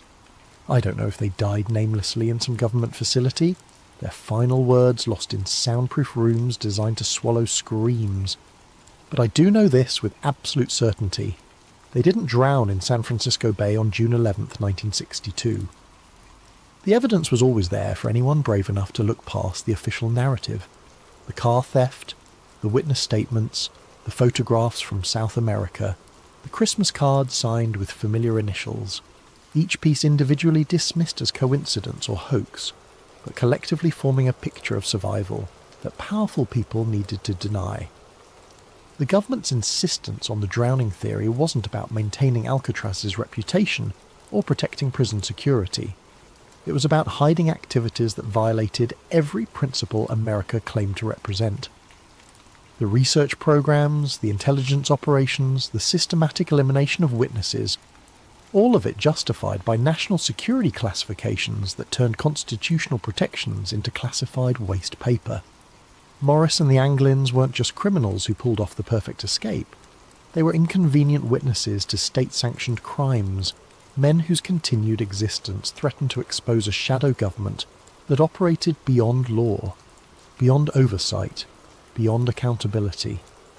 Their escape became their crime, their knowledge became their death sentence, their survival became a national security threat that required decades of cover-ups, intimidation, and murder to contain. I've left evidence of everything I'd discovered, hidden in multiple locations protected by legal arrangements that will trigger automatic release upon my death.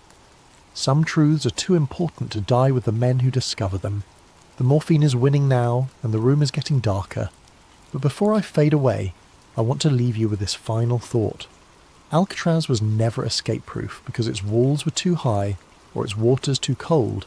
It was escape-proof because the government made survival more dangerous than imprisonment, freedom more terrifying than captivity. The greatest prison isn't built with stone and steel.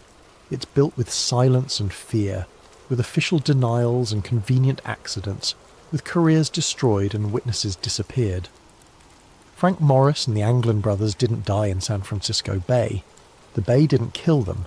The silence did. And silence. Silence is the strongest prison of all. But even silence eventually comes to an end. Recording ends with the sound of steady breathing that gradually grows fainter, until only the mechanical hum of hospital equipment remains.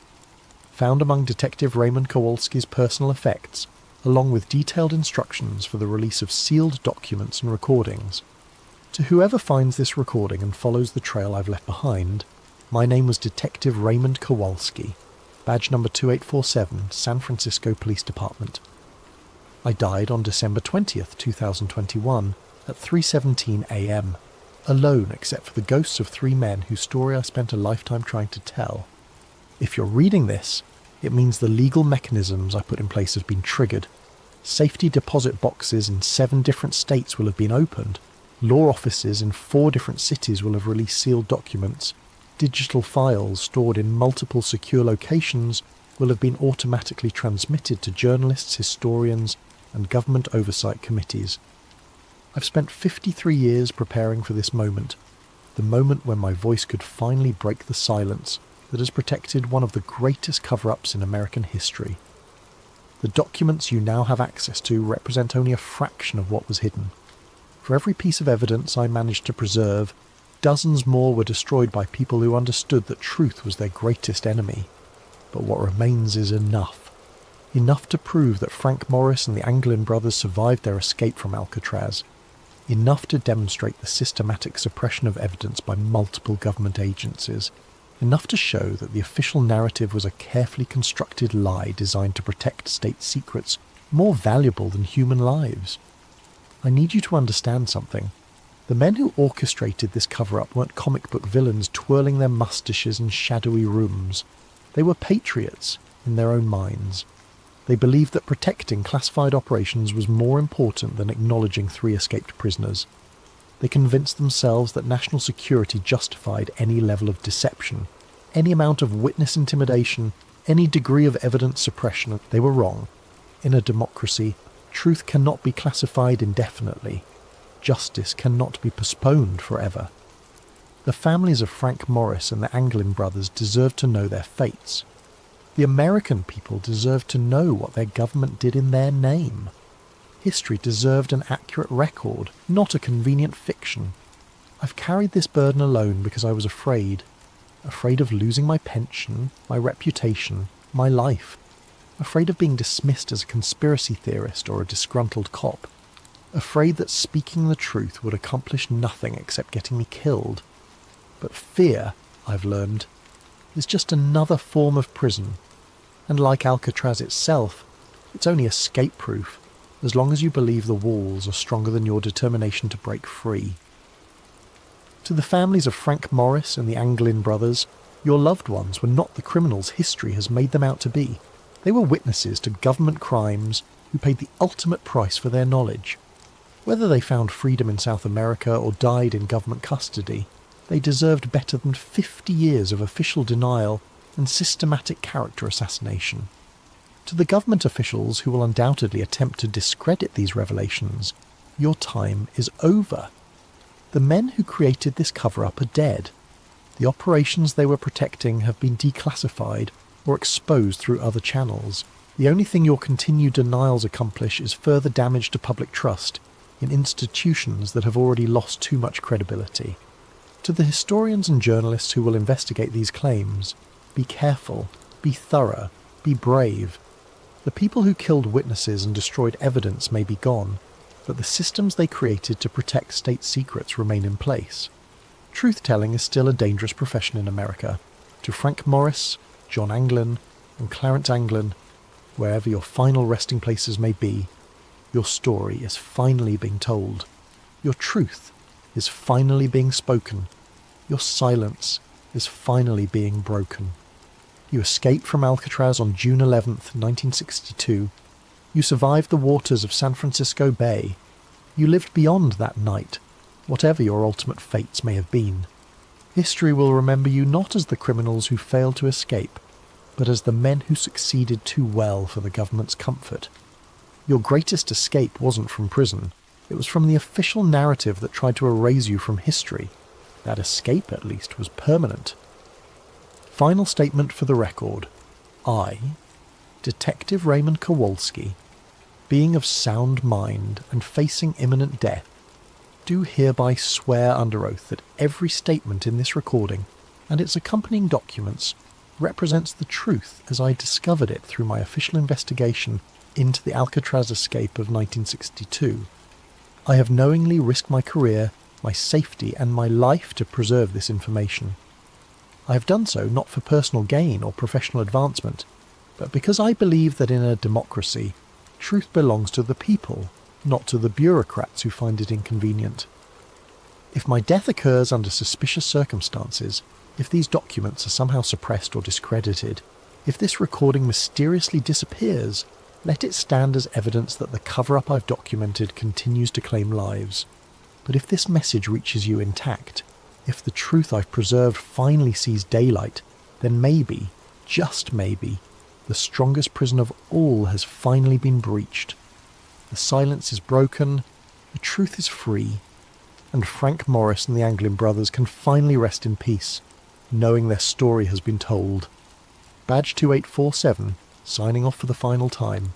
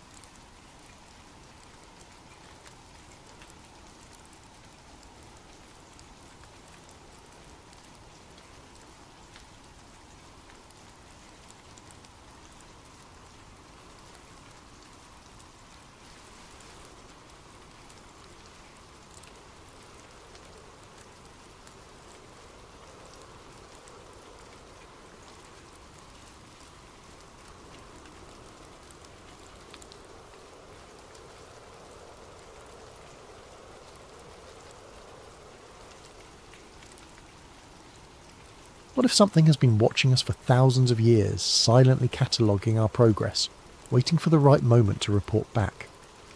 Tonight's story comes from the suggestion of Michael Elliott. Thank you for this chilling idea. If you have video ideas you'd like to see, drop them in the comments below.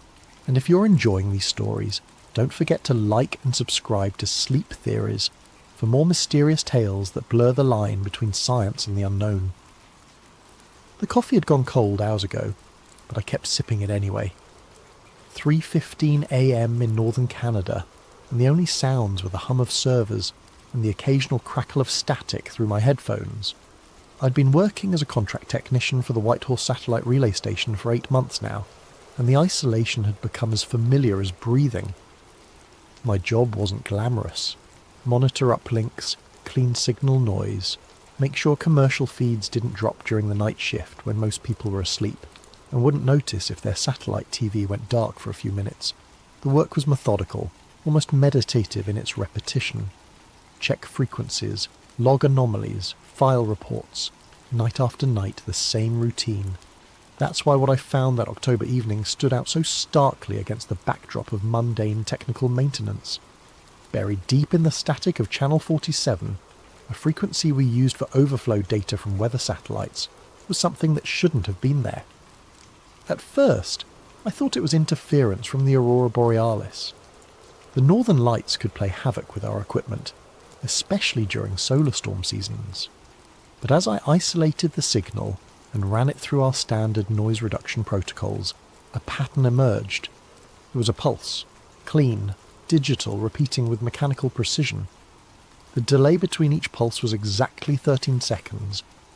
I checked our satellite logs, cross-referencing every known orbital object that could be transmitting on that frequency.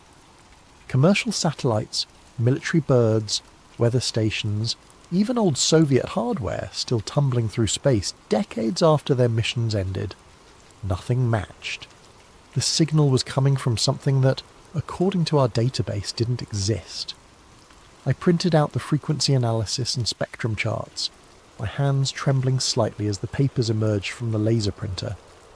In 8 months of night shifts, I'd logged dozens of anomalies. Solar interference, atmospheric distortion, equipment malfunctions. But this was different. This was structured, intentional. As I stared at the printout, one thought kept circling through my mind. If this signal wasn't coming from any known satellite, then what was transmitting it? And more importantly, why had it taken me this long to notice something that was apparently broadcasting with the reliability of an atomic clock? I followed protocol and logged the anomaly in our incident management system. Signal source unknown, frequency 1420.4057 MHz, pulse duration 0.3 seconds, interval 13.0 seconds. I classified it as atmospheric interference and scheduled it for review by the day shift supervisor. The system immediately flagged my entry with a red warning box. Unidentified orbital source. Automatic escalation initiated. I'd never seen that message before. Within minutes, my terminal was automatically cross-referencing the signal against NORAD's satellite catalogue, then expanding to include classified military databases I didn't know our system had access to. The search results were the same across all databases. No matching orbital object found. My shift was supposed to end at 6 a.m, but I found myself staying late, compulsively checking the frequency every few minutes. The pulse was still there, still perfectly timed, still broadcasting from nowhere. When James Morrison arrived for the day shift at 7:30, I was still hunched over my workstation, surrounded by printouts and empty coffee cups. James had been working satellite communications since before I was born, a grizzled veteran who'd seen everything from Cold War spy satellites to modern GPS constellations. "You look like hell, Martinez," he said, settling into his chair with a grunt. "What kept you here so long?" I handed him the frequency analysis. Found something weird on channel 47. System flagged it as unidentified orbital source. James studied the printouts, his weathered face growing increasingly tense. After several minutes of silence, he looked up at me with an expression I couldn't quite read. "Tom," he said quietly, "I need you to listen to me very carefully. You're going to delete this log entry. You're going to classify this as equipment malfunction. and you're not going to mention it to anyone else. But the signal is clean, James. This isn't equipment malfunction. Something is actually broadcasting. I said delete it. His voice carried a finality that made my stomach drop. Trust me on this one, kid. Some anomalies are better left unreported. You log something like this, and you'll invite the wrong kind of attention, the kind that ends careers. That night, I couldn't sleep. I kept thinking about the signal, the mechanical precision of those 13-second intervals, and I kept thinking about James's reaction, the way his face had gone pale when he saw the orbital trajectory calculations. When I returned to the station for my next shift 2 nights later, I checked channel 47 immediately. The pulse was still there. Same frequency, same timing, same impossible source. But this time, I didn't log it. I couldn't let it go. During my off hours, I found myself researching historical satellite anomalies, digging through declassified government documents and academic papers about space debris. Most of what I found was routine. Failed Soviet missions, American spy satellites that had gone dark during the Cold War, chunks of rockets and spacecraft that had broken apart and scattered across various orbits. But buried in a 1960 Naval Intelligence report I found through a Freedom of Information Act database, I discovered something that made my blood run cold. The document was heavily redacted, whole paragraphs blacked out with thick marker, but what remained was enough to confirm that I wasn't the first person to detect an unidentifiable signal from space. Classified, Eyes Only Naval Intelligence Division. Date, March 15th, 1960. Subject, anomalous orbital object. Ground-based radar stations have detected an object in polar orbit approximately 460 kilometers above Earth's surface. Object exhibits regular orbital characteristics, but does not match any known US or Soviet launch vehicle. Radio telescopes at Redacted have detected intermittent signals from the object. Pattern analysis suggests artificial origin. Object designation, Project Black Knight. Orbital inclination, 79 degrees, retrograde. Period, 104.5 minutes. Signal frequency, redacted.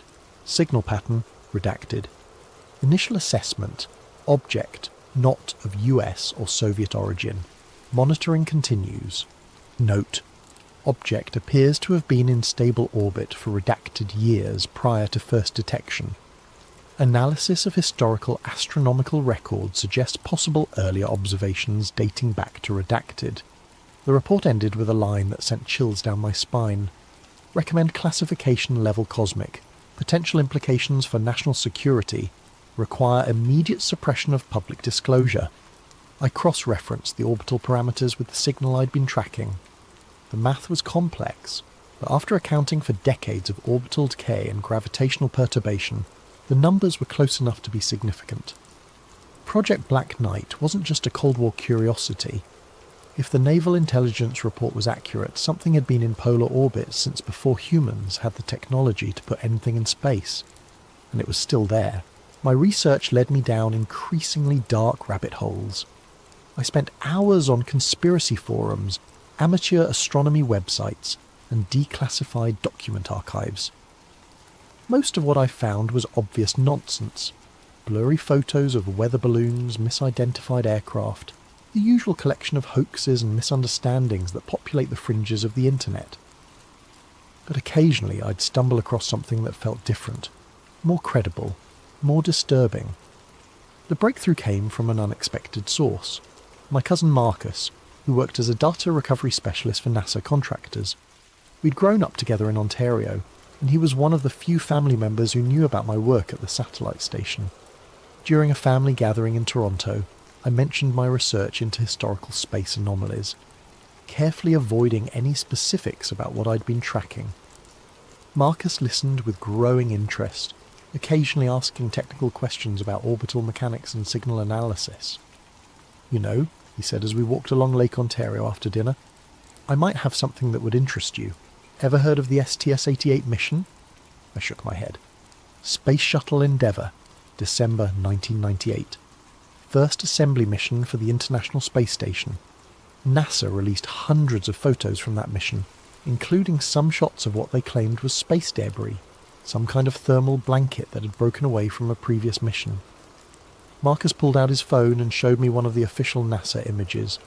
A dark, angular object tumbling slowly against the star field, clearly artificial but shapeless, like a piece of torn metal sheeting. Here's the thing, Marcus continued. I was doing data recovery on some corrupted drives from that era. NASA had a lot of storage problems in the late 90s, and I found additional images from STS-88 that never made it into the official archive. He swiped to another photo and my breath caught in my throat. Unlike the official images, this one showed the object in sharp detail. It wasn't tumbling, it wasn't shapeless, it was stationary relative to Earth, maintaining a fixed orientation with geometric precision. The object was clearly artificial, with angular surfaces and what appeared to be antenna arrays or sensor pods extending from its main body. But what made my hands start shaking was the object's orbit. Based on the Earth's curvature visible in the background and the angle of the sun, I could estimate the altitude and inclination. The numbers matched the 1960 Naval Intelligence Report exactly. Holy shit, I whispered. The file name is interesting too, Marcus said. All the official images were labelled with standard NASA mission codes, but this one had a custom name. He showed me the file properties. Instead of something like STS-088-34 2-012, the image was labelled SENTIN ELARCHIVE001. Marcus, I said slowly, I need you to send me everything you have on this. Everything. I can't, Tom. This stuff isn't supposed to exist. If NASA finds out I've been sharing recovered files, please. The desperation in my voice surprised even me. This is connected to something I'm working on. Something important. Marcus studied my face for a long moment, then sighed. I'll see what I can do. But you never got this from me, understand?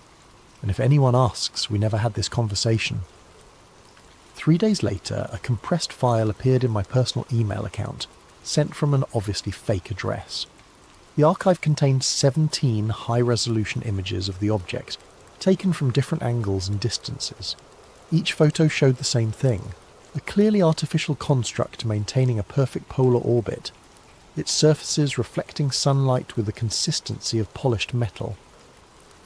But it was the last file in the archive that changed everything. Not an image, but a text document containing spectral analysis data from the shuttle's radio equipment. During the STS-88 mission, Endeavour's communications array had detected a repeating radio signal from the object. The signal was weak, barely above background noise, but the pattern was unmistakable. A pulse repeating every 13 seconds, broadcasting on a frequency of 1420.4057 MHz. The same signal I'd been tracking at the White Horse Station. For 37 years, this thing, whatever it was, had been broadcasting the same message. I became obsessed. Sleep became optional. Food was something I consumed mechanically while staring at spreadsheets and signal analysis software. I'd converted one corner of my apartment into a makeshift research station with multiple monitors displaying frequency analysis, orbital calculations, and historical documents. The breakthrough came during a particularly frustrating all-nighter in November. I'd been trying to decode the pulse pattern using standard cryptographic methods, looking for hidden messages in the timing variations, frequency modulations, anything that might reveal meaning in what appeared to be a simple, repetitive beacon. Nothing worked. The signal was maddeningly consistent. 13 seconds between pulses, no variation in frequency, no embedded data that I could detect with any conventional analysis tools. Then I had what felt like an epiphany, or maybe just the delirium of too much caffeine and too little sleep. What if I was overthinking this? What if the message wasn't in the complexity of the signal, but in its simplicity? I opened a binary converter and began transcribing the pulse pattern as ones and zeros. Each pulse was a 1, each 13-second gap was a 0. After an hour of careful logging, I had several hundred digits of binary code. The first few conversions gave me gibberish, random numbers that meant nothing. But then I tried interpreting the binary as coordinates, using different projection systems and datum references.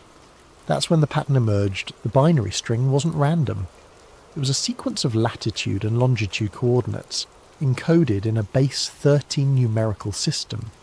13 seconds between pulses, base 13 encoding. The mathematical symmetry was too perfect to be coincidental. I plotted the first set of coordinates on Google Earth, 29.9792 degrees north, 31.1342 degrees east, the Great Pyramid of Giza.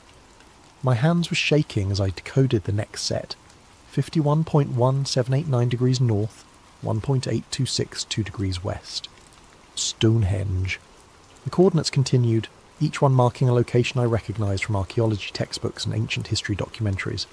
Teotihuacan in Mexico, Machu Picchu in Peru, Angkor Wat in Cambodia, Easter Island, Newgrange Island, the Nazca Lines. Dozens of ancient sites spread across every continent, connected by nothing except their age and the enduring mysteries that surrounded their construction. But it was the header data. Embedded at the beginning of the coordinate sequence was a timestamp and cycle indicator.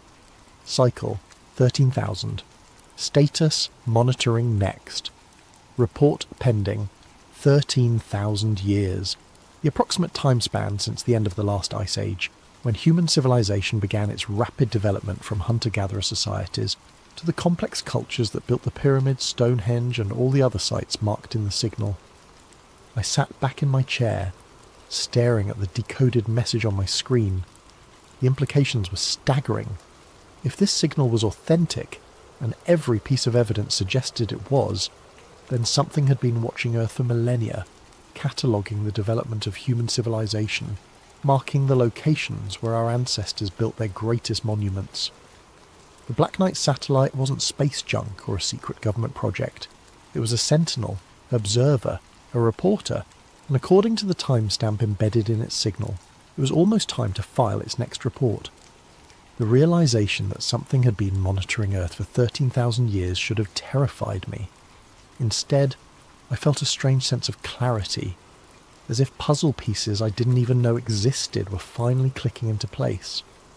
I spent the following weeks cross-referencing the coordinates from the signal with archaeological databases, looking for patterns in construction dates, architectural similarities, anything that might explain why these particular sites had been selected for monitoring.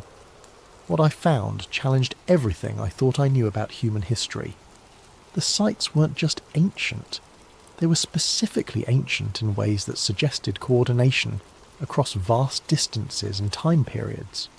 The construction techniques used at Pumapunku in Bolivia showed striking similarities to methods used at Baalbek in Lebanon, despite being built by cultures that supposedly had no contact with each other. The astronomical alignments at Giza matched those found at Angkor Wat, separated by thousands of miles and hundreds of years, but it was the mathematical relationships that truly unsettled me.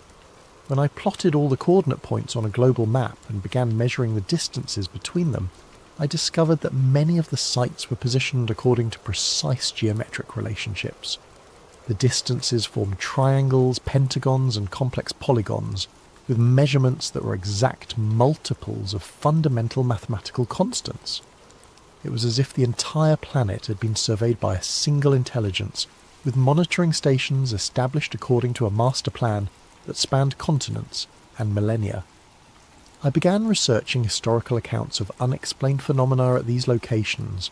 What I found was a consistent pattern of reports across different cultures and time periods, describing strange lights in the sky, unusual atmospheric disturbances, and in some cases direct observations of metallic objects hovering above the ancient monuments.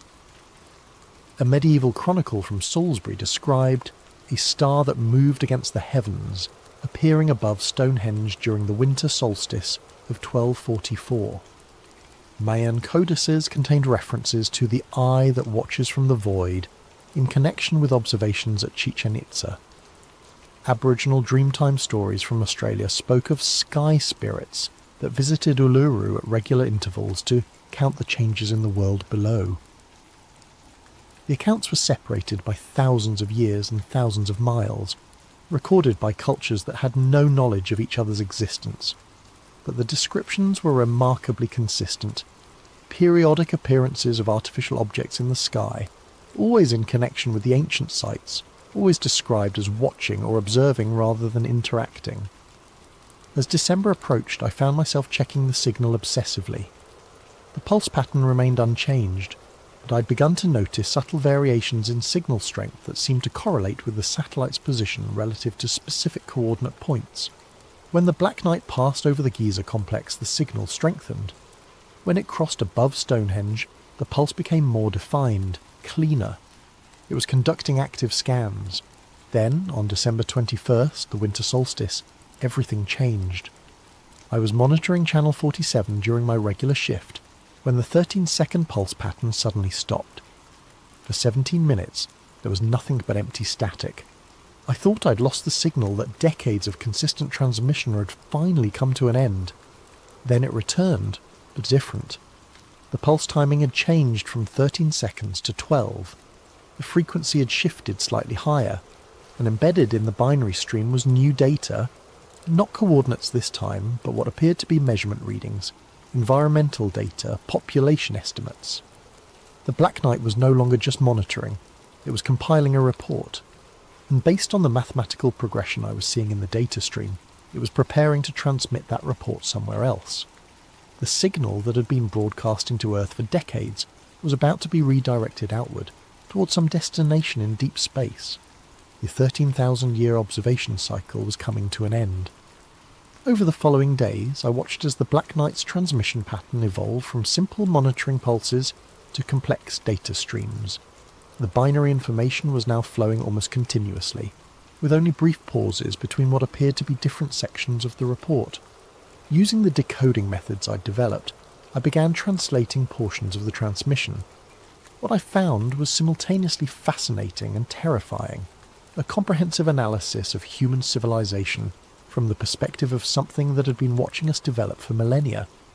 The report contained detailed measurements of atmospheric composition changes over the past century, tracking the increase in carbon dioxide, methane and other industrial pollutants.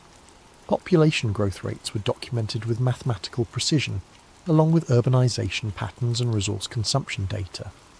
But it was the sociological analysis that truly unsettled me. The transmission included assessments of human technological development, political organisation, and social structures. The language was clinical, detached, like an anthropologist studying an isolated tribe. Species, status, transitional technology, level, type 0.7, civilization population, pressure, critical environmental impact, severe aggression index, high probability, matrix, self-termination, 75% intervention, threshold, exceeded. The implications were staggering. Whatever intelligence was behind the Black Knight didn't just observe, it made judgments. It assessed civilizations and apparently had protocols for intervention when certain thresholds were crossed. And according to its analysis, humanity had crossed those thresholds. I began researching historical accounts of civilizations that had disappeared suddenly, leaving behind only their monuments and mysteries. The Anasazi of the American Southwest, who abandoned their cliff cities overnight. The builders of Great Zimbabwe, whose advanced society vanished without explanation. The Easter Island civilization, which collapsed after reaching a population peak. In each case, the disappearances occurred shortly after periods of rapid population growth, environmental degradation, and social instability. The same conditions the Black Knight was now documenting for modern human civilization. The most chilling revelation came when I decoded a section of the transmission that contained historical data comparisons. The Black Knight had been observing Earth through multiple cycles, tracking the rise and fall of intelligent species across geological time periods. We weren't the first civilization it had monitored. We weren't even the first to reach our current level of technological development. According to the data stream, there had been at least 3 previous instances of intelligence emerging on Earth, each reaching roughly our current level of advancement before disappearing from the archaeological record. The gaps in the fossil record that paleontologists struggled to explain, the mysterious extinction events that punctuated Earth's history, they weren't random catastrophes, they were interventions. As I sat in my cramped apartment surrounded by printouts and glowing monitors, the full scope of what I'd discovered began to sink in. The Black Knight wasn't just observing human civilization, it was part of a system, a galactic management protocol for monitoring and controlling the development of intelligent species. And according to its assessment, humanity's time was up. On January 3rd, everything changed again. I arrived at the White Horse station for my regular shift to find the facility buzzing with activity. Technicians I'd never seen before were installing new equipment, and several men in dark suits were conducting interviews with the day shift personnel. James Morrison pulled me aside as I signed in. "They're from the Communication Security Establishment," he said quietly, referring to Canada's Electronic Intelligence Agency. "Someone flagged unusual signal activity from our station. They're reviewing all our logs from the past 6 months." My stomach dropped. Despite James's warnings, I'd continued monitoring the Black Knight signal, keeping detailed personal records of its evolution from simple pulses to complex data streams. If CSE investigators found evidence of what I'd been tracking... "Did you delete those anomaly reports like I told you to?" James asked. "Yes," I lied. "Classified everything as equipment malfunction." "Good. Keep it that way. Answer their questions honestly, but don't volunteer any information they don't specifically ask for." The interview was conducted by a woman named Agent Collins, who looked to be in her early 40s with the kind of sharp, analytical gaze that made me feel like she could read my thoughts. She asked about my background, my work procedures, any unusual signals or anomalies I might have detected. I stuck to James's script, denying any knowledge of unidentified transmissions. But as the interview progressed, I began to realise that Agent Collins already knew more than she was letting on. "Mr. Martinez," she said, consulting a tablet, "our analysis shows that you've been accessing frequencies outside your normal monitoring responsibilities. Specifically, Channel 47 has shown unusual activity during your shifts." "I check all channels as part of my routine maintenance," I said carefully. "Sometimes commercial satellites drift off their assigned frequencies due to hardware malfunctions. And have you detected any persistent anomalies on Channel 47? The way she emphasised the word persistent made it clear that this wasn't a fishing expedition. CSE knew about the Black Knight signal. They'd known about it long before I stumbled across it. "No," I said. "Nothing that wasn't explained by standard atmospheric interference or equipment issues." Agent Collins studied me for a long moment, then made a note on her tablet. "Thank you for your cooperation, Mr. Martinez. We may need to speak with you again." That night I tried to access the Black Knight frequency through the station's equipment. The signal was gone, not reduced or relocated, completely absent. After broadcasting continuously for decades, the transmission had simply stopped. I went home and checked my personal recordings of the signal, the decoded messages, all the evidence I'd accumulated over months of research. My computer had been wiped clean. Every file, every analysis, every piece of documentation had been deleted. But they'd missed one thing. Hidden in a folder of old family photos on an external drive was a single text file containing the most recent decoded transmission from the Black Knight. I'd saved it there weeks earlier as a backup, disguised with an innocuous file name. The final message was brief, formatted like a transmission header. Cycle 13,000. Complete assessment. Negative recommendation. Reset protocol authorized status. Signal terminating next contact. Cycle 13,001. 13,001.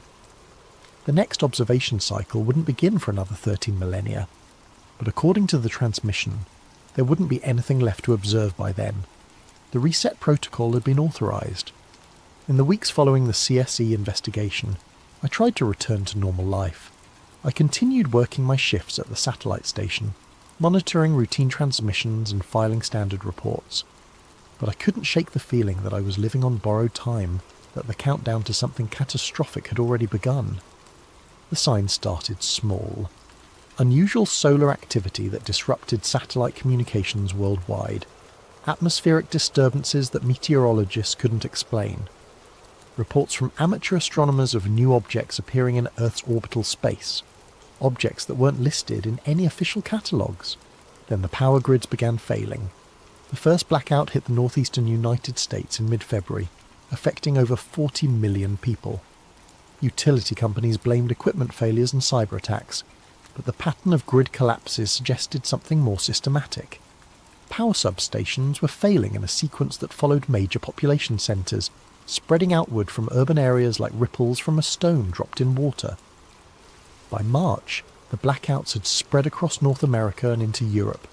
Transportation systems ground to a halt as traffic control networks failed. Communication satellites went dark. The internet, humanity's nervous system, began fragmenting as server farms lost power and fibre optic cables were mysteriously severed. I watched the collapse unfold from the relative isolation of the Whitehall station, one of the few facilities that remained operational due to its hardened infrastructure and independent power systems. But even our equipment was showing signs of stress. Signal noise was increasing daily, and we were detecting electromagnetic anomalies that our instruments couldn't properly analyse. Then I saw them during a clear night in late March. I was conducting routine maintenance on our satellite dishes when movement in the sky caught my attention. At first, I thought they were aircraft, dark shapes silhouetted against the stars, moving with the steady purpose of commercial airliners. But their flight patterns were wrong. They moved in perfect formation, accelerating and decelerating in ways that defied conventional physics. And they were completely silent, casting shadows against the aurora borealis without producing any engine noise or exhaust signatures. I counted at least 20 objects, all roughly cylindrical in shape, arranged in a geometric pattern that reminded me of the coordinate relationships I'd discovered in the Black Knight transmission. They maintained their formation for almost an hour before accelerating upward and disappearing into the night sky. The next morning brought reports of similar sightings from around the world. Military bases, government facilities, and major population centres were all experiencing flyovers by unidentified craft. But unlike traditional UFO sightings, these objects weren't hiding. They moved openly through controlled airspace, ignored attempts at radio communication, and demonstrated technology that was decades beyond anything in human arsenals. The governments of the world responded predictably. Emergency sessions of the United Nations, military mobilizations, attempts to establish communication with the unknown visitors. But it was already too late for diplomacy. The intervention had begun. The end came not with explosions or invasions, but with a systematic dismantling of the infrastructure that supported modern civilization. Over the course of 6 weeks, humanity's technological achievements simply stopped working. Power grids failed permanently, their control systems corrupted by signals that technicians couldn't trace or repair. Satellites tumbled out of orbit, their electronics fried by precisely targeted electromagnetic pulses. Transportation networks collapsed as traffic control systems, GPS networks, and communication relays went dark simultaneously. But the most devastating attack came through our information systems. Every computer network connected to the internet experienced simultaneous cascade failures. Not viruses or malware, but complete hardware corruption that rendered electronic devices inert. Decades of digital records, scientific databases, cultural archives, all of it vanished in a matter of hours. Humanity's collective memory was being systematically erased. From my position at the Whitehall station, I watched civilization crumble with the detached fascination of an anthropologist observing the collapse of an ant colony. Our isolated facility continued operating on emergency power, but we were cut off from the outside world, reduced to monitoring radio frequencies that carried increasingly desperate communications from military units, government officials, and civilian groups trying to coordinate response efforts. The pattern became clear within days. This wasn't random destruction. It was selective elimination of human technological capability while leaving the natural environment intact. Cities were losing power and communications, but forests remained untouched. Industrial facilities were shutting down, but agricultural areas showed no signs of interference. It was a reset protocol, exactly as the Black Knight transmission had indicated. Human civilization was being systematically returned to a pre-technological state, wiped clean like a computer hard drive being prepared for a fresh installation. The cylindrical craft I'd observed became a common sight, appearing over major population centres and conducting what appeared to be systematic surveys. Occasionally they would deploy smaller objects that descended into urban areas before returning to the mother ships. Witnesses described these smaller craft as conducting detailed scans of infrastructure, mapping systems, documenting the extent of human technology before methodically disabling it. No weapons were used, no violence was reported. The intervention was conducted with the clinical efficiency of pest control specialists eliminating an infestation. By April, the collapse was complete. Modern civilization had been reduced to scattered groups of survivors trying to maintain basic subsistence without electricity, motorized transportation, or electronic communication. The population centres that had housed billions of people were becoming uninhabitable as water treatment systems failed, food distribution networks collapsed, and medical facilities lost the ability to maintain life support equipment. The reset was working exactly as designed.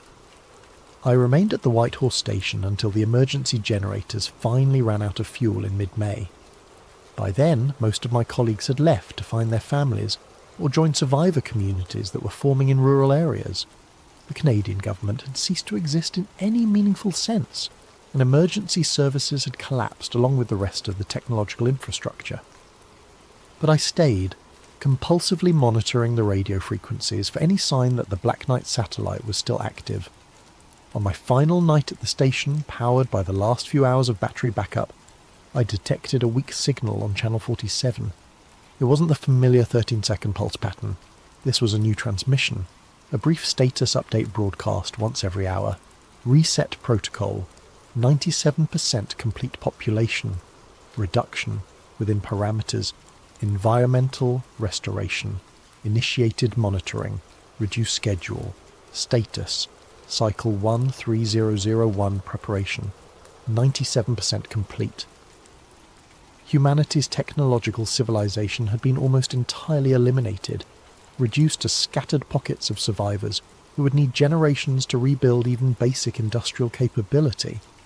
The population that had numbered nearly 8 billion was rapidly declining as urban areas became uninhabitable and medical infrastructure ceased to function. But some would survive. The transmission indicated that complete extinction wasn't the goal, just reduction to sustainable levels and elimination of technological capability. The survivors would eventually rebuild, develop agriculture, establish new settlements. In a few thousand years they might even rediscover metallurgy and basic machines. And when they did, the Black Knight would be waiting, watching, counting down the years until the next assessment cycle. I left the station on foot, carrying only basic supplies and the handwritten notes I'd managed to preserve from my research. The roads were already becoming overgrown as nature began reclaiming the infrastructure humanity had abandoned. In the distance I could see one of the cylindrical craft conducting what appeared to be a final survey flight, documenting the results of the reset protocol. As I walked south toward what remained of civilization, I thought about the ancient monuments scattered across the world. The pyramids, Stonehenge, Machu Picchu, all the sites that had been marked in the Black Knight's coordinate database. They were the only human constructions that had survived previous reset cycles, monuments built by civilizations that had reached technological advancement and then been systematically returned to a pre-industrial state. The stones would remain long after our cities crumbled to dust. Future archaeologists, if humanity survived long enough to develop archaeology again, would study them as mysteries, wondering how primitive societies could have constructed such precise and massive monuments. They would never suspect that those ancient civilizations hadn't been primitive at all. They had been advanced, technological societies that had been reset just as we were being reset now. The monuments weren't primitive constructions, they were survivors, the only traces of lost civilizations that had been allowed to remain as markers for future observation cycles. In 13,000 years, when humanity had once again developed satellite technology and radio telescopes, someone would detect a familiar signal broadcasting from polar orbit. A pulse pattern repeating every 13 seconds, carrying coordinates that marked the locations of mysterious ancient ruins scattered across the planet. And the cycle would begin again. I'm writing this account 15 months after the reset protocol was completed. I've joined a small farming community in what used to be called Montana, where we're slowly learning to survive without the technological conveniences that once defined human civilization. The community is growing. We've established basic agriculture, learned to preserve food without refrigeration, developed communication networks using drums and signal fires. Children are being born who will grow up never knowing what electric lights looked like, or how it felt to communicate instantly with someone on the other side of the world. In many ways, it's a peaceful existence. The sky is clearer now without the electromagnetic pollution of radio signals and satellite transmissions. The stars are brighter. During winter nights, when the aurora borealis dances across the northern horizon, I sometimes think I can see the Black Knight satellite passing overhead, a tiny point of reflected sunlight maintaining its eternal vigil. But I know this piece is temporary. Humanity is resilient, adaptable, curious. We'll rebuild. We'll rediscover metallurgy and chemistry and electronics. We'll develop radio technology and eventually satellite communications. We'll once again reach for the stars with the arrogant confidence that we're alone in the universe, and when we do, something will be waiting for us. 3 nights ago, I was awakened by a sound.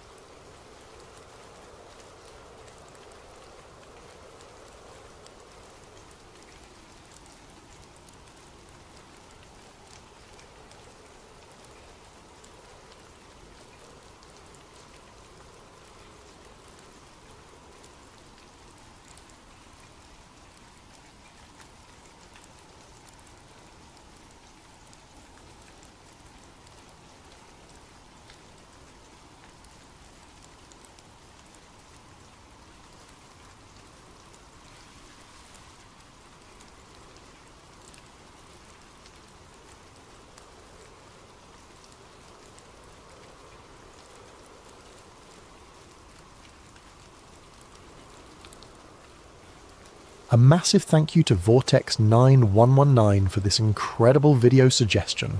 If you have story ideas you'd like to see brought to life, drop them in the comments below. And if you're enjoying these immersive tales, don't forget to like and subscribe to Sleep Theories for more stories that blur the line between mystery and reality. What if I told you that buried beneath a 1,000-year-old chapel in Ethiopia lies something so powerful that governments have spent decades ensuring you never learn about it? What if every conflict, every war, every uprising in that region wasn't random chaos, but a response to something ancient awakening? My name is Alex Morrison, and 3 months ago, I was just another satellite imaging technician, analysing ground-penetrating radar for a living. Now I'm hiding in a cabin in rural Montana, and I may be the only person alive who knows the truth about what's really buried in Axum. The coffee had gone cold hours ago, but I kept sipping it anyway. That's what you do when you're 3 weeks behind on satellite analysis reports, and your supervisor keeps sending those passive-aggressive emails with red exclamation points. I was a field technician for Orbital Dynamics, a mid-tier satellite imaging company that contracted with everyone from agricultural firms to mining corporations. My job was simple: analyse ground-penetrating radar scans, identify subsurface anomalies and file reports. Nothing glamorous, nothing dangerous, just data. The Horn of Africa cluster had been sitting on my desk for 2 days. Standard geological survey for a potential infrastructure project in Ethiopia. Roads, power lines, the usual development stuff that required knowing what lay beneath the surface. I'd already processed 47 grids of unremarkable sediment layers and bedrock formations when I opened grid 48. The image loaded pixel by pixel, revealing the familiar topography of northern Ethiopia. Rolling hills, scattered vegetation, and the ancient town of Axum with its towering obelisks and stone churches. But there, beneath the church of Our Lady Mary of Zion, was something that made my breath catch in my throat. A perfect geometric void. Not a cave, not a natural formation. The radar signature showed clean, straight edges forming a rectangular shape, approximately 4 feet long, 2.5 feet wide, and 2.5 feet deep. The dimensions were so precise they could have been cut with industrial equipment, yet the surrounding rock layers indicated this void had existed for centuries, possibly millennia. I pulled up the analysis protocols on my second monitor. Standard procedure for unexplained anomalies was clear. Mark as geological inconsistency or data corruption, and move on. The company didn't pay us to solve mysteries, just to identify potential construction hazards. But those dimensions nagged at me. 4 feet by 2.5 feet by 2.5 feet. I'd heard those measurements before, in some half-remembered history class or documentary. Something biblical. I saved the image to my personal drive before marking the official report as data corruption. Recommend resurvey. My supervisor would approve it without a second glance, and the client would order new scans of the area that would somehow never quite capture that same perfect void again. As I prepared to move on to the next grid, I noticed something else in the metadata. The thermal overlay showed heat signatures throughout the scan area, solar absorption on the surface, geothermal activity deeper down, all normal patterns, except for the void. The void was 3 degrees warmer than the surrounding rock despite being completely enclosed. Dead objects don't generate heat. I stared at the screen until my eyes burned, but no amount of analysis could explain what I was looking at. Finally, I closed the file and went home, but the image followed me. Those perfect dimensions, that impossible heat signature, the way it sat directly beneath one of Christianity's most sacred sites. 4 feet by 2.5 feet by 2.5 feet. The traditional dimensions of the Ark of the Covenant. That night, I dreamed of golden cherubim with wings spread wide, and a voice that spoke from between them with the sound of rushing water.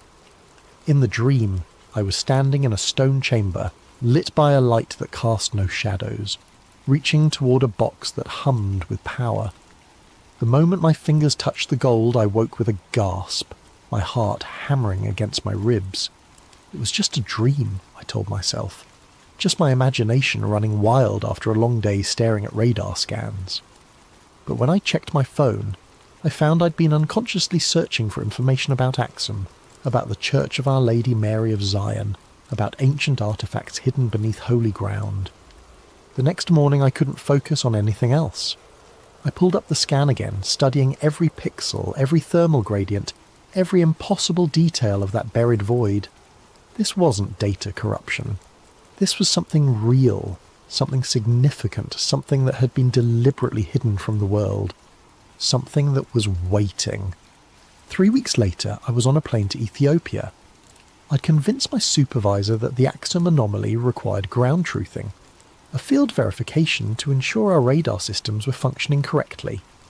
The company approved the trip because it sounded technical and responsible, not because I'd spent every spare moment researching the legend of the Ark's journey from Jerusalem to Ethiopia. According to tradition, the Queen of Sheba took the Ark back to Ethiopia after her visit to King Solomon. Her son, Menelik I, founded the Ethiopian Empire and established Axum as its capital. For 3,000 years, Ethiopian Orthodox Christians had claimed the true Ark of the Covenant rested in the Church of Our Lady Mary of Zion, guarded by a single monk who could never leave the sacred precinct. Tourist nonsense, I'd always assumed. Every culture claimed to have some piece of biblical history hidden in their backyard. But now I had radar evidence of something buried exactly where the legend said it would be. Something that matched the Ark's traditional dimensions and somehow generated heat despite being entombed in solid rock. I landed in Addis Ababa on a Tuesday morning and caught a domestic flight to Axum the same day. The town was smaller than I'd expected, a collection of low buildings scattered around the famous obelisk park, and the twin churches that claim to house the world's greatest religious relic. Tourists wandered between the ancient stone monuments, taking selfies with 3,000-year-old carved pillars, while guides recited well-practiced speeches about Queen Sheba and King Solomon. I hired a local guide named Dawit, a middle-aged man with intelligent eyes and careful English who specialised in the historical sites. We spent the first day touring the obelisk park and the ruins of ancient palaces, but I was really just getting a feel for the area, trying to match the topography to my radar scans. "Tomorrow we visit the churches," Dawit said as we walked back to my hotel. "The old church and the new church. Very sacred places." "Can tourists go inside both churches?" I asked, trying to sound casual. "The new church, yes. Beautiful paintings, ancient books, many treasures. But the old church..." He paused, glancing around as if checking for eavesdroppers. "The old church is different. Only priests allowed inside, and the guardian." "The guardian? One monk, chosen for life. He watches over the..." Dawit lowered his voice. "Over what is kept there. He can never leave the church grounds. Never. He stays until he dies, then another is chosen." We'd reached my hotel, but I wasn't ready to end the conversation. "What exactly is he guarding?" Dawit looked uncomfortable. "Christians say it is the Tablet, the Ark of Moses. Others say it is just tradition, just stories. But I have lived in Axum all my life, and I tell you this, the Guardian is real. I have seen him walking in the church courtyard at night, always alone, always watching. What does he look like? Old, but not in years. Old in ... Dawit struggled for the word. Old in soul. Like a man who has seen too much, carries too much weight. His eyes..." He shuddered. "I do not like to look at his eyes." That night I lay in bed studying satellite photos of the church complex on my laptop. The Church of Our Lady Mary of Zion was actually two buildings. A newer church built in the 1960s where tourists and worshippers could visit, and a smaller, older chapel that supposedly housed the Ark. The older building sat directly above the void I detected in the radar scan. According to everything I'd read, no outsider had been permitted inside the chapel in centuries. The Ethiopian Orthodox Church maintained absolute secrecy about what was housed there, allowing only the guardian and select high-ranking clergy to enter. Even the country's government respected the restriction, treating the chapel as sovereign territory beyond their jurisdiction. But tomorrow, I'd at least be able to see the building from the outside, maybe get close enough to take some thermal readings with the handheld scanner I'd brought. It wasn't much, but it might help me understand what was generating that heat signature 12 feet below ground. The next morning, Dawit led me through Axum's narrow streets toward the church complex. We passed market stalls selling coffee and spices, elderly women spinning cotton on wooden wheels, children playing soccer with a ball made of rags. Normal life in a normal town that happened to claim possession of humanity's most powerful religious artifact. The Church of Our Lady Mary of Zion compound was surrounded by a high stone wall with an ornate gate. Beyond the entrance I could see the modern church with its painted dome and arched windows, and behind that, partially hidden by trees, the smaller chapel that supposedly housed the Ark. "We can tour the new church," Dawit explained as we approached the gate. "Beautiful interior, many ancient paintings and manuscripts, but the chapel behind it..." He pointed to the smaller building. "That is forbidden." We passed through the gate into a courtyard filled with pilgrims and tourists. The modern church was indeed impressive, with colourful frescoes covering every wall and elaborate religious artefacts displayed in glass cases. But I found myself constantly glancing toward the windows that faced the restricted chapel, trying to catch a glimpse of the building that sat above my mysterious void. After an hour of dutifully admiring religious art, I excused myself to use the restroom, then slipped outside into the courtyard. The restricted chapel was maybe 50 yards away, separated from the public area by a low fence and some carefully placed shrubs. I walked casually in that direction, pulling out my phone as if taking pictures of the church architecture. The chapel was older than the main building, constructed from rough stone blocks that had been weathered smooth by centuries of highland rain. Small, narrow windows pierced the walls at regular intervals, but they were too high and too dark to see inside. The building's footprint was roughly 30 feet by 40 feet, large enough to house a small congregation, or to contain something that required a significant amount of protective space. As I was trying to estimate the building's exact position relative to my radar scan, a figure appeared in one of the windows. The Guardian. Even from 50 yards away I could see that Dowett hadn't exaggerated. The man's face was gaunt to the point of being skeletal, his skin pale as parchment despite Ethiopia's intense sun. But it was his eyes that made my breath catch, dark, hollow, ancient in a way that had nothing to do with age, eyes that had seen something no human should see, carried some weight that was slowly crushing the life out of him. For a long moment we stared at each other across the courtyard. Then the Guardian raised one thin hand and made a clear gesture. Go away. Not a casual dismissal, but an urgent warning, the kind of motion you'd make to stop someone from stepping into traffic. As I watched, his lips moved, forming words I couldn't hear but somehow understood. You don't want what's inside. Then he disappeared from the window, leaving me standing in the courtyard with my heart hammering and my thermal scanner forgotten in my pocket. The Guardian hadn't just been warning me away from the chapel.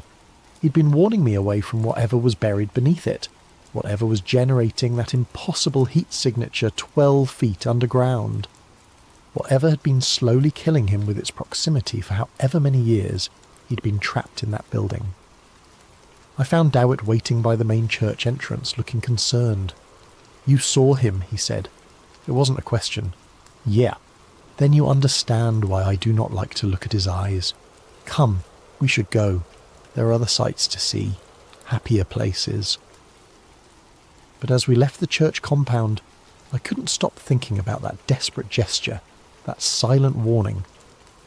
The Guardian knew something was down there, something that had been affecting him for years, possibly decades, something that pulsed with heat and waited in the darkness beneath ancient stone. That night I called my supervisor and extended my stay in Ethiopia by a week. Back in my hotel room, I spread out printed satellite photos across the bed and fired up my laptop. The thermal scanner I'd brought was designed for surface readings, useless for penetrating 12 feet of stone and earth, but I had access to something better. Orbital Dynamics' complete archive of satellite data for the region. If the object beneath the chapel was generating heat, that heat had to go somewhere. And if I was right about what was down there, the heat generation might not be constant. I started with our company's historical scans of Axum, going back 15 years to when we first began regular coverage of the Horn of Africa. The early images showed the same thermal patterns I'd seen in the recent scan. Solar absorption, geothermal activity, normal ground temperatures, but the void beneath the chapel was already 3 degrees warmer than its surroundings, even in the oldest images. 15 years of continuous heat generation. Whatever was down there wasn't running on batteries. I pulled up the metadata for each scan, looking for variations in the thermal signature over time. For the first few years, the readings were remarkably consistent. 3 degrees above ambient, no significant fluctuation. Then, starting in 2010, the pattern began to change. Small spikes at first, maybe half a degree increases that lasted for a few days before returning to baseline. But as I worked forward through the data, the spikes became more frequent and more intense. By 2018, I was seeing heat surges of 6 to 8 degrees above normal, sometimes lasting for weeks. The most recent scan, the one that had started this whole investigation, showed the highest readings yet. Nearly 12 degrees above the surrounding rock temperature, sustained over the 3-day period when the satellite had passed over the region. I sat back, staring at the data visualization on my screen. The heat signature wasn't just evidence that something was buried beneath the chapel. It was evidence that something was becoming more active, more powerful, more awake. But what could cause those kinds of fluctuations? I needed to correlate the thermal spikes with external events, see if there was a pattern I was missing. I opened a new browser window and started searching for news archives covering Ethiopia and the surrounding region. Wars, natural disasters, political upheavals, anything that might correspond to the dates when the thermal readings spiked. The first major heat spike had occurred in September 2010. I cross-referenced the date, and found coverage of renewed fighting in South Sudan, just a few hundred miles from Axum. Border clashes, civilian casualties, the usual litany of African conflict. The heat signature had jumped to 6 degrees above normal and stayed there for 2 weeks. December 2014, another spike, this one lasting almost a month. I found reports of protests in Ethiopia's Oromia region that had turned violent, with government forces killing dozens of demonstrators. The thermal readings had peaked at 8 degrees above normal. March 2019, the biggest spike yet, nearly 10 degrees above ambient temperature. Major fighting had erupted between Ethiopia and Eritrea along their shared border, the worst violence in years between the two countries. Thousands of troops mobilised, artillery exchanges, threats of full-scale war. The pattern was undeniable. Every time conflict erupted in the region, the object beneath the chapel became more active. Not just reactive, but almost anticipatory. Some of the thermal spikes had begun days or even weeks before the first news reports of violence. I leaned back in the hotel room's uncomfortable chair, trying to process what the data was telling me. If the Ark of the Covenant was really buried beneath that chapel, and if it was somehow responding to regional conflicts, what did that mean? According to biblical accounts, the Ark had been a weapon, used by the Israelites to destroy their enemies and part the Jordan River. But those were just stories, weren't they? Ancient myths to explain natural phenomena or military victories. Except now I had 15 years of satellite data suggesting those stories might have been more literal than anyone imagined. I opened a new search window and typed in Ark of the Covenant Biblical Powers. The results were a mixture of scholarly articles, religious websites, and conspiracy theories, but certain themes appeared consistently. The Ark as a communication device between God and Moses. The Ark as a weapon capable of destroying armies. The Ark as a source of divine power that killed anyone who touched it improperly. One academic paper caught my attention. Electromagnetic Anomalies in Biblical Texts, a technical analysis of the Ark narrative. The author, a physicist from MIT, had attempted to explain the Ark's described effects in terms of advanced technology rather than divine intervention. According to his analysis, the biblical descriptions were consistent with some kind of high-energy electromagnetic device, possibly using principles that modern science was only beginning to understand. The paper was 8 years old and had been largely ignored by mainstream academia, but its conclusions were fascinating. If the Ark contained technology rather than divine presence, technology based on electromagnetic manipulation of space-time, then its effects on local conflicts might be measurable, predictable, even controllable. I glanced at the clock. It was nearly midnight, but I wasn't tired. I had 15 years of data to analyse, patterns to uncover, connections to make. If I was right about what was happening, the implications went far beyond archaeological discovery.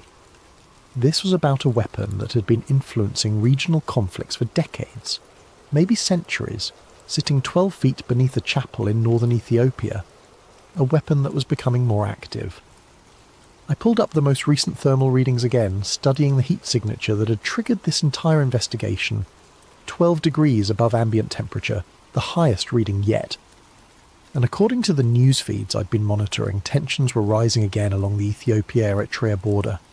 Troop movements, diplomatic protests, the same warning signs that had preceded every previous spike in the thermal data. If the pattern held, the heat signature beneath the chapel would spike again within days, and somewhere in the Horn of Africa, people would start dying. I saved all my analysis to an encrypted drive and uploaded backup copies to 3 different cloud storage services.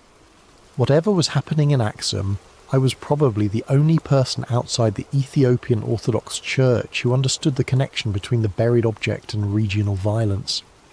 The only person who could prove that the Ark of the Covenant wasn't just a religious relic, but an active weapon that had been shaping the history of East Africa for 3 millennia.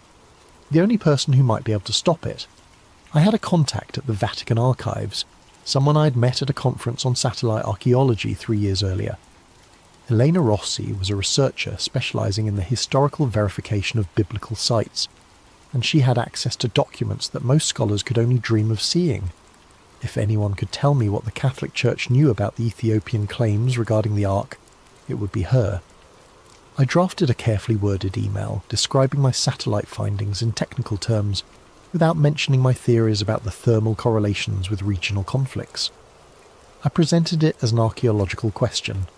Had the Vatican ever investigated the Ethiopian Orthodox claims about possessing the Ark of the Covenant? Elena's response came within 6 hours, which surprised me.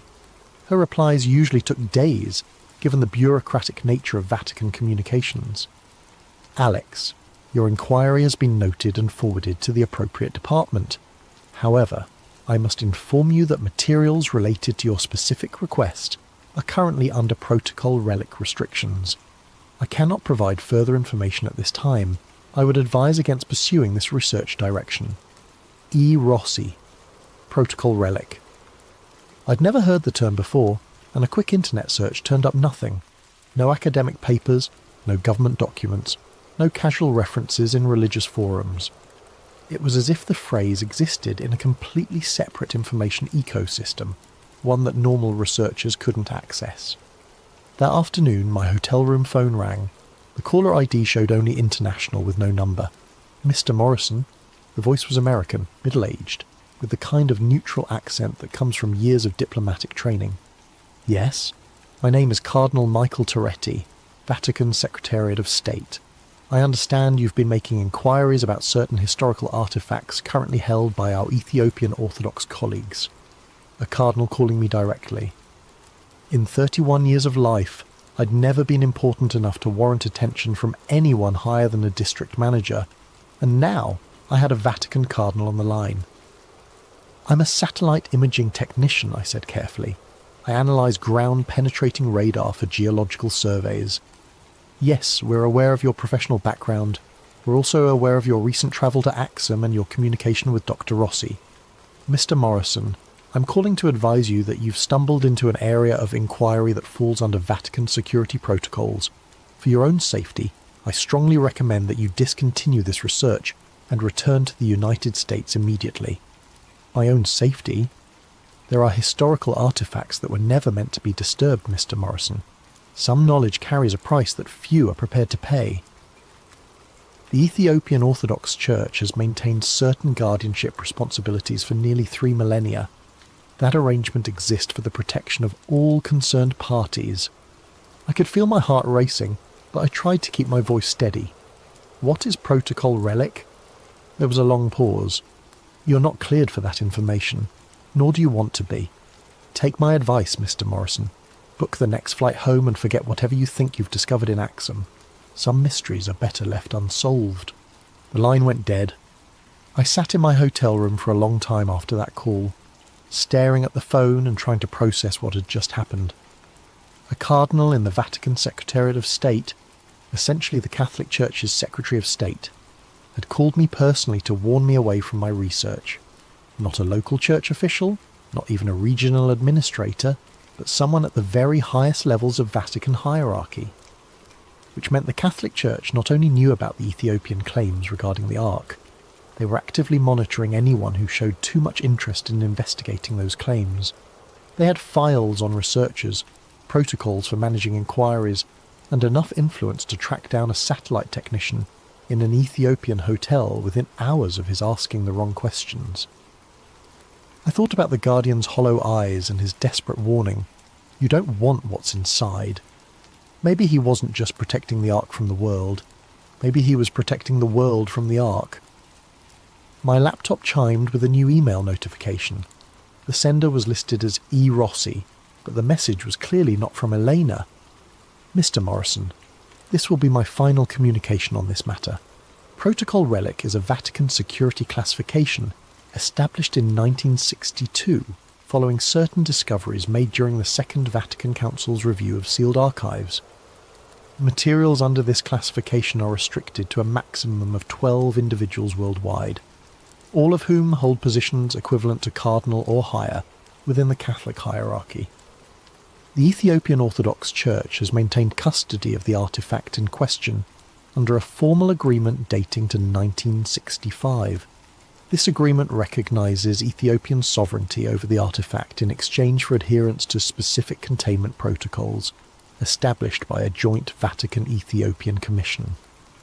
These protocols exist because the artefact exhibits properties that pose significant risks to regional stability when improperly handled or exposed.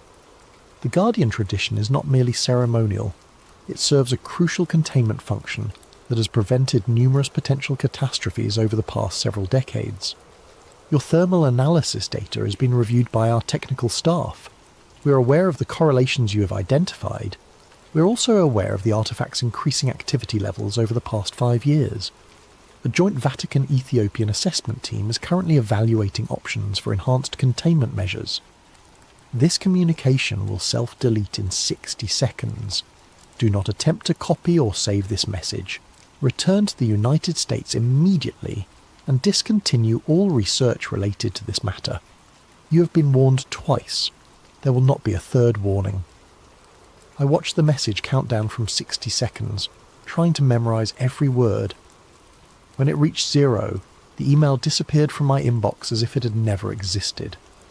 But I'd learned what I needed to know. The Vatican knew about the thermal correlations with regional conflicts.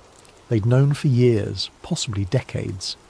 And they were worried enough about increasing activity levels to consider enhanced containment measures. The Ark of the Covenant was real, it was buried beneath the chapel in Axum, and it was becoming more dangerous. I needed to get that thermal data to someone who could do something about it. Someone outside the Vatican's sphere of influence.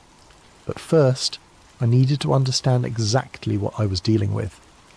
I opened my laptop and began typing up a detailed summary of everything I'd discovered.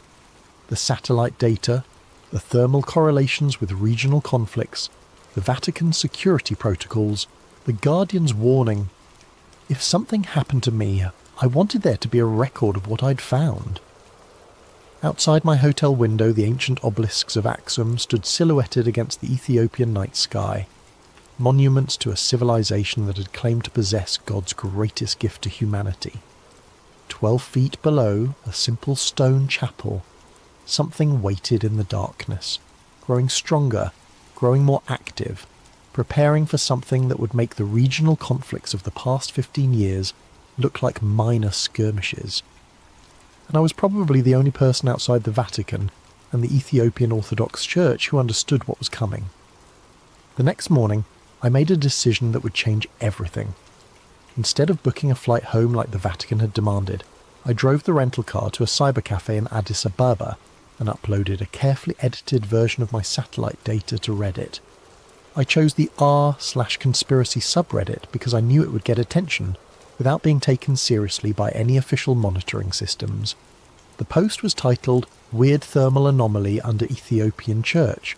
Anyone know what this could be?" I included 3 of the clearer thermal images showing the heat signature beneath the Church of Our Lady Mary of Zion, along with GPS coordinates and a brief description of the geometric void. I deliberately left out any mention of the Ark, the Vatican communications, or the correlations with regional conflicts. To casual readers, it would look like a curious geological anomaly discovered by a satellite technician who was genuinely puzzled by what he'd found. The post got 17 comments in the first hour. Most were jokes about ancient aliens or government cover-ups, but a few showed genuine technical interest. One user with apparent geology credentials suggested underground geothermal activity. Another pointed out that the heat signature was too localized and too geometric to be natural. I was reading through the comments when my laptop screen went black.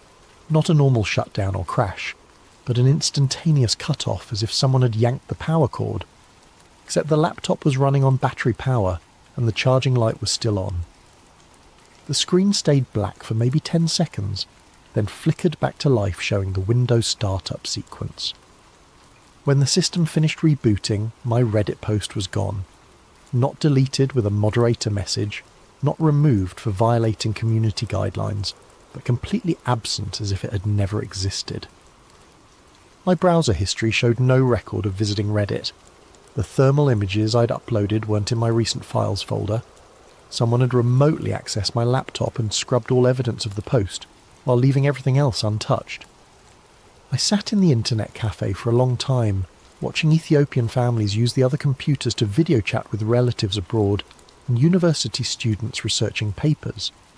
Normal people living normal lives, oblivious to the fact that I'd just learned something terrifying about the reach and capabilities of whoever was monitoring research into the Axum artifact.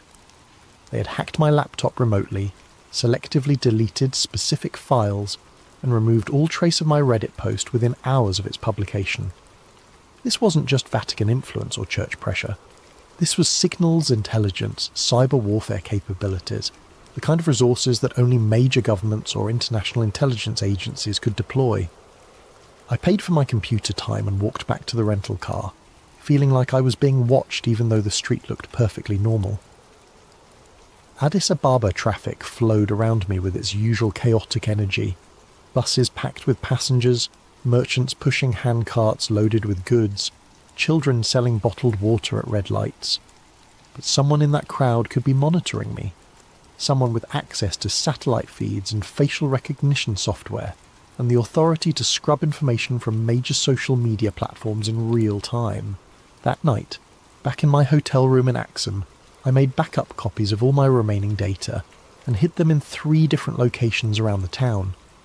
One encrypted drive taped under a restaurant table where I'd eaten dinner, another hidden in the base of an ancient obelisk in the archaeological park, the third buried in a plastic bag near a tree outside the Church of Our Lady Mary of Zion, as close to the chapel as I could get without being seen. If they could hack my devices remotely, I needed analog backups they couldn't access digitally. The next morning I woke to find my hotel room door unlocked. I always use the deadbolt and chain lock, habits from years of business travel. But both were disengaged, and there was no sign of forced entry. My luggage had been searched with professional thoroughness. Everything returned to almost exactly its original position, but with tiny variations that proved someone had been through my belongings. My laptop was still there, apparently untouched. My cameras and field equipment were undisturbed, but the encrypted drive where I'd stored copies of the satellite data was missing from the hidden compartment in my suitcase. They'd taken only what they needed and left everything else to maintain the illusion that nothing had happened. Except they'd made one mistake. They'd unlocked the door when they left, probably to avoid the sound of manipulating the locks from inside. I was no longer just being monitored, I was being actively managed. I packed quickly and checked out of the hotel, telling the desk clerk I had a family emergency back in the United States. But instead of heading to the airport, I drove to the archaeological park and retrieved the data drive I'd hidden at the base of the obelisk. Sitting in the rental car with ancient stone monuments all around me, I made one final attempt to get the information out. I logged into an anonymous email account I'd created years earlier and composed a message to every major news organisation I could think of: CNN, BBC, Reuters, AP, the New York Times. The subject line was simple: evidence of active electromagnetic anomaly at claimed Ark of Covenant site in Ethiopia. In the body of the message I laid out everything: the satellite thermal data, the correlations with regional conflicts, the Vatican's protocol relic warnings, the cyber intrusion and hotel room search. I attached the clearest thermal images and GPS coordinates, along with a detailed timeline showing how the heat signature had intensified over 15 years. I hit send and watched the message appear in my outbox, then immediately start moving to the sent folder. Except it never arrived. I tried again with a different email service, then a third. Same result every time. The messages showed as sent from my end, but never reached their destinations. Someone was intercepting my communications at the internet service provider level, identifying and blocking any transmission that contained my satellite data or references to the Axum thermal anomaly.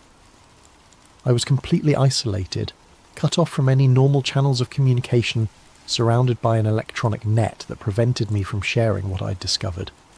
But I still had the physical drive hidden near the church, and I still had one option they couldn't control remotely. That afternoon, I walked to the Church of Our Lady Mary of Zion compound, and found a spot where I could observe the restricted chapel from a distance. Tourists and pilgrims moved through the public areas, taking photos and buying souvenirs, while the Guardian's building sat silent and forbidden behind its fence. I waited until late afternoon, when the crowds thinned and the light was beginning to fade. Then I walked casually toward the area where I'd buried the encrypted drive, as if I were just another tourist admiring the ancient architecture. The drive was gone. The plastic bag was still there, exactly where I'd buried it, but empty. They'd found my backup, extracted the data, and left the bag as a message. We know where you've been. We know what you've hidden. We can reach anything you think is secure. As I stood there staring at the empty bag, a shadow fell across the ground beside me. I looked up to see the Guardian standing at one of the chapel windows, his hollow eyes fixed on my face. But this time, he wasn't warning me away. He was nodding, almost imperceptibly, as if he approved of what I'd been trying to do. Then he pointed downward, toward the ground beneath my feet, and mouthed a single word I could read clearly even at 50 yards distance. Soon! I flew back to the United States the next day, but I never made it to my apartment in Denver. 2 men in dark suits were waiting for me at baggage claim, holding a sign with my name and looking like the kind of federal agents you see in movies. "Mr. Morrison, we're with the Department of Homeland Security. We need to speak with you about your recent travel activities." They escorted me to a windowless room in the airport's security section, where a third man was waiting with a thick folder and a digital recorder. "I'm Agent Phillips," the older man said. "We understand you've been conducting unauthorized intelligence gathering in Ethiopia, specifically related to sites of religious significance to our Ethiopian government partners. I'm a satellite imaging technician. I analyze geological data for mining and construction companies. We're aware of your professional background, Mr. Morrison. We're also aware that you've been making inquiries about classified materials with Vatican contacts, posting sensitive imagery to social media platforms, and attempting to contact media organisations with what you claim is evidence of electromagnetic anomalies at Ethiopian Orthodox Church sites. They knew everything. Not just my activities in Ethiopia, but my attempts to share the data, my communications with Elena Rossi, even my failed Reddit post. The thermal imagery you captured falls under the jurisdiction of several international agreements regarding the protection of cultural and religious sites," Phillips continued. "Specifically, it relates to a joint Vatican-Ethiopian cultural preservation protocol that supersedes normal academic or journalistic access. Cultural preservation protocol? The Ethiopian Orthodox Church has requested that certain sites be protected from unauthorized analysis or exposure that might damage their religious significance or cultural integrity. The Vatican has agreed to help enforce these protections as part of ongoing interfaith cooperation initiatives. It was a lie, of course. They weren't protecting cultural sites. They were suppressing evidence of something that posed a much more serious threat. But I was sitting in a windowless room at the Denver airport with 3 federal agents, and my laptop had already demonstrated that normal channels of communication were compromised.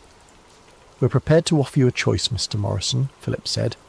"You can sign a non-disclosure agreement regarding your recent research activities, accept reassignment to a different geographical focus area within your company, and continue your career with no further complications.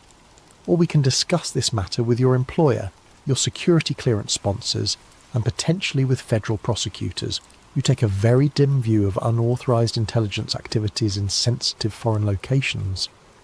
I stared at the folder on the table between us, thinking about the Guardian's hollow eyes and his final gesture toward the ground beneath the chapel.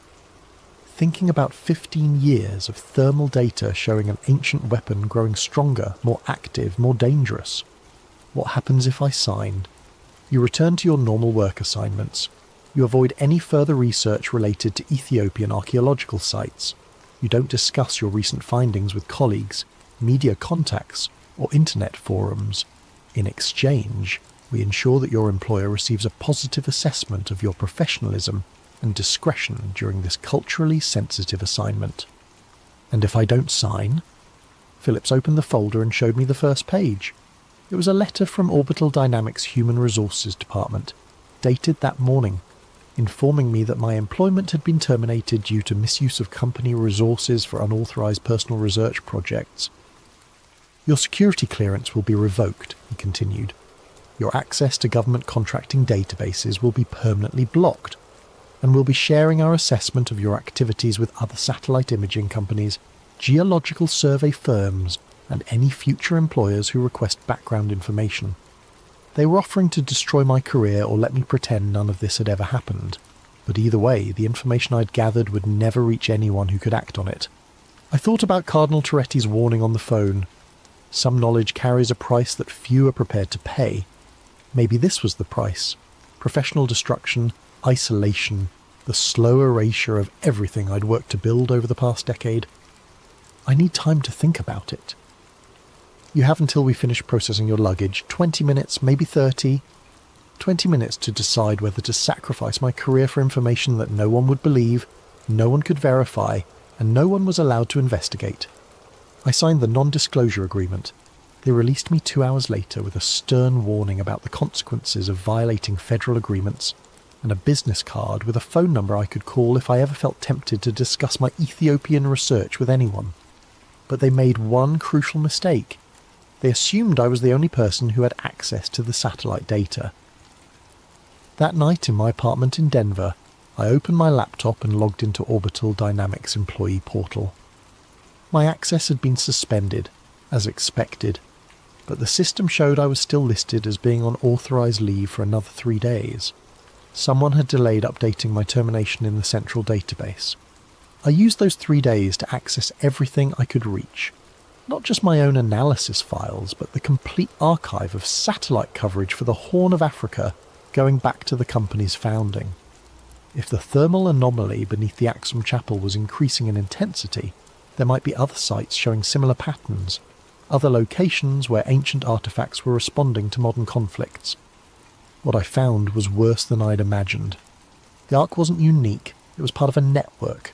Thermal anomalies appeared at 17 different locations across the Middle East and North Africa, all buried beneath religious sites, all generating heat signatures that correlated with regional violence.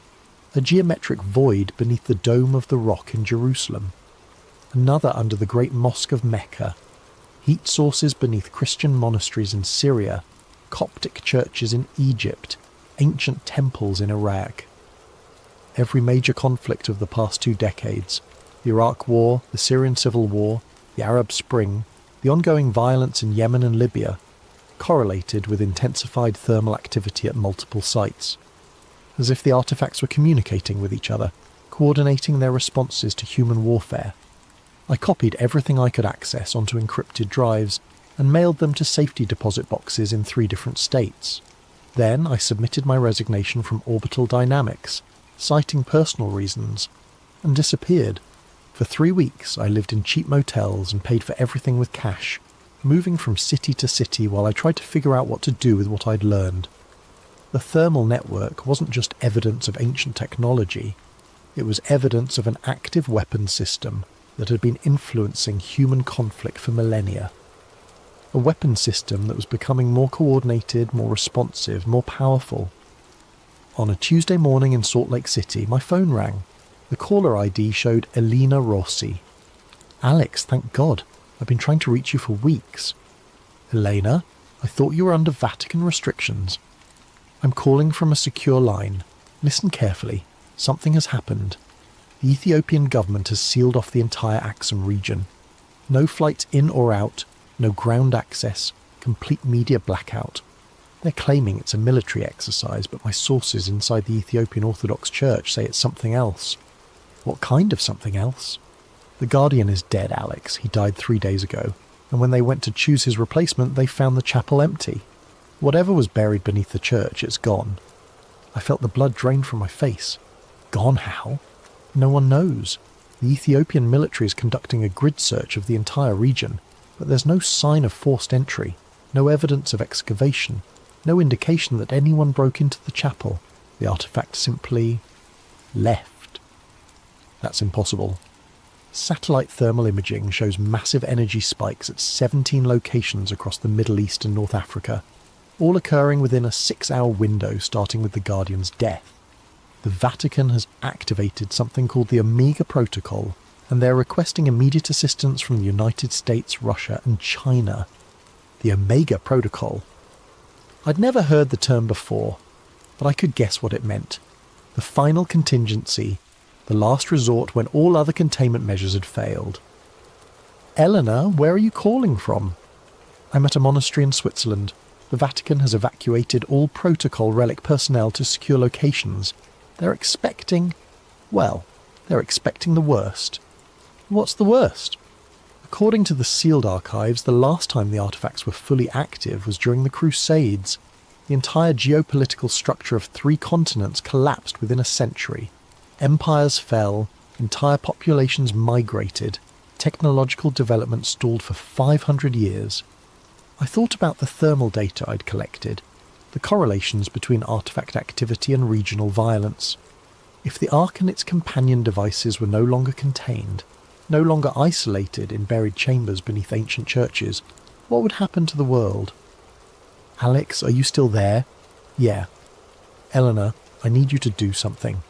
I'm going to send you coordinates for safety deposit boxes in Phoenix, Dallas, and Atlanta. Inside each box is a complete archive of satellite data showing the thermal network. If something happens to me, make sure that information reaches someone who can act on it. What are you going to do? I'm going to find the Ark. The line went dead. That afternoon I bought a plane ticket to Ethiopia under a false name, using identity documents I'd acquired during my weeks of hiding. If the Ethiopian government had sealed off the Axum region, I'd have to find another way in, but I was probably the only person outside government and religious authorities who understood the scope of what was happening. The only person who might be able to track down a 3,000-year-old weapon that had just escaped from its prison and was preparing to reshape human civilization. I'm writing this from a cabin in the mountains of western Montana, 6 months after the Axum incident. The official story is that a localized seismic event damaged several ancient structures in northern Ethiopia, requiring temporary military restrictions while archaeological assessment teams evaluate the cultural heritage impact. The real story is that 17 ancient weapons have vanished from their containment sites across 3 continents, leaving behind nothing but empty chambers and the withered corpses of their guardians. The thermal network I discovered through satellite analysis was just the visible symptom of something much older and more complex.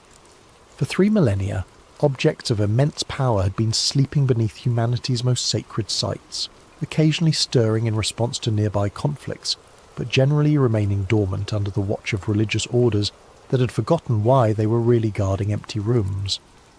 Now they're awake, active and loose in a world with 7 billion people, and enough weapons to destroy civilization a dozen times over.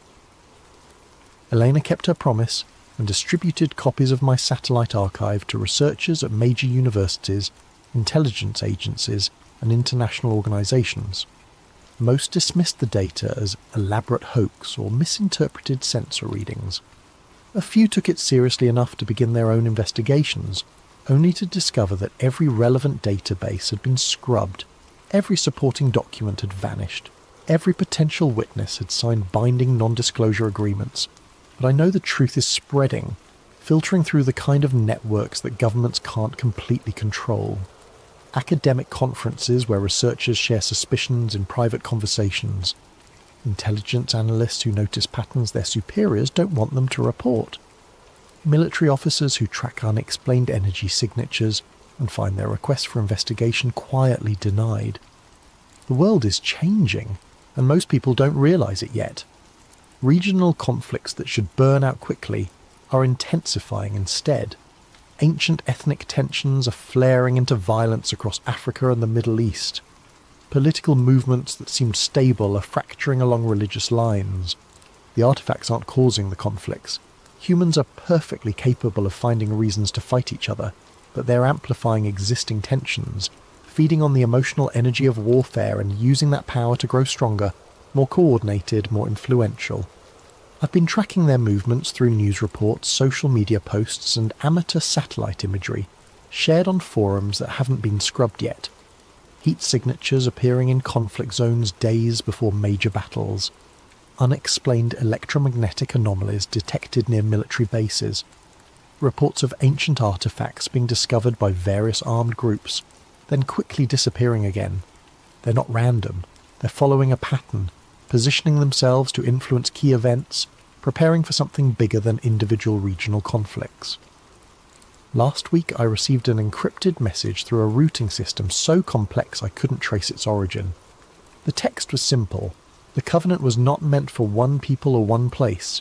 It was meant for all people, all places when the time was ready. The time is now ready. Choose wisely. Choose wisely, as if I have a choice in whatever's coming. But maybe that's the point. Maybe the real power of these artifacts isn't their ability to influence events, but their ability to force people to make choices they wouldn't otherwise have to make. The Guardian in Axum spent decades watching over something that was slowly killing him, but he chose to stay, chose to maintain the containment protocols, chose to warn me away from dangers I didn't understand. Now it's my turn to choose. I could destroy this account, burn the remaining evidence, disappear completely into a life where none of this ever happened. Or I can keep tracking the artifacts, documenting their movements, building a record of what's really happening as the world stumbles towards some kind of transformation it doesn't see coming. The cabin where I'm staying sits on 40 acres of isolated mountain forest, far from cities and conflict zones, and the electromagnetic networks that seem to attract the artifact's attention. But even here, on clear nights, I can see strange lights moving across the sky. Not aircraft, not satellites, but something else entirely, following patterns that suggest intelligence and purpose. They're out there, 17 pieces of ancient technology that were designed to reshape civilizations, and they're working together now, coordinating their efforts, preparing for something that will make the fall of empires look like minor historical footnotes. I have 3 more encrypted drives hidden in various locations around the country, each containing copies of everything I've learned about the thermal network and the artifact sites. If you're reading this, it means something happened to me, and Elena Rossi or one of the other researchers I contacted managed to get this information published despite whatever security measures are in place to prevent it. Don't dismiss this as conspiracy theory or elaborate fiction. Check the satellite data yourself if you have access. Look for thermal anomalies beneath major religious sites. Track the correlations between unexplained energy signatures and regional conflicts. Pay attention to news reports of ancient artifacts being discovered and then quickly classified or removed by authorities. The pattern is there if you know how to look for it.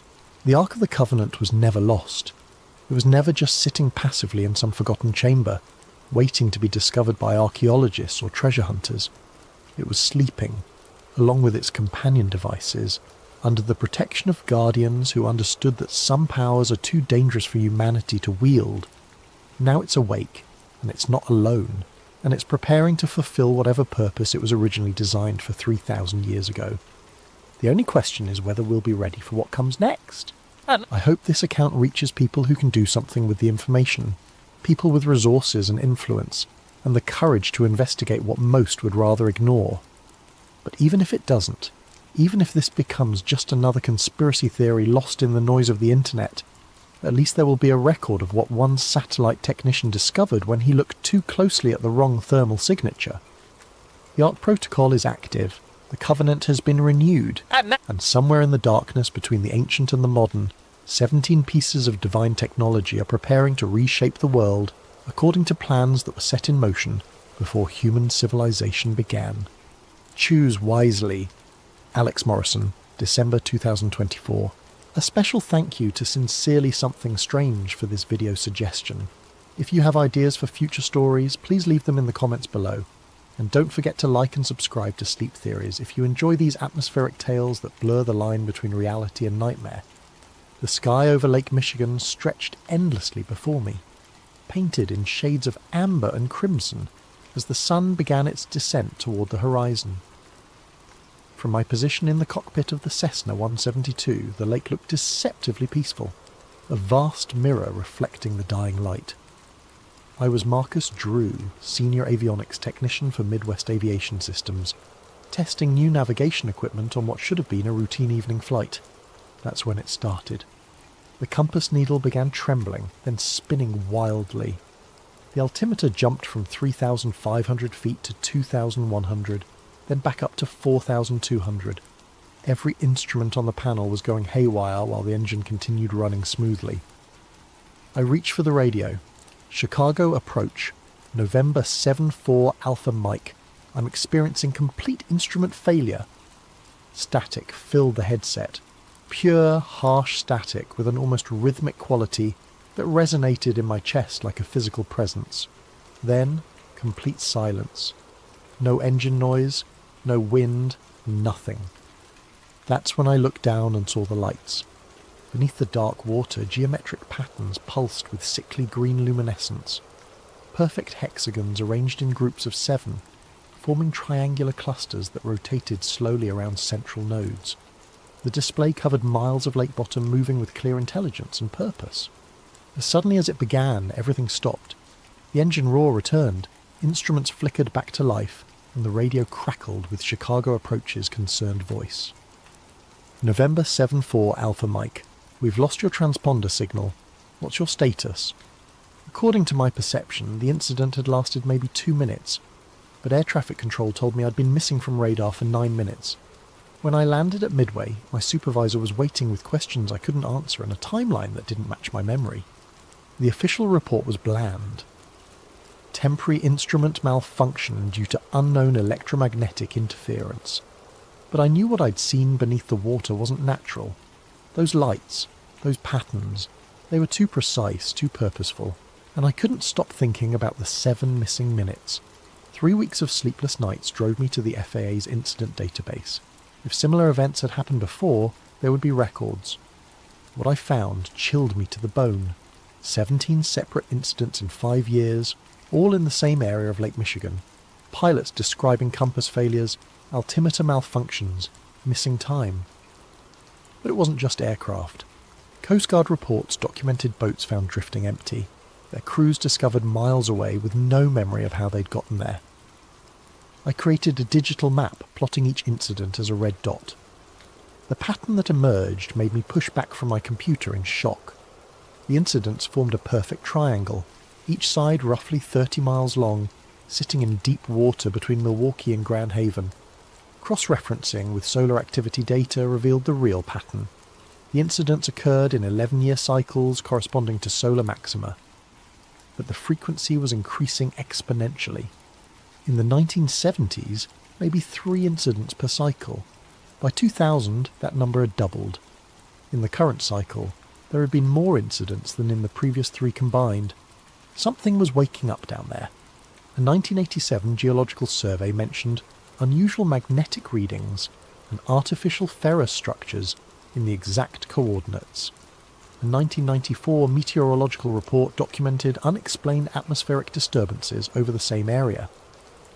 And buried in a 1982 Coast Guard report, persistent sonar anomalies suggest the presence of geometric structures inconsistent with natural lake bottom topography.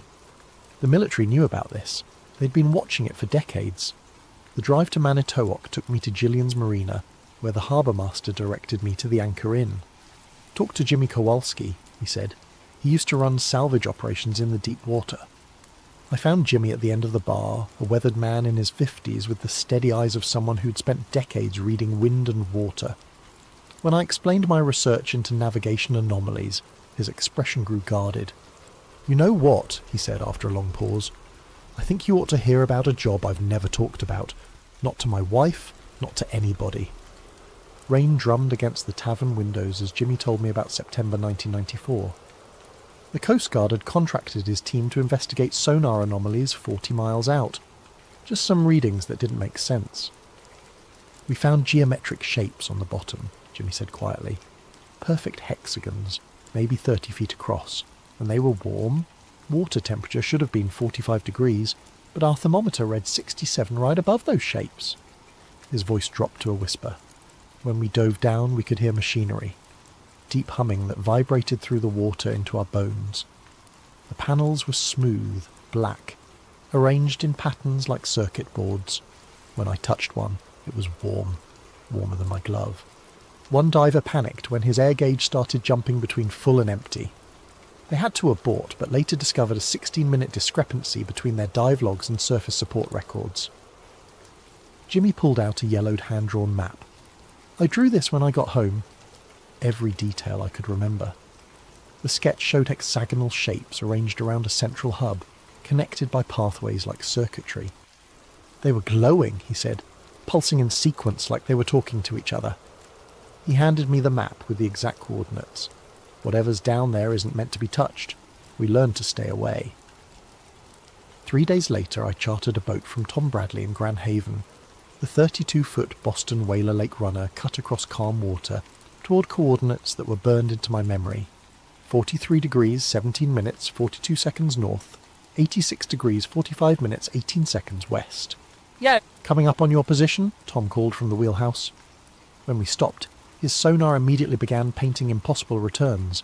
Structures at multiple depths, geometric shapes suspended in the water column like a skyscraper lying on its side. That's when I noticed the buoys floating 50 yards away. 3 of them, arranged in a perfect triangle, unmarked and definitely not on any chart. "Tom, how long have those been there?" He frowned, raising binoculars. "Don't know. Didn't see them when we arrived." The buoys were humming, a low-frequency vibration that resonated through the boat's hull. As we watched, they began repositioning themselves to maintain their triangular formation despite wind and current. "Start the engine," I said urgently. "Now!" Tom turned the key, but nothing happened. Every piece of electronic equipment was dead, including my mechanical watch, frozen at 2:17 p.m. The water around the buoys began to glow. Hexagonal patterns materialized in the depths. The same geometric grid I'd seen from the aircraft, but now covering miles of lake bottom. Each hexagon pulsed with its own rhythm while remaining synchronized with the whole.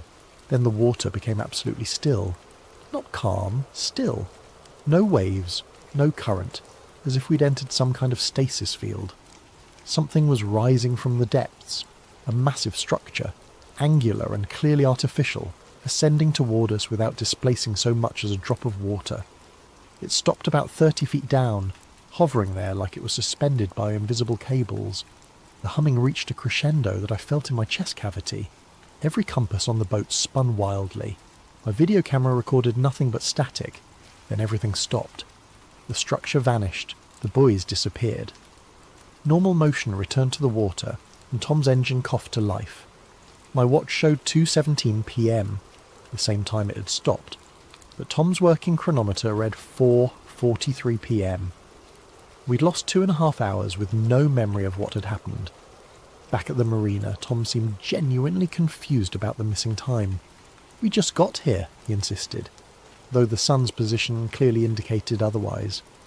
That night in my hotel room, I felt the same sickness I'd experienced after the flight. Nausea, ringing ears, and vivid dreams of vast machines humming beneath dark water. In the dreams, I heard voices calling across impossible distances, trying to warn me about something that was coming, something that was almost ready to begin. The Northwestern University Library's Maritime Archives held the key. Using my FAA credentials, I gained access to boxes of documents that hadn't been touched in years. Navy research files, Coast Guard reports, materials from private salvage companies. Project Deep Signal had been established in 1965 as a joint military research initiative studying subsurface electromagnetic phenomena in inland waterways. Most files were heavily redacted, but revealing details slipped through, references to geometric structures inconsistent with natural formation, mentions of time displacement effects in test subjects, and notes about harmonic frequencies that influence human perception and memory. A 1967 field report described Navy divers investigating sonar anomalies in Lake Michigan. Structures observed appear to be of artificial origin, displaying technological sophistication beyond current human capability. Recommend immediate classification and establishment of exclusion zone. The recommendation had been implemented. Restricted navigation areas were quietly established in all 5 Great Lakes during the late 1960s, officially designated as military training zones, but actually keeping civilian traffic away from the anomaly sites. But the most disturbing documents were interview transcripts with military personnel exposed to what they called the signal. Lieutenant Commander Morrison described sonar showing geometric shapes arranged in patterns like nothing I'd ever seen. Petty Officer Santos reported hexagonal panels that glowed with their own light, and time distortion effects. Lieutenant Bradley, a Navy pilot, had experienced complete system failure over Lake Michigan, at coordinates less than 5 miles from my encounter. The instruments all failed at once, she reported, but the strangest thing was the lights under the water. They formed patterns like a vast circuit board. The final document was a 1978 memo from the project director to the Secretary of Defense. After 12 years of investigation, Project Deep Signal has determined that the subsurface installations represent technology of non-human origin. The installations appear to be monitoring stations of unknown purpose, but recent analysis suggests they may be preparing for increased activity. The memo's recommendation: continued observation while maintaining public ignorance. The installation's activity appears cyclical, corresponding to 11-year solar maxima. Current projections suggest significant increase in signal strength beginning in the 1990s. Everything I'd discovered in my research was there in military files from 40 years ago. They'd known about the installations for decades, studied them extensively, and concluded they were of alien origin, and they'd been tracking an escalation pattern that was now approaching some kind of culmination. 2 days later, I made a fatal mistake. I posted anonymously on PilotNet describing my encounter and asking if others had experienced similar incidents. The response was immediate. Dozens of pilots with similar stories of instrument failures, compass anomalies, and missing time over Lake Michigan. But what caught my attention was a message from Deepwater 47 with Jimmy's exact coordinates.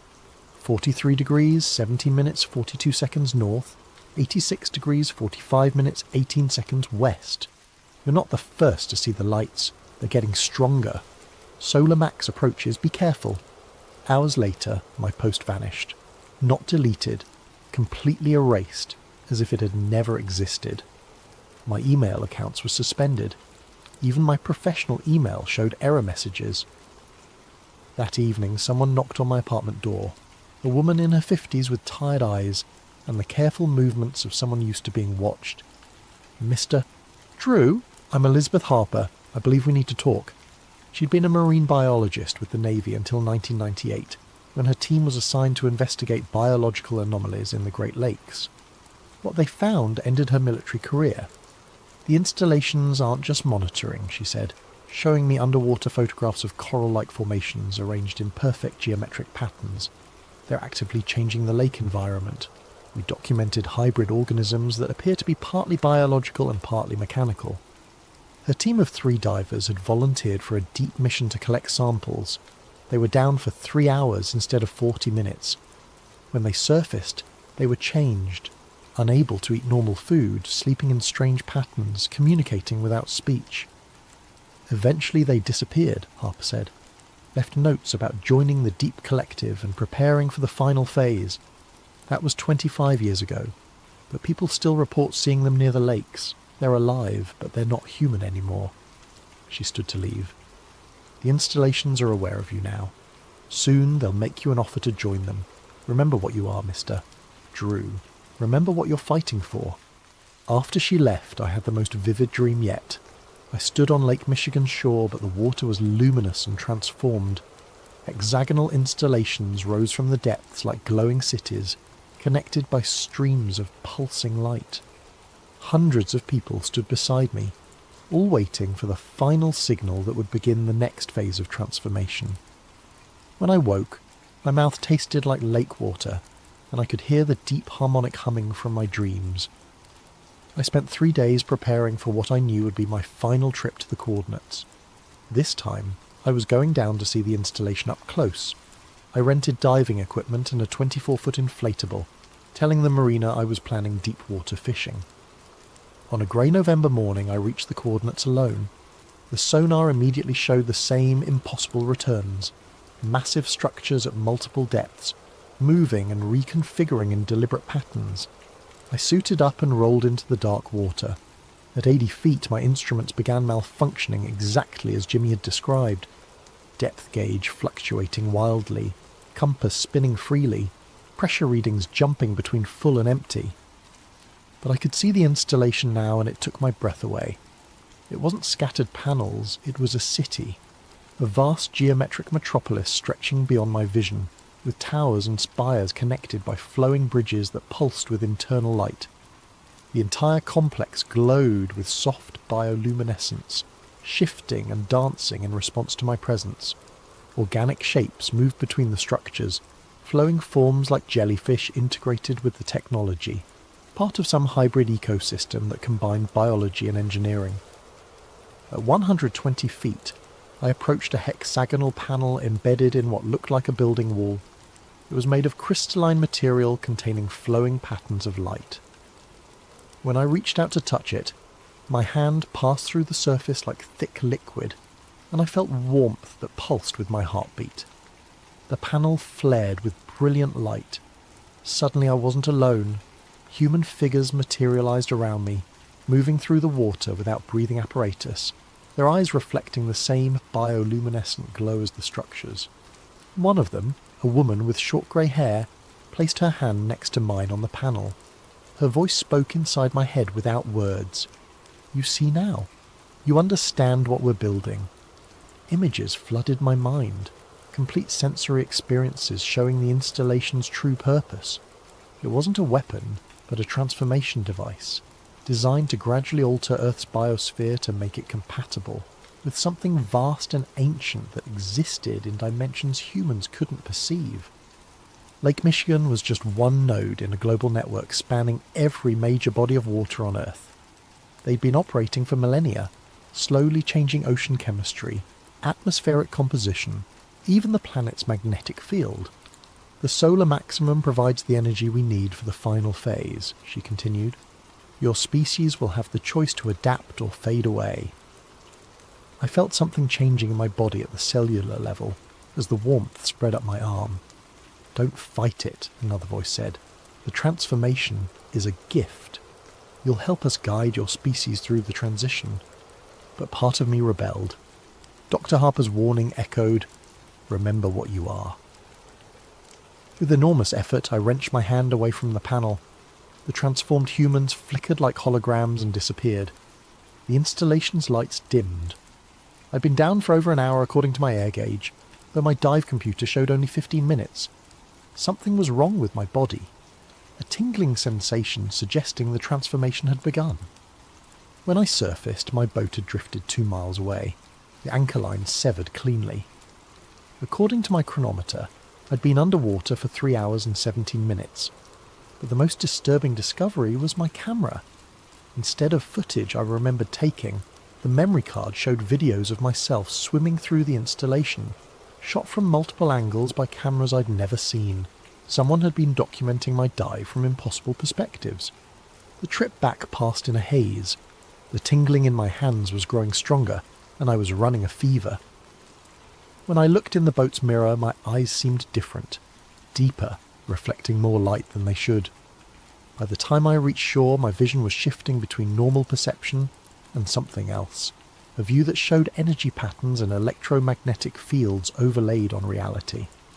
I could see power lines as ribbons of light, sense radio transmissions filling the air, and beneath it all, I could feel the deep signal, the harmonic frequency connecting installations worldwide, building towards some kind of crescendo that would transform the entire planet. I woke up floating in Lake Michigan with no memory of how I'd gotten there. The sun was directly overhead, but the shoreline looked wrong, familiar structures replaced by buildings I didn't recognize. My body felt lighter, as if the water was more buoyant than it should be. When I reached the beach, I found people moving with subtly inhuman grace, their eyes reflecting light in the same way mine had after the dive. They were all transformed, all part of the network.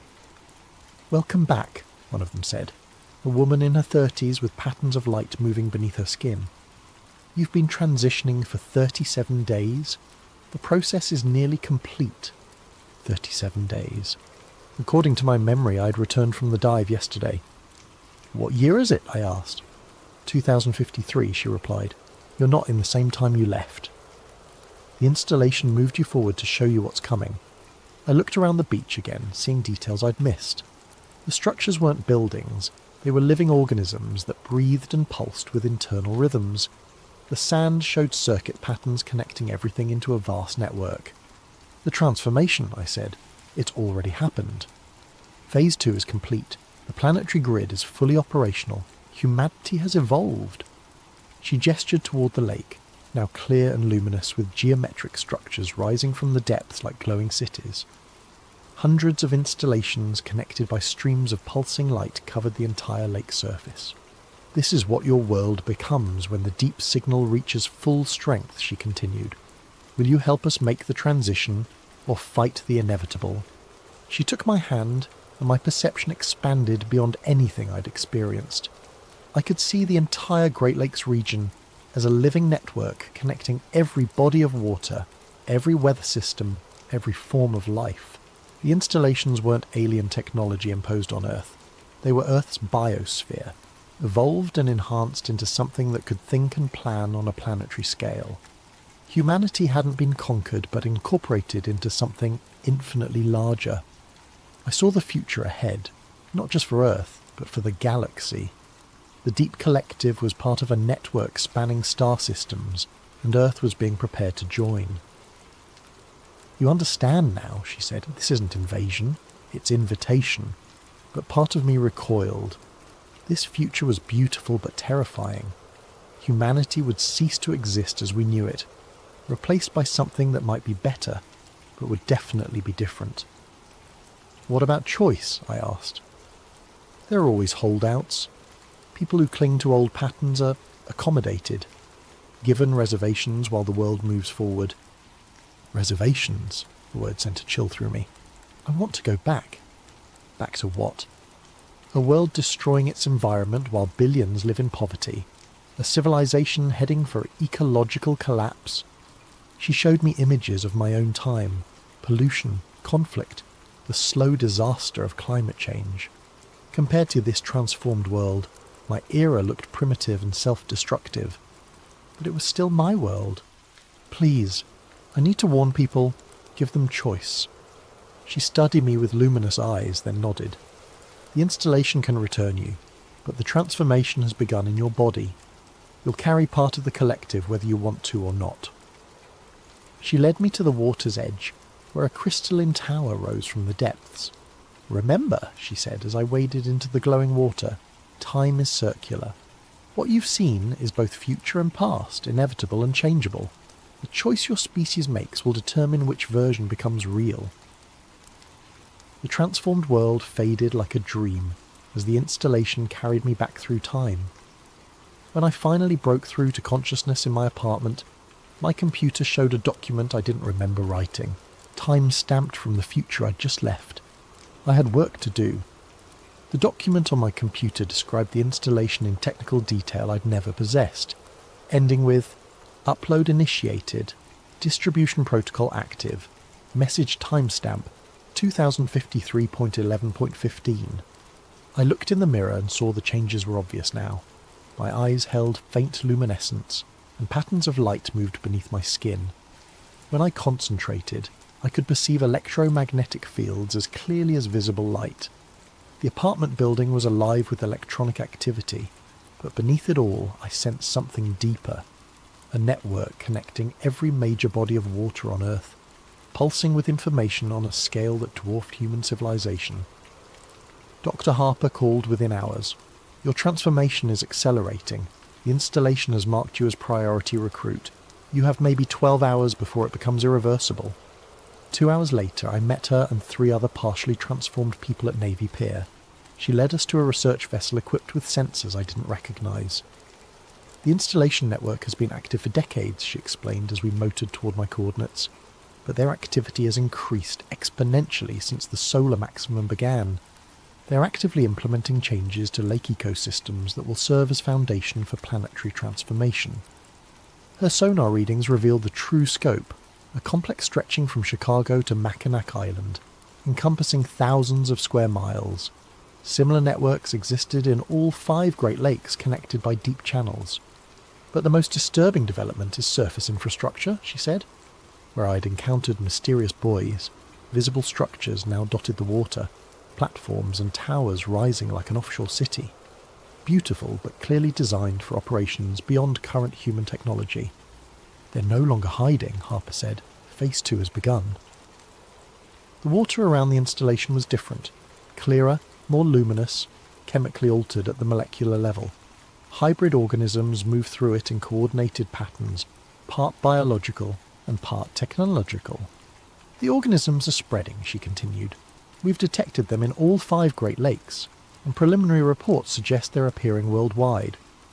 Based on current expansion rates, we estimate 18 to 24 months before the transformation reaches critical mass.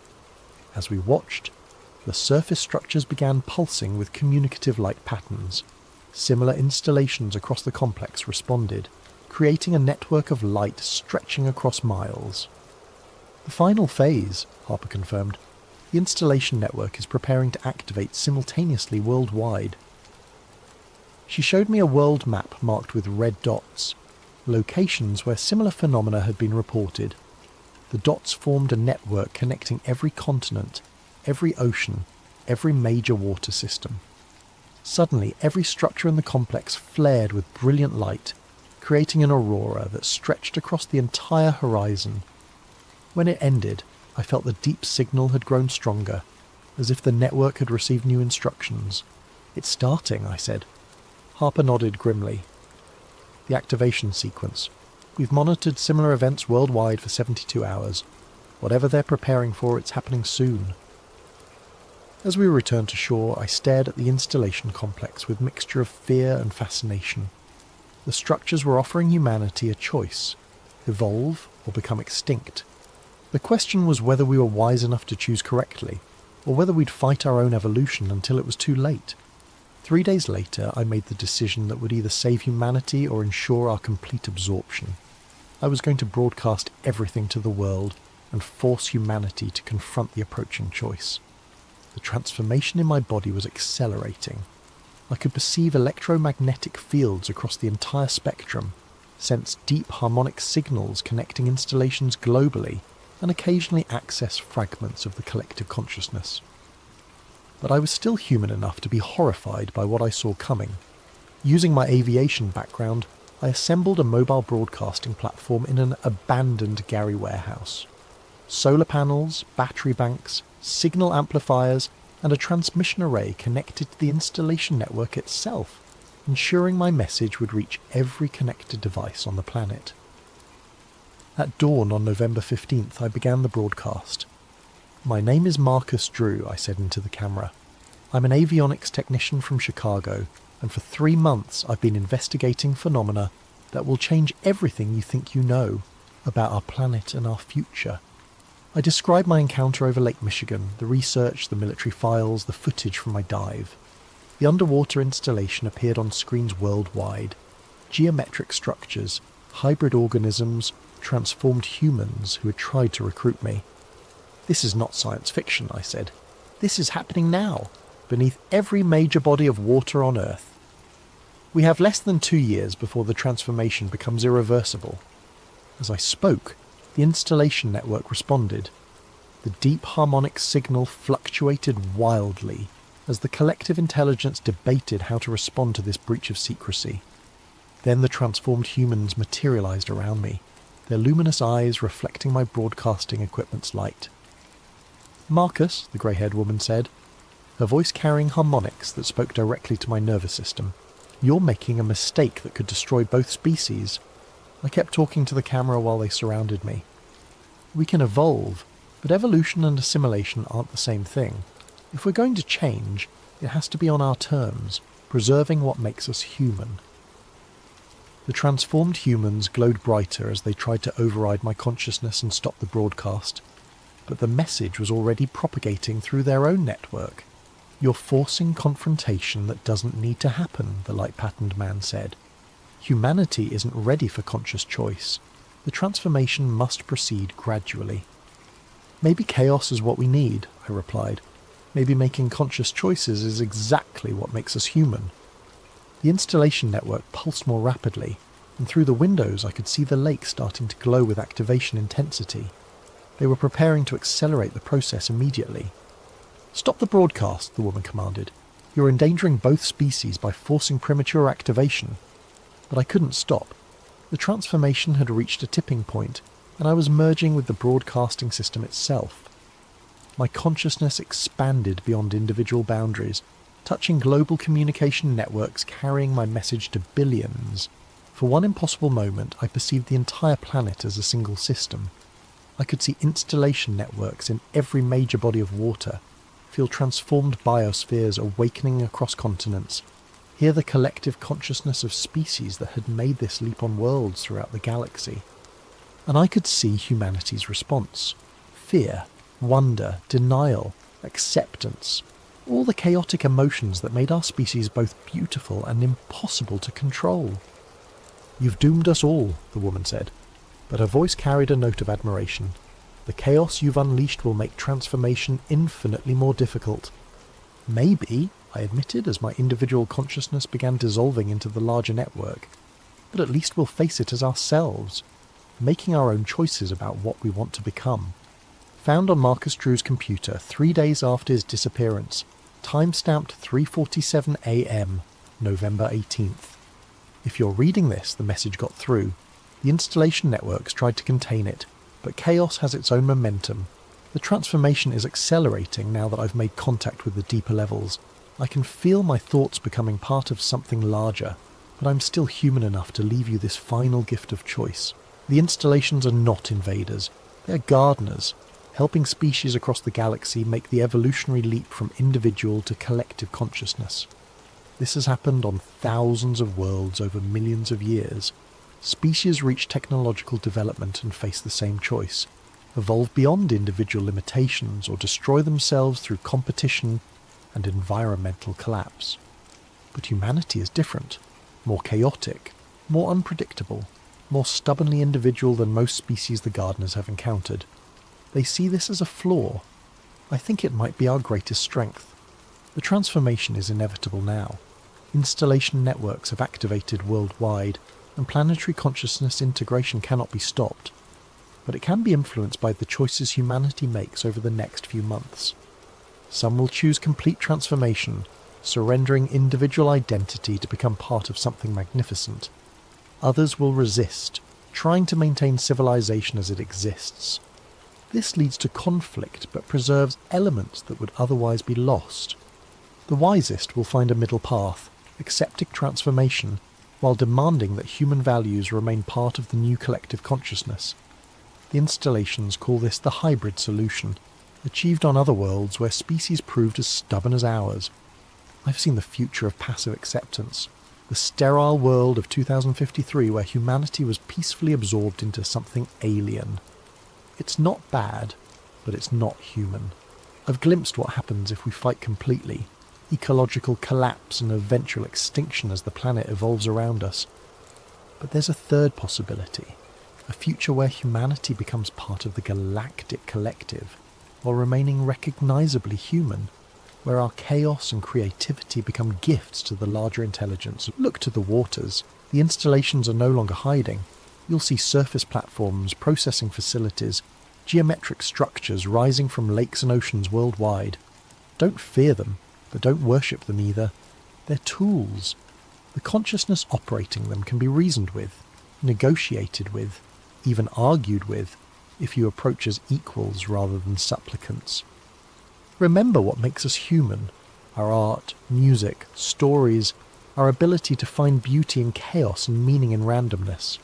These aren't flaws to be corrected, but qualities that could enrich the galactic collective beyond anything it has achieved. The deep signal is fully active now. I can hear it in every body of water on Earth, feel it reaching out to touch similar signals from worlds across the galaxy. Humanity has perhaps 6 months to decide what form transformation will take. Choose wisely. Choose consciously.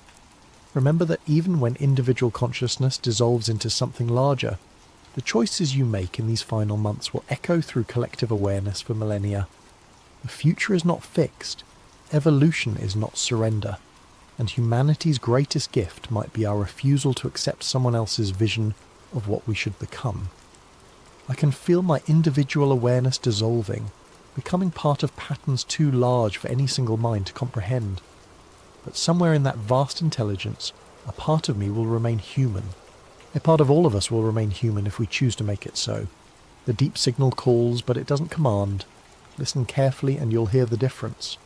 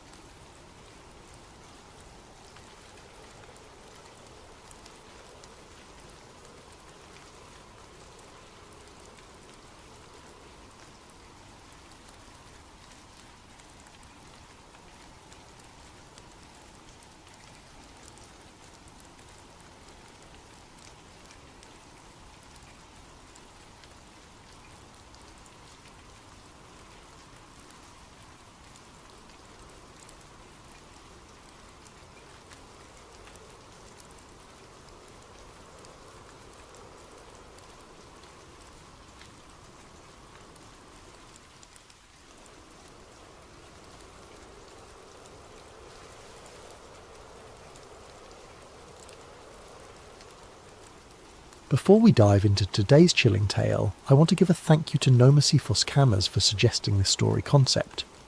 Your ideas help make sleep theories what it is today. If you have your own story suggestions, please leave them in the comments below. I read every single one. And if you enjoy these stories, don't forget to like and subscribe to Sleep Theories for more spine-tingling content that will keep you up at night. What lies beyond the forbidden line in Antarctica? Some boundaries exist for reasons we're never meant to understand. My name doesn't matter anymore.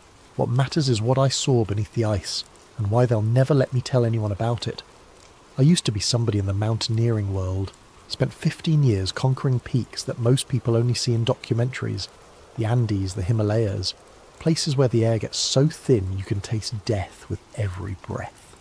I had sponsors, magazine covers, speaking engagements. Then came the incident on Everest. 3 climbers died because of a decision I made, and suddenly my name became poison in the climbing community. That's how I ended up in a dingy office in Christchurch, New Zealand, staring at a contract from Meridian Logistics. They needed an experienced mountaineer to guide a survey team in Antarctica. Weather station installations, they said. Scientific equipment placement. Nothing dangerous, nothing complicated. Just use my expertise to keep their people alive in one of the most hostile environments on Earth. The money was good. Too good for what they claimed was simple work, but I was broke, blacklisted, and running out of options. I signed the papers without reading the fine print. I should have read the fine print. 3 days later, I was on a cargo plane headed for the bottom of the world, watching the last traces of civilization disappear beneath a blanket of endless white. The other passengers were quiet, professional types who avoided eye contact and spoke in whispers. Government contractors, maybe. Or worse. We landed at McMurdo Base as the Antarctic summer was beginning to fade. Even in the relatively warm season, the cold hit me like a physical blow when the cargo doors opened. But it wasn't just the temperature that made me shiver, Cyrus, it was the silence. Antarctica doesn't just lack sound, it devours it. Every word, every footstep, every breath gets swallowed by the infinite white void. Commander Hayes met me at the landing strip. He was a weathered man in his 50s, with a kind of permanent squint that comes from decades of staring at snow.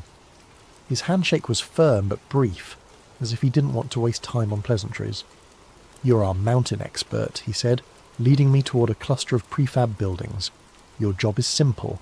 Keep the science team alive while they do their work. We go out in 2 days." "What kind of scientific work?" I asked. Hayes paused mid-step. "Weather stations. Climate monitoring. Standard stuff." It wasn't the answer that bothered me. It was the way he delivered it, like he was reciting lines from a script. But I kept my mouth shut. I was being paid to guide, not to ask questions. That evening I sat in the mess hall picking at a plate of reconstituted beef stew and listening to the conversations around me. Most of it was typical base chatter, complaints about the food, speculation about weather patterns, gossip about personnel rotations. But then I caught something that made my blood run cold. 2 officers sat at a table near the wall, speaking in low voices. I couldn't make out most of their conversation, but one phrase came through crystal clear. Another team didn't come back, not a single trace. I turned to look at them, but they were already standing, clearing their trays. As they walked past my table, one of them glanced at me with an expression I couldn't read. Warning? Pity? Fear? Later that night, lying in my narrow bunk, I stared at the ceiling and tried to convince myself I'd misheard. Teams went missing in Antarctica all the time. Equipment failures, weather emergencies, simple human error in an environment that forgave nothing. It didn't have to mean anything sinister. But sleep didn't come easily, and when it did, I dreamed of endless white horizons and voices calling from beneath the ice. The next morning, Hayes briefed the team in a conference room that smelled like coffee and diesel fuel. There were 6 of us total.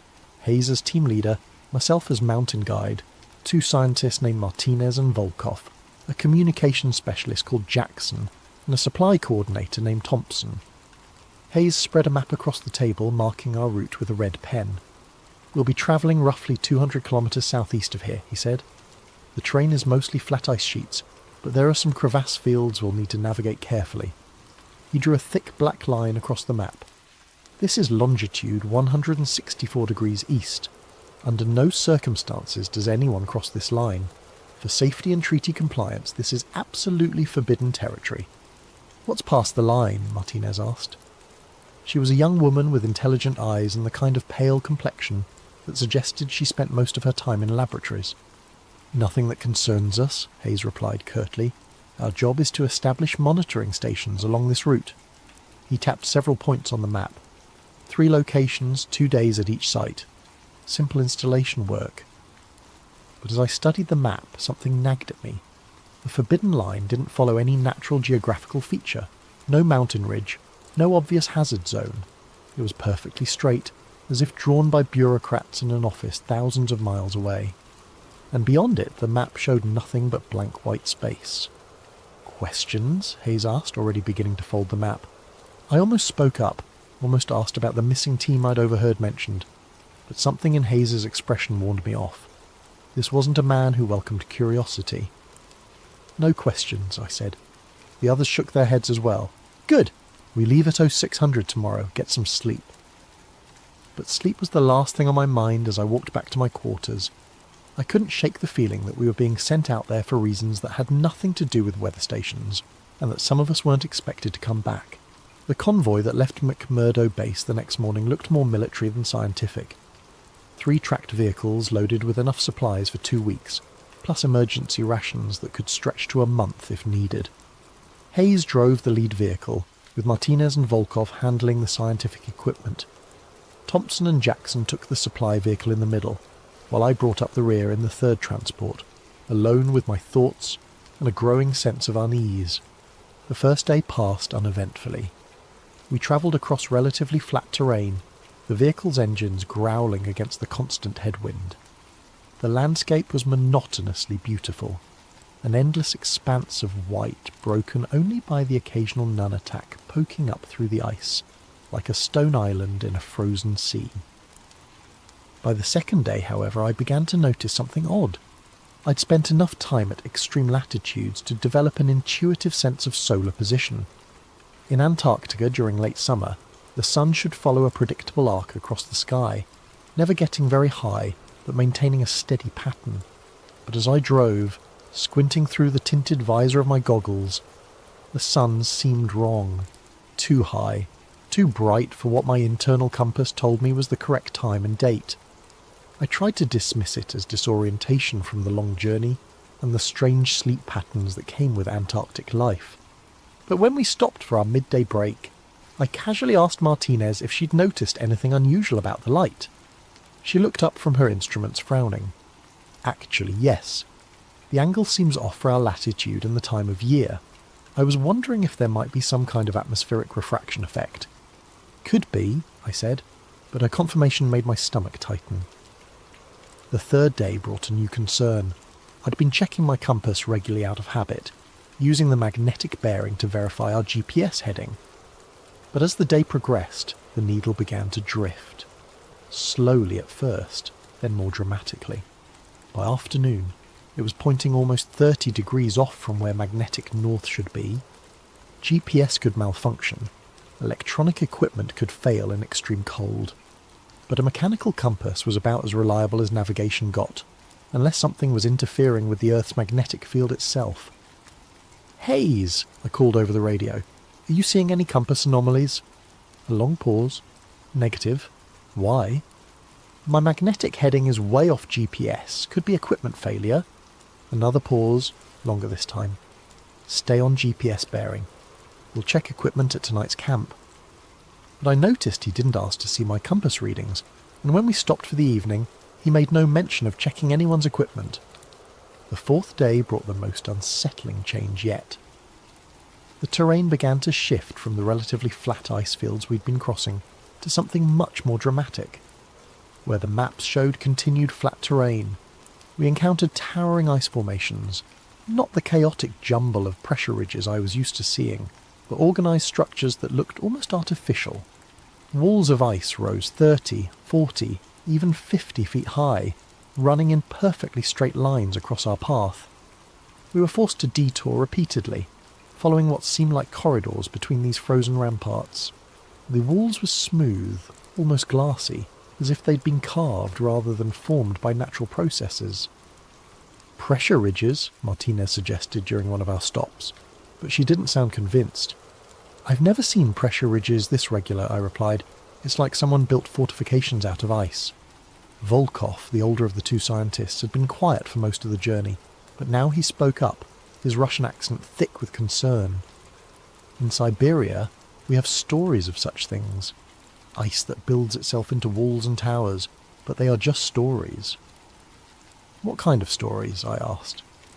But before Volkov could answer, Hayes's voice crackled over the radio. Mount up. We're burning daylight.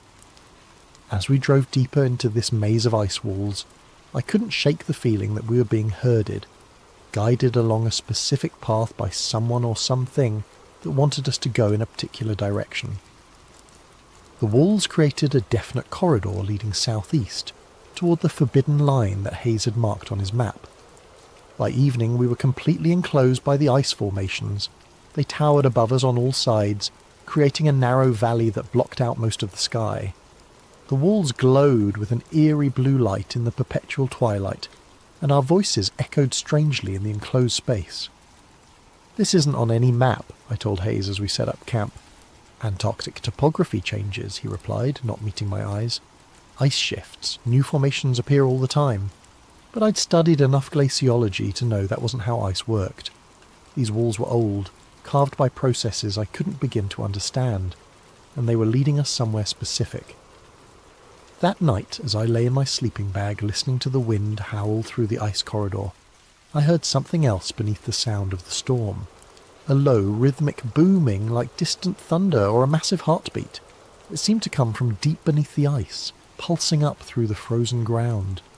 I sat up, straining to listen, but the sound faded away. When I checked my watch, it was just past midnight, though in Antarctica's endless twilight, time became almost meaningless. I was beginning to suspect that we weren't just approaching the forbidden line. We were being drawn toward it by forces that had nothing to do with weather stations or scientific research. And somewhere in the ice walls around us, I had the growing certainty that we were being watched. The booming sound returned just before dawn. I was awake instantly, every mountaineering instinct screaming danger. The sound was deeper than thunder, more sustained than an avalanche. It seemed to come from everywhere and nowhere, vibrating through the ice walls that surrounded our camp. The others felt it too. I could see lights moving in the other tents as people fumbled for flashlights and gear. Hayes was the first to emerge, his rifle slung across his shoulder, which was interesting, since he'd never mentioned weapons during our briefing. "Equipment check," he barked. "Everyone up. Now."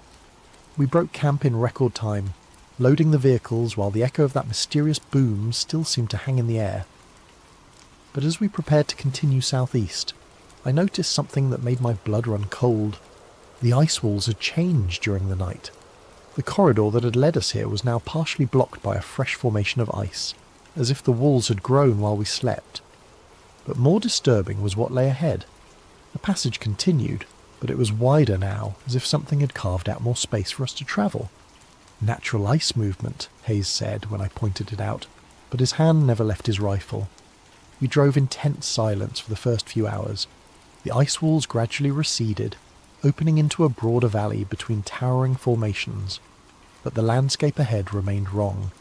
Hills where the maps showed flat ground, valleys that shouldn't exist, and always that sense of being guided along a predetermined path. It was Martinez who first spotted the crack. "Stop," she called over the radio, "there's something ahead."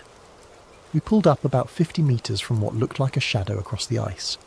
But as we approached on foot, I realised it wasn't a shadow at all. It was a fissure in the ice sheet, running perpendicular to our path. The crack was maybe 3 feet wide, but I couldn't see the bottom even when I shone my flashlight into the depths. "Fresh break," I observed, examining the edges. The ice was clean and sharp, not weathered by wind and time. "This opened recently." "How recently?" Hayes asked. I knelt down and touched the edge of the crack. There were stress patterns in the ice that told a story. Sudden, violent separation caused by enormous forces from below. Hours, maybe. Could have been what caused that booming sound. but as I played my light along the fissure, I noticed something that made me pause. There was air movement coming up from the depths. Not the dead, still air you'd expect from a simple crack in the ice sheet, but a warm breeze that carried scents I couldn't identify. "There's airflow," I reported, "and it's warm." Volkov knelt beside me and held his hand over the crack. His eyes widened. This is not possible. Below ice sheets should be more ice, or rock, nothing that creates warm air. Hayes ordered us back to the vehicles, but I lingered at the edge of the fissure. As my eyes adjusted to the darkness below, I could make out shapes in the depths. Not just ice and rock, but something else. Dark surfaces that reflected my flashlight beam, and far below, so distant I might have been imagining it, a faint greenish glow. "Move out," Hayes called. But as we loaded back into the vehicles, I kept thinking about that warm breeze and the impossible glow from the depths. In 15 years of extreme environment experience, I'd learned to trust my instincts, and my instincts were telling me that we'd found something that wasn't supposed to exist. We spent the day detouring around the fissure, following its edge as it curved away to the southeast. The crack ran for kilometres without seeming to narrow or close. Occasionally I caught glimpses of that strange glow from the depths, always too distant and faint to be certain of what I was seeing. By evening we'd travelled nearly 20 kilometres along the fissure's edge without finding a way across. Hayes called a halt as the perpetual twilight deepened, and we made camp on a flat section of ice about 100 metres from the crack. "Tomorrow we find a way round," Hayes announced during our brief evening meal. "Mission parameters haven't changed." But I could see the tension in everyone's faces. Whatever we'd stumbled onto, it wasn't part of any weather station installation plan. As the others settled into their tents, I found myself drawn back to the edge of the fissure.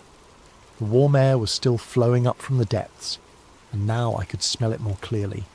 Not the sterile cold of Antarctic air, but something organic, almost alive, like moss and earth and growing things, impossible as that seemed.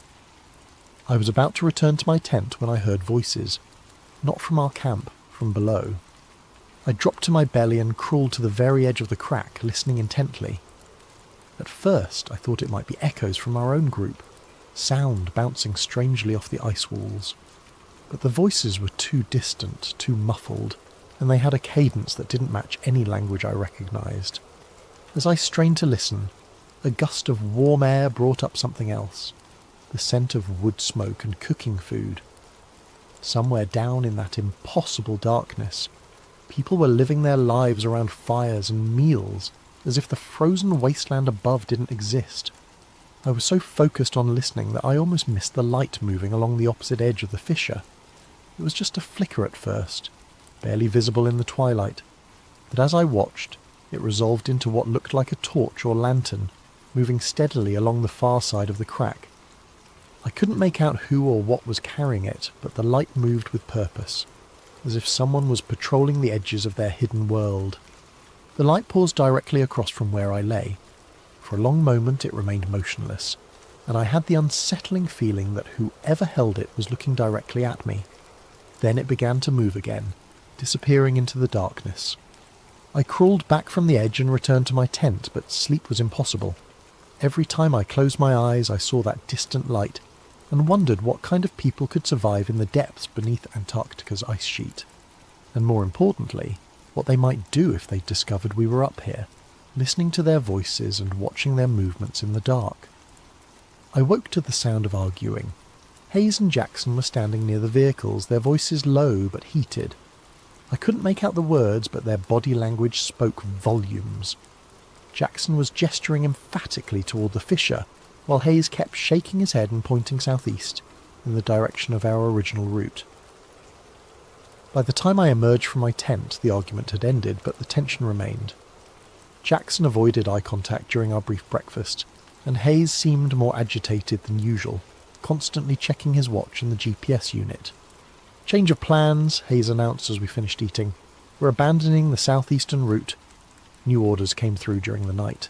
It was a lie, and everyone knew it. Our communications equipment had been acting up for days, and I'd seen no evidence of any incoming transmissions, but no one called him on it. "Where are we headed?" Martinez asked. Hayes consulted his map. though I suspected he already knew exactly where we were going. Northwest, back toward the main research corridor. We'll establish monitoring stations along a modified route. Northwest would take us away from the fissure and whatever lay beneath it. Away from the warm air and distant voices and impossible green glow. Part of me felt relieved. Mountaineering had taught me when to retreat from dangerous situations. But another part, the part that had driven me to climb the world's most dangerous peaks, rebelled against walking away from the greatest mystery I'd ever encountered.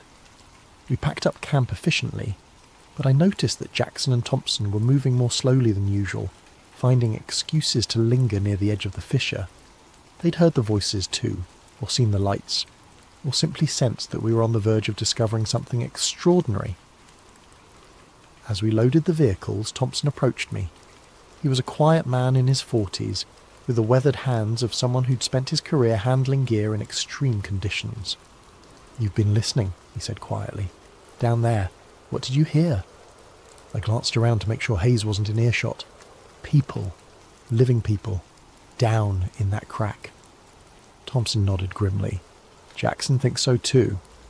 We've been talking about it." "Talking about what?" "About what happens if we just drive away and pretend we never found this place."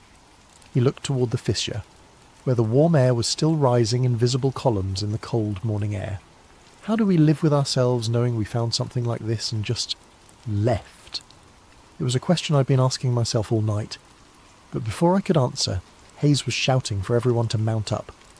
We drove northwest for 3 hours, putting the fissure behind us. But the landscape remained wrong. Too many hills, too many valleys, ice formations that shouldn't exist according to any map. It was as if we'd crossed into a different version of Antarctica, one where the normal rules of geography no longer applied. During our midday stop, Hayes spread out his map and began marking locations for the monitoring stations. But I could see that his hands were shaking slightly, and his eyes kept drifting back toward the southeast, where we'd left the fissure behind. "First station here," he said, pointing to a spot on the map that looked identical to every other spot. "We'll establish base camp and begin installation tomorrow." But Jackson wasn't looking at the map. He was staring back the way we'd come, where a thin column of warm air was still visible on the horizon like a distant smoke signal. "We need to go back," he said suddenly. Hayes looked up sharply. "What?" "That fissure. Whatever's down there, as we can't just ignore it. This could be the discovery of the century." "Our job is weather stations," Hayes replied, but there was something in his voice that suggested he was trying to convince himself as much as Jackson. "Our job is supposed to be weather stations," Thompson added quietly, "but we all know this mission was never about weather stations." The silence that followed was deafening. Hayes stared at the two men, and I could see him weighing his options. He had authority, but authority only worked when people were willing to follow, and it was becoming clear that his team was having second thoughts about abandoning the greatest mystery any of us had ever encountered. "The mission parameters are non-negotiable," Hayes said finally. "Then maybe it's time to renegotiate," Jackson replied. That evening, as Hayes set up our camp in another anonymous stretch of ice, Thompson approached me again. This time Martinez was with him. "We're going back," Thompson said without preamble. "Tonight. You're the mountain expert. We need your help." "Hayes won't authorize it," I pointed out. "Hayes doesn't need to know," Martinez said. "We slip out after he's asleep, rappel down into that fissure, and see what's really down there. A few hours, that's all. By morning, we're back here and no one's the wiser." It was insane. Rappelling into an unknown crack in the ice, in the middle of Antarctic night, without proper backup or communication with base camp. Every rule of safe expedition practice said to walk away, but I thought about those distant voices and the impossible warmth rising from the depths. I thought about 15 years of climbing mountains because they were there, of pushing into places where humans weren't meant to go. "What about equipment?" I asked. Thompson smiled grimly. "Already taken care of. Ropes, harnesses, lights, emergency supplies, everything we need for a basic reconnaissance. If Hayes finds out..." "Let us worry about Hayes," Martinez said. "Are you in?" I looked back toward the southeast, where that column of warm air was still faintly visible against the starless sky.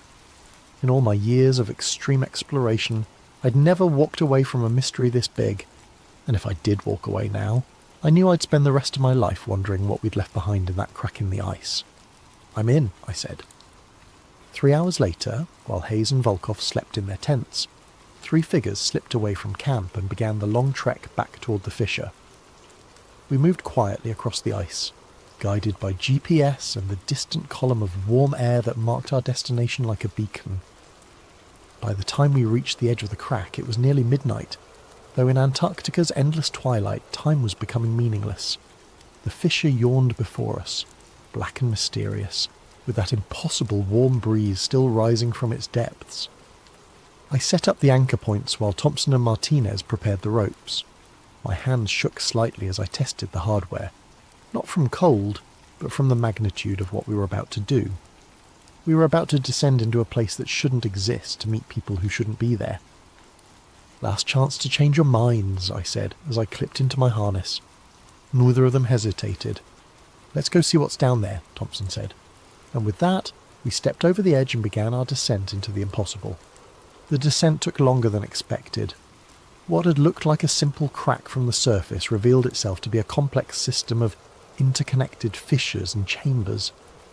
The walls were smooth ice for the first 30 metres, but as we rappelled deeper, the ice gave way to exposed rock, dark stone that looked nothing like the typical Antarctic geology I was familiar with. The warm air grew stronger as we descended, carrying with it scents that shouldn't exist in this frozen wasteland. I caught hints of vegetation, wood smoke, and something else. Something organic and alive that made the hair on the back of my neck stand up. "How far down do you think this goes?" Martinez whispered, her voice echoing strangely off the walls. "GPS shows we're about 60 metres below surface level," I replied, checking my instruments. "But the acoustic properties suggest the chamber system extends much deeper." Thompson, rappelling on the rope beside me, suddenly stopped. "Light," he said. "Do you see that?" I followed his gaze and felt my heart skip a beat. Far below us, barely visible in the darkness, was a faint greenish glow. Not reflected light from our headlamps, but something generating its own illumination. "Bioluminescence," Martinez suggested. "Maybe," I said, but I'd never heard of bioluminescent organisms surviving in Antarctica's extreme conditions. We continued our descent, moving carefully through a series of natural rock formations that created a rough staircase down through the fissure system. The walls here showed signs of modification, not recent construction, but ancient stonework that had been worn smooth by centuries of wind and weather. "These aren't natural formations," Thompson observed, running his hand along a section of wall where the rock had been deliberately shaped. "Someone carved these passages." The stonework was crude but effective, creating handholds and ledges that made the descent easier. Whoever had carved them understood the principles of safe passage through vertical terrain. But the style was unlike anything I'd seen in my travels, neither modern nor matching any historical human civilization I was familiar with. As we descended deeper, we began to encounter artifacts. The first was a stone marker, roughly the size of a gravestone, placed on a natural ledge about 90 metres down. The surface was covered with carved symbols that looked like a mixture of pictographs and abstract geometric patterns. The carving was fresh, recent enough that the edges were still sharp and clean. "Can you read any of this?" I asked Martinez, who had some background in archaeology. She studied the symbols carefully, running her fingers over the carved lines. "It's not like any writing system I've encountered. But see this symbol here?" She pointed to a recurring mark that looked like a stylized mountain peak. "It appears multiple times. Could be a warning, or maybe a territorial marker." We photographed the stone thoroughly before continuing down. The next artifacts appeared about 20 metres deeper, tools fashioned from bone and metal, cached in natural shelters carved into the rock walls. The bone was worked smooth and polished, while the metal pieces showed signs of sophisticated forging techniques. "The metalwork is impressive," Thompson noted, examining a knife blade that gleamed despite what must have been years of exposure to the elements. "This isn't primitive technology." But it was the footprints that truly shook us. We found them preserved in a patch of softer sediment that had accumulated on a wider ledge, about 120 metres down. At first glance they looked almost human, bipedal, with what appeared to be 5 toes. but the proportions were wrong. Too long, too wide, with claw marks that suggested the owners walked on the balls of their feet, rather than flat-footed like humans. "How big would you estimate the creature that made these?" Martinez asked, kneeling beside the clearest print. I placed my boot next to the largest track for comparison. The print was nearly half again as large as my size 11 hiking boot, and significantly wider. "Big," I said, "and recent. These couldn't have been here more than a few days." The implications were staggering. We were looking at evidence of large, intelligent bipedal creatures living in a hidden ecosystem beneath Antarctica's ice sheet. Creatures that made tools, carved stone markers, and established settlements in places humans had never explored. As we continued deeper, following the warm air currents that grew stronger with every metre of descent, we began to hear sounds from below. Not the distant voices I detected from the surface, but closer, more immediate sounds. The creak of ropes or leather, the scrape of tools against stone, and underneath it all a low harmonic humming that seemed to come from multiple sources. "They know we're here," Thompson whispered. He was right. The sounds had a quality of alertness, of activity stirred by our presence. Whatever lived in these depths was aware of our descent and was responding to it.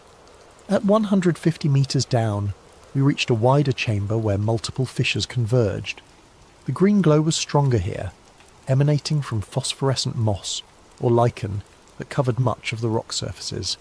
The air was noticeably warmer, perhaps 50 degrees Fahrenheit, an impossible temperature for this latitude and depth. But it was what we saw across the chamber that made us all freeze in place. 3 more stone markers, much larger than the first, arranged in a deliberate triangle around what appeared to be a sleeping area.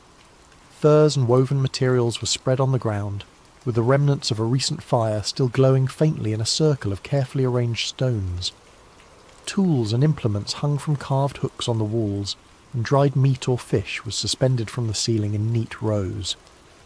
Someone lived here, not visited occasionally, but actually made this impossible place their home. "My God," Martinez breathed, "it's a dwelling!" As we examined the living space more closely, I became aware of another sound. Not the random noise we'd been hearing, but something more organised. Musical, almost, with a rhythmic pattern that suggested communication. Horn calls echoing up from deeper in the fissure system. Long, haunting notes that seemed to carry messages between unseen listeners in the darkness below. "They're signalling," I realised, warning each other that we're here.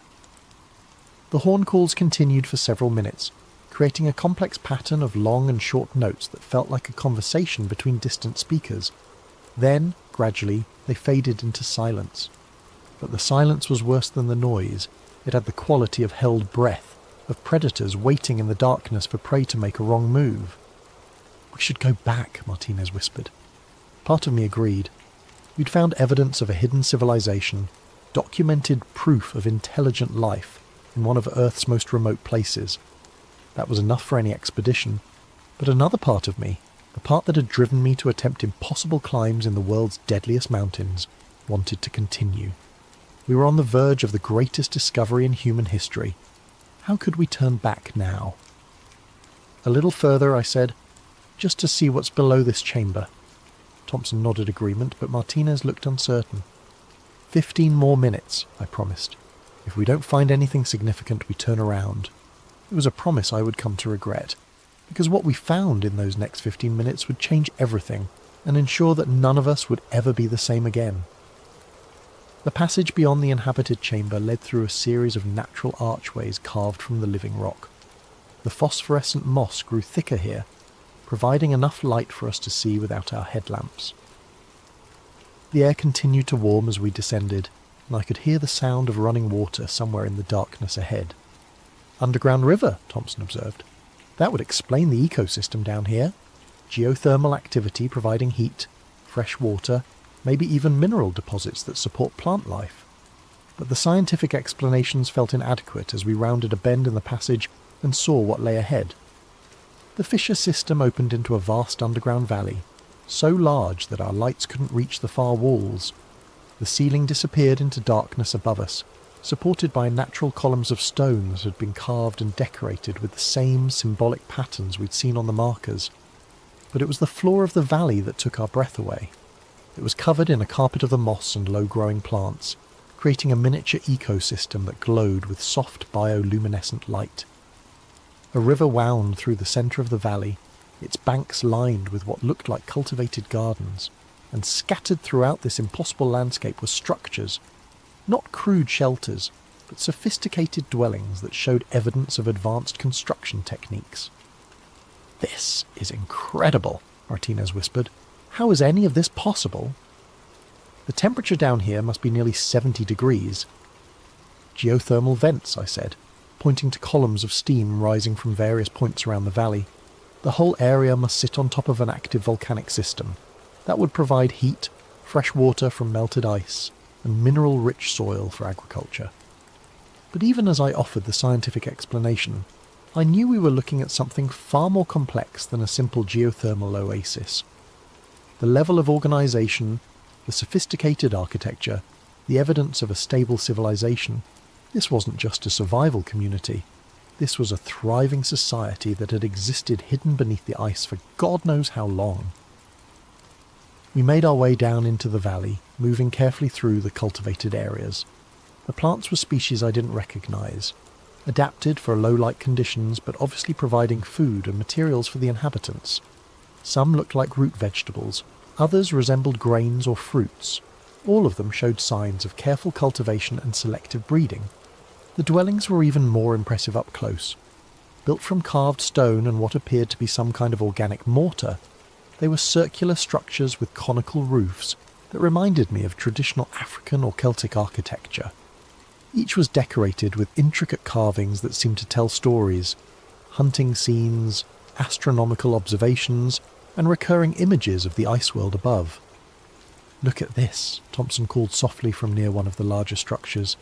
"These carvings show the surface. They know what's up there."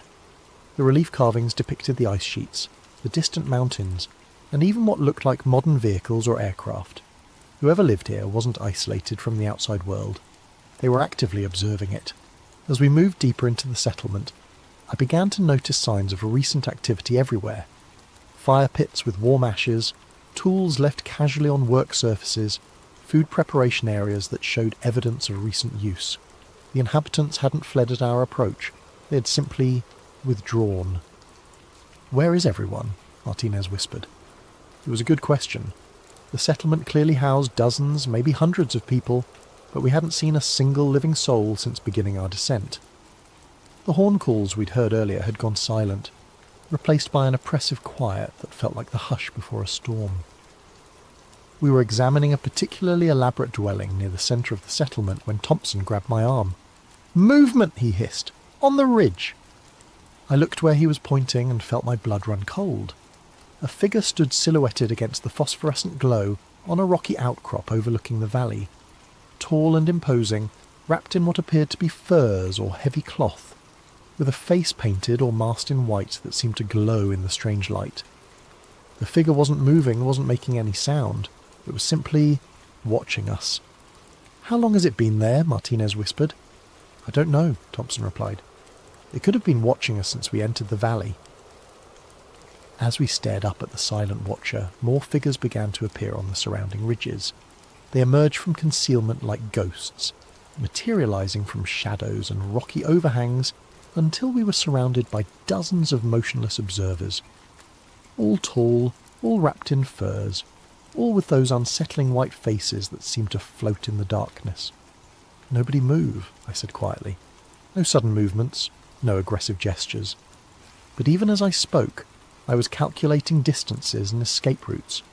We were in the bottom of a valley with limited exits, surrounded by unknown numbers of potentially hostile inhabitants. Our ropes were 200 metres above us, assuming we could even reach the chamber where we'd started our descent. For several minutes we stood frozen in a bizarre standoff. The watchers made no move to approach, but they also showed no signs of leaving. They simply observed us with an intensity that felt almost physical, as if they were studying every detail of our appearance and behaviour. Then, without any visible signal, one of the figures on the central ridge raised its arm and pointed, not at us, but back toward the passage we'd used to enter the valley. The gesture was unmistakable. "Leave." "I think they want us to go," Martinez said unnecessarily. "The question is, what happens if we don't?" Thompson replied. As if in response to his words, more figures appeared on the ridges. Not just dozens now, but what looked like hundreds, emerging from concealment in the rocks and behind the settlement structures. They still made no threatening moves, but the message was clear. We were vastly outnumbered, and our welcome had expired. "We should respect their wishes," I said, though every instinct screamed at me to stay and try to make contact. This was the discovery of the century, proof of a hidden civilization that had survived in one of Earth's most hostile environments. Walking away now felt like abandoning the greatest opportunity in human history. But I'd spent 15 years in situations where good judgment meant the difference between life and death, and my judgment was telling me that we were moments away from a confrontation we couldn't win. "Back to the passage," I said, slowly, no threatening moves. We began to retreat, moving carefully through the settlement with hundreds of silent watchers tracking our every step. The figures on the ridges remained motionless, but I could sense movement in our peripheral vision, more inhabitants emerging from the structures around us, following our progress through their hidden world. As we reached the passage that led back to the upper chambers, I risked one look back at the settlement. What I saw made my skin crawl.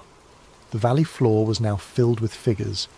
They had emerged from every dwelling, every shadow, every concealed position, until the entire settlement was alive with silent observers. Men, women, children, an entire civilization that had been watching us from the moment we entered their domain. And in their absolute silence, in their complete stillness, there was something far more menacing than any overt threat could have been.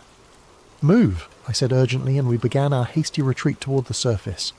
But as we climbed back through the carved passages, I couldn't shake the feeling that our visit had changed something fundamental. We had been witnessed, catalogued, assessed, and somewhere in those silent, watching faces, decisions were being made that would have consequences far beyond our ability to imagine. The inhabitants of the hidden valley now knew that the surface world had found them. The question was what they intended to do about it. The climb back to the inhabited chamber felt endless. Our headlamps cut through darkness that seemed thicker than before, and every shadow looked like it might conceal a pursuing figure. The silence was oppressive, no sound except our own breathing and the scrape of our boots against stone. "Are they following us?" Martinez whispered during a brief rest on one of the carved ledges. I listened carefully, straining to hear any evidence of pursuit. For a moment, there was nothing but the faint whisper of air currents through the fissure system. Then I caught it. A soft sound, like leather against stone, coming from somewhere below us in the darkness. "Yes," I said. "Keep moving." We climbed faster, abandoning stealth for speed. But the sounds of pursuit grew closer, not the heavy footfalls you'd expect from people climbing after us, but something more subtle. Whispered communications in a language that sounded like wind through rock formations. The scrape of tools or weapons against stone, and underneath it all, a rhythmic sound that took me several minutes to identify. Drums. They were using drums to coordinate their movements, passing signals through the fissure system with low, resonant beats that our presence almost masked. "They're not just following us," Thompson realized. "They're organizing." Getting ahead of us. He was right. The drum signals were coming from multiple directions now, including passages that branched off from our route. Whatever pursuit force was tracking us, they knew these tunnels far better than we did, and they were using that knowledge to surround us. We reached the inhabited chamber where we'd found the dwelling, but it was no longer empty. Fresh torches burned in wall sconces that hadn't been lit during our descent, and the sleeping furs had been disturbed. Someone had been here recently, possibly was still here, hidden in the shadows beyond our headlamp beams. "Don't stop," I urged. "Keep climbing." But as we prepared to continue up toward the surface, Martinez suddenly grabbed my arm. "Listen," she whispered. The drum signals had stopped. The whispered communications had ceased. Even the sound of movement through the passages below us had fallen silent. The only thing we could hear was the sound of our own breathing, unnaturally loud in the sudden quiet. "They're waiting for something," Thompson said. Before anyone could respond, the torches in the chamber began to go out one by one, plunging us back into the darkness of our headlamps. But in that brief moment before the last torch died, I caught a glimpse of movement in the shadows, multiple figures positioned around the chamber watching our every move. Go, I said. Now. We scrambled up the carved passages as fast as we dared, using our headlamps to navigate the increasingly treacherous terrain. Behind us, I could hear the sound of movement resuming, not hurried but purposeful. Our pursuers weren't panicking or rushing to catch us. They were herding us, driving us towards some predetermined destination. The realization hit me like a physical blow. We weren't escaping. We were being guided. The inhabitants of the valley had let us discover their settlement, had allowed us to retreat, and were now directing our route back to the surface. But why? As we climbed higher, approaching the point where we'd cached our rappelling equipment, I began to understand. The warm air currents that had drawn us into the fissure system were still flowing, but they'd changed direction. Instead of rising from the depths, they now seemed to be flowing horizontally, as if being artificially directed through the passage system. They're manipulating the airflow, I realised, herding us like sheep. The implications were terrifying. If the inhabitants could control air currents throughout the fissure system, they possessed technology far more sophisticated than their primitive-appearing tools and dwellings suggested. We weren't dealing with a simple, isolated community. We were confronting a civilization with capabilities we didn't understand. We reached our rappelling station to find that our equipment had been disturbed. The ropes were still anchored, but they'd been examined, tested, and carefully rearranged. Someone had been here while we were exploring the valley, studying our gear with the same intensity we'd brought to examining their tools and dwellings. "They know exactly what we're capable of," Thompson said grimly. "They've been watching us since we started the descent." As we prepared to rappel back to the surface, the sounds of pursuit resumed below us. But now they were different, more urgent, more coordinated. The whispered communications became a constant stream, and I could hear the sound of multiple groups moving through the passages beneath us. "They're converging on this position," Martinez observed.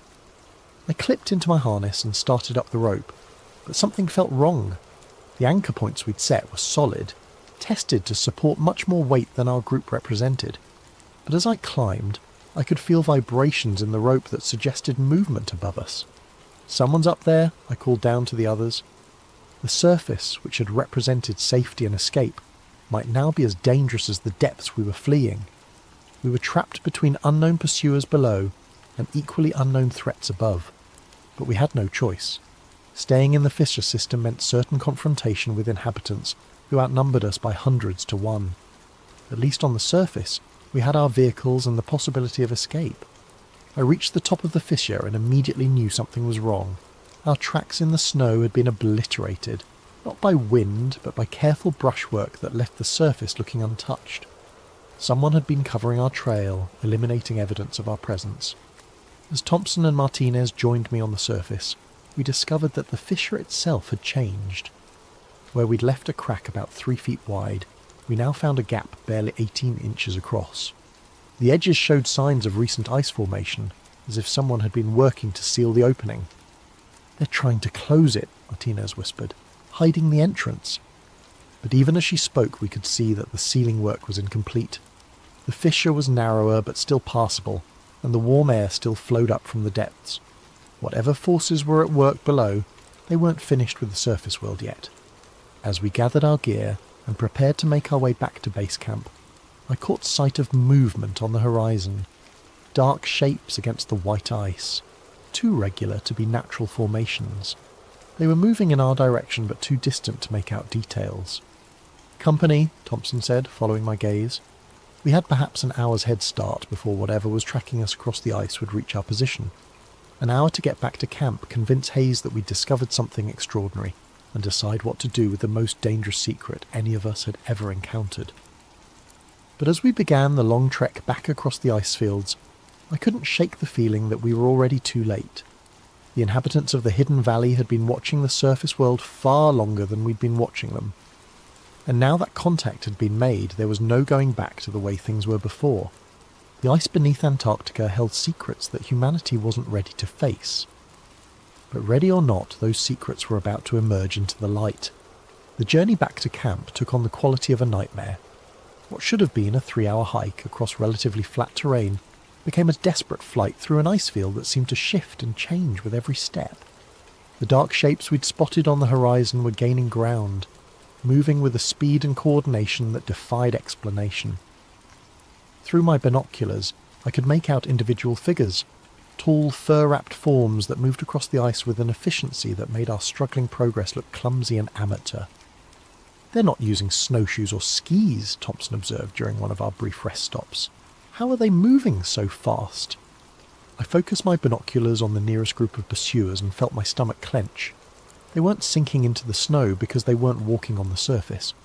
They were using some kind of broad, flat footwear that distributed their weight so efficiently they could practically run across terrain that forced us to trudge. "Indigenous snow travel technology," I said. "Probably been perfected over centuries." But even as I offered the explanation, I knew it was inadequate. The speed and coordination of our pursuers suggested capabilities that went far beyond advanced snowshoes. They were moving like a military unit, with scouts ranging ahead and flankers maintaining precise formations. Martinez checked her GPS and swore. "We're still 4 kilometers from camp. At this rate, they'll catch us before we're halfway there." I did the math in my head and came to the same grim conclusion. Our pursuers were covering ground at nearly twice our speed, and they showed no signs of fatigue. Unless something changed dramatically, we'd be overtaken long before we could reach the safety of Hayes's camp. That's when Thompson disappeared. One moment he was trudging through the snow beside us, the next he was simply gone. No cry, no sound of struggle, no disturbance in the snow to mark where he'd been. I turned around to find Martinez and myself alone on the ice field, with no sign of our missing teammate. "Thompson!" Martinez called, but her voice was immediately swallowed by the wind. I dropped to my knees and examined the snow where he'd been walking.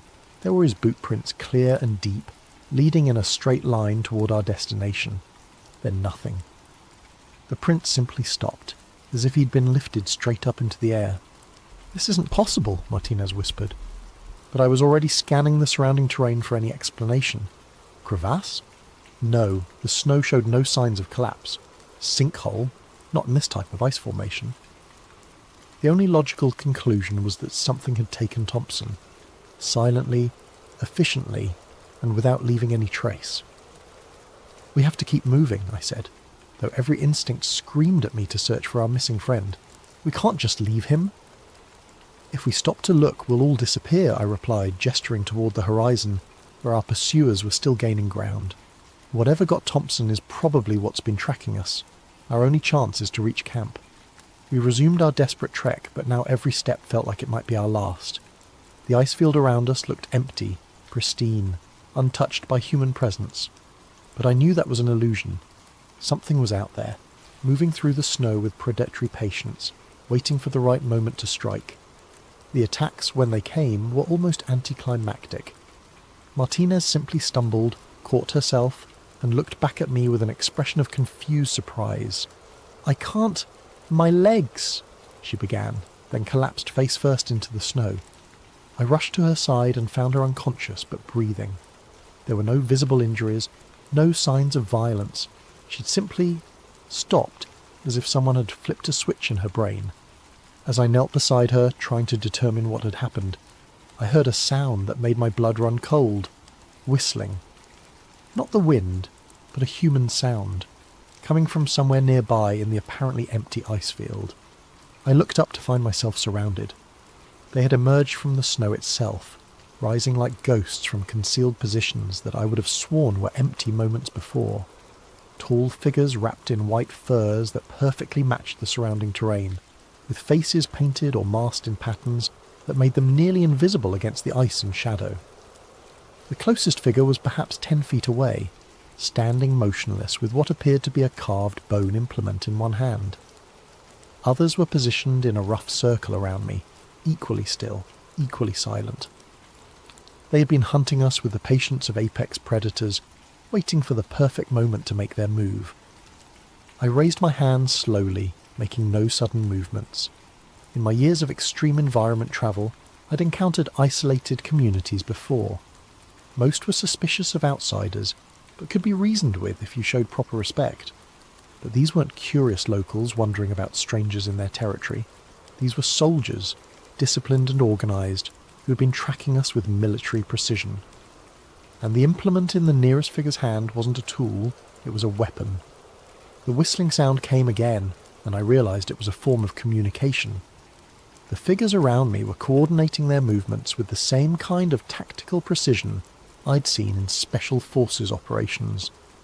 "We mean no harm," I said, though I doubted they understood English. "We're leaving.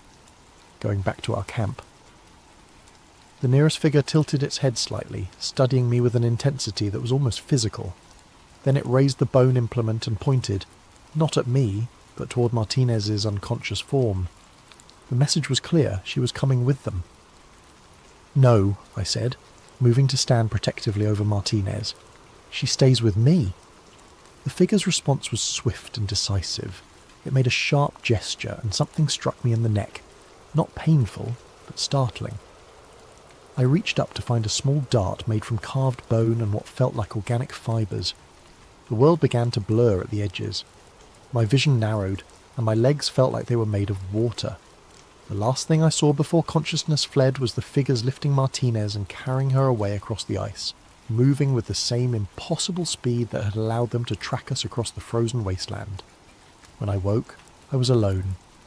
The sun had moved significantly across the sky, suggesting I'd been unconscious for several hours.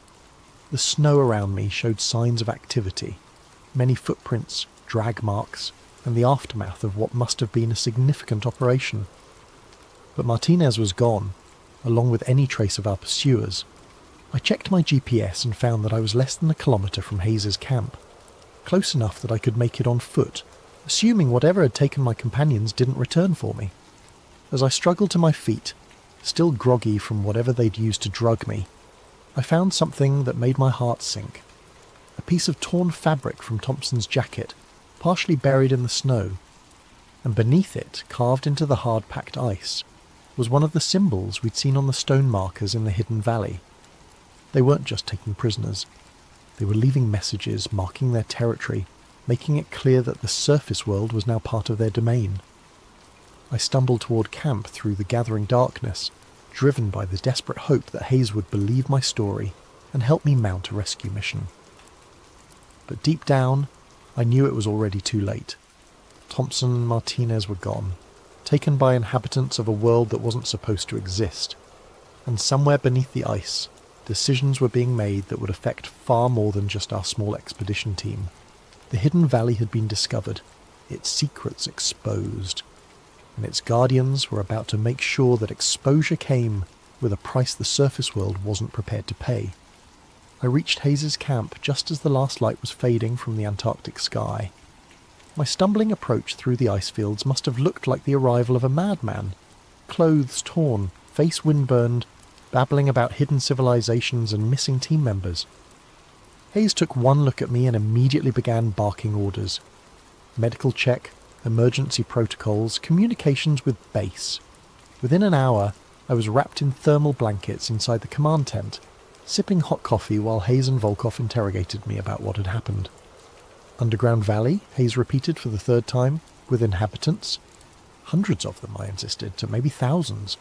"They have dwellings, agriculture, sophisticated technology, and they took Thompson and Martinez." Volkov exchanged a look with Hayes that I didn't like. "Altitude sickness can cause hallucinations," he said carefully, "combined with hypothermia, exhaustion." "I'm not hallucinating," I snapped. "Check the GPS logs. Look at the photographs Martinez took. There's evidence."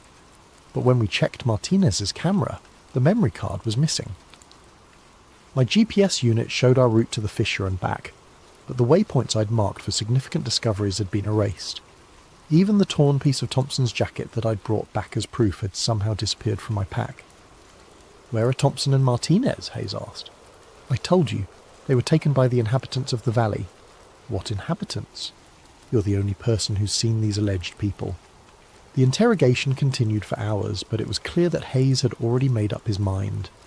As far as he was concerned, I'd suffered some kind of breakdown during a solo reconnaissance mission, and Thompson and Martinez had died in a crevice fall or equipment failure. "The official report will list them as lost during scientific operations," Hayes said finally. "Weather-related accident. You'll be evacuated to McMurdo for medical evaluation and debriefing." "You have to send a search team back to that fissure," I pleaded. "They might still be alive." "There will be no further operations in that area," Hayes replied with finality. "Mission orders are clear." I was flown back to McMurdo Base the next morning, sedated against my protests. The debriefing there was even more intensive, with psychologists and medical personnel who seemed more interested in my mental state than in the extraordinary discovery I was trying to report. Within a week, I was on a transport plane back to Christchurch, officially diagnosed with severe stress reaction and altitude-induced psychosis. My contract with Meridian Logistics was terminated, my security clearance revoked, and a comprehensive non-disclosure agreement placed before me with the clear understanding that signing it was the only alternative to permanent institutionalization. I signed, but signing the papers didn't erase what I'd seen, and it didn't bring Thompson and Martinez back. For months afterward, I tried to find someone who would listen, someone who would investigate. I contacted researchers, journalists, government officials. The response was always the same: polite skepticism followed by suggestions that I seek continued psychiatric care. The official record shows that Thompson and Martinez died in a crevasse accident during routine scientific operations. Their bodies were never recovered, which isn't unusual in Antarctic conditions. The weather station mission was completed by replacement personnel, and Meridian Logistics moved on to other contracts. I tried to move on too. Got a job guiding mountain climbing expeditions in the Rockies, far from anything that reminded me of ice and snow. Tried to convince myself that maybe the psychologists were right, that the stress and isolation had caused me to imagine things that couldn't possibly exist. Then the package arrived. It was waiting on my doorstep one evening 6 months after my return from Antarctica, wrapped in what looked like sealskin and tied with sinew. No return address, no postmark, no indication of how it had gotten there. Inside was a carved stone marker, identical to the ones we'd found in the hidden valley. These symbols were sharp and fresh, as if carved yesterday, and they included new pictographs that hadn't been on the original markers, images that clearly depicted our expedition, our descent into the fissure, and our encounter with the valley's inhabitants. But it was the final symbol that made my hands shake as I traced its outline. It was a perfect representation of my house, complete with details that could only have been drawn by someone who had seen it firsthand. The message was unmistakable. We know where you are. We know where you live. We remember. I moved the next week, leaving no forwarding address. Changed my name, my appearance, my entire life. But I know it doesn't matter. The inhabitants of the hidden valley found me once, and they can find me again whenever they choose. Sometimes, late at night when the wind howls through whatever temporary home I'm occupying, I hear sounds that remind me of that underground realm. The whisper of leather against stone, the distant echo of horn calls, the rhythmic beating of drums coordinating movements in the darkness, and I know that somewhere beneath the ice of Antarctica, in valleys that don't appear on any map, decisions are still being made about how to deal with the surface world that stumbled onto their ancient secrets. Thompson and Martinez are still down there, assuming they're still alive, maybe prisoners, maybe something worse, and the inhabitants of that hidden realm are still watching, still waiting, still planning. The Antarctic Treaty declares the continent a place of peace and scientific cooperation, protected from military activity and territorial claims.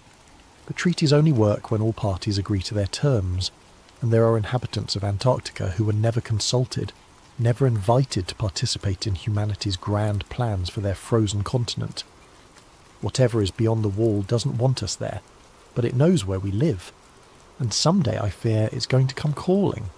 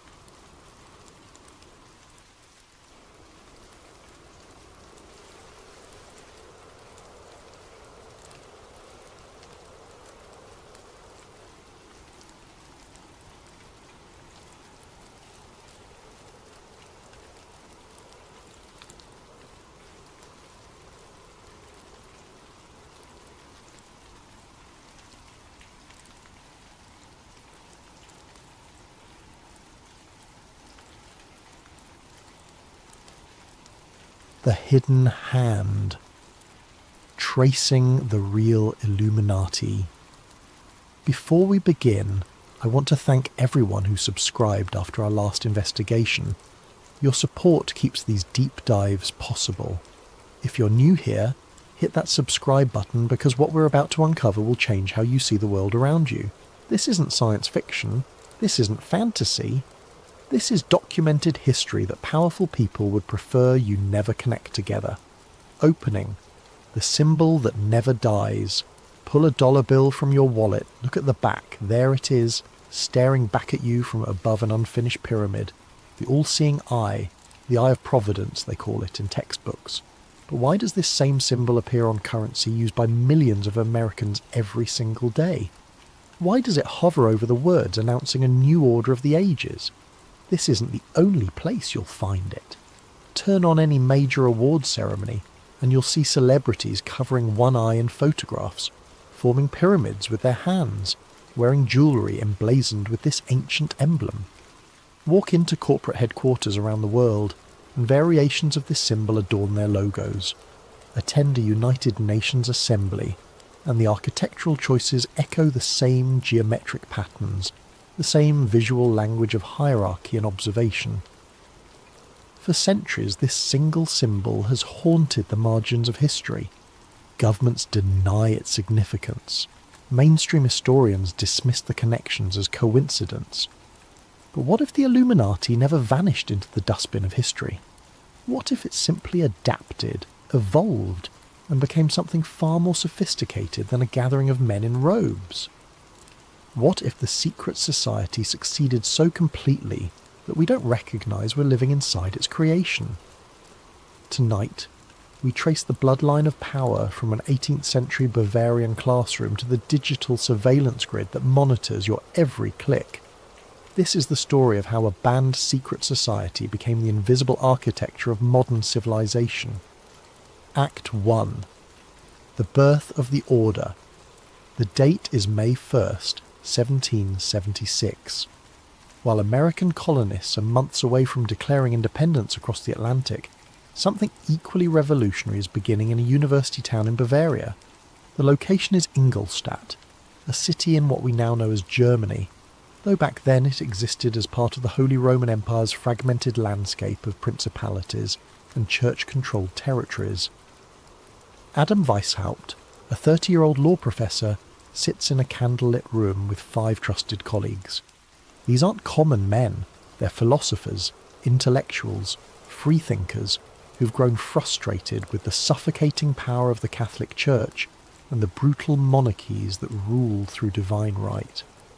Weishaupt has been planning this moment for years, ever since he was appointed to a chair of canon law that had been held by Jesuits for decades.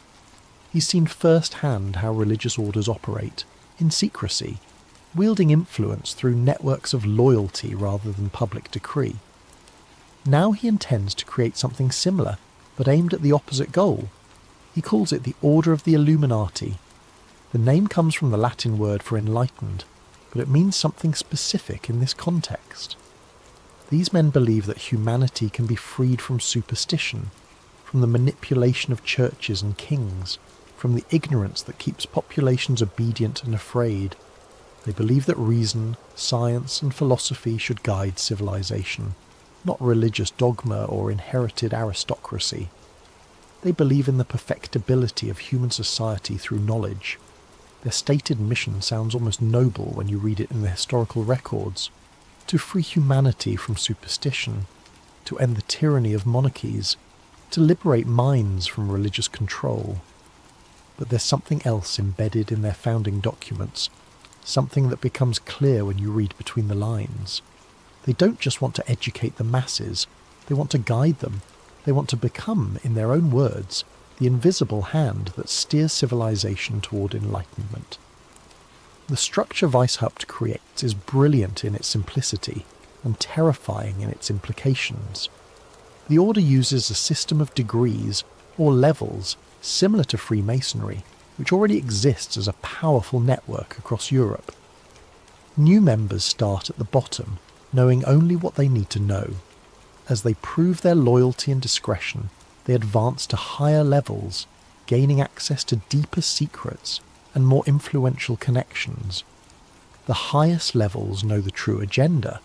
The lower levels simply follow orders, believing they're part of a benevolent educational fraternity. This design serves two purposes. First, if the organisation is exposed, the lower level members can honestly say they know nothing about any conspiracy because they genuinely don't. Second, it allows the order to operate through proxy, using enthusiastic recruits to advance goals they don't fully understand. It's a model that intelligence agencies would later perfect in the 20th century. Within 10 years, the Illuminati accomplishes something remarkable. They successfully infiltrate Masonic lodges across Europe, essentially hijacking an existing secret network and bending it toward their purposes.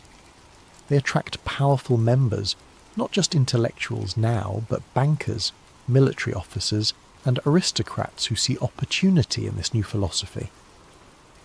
Baron von Nied, a prominent Freemason, joins and brings with him entire lodges that shift their allegiance to Weishaupt's vision. The order is growing too fast, becoming too bold.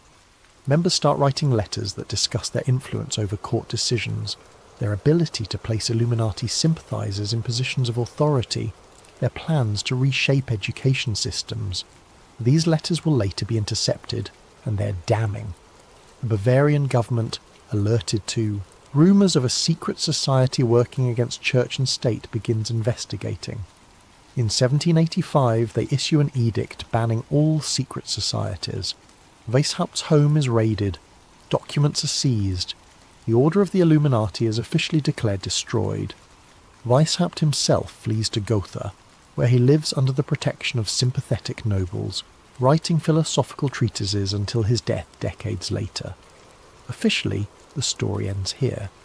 The Illuminati existed for 9 years, got caught, and was dissolved.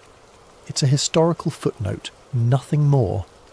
But ideas don't die when organisations are banned. The men who were Illuminati members didn't suddenly forget what they believed. The networks they built didn't evaporate.